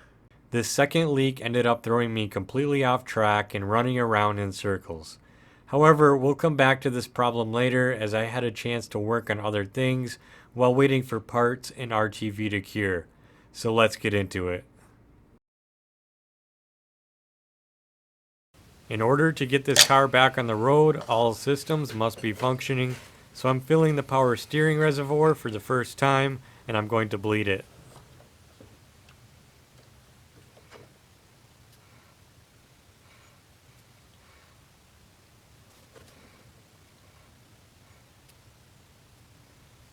The way to bleed power steering is to get the front wheels off the ground and then turn it lock to lock. So I'm just going to do that a couple times while it's off. Then we'll check the level, fill if needed, and then we'll turn the car on and do it again. So let's take a look. See if our level went down at all. And it's hard to see on camera, but it did go down a little bit. So now I'm going to turn the car on.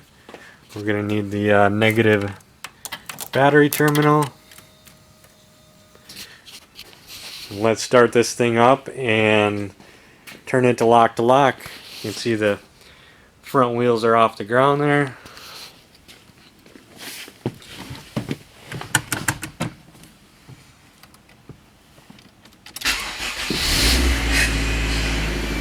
And I did just put that belt on the power steering, so who knows what's going to happen. Sounds like it's making a noise already.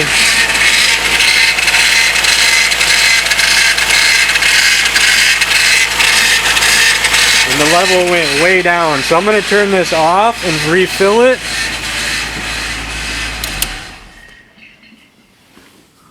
That noise, I'm guessing, is because I just let it go too low. So let's get some more fluid in there and try again. Alright, that emptied the reservoir pretty quickly. I have it filled back up. Let's try again. Definitely sounding a lot better.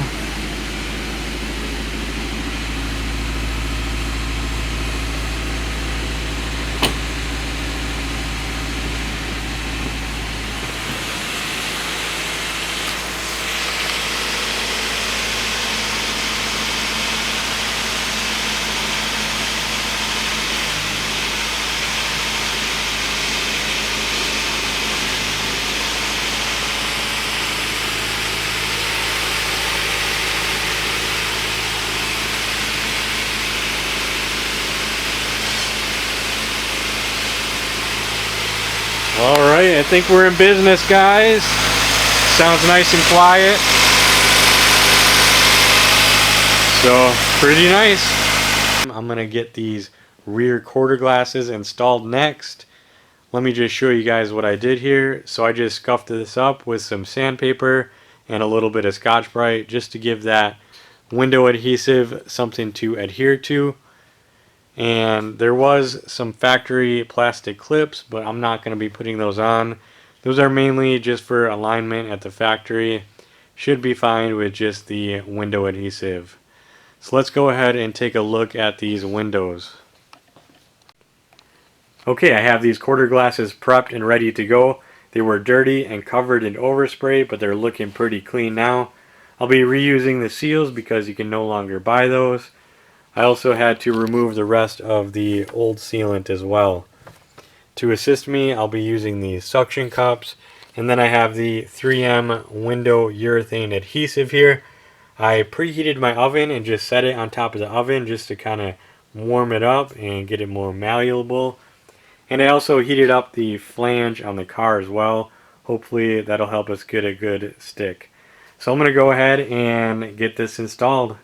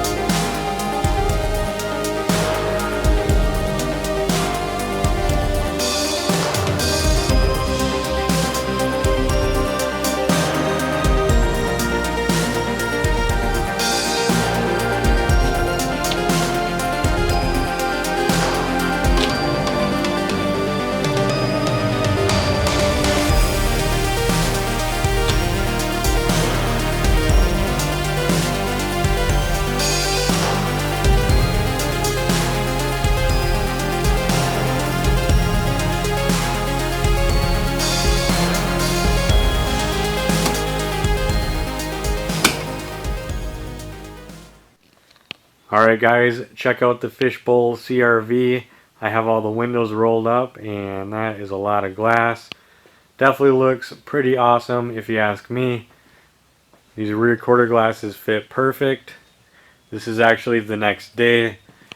As it was drying, I put these suction cups with a jack strap just to help suck them in a little bit. So these should be good to go.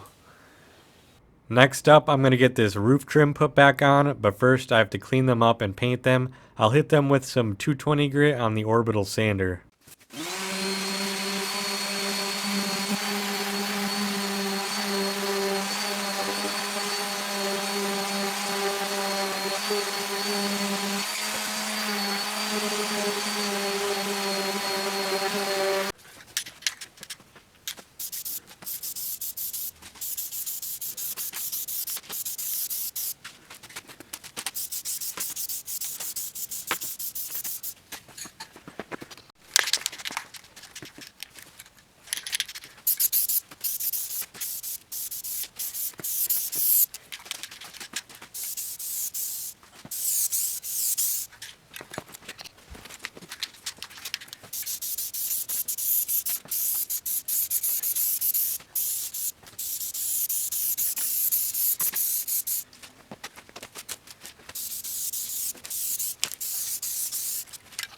Alright, so I thought I might get away with just a couple coats of that satin black, but it didn't turn out too good. So I'm going to let this cure overnight, resand it, and hit it with flat black. In the meantime, I'm going to work on this front crash bar here. I'm not going to do much prep work on it. I'm just going to hit it with flat black so it's one color. I'd like to add a winch at some point, so at that time we'll make it look a little nicer. But for now, let's just get it one color.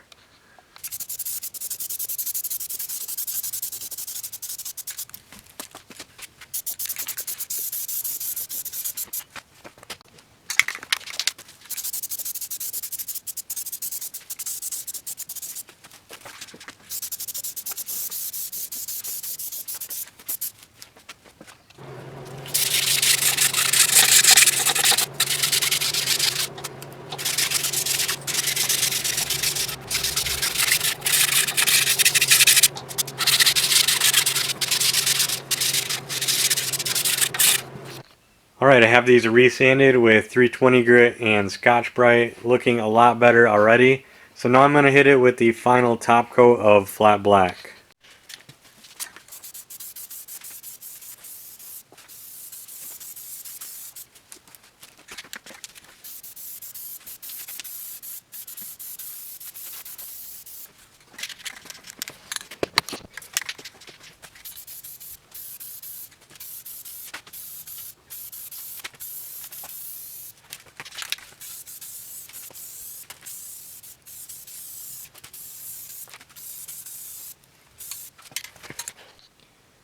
Okay, we're up here on the roof rail. I'm going to get these plastic clips installed.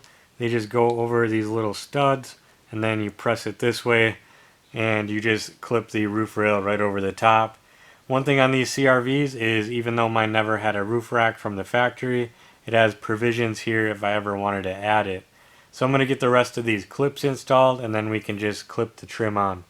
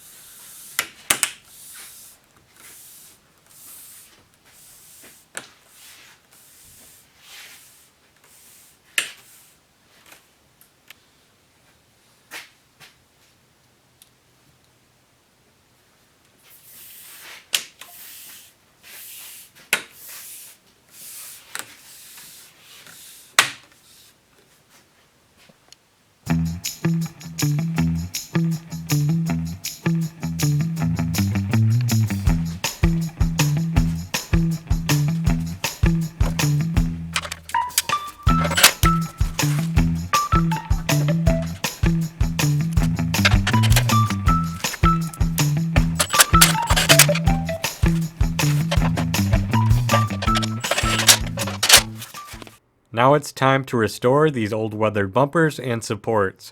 I'll leave this metal support silver since the paint is still in pretty good condition, and this rear support is going to get spray bombed. These bumpers have a pretty good layer of filth on them, but I cleaned this test area and it seems to come off okay.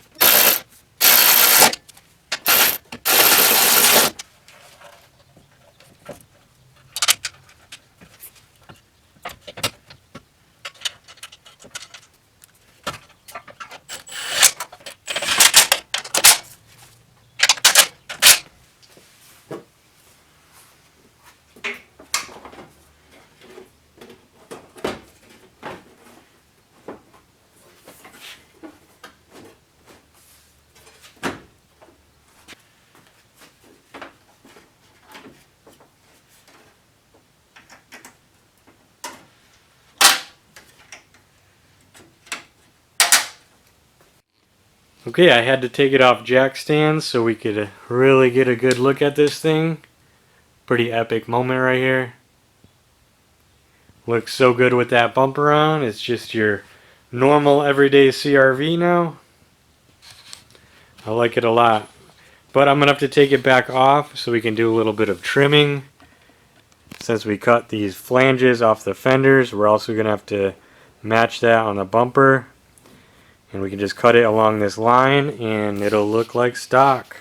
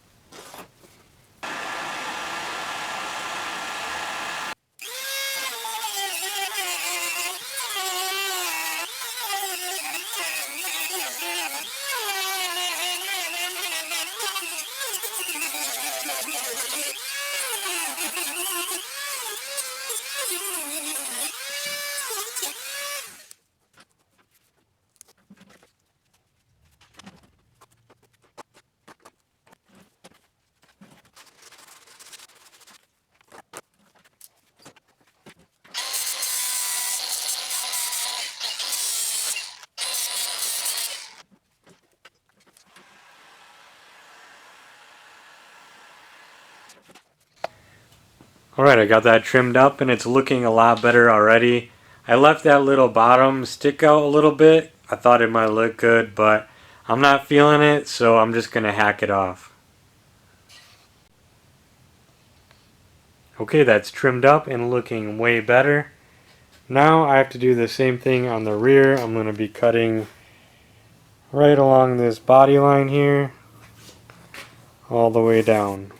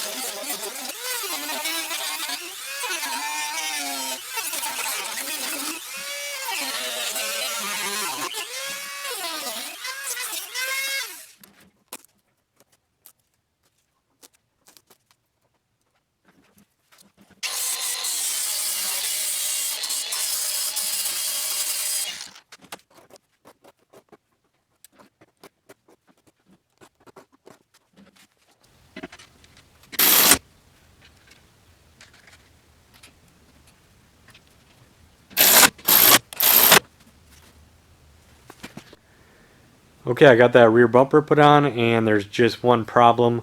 When I did all the bodywork back here, I cut off all the mounting points for this outside edge here. What I'm going to do is just use a self-tapper and screw it up into the body here, which means I'm going to have to take these rear wheels off so I can drill it in straight. Alright guys, since I have these wheels off, I'm going to raise up these coilovers 1 inch, and not too long after I post this video, I'm going to be doing a full review video on these once we can get them on the road and test them out, so keep an eye out for that.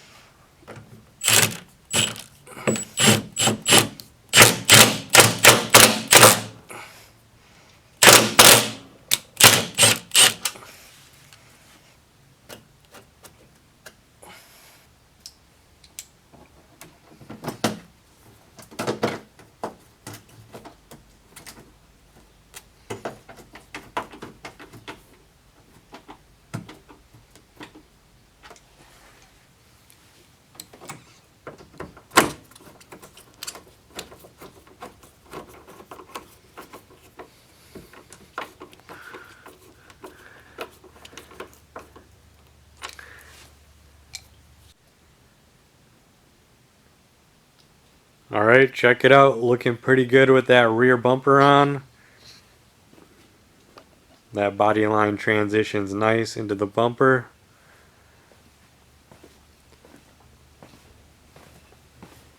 Those self-tappers worked out pretty good. Well, I'm glad that's done. Okay, I'm just working on raising up these front coilovers, and I found I can only raise it up another ½ inch to leave a safe amount of threads in the body here, which is about 1 inch. So I'm going to do that right now.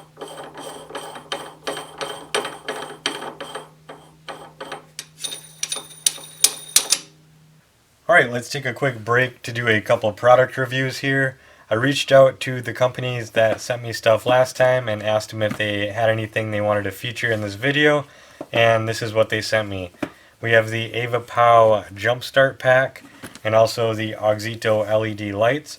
So we're going to take a quick look at these, starting with the AVAPOW. Okay, let's check this thing out.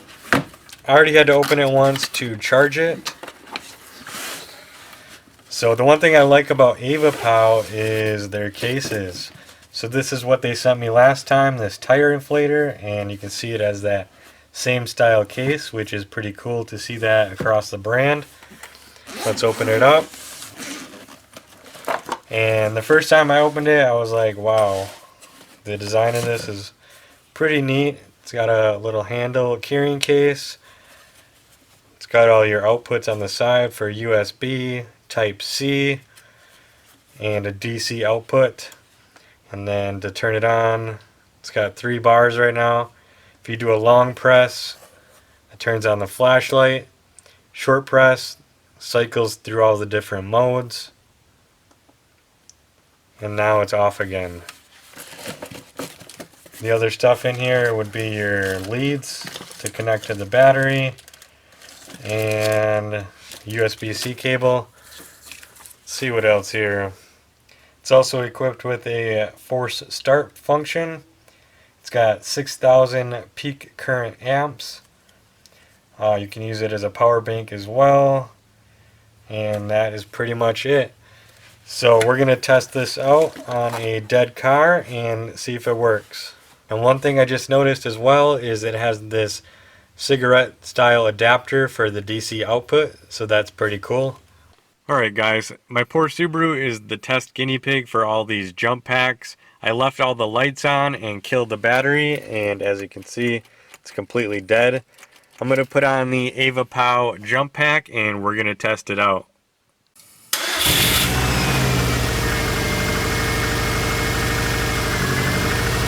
The AVAPOW charger, MODNTUNE approved. Okay, let's check out these AUXITO LED lights. They come with these nice white gloves for handling, some zip ties, the manual. These are the H49003 model number, which is a pretty common model number. You might recognize it. The specs are 24,000 lumens, 6500K white, and they have this nice all aluminum body. We're going to get these installed on the car and check out the light output. Okay, I had to take the headlights off the car to get at this, so headlight bulbs can be a little bit tricky, but we'll try to get it done. We just got to loosen this one screw here, which is going to release this tensioner spring. Actually, this is what holds in the bulb. So we'll pull out the old halogen ones.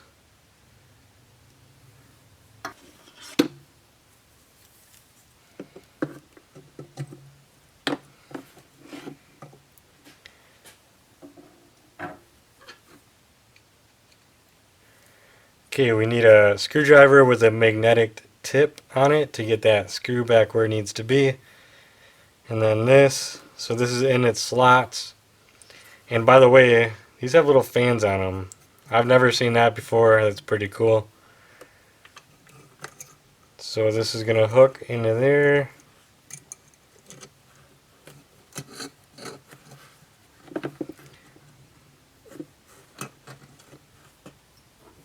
And then I'm going to have to hold it down with this screwdriver, which you're probably not going to get this the first time.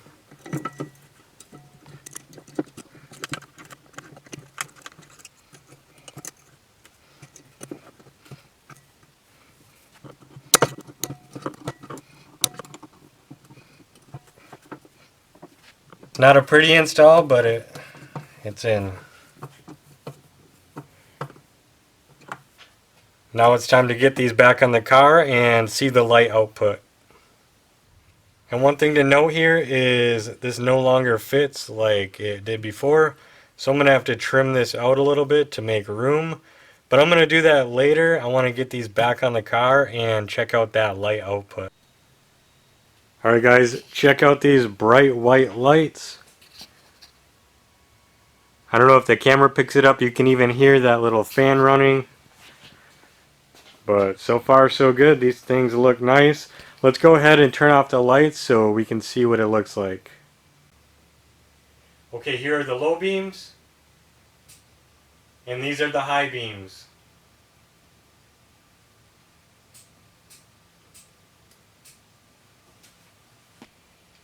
And here is the light output. Not really a great test in the garage here, but it looks pretty bright to me, and I'm really happy with these lights. Thank you to AUXITO for sending them to me. AUXITO LED lights, MODNTUNE approved. We have some details to take care of. I'm gonna get these other parts painted, like the spare tire cover here. We're gonna have to get this prepped. It's got some damage here. And then we have the rear garnish, which I'm gonna have to get painted and prepped as well. This thing is gonna look really cool on there. And then a big problem with these is the mounting tabs are all broken off, as mine is. So we're just gonna have these little brackets here that are gonna replace those. I'll just have to contour them a little bit with the grinder and super glue them on. Then we'll be good to go. So I'm gonna go ahead and start doing that.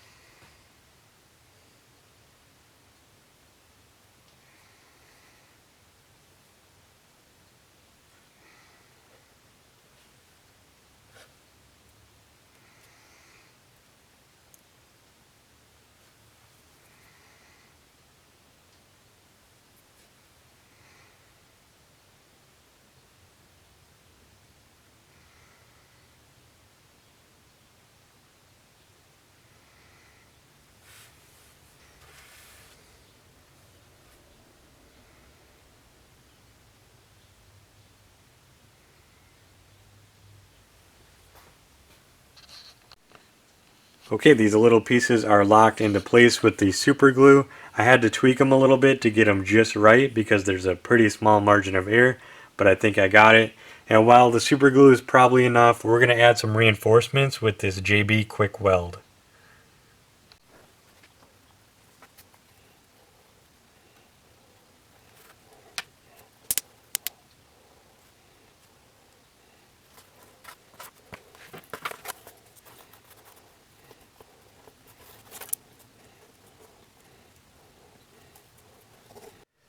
Alright guys, I went ahead and got that JB Quick Weld applied, and between that and the super glue, these things are not going anywhere. Okay, this rear garnish is prepped and ready for its first coat of primer. Next I'm going to get this rear spare tire cover prepped and ready to go.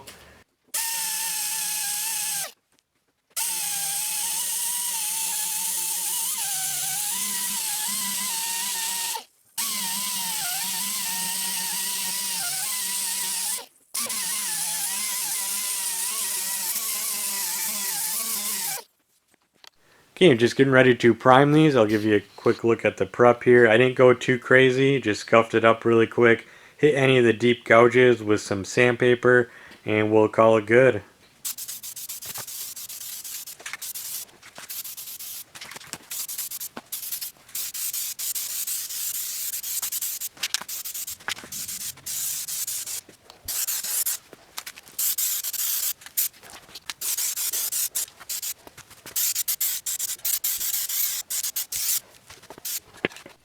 Alright guys, had a little bit of a reaction with putting on too much primer here and it wasn't able to dry correctly. So I'm going to go back through and sand these down and re-prime it. And the spare tire cover. This thing is looking way nicer already. Still a few artifacts from that Honda logo. So I'm going to sand this one down too and it's going to get another coat as well. Alright guys, I'll just give you a quick look before I prime this again. I'm going to do all that off camera. I'm sure you've seen enough B-roll of me priming stuff. So I'm going to go ahead and get that done. Alright, I'm done with the primer step. It turned out pretty good. It's like 95% of the way there, but that extra 5% would take me a lot of time. And I think it looks pretty good as is, so we're just going to call it good. And then we have the spare tire cover here. This turned out pretty nice as well. Still has a few imperfections, but it is what it is. The next step is I'm going to be putting this color coat on it of satin peacock blue, just so I can conserve my expensive base coat clear coat in a can here. So that should cover it a lot easier. And I think this is going to look pretty good.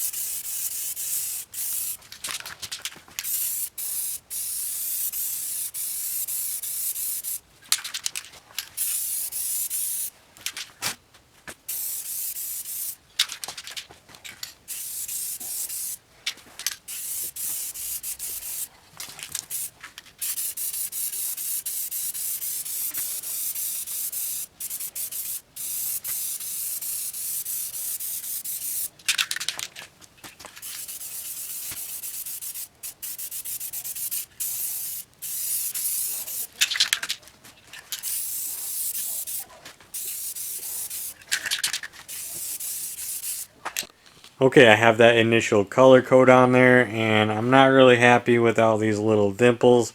I thought we might get away with it, but I'm gonna have to repair this with some glaze putty. I'm gonna do all that off camera so we can keep this project moving. And then this part turned out pretty good.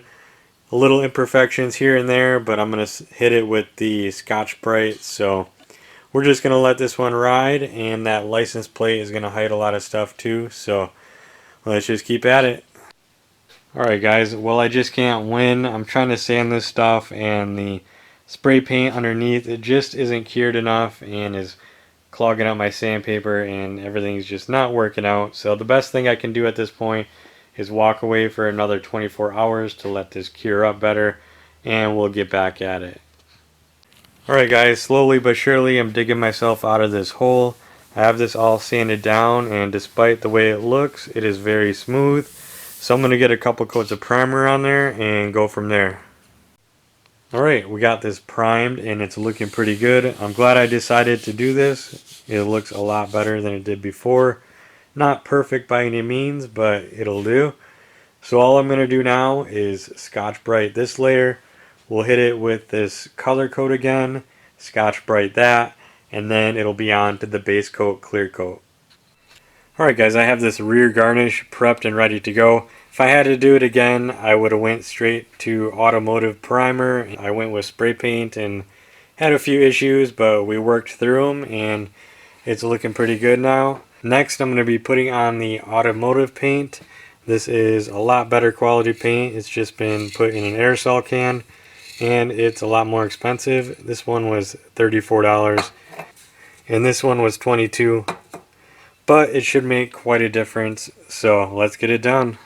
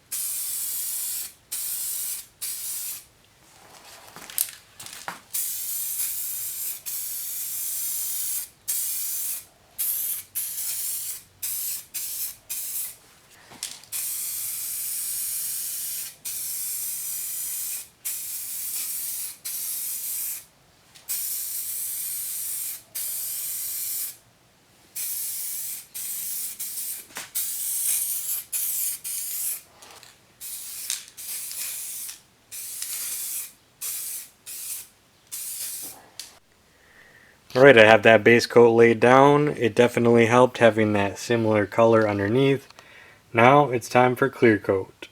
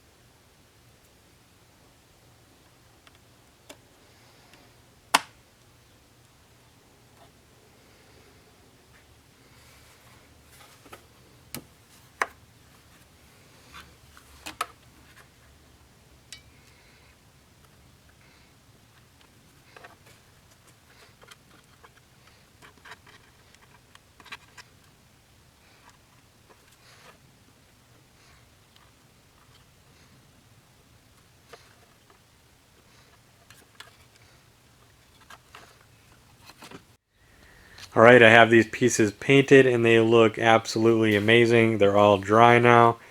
Definitely lots of little imperfections here and there, but given the circumstances, I think they turned out pretty dang good. Very dirty garage and less than ideal weather conditions. And using these aerosol cans isn't ideal either, but we got it done. I completely ran out of clear.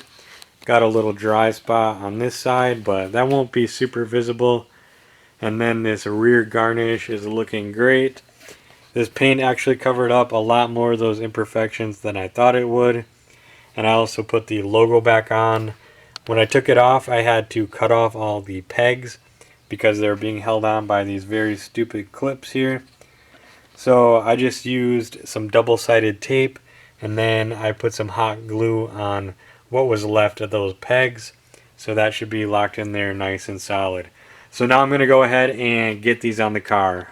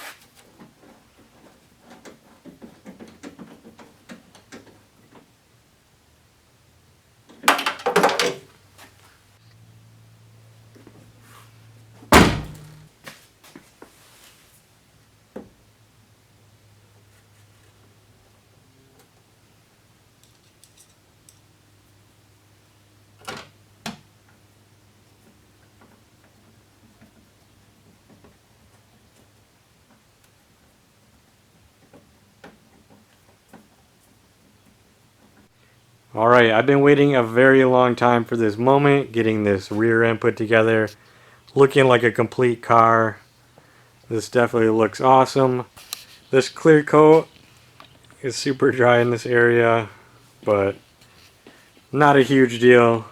Something you can always come back to, but it looks just fine to me. There we go, another thing done. And now for the cherry on top.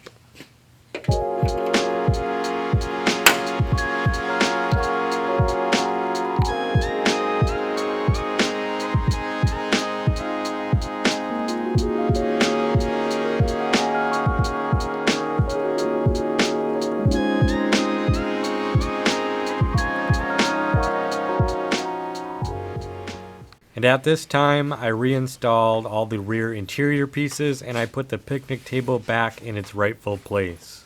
I didn't film the install, but here's some B-roll for you.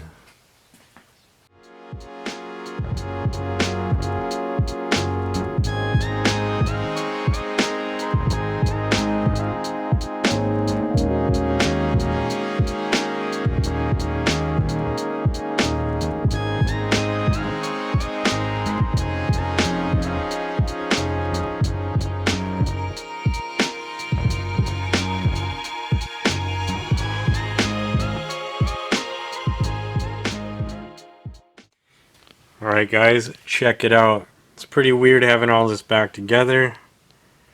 Looks just like a normal car. Now, back to the dreaded oil leak.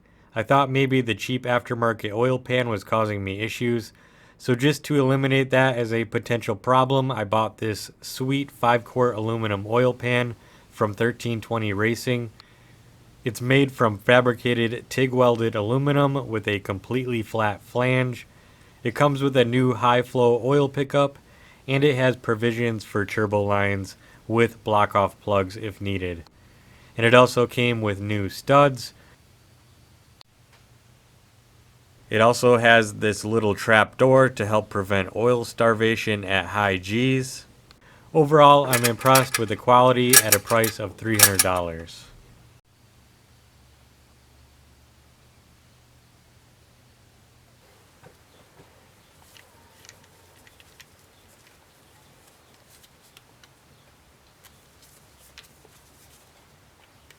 After a lot of messing around with different oil pan gaskets, I ultimately went with something a bit unconventional. I used no gasket and Mopar brand RTV. I chose this after watching a Project Farm YouTube video which compared all the different brands, and Mopar did exceptionally well, especially in holding high pressures. And there's a little bit of oil in the pan because this is not my first attempt.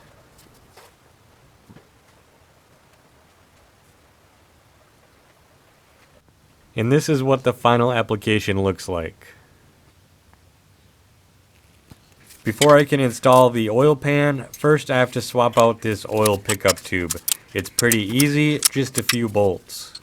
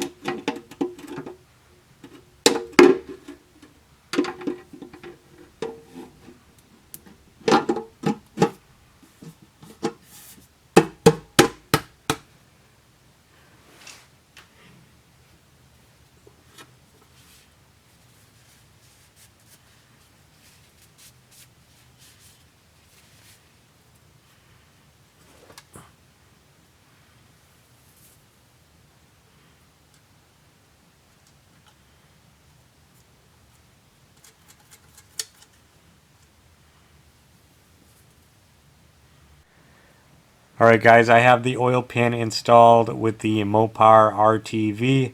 I threw the torque wrench to the side and just trusted my gut instinct with a 1/4-inch ratchet and got them all snugged up where I think they need to be. Now I'm going to wait 72 hours and we're going to fill and start this thing. With the oil pan installed, let's take care of this ugly valve cover. Believe it or not, this is the second time I'm doing this, because the first time I added a ghetto breather system on it and I didn't like it at all, so I just cut it out of the video.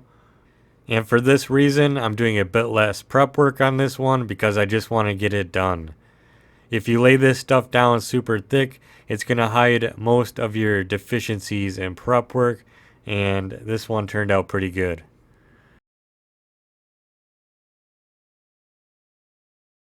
And here's what it looked like right before painting. And what I learned from last go around is to get your letters completely polished before painting. It'll make it a lot easier after. And here's the final result. It's almost indistinguishable from the one I did previously, where I did a lot more prep work. And the only imperfection being self-induced from bumping it with the tool I was using to scrape the paint off the letters.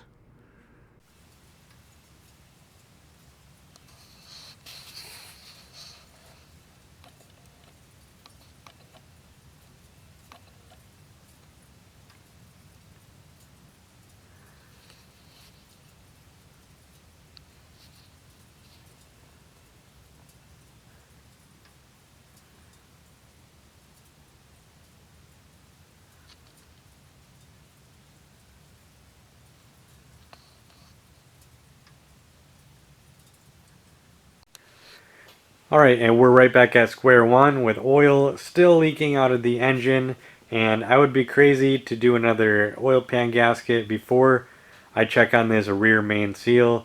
That's just something I thought couldn't be an issue since I just replaced it, but you never know. So I'm going to go ahead and get that transmission removed so we can inspect that thing and rule it out as an issue or replace it if necessary. Alright guys, we're back at it. I have this thing torn back apart, just what I wanted it to do. In my mind, it just couldn't be the rear main seal. But then I went back and looked at the video and I definitely see where I could have made an error. So let's go underneath and take a look. Alright, welcome to my office. You can see there's lots of oil pooled at the bottom of here, so I'm just going to wipe that off. Let's take a closer look.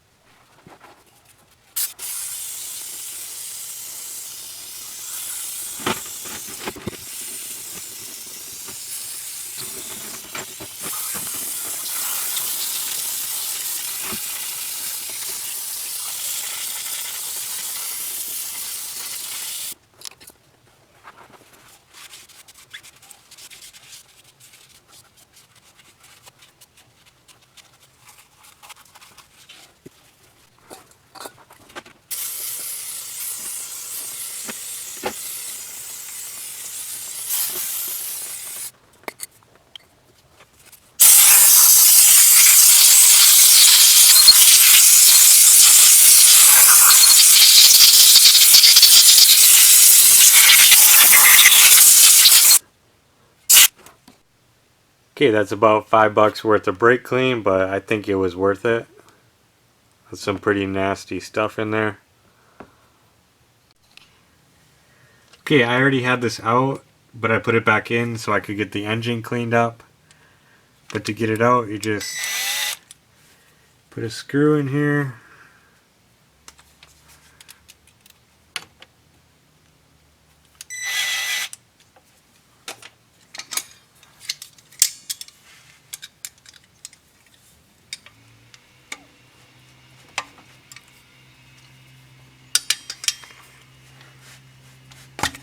Just pop it out like that. Okay, sometimes I get a bit carried away with the project, and this one's no different. I thought I could possibly improve on the normal seal driver by adding this guide piece to help hammer it in as square as possible, something that I could possibly sell online.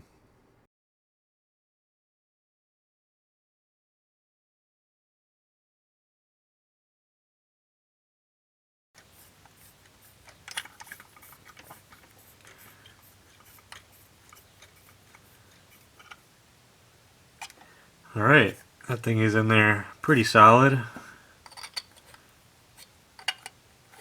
Tighten it up a little more.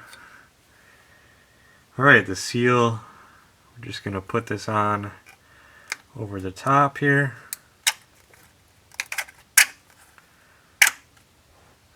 Okay, that's all the way down. Alright, let's give this a try.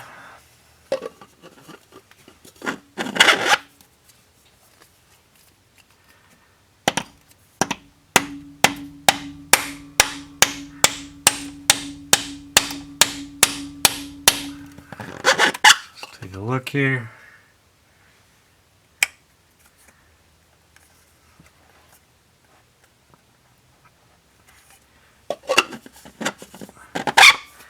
Okay, I'll hit it a little bit harder.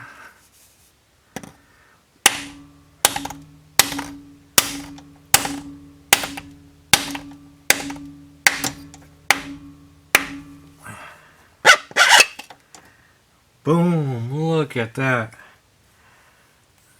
Now that is a good install right there.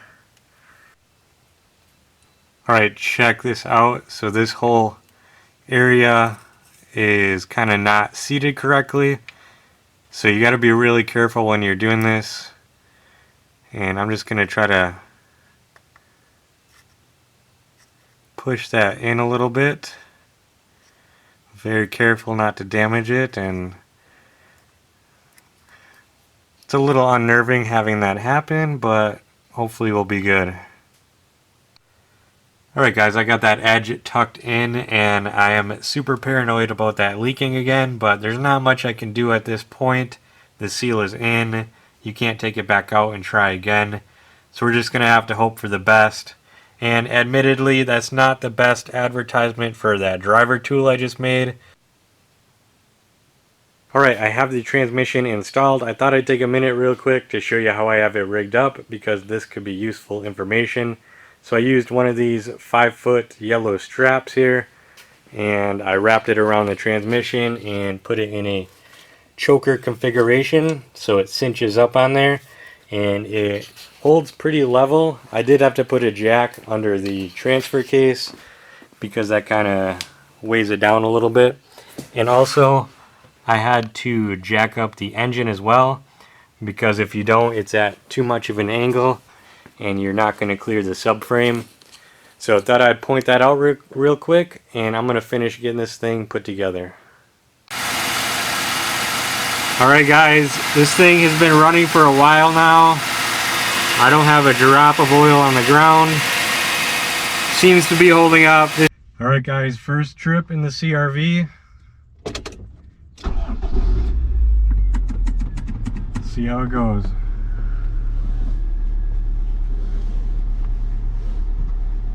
Well, I don't even have seat buckles. That's nice.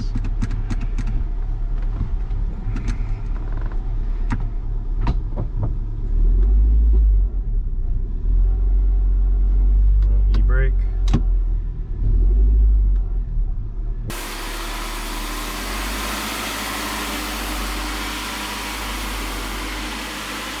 This is the craziest thing. We have brakes.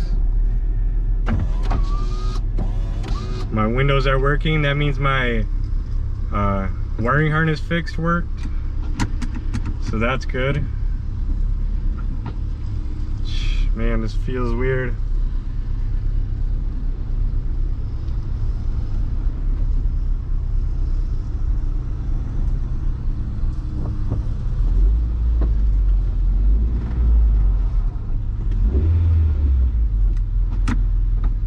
First gear. Oh, weird.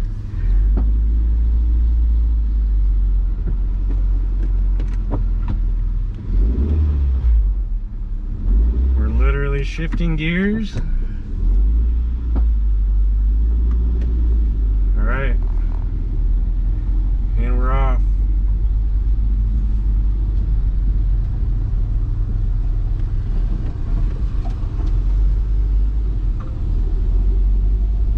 We are driving down the road, people. I'm sure my alignment is way off. My My steering wheel is super crooked right now. We're just going around the block, people.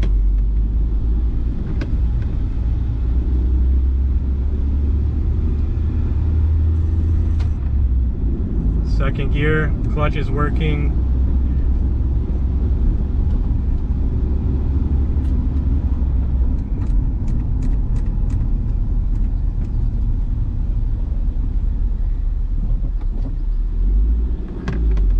We're in the car, guys. I literally built this car from scratch. Now I'm driving it. This is wild.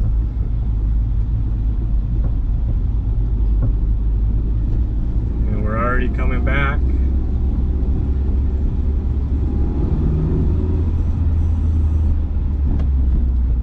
Alright, we did it. Maiden voyage complete. I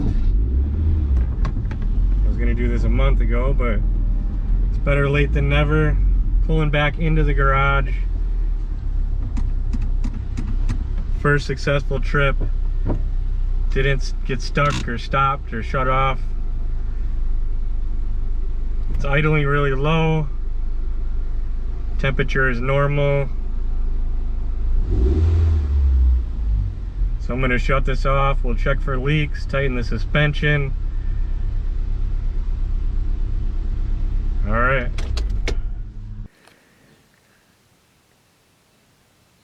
All right, guys, I took this thing all the way across town. I apologize I didn't film it, but I was just focused on making sure I don't break down and getting acquainted with the car. So overall, it went pretty well, but there was one issue here, and our favorite thing, leaks.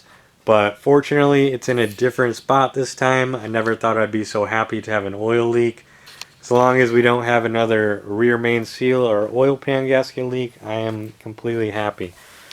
So let's go take a look at what it actually is. Alright, let's just squeeze in here. So the flywheel, you can see, is still completely dry. This flange is dry.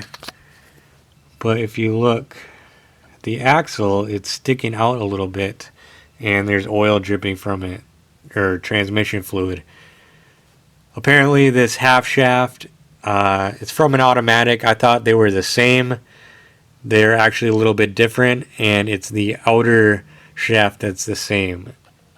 I'm gonna have to take this back out so we can get it swapped. Alright, I have that axle removed, and luckily I have a CRV manual half shaft in stock. I didn't use it originally because I didn't think I needed it, but you definitely do. I also removed the outer CV. This part can be reused, and to get that off, you just gotta hammer it off. So these are lined up on the table, so we might as well just take a look at the difference here. I put a bolt in there to line them up properly. And I'll put my straight edge on the end here, and you can see that the manual one is physically longer. If you put it at this point, it's longer. It's longer all around. I'm going to go ahead and get this reinstalled in the car, and we'll be back in business.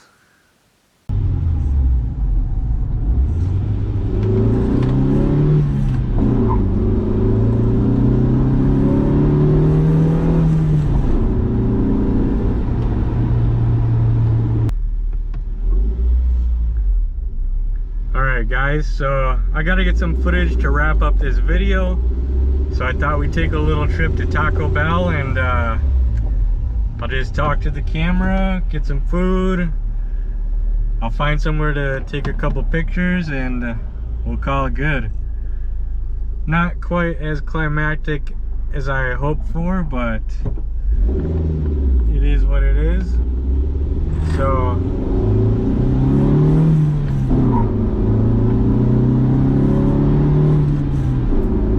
the CRV is running good.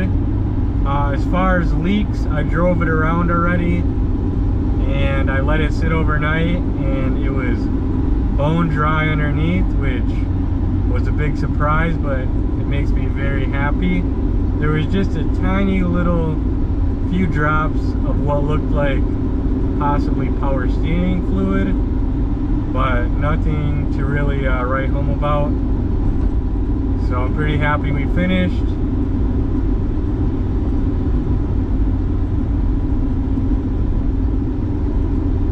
But overall, I don't even know what to talk about.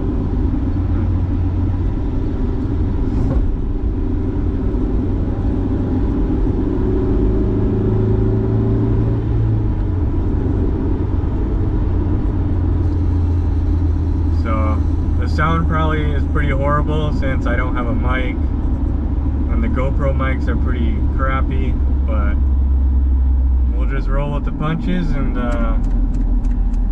get some footage. So it's pretty busy on the road right now, and I'm feeling pretty confident in the CRV.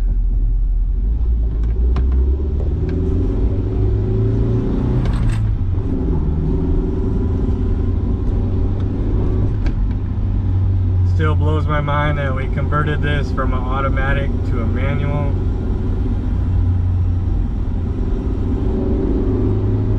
Which really increases the value of this car.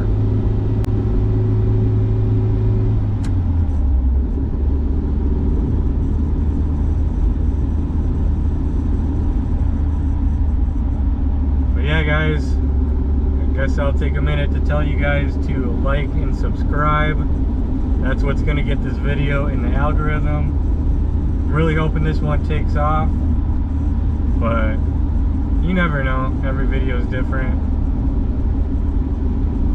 At this point, if I get over 10K views, I'm happy, but I'd love to hit another 100,000 like I did on that, on episode 3.5, I think it was. So the whole point of this video series was basically proof of concept. Is it possible for me to make a video and actually make money on YouTube? Which we proved correct. So now we just got to streamline the process. You know, these build videos take a long time, so we got to start branching out and do some different content. Hopefully get some more videos out quicker.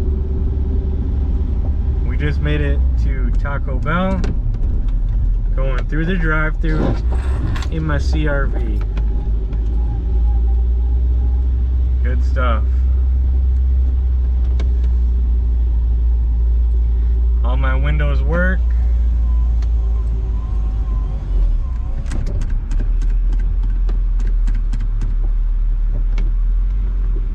Taco Bell, you ordered them, what? Can I get the crispy nugget combo 10-piece? Any goodie size? Could I get one of each? And then a Baja Blast to drink. And that'll be it.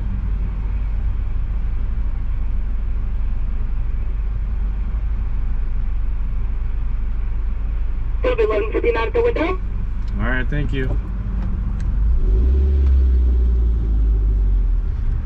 Alright guys, I'm a big spender today. I normally wouldn't spend that much on fast food, but I think this occasion calls for it.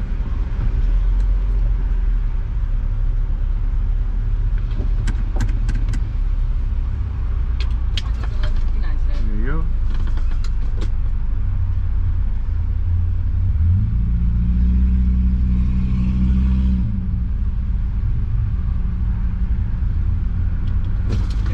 Thank you.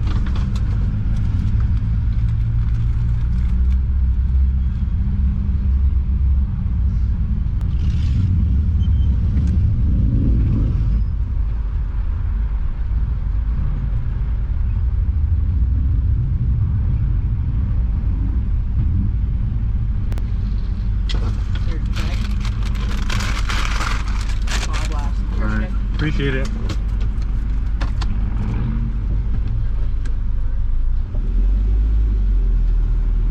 Alright guys, successful Taco Bell run.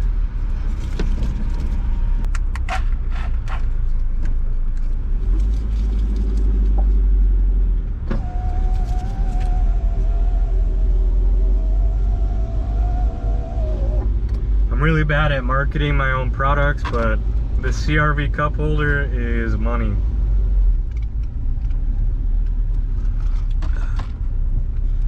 I sell these on my website, on Etsy. Probably sold hundreds of them. And I've actually never got to use it myself because my CRV's been down the entire time. So this is the first time using my cup holder. This is an older model. It's not quite as tall as my newer ones, but that's pretty slick. Alright guys, so the plan now, I'm gonna find somewhere to get a couple quick videos so we can do some B-roll. I definitely wanted to do way more, like drone footage and find a nice location and all that, but time just doesn't permit. So we'll just go to this one spot I know, hop out the car, take a couple photos, and then I can go back home and eat my Taco Bell. So that's the plan.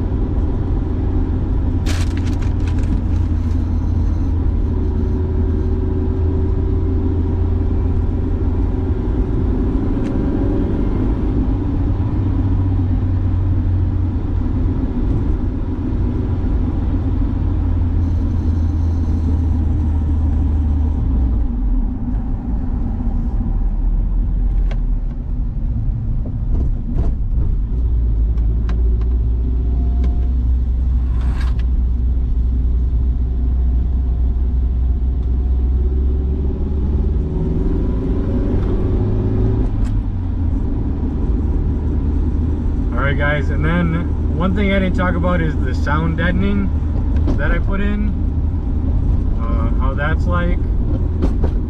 I'd say it's pretty good. There's still a little bit of road noise, but I can't imagine what it would be like if I didn't have that. A lot of it's coming from the firewall area. Also, we have those max speeding rods coilovers on. I'd have to say they're performing pretty good.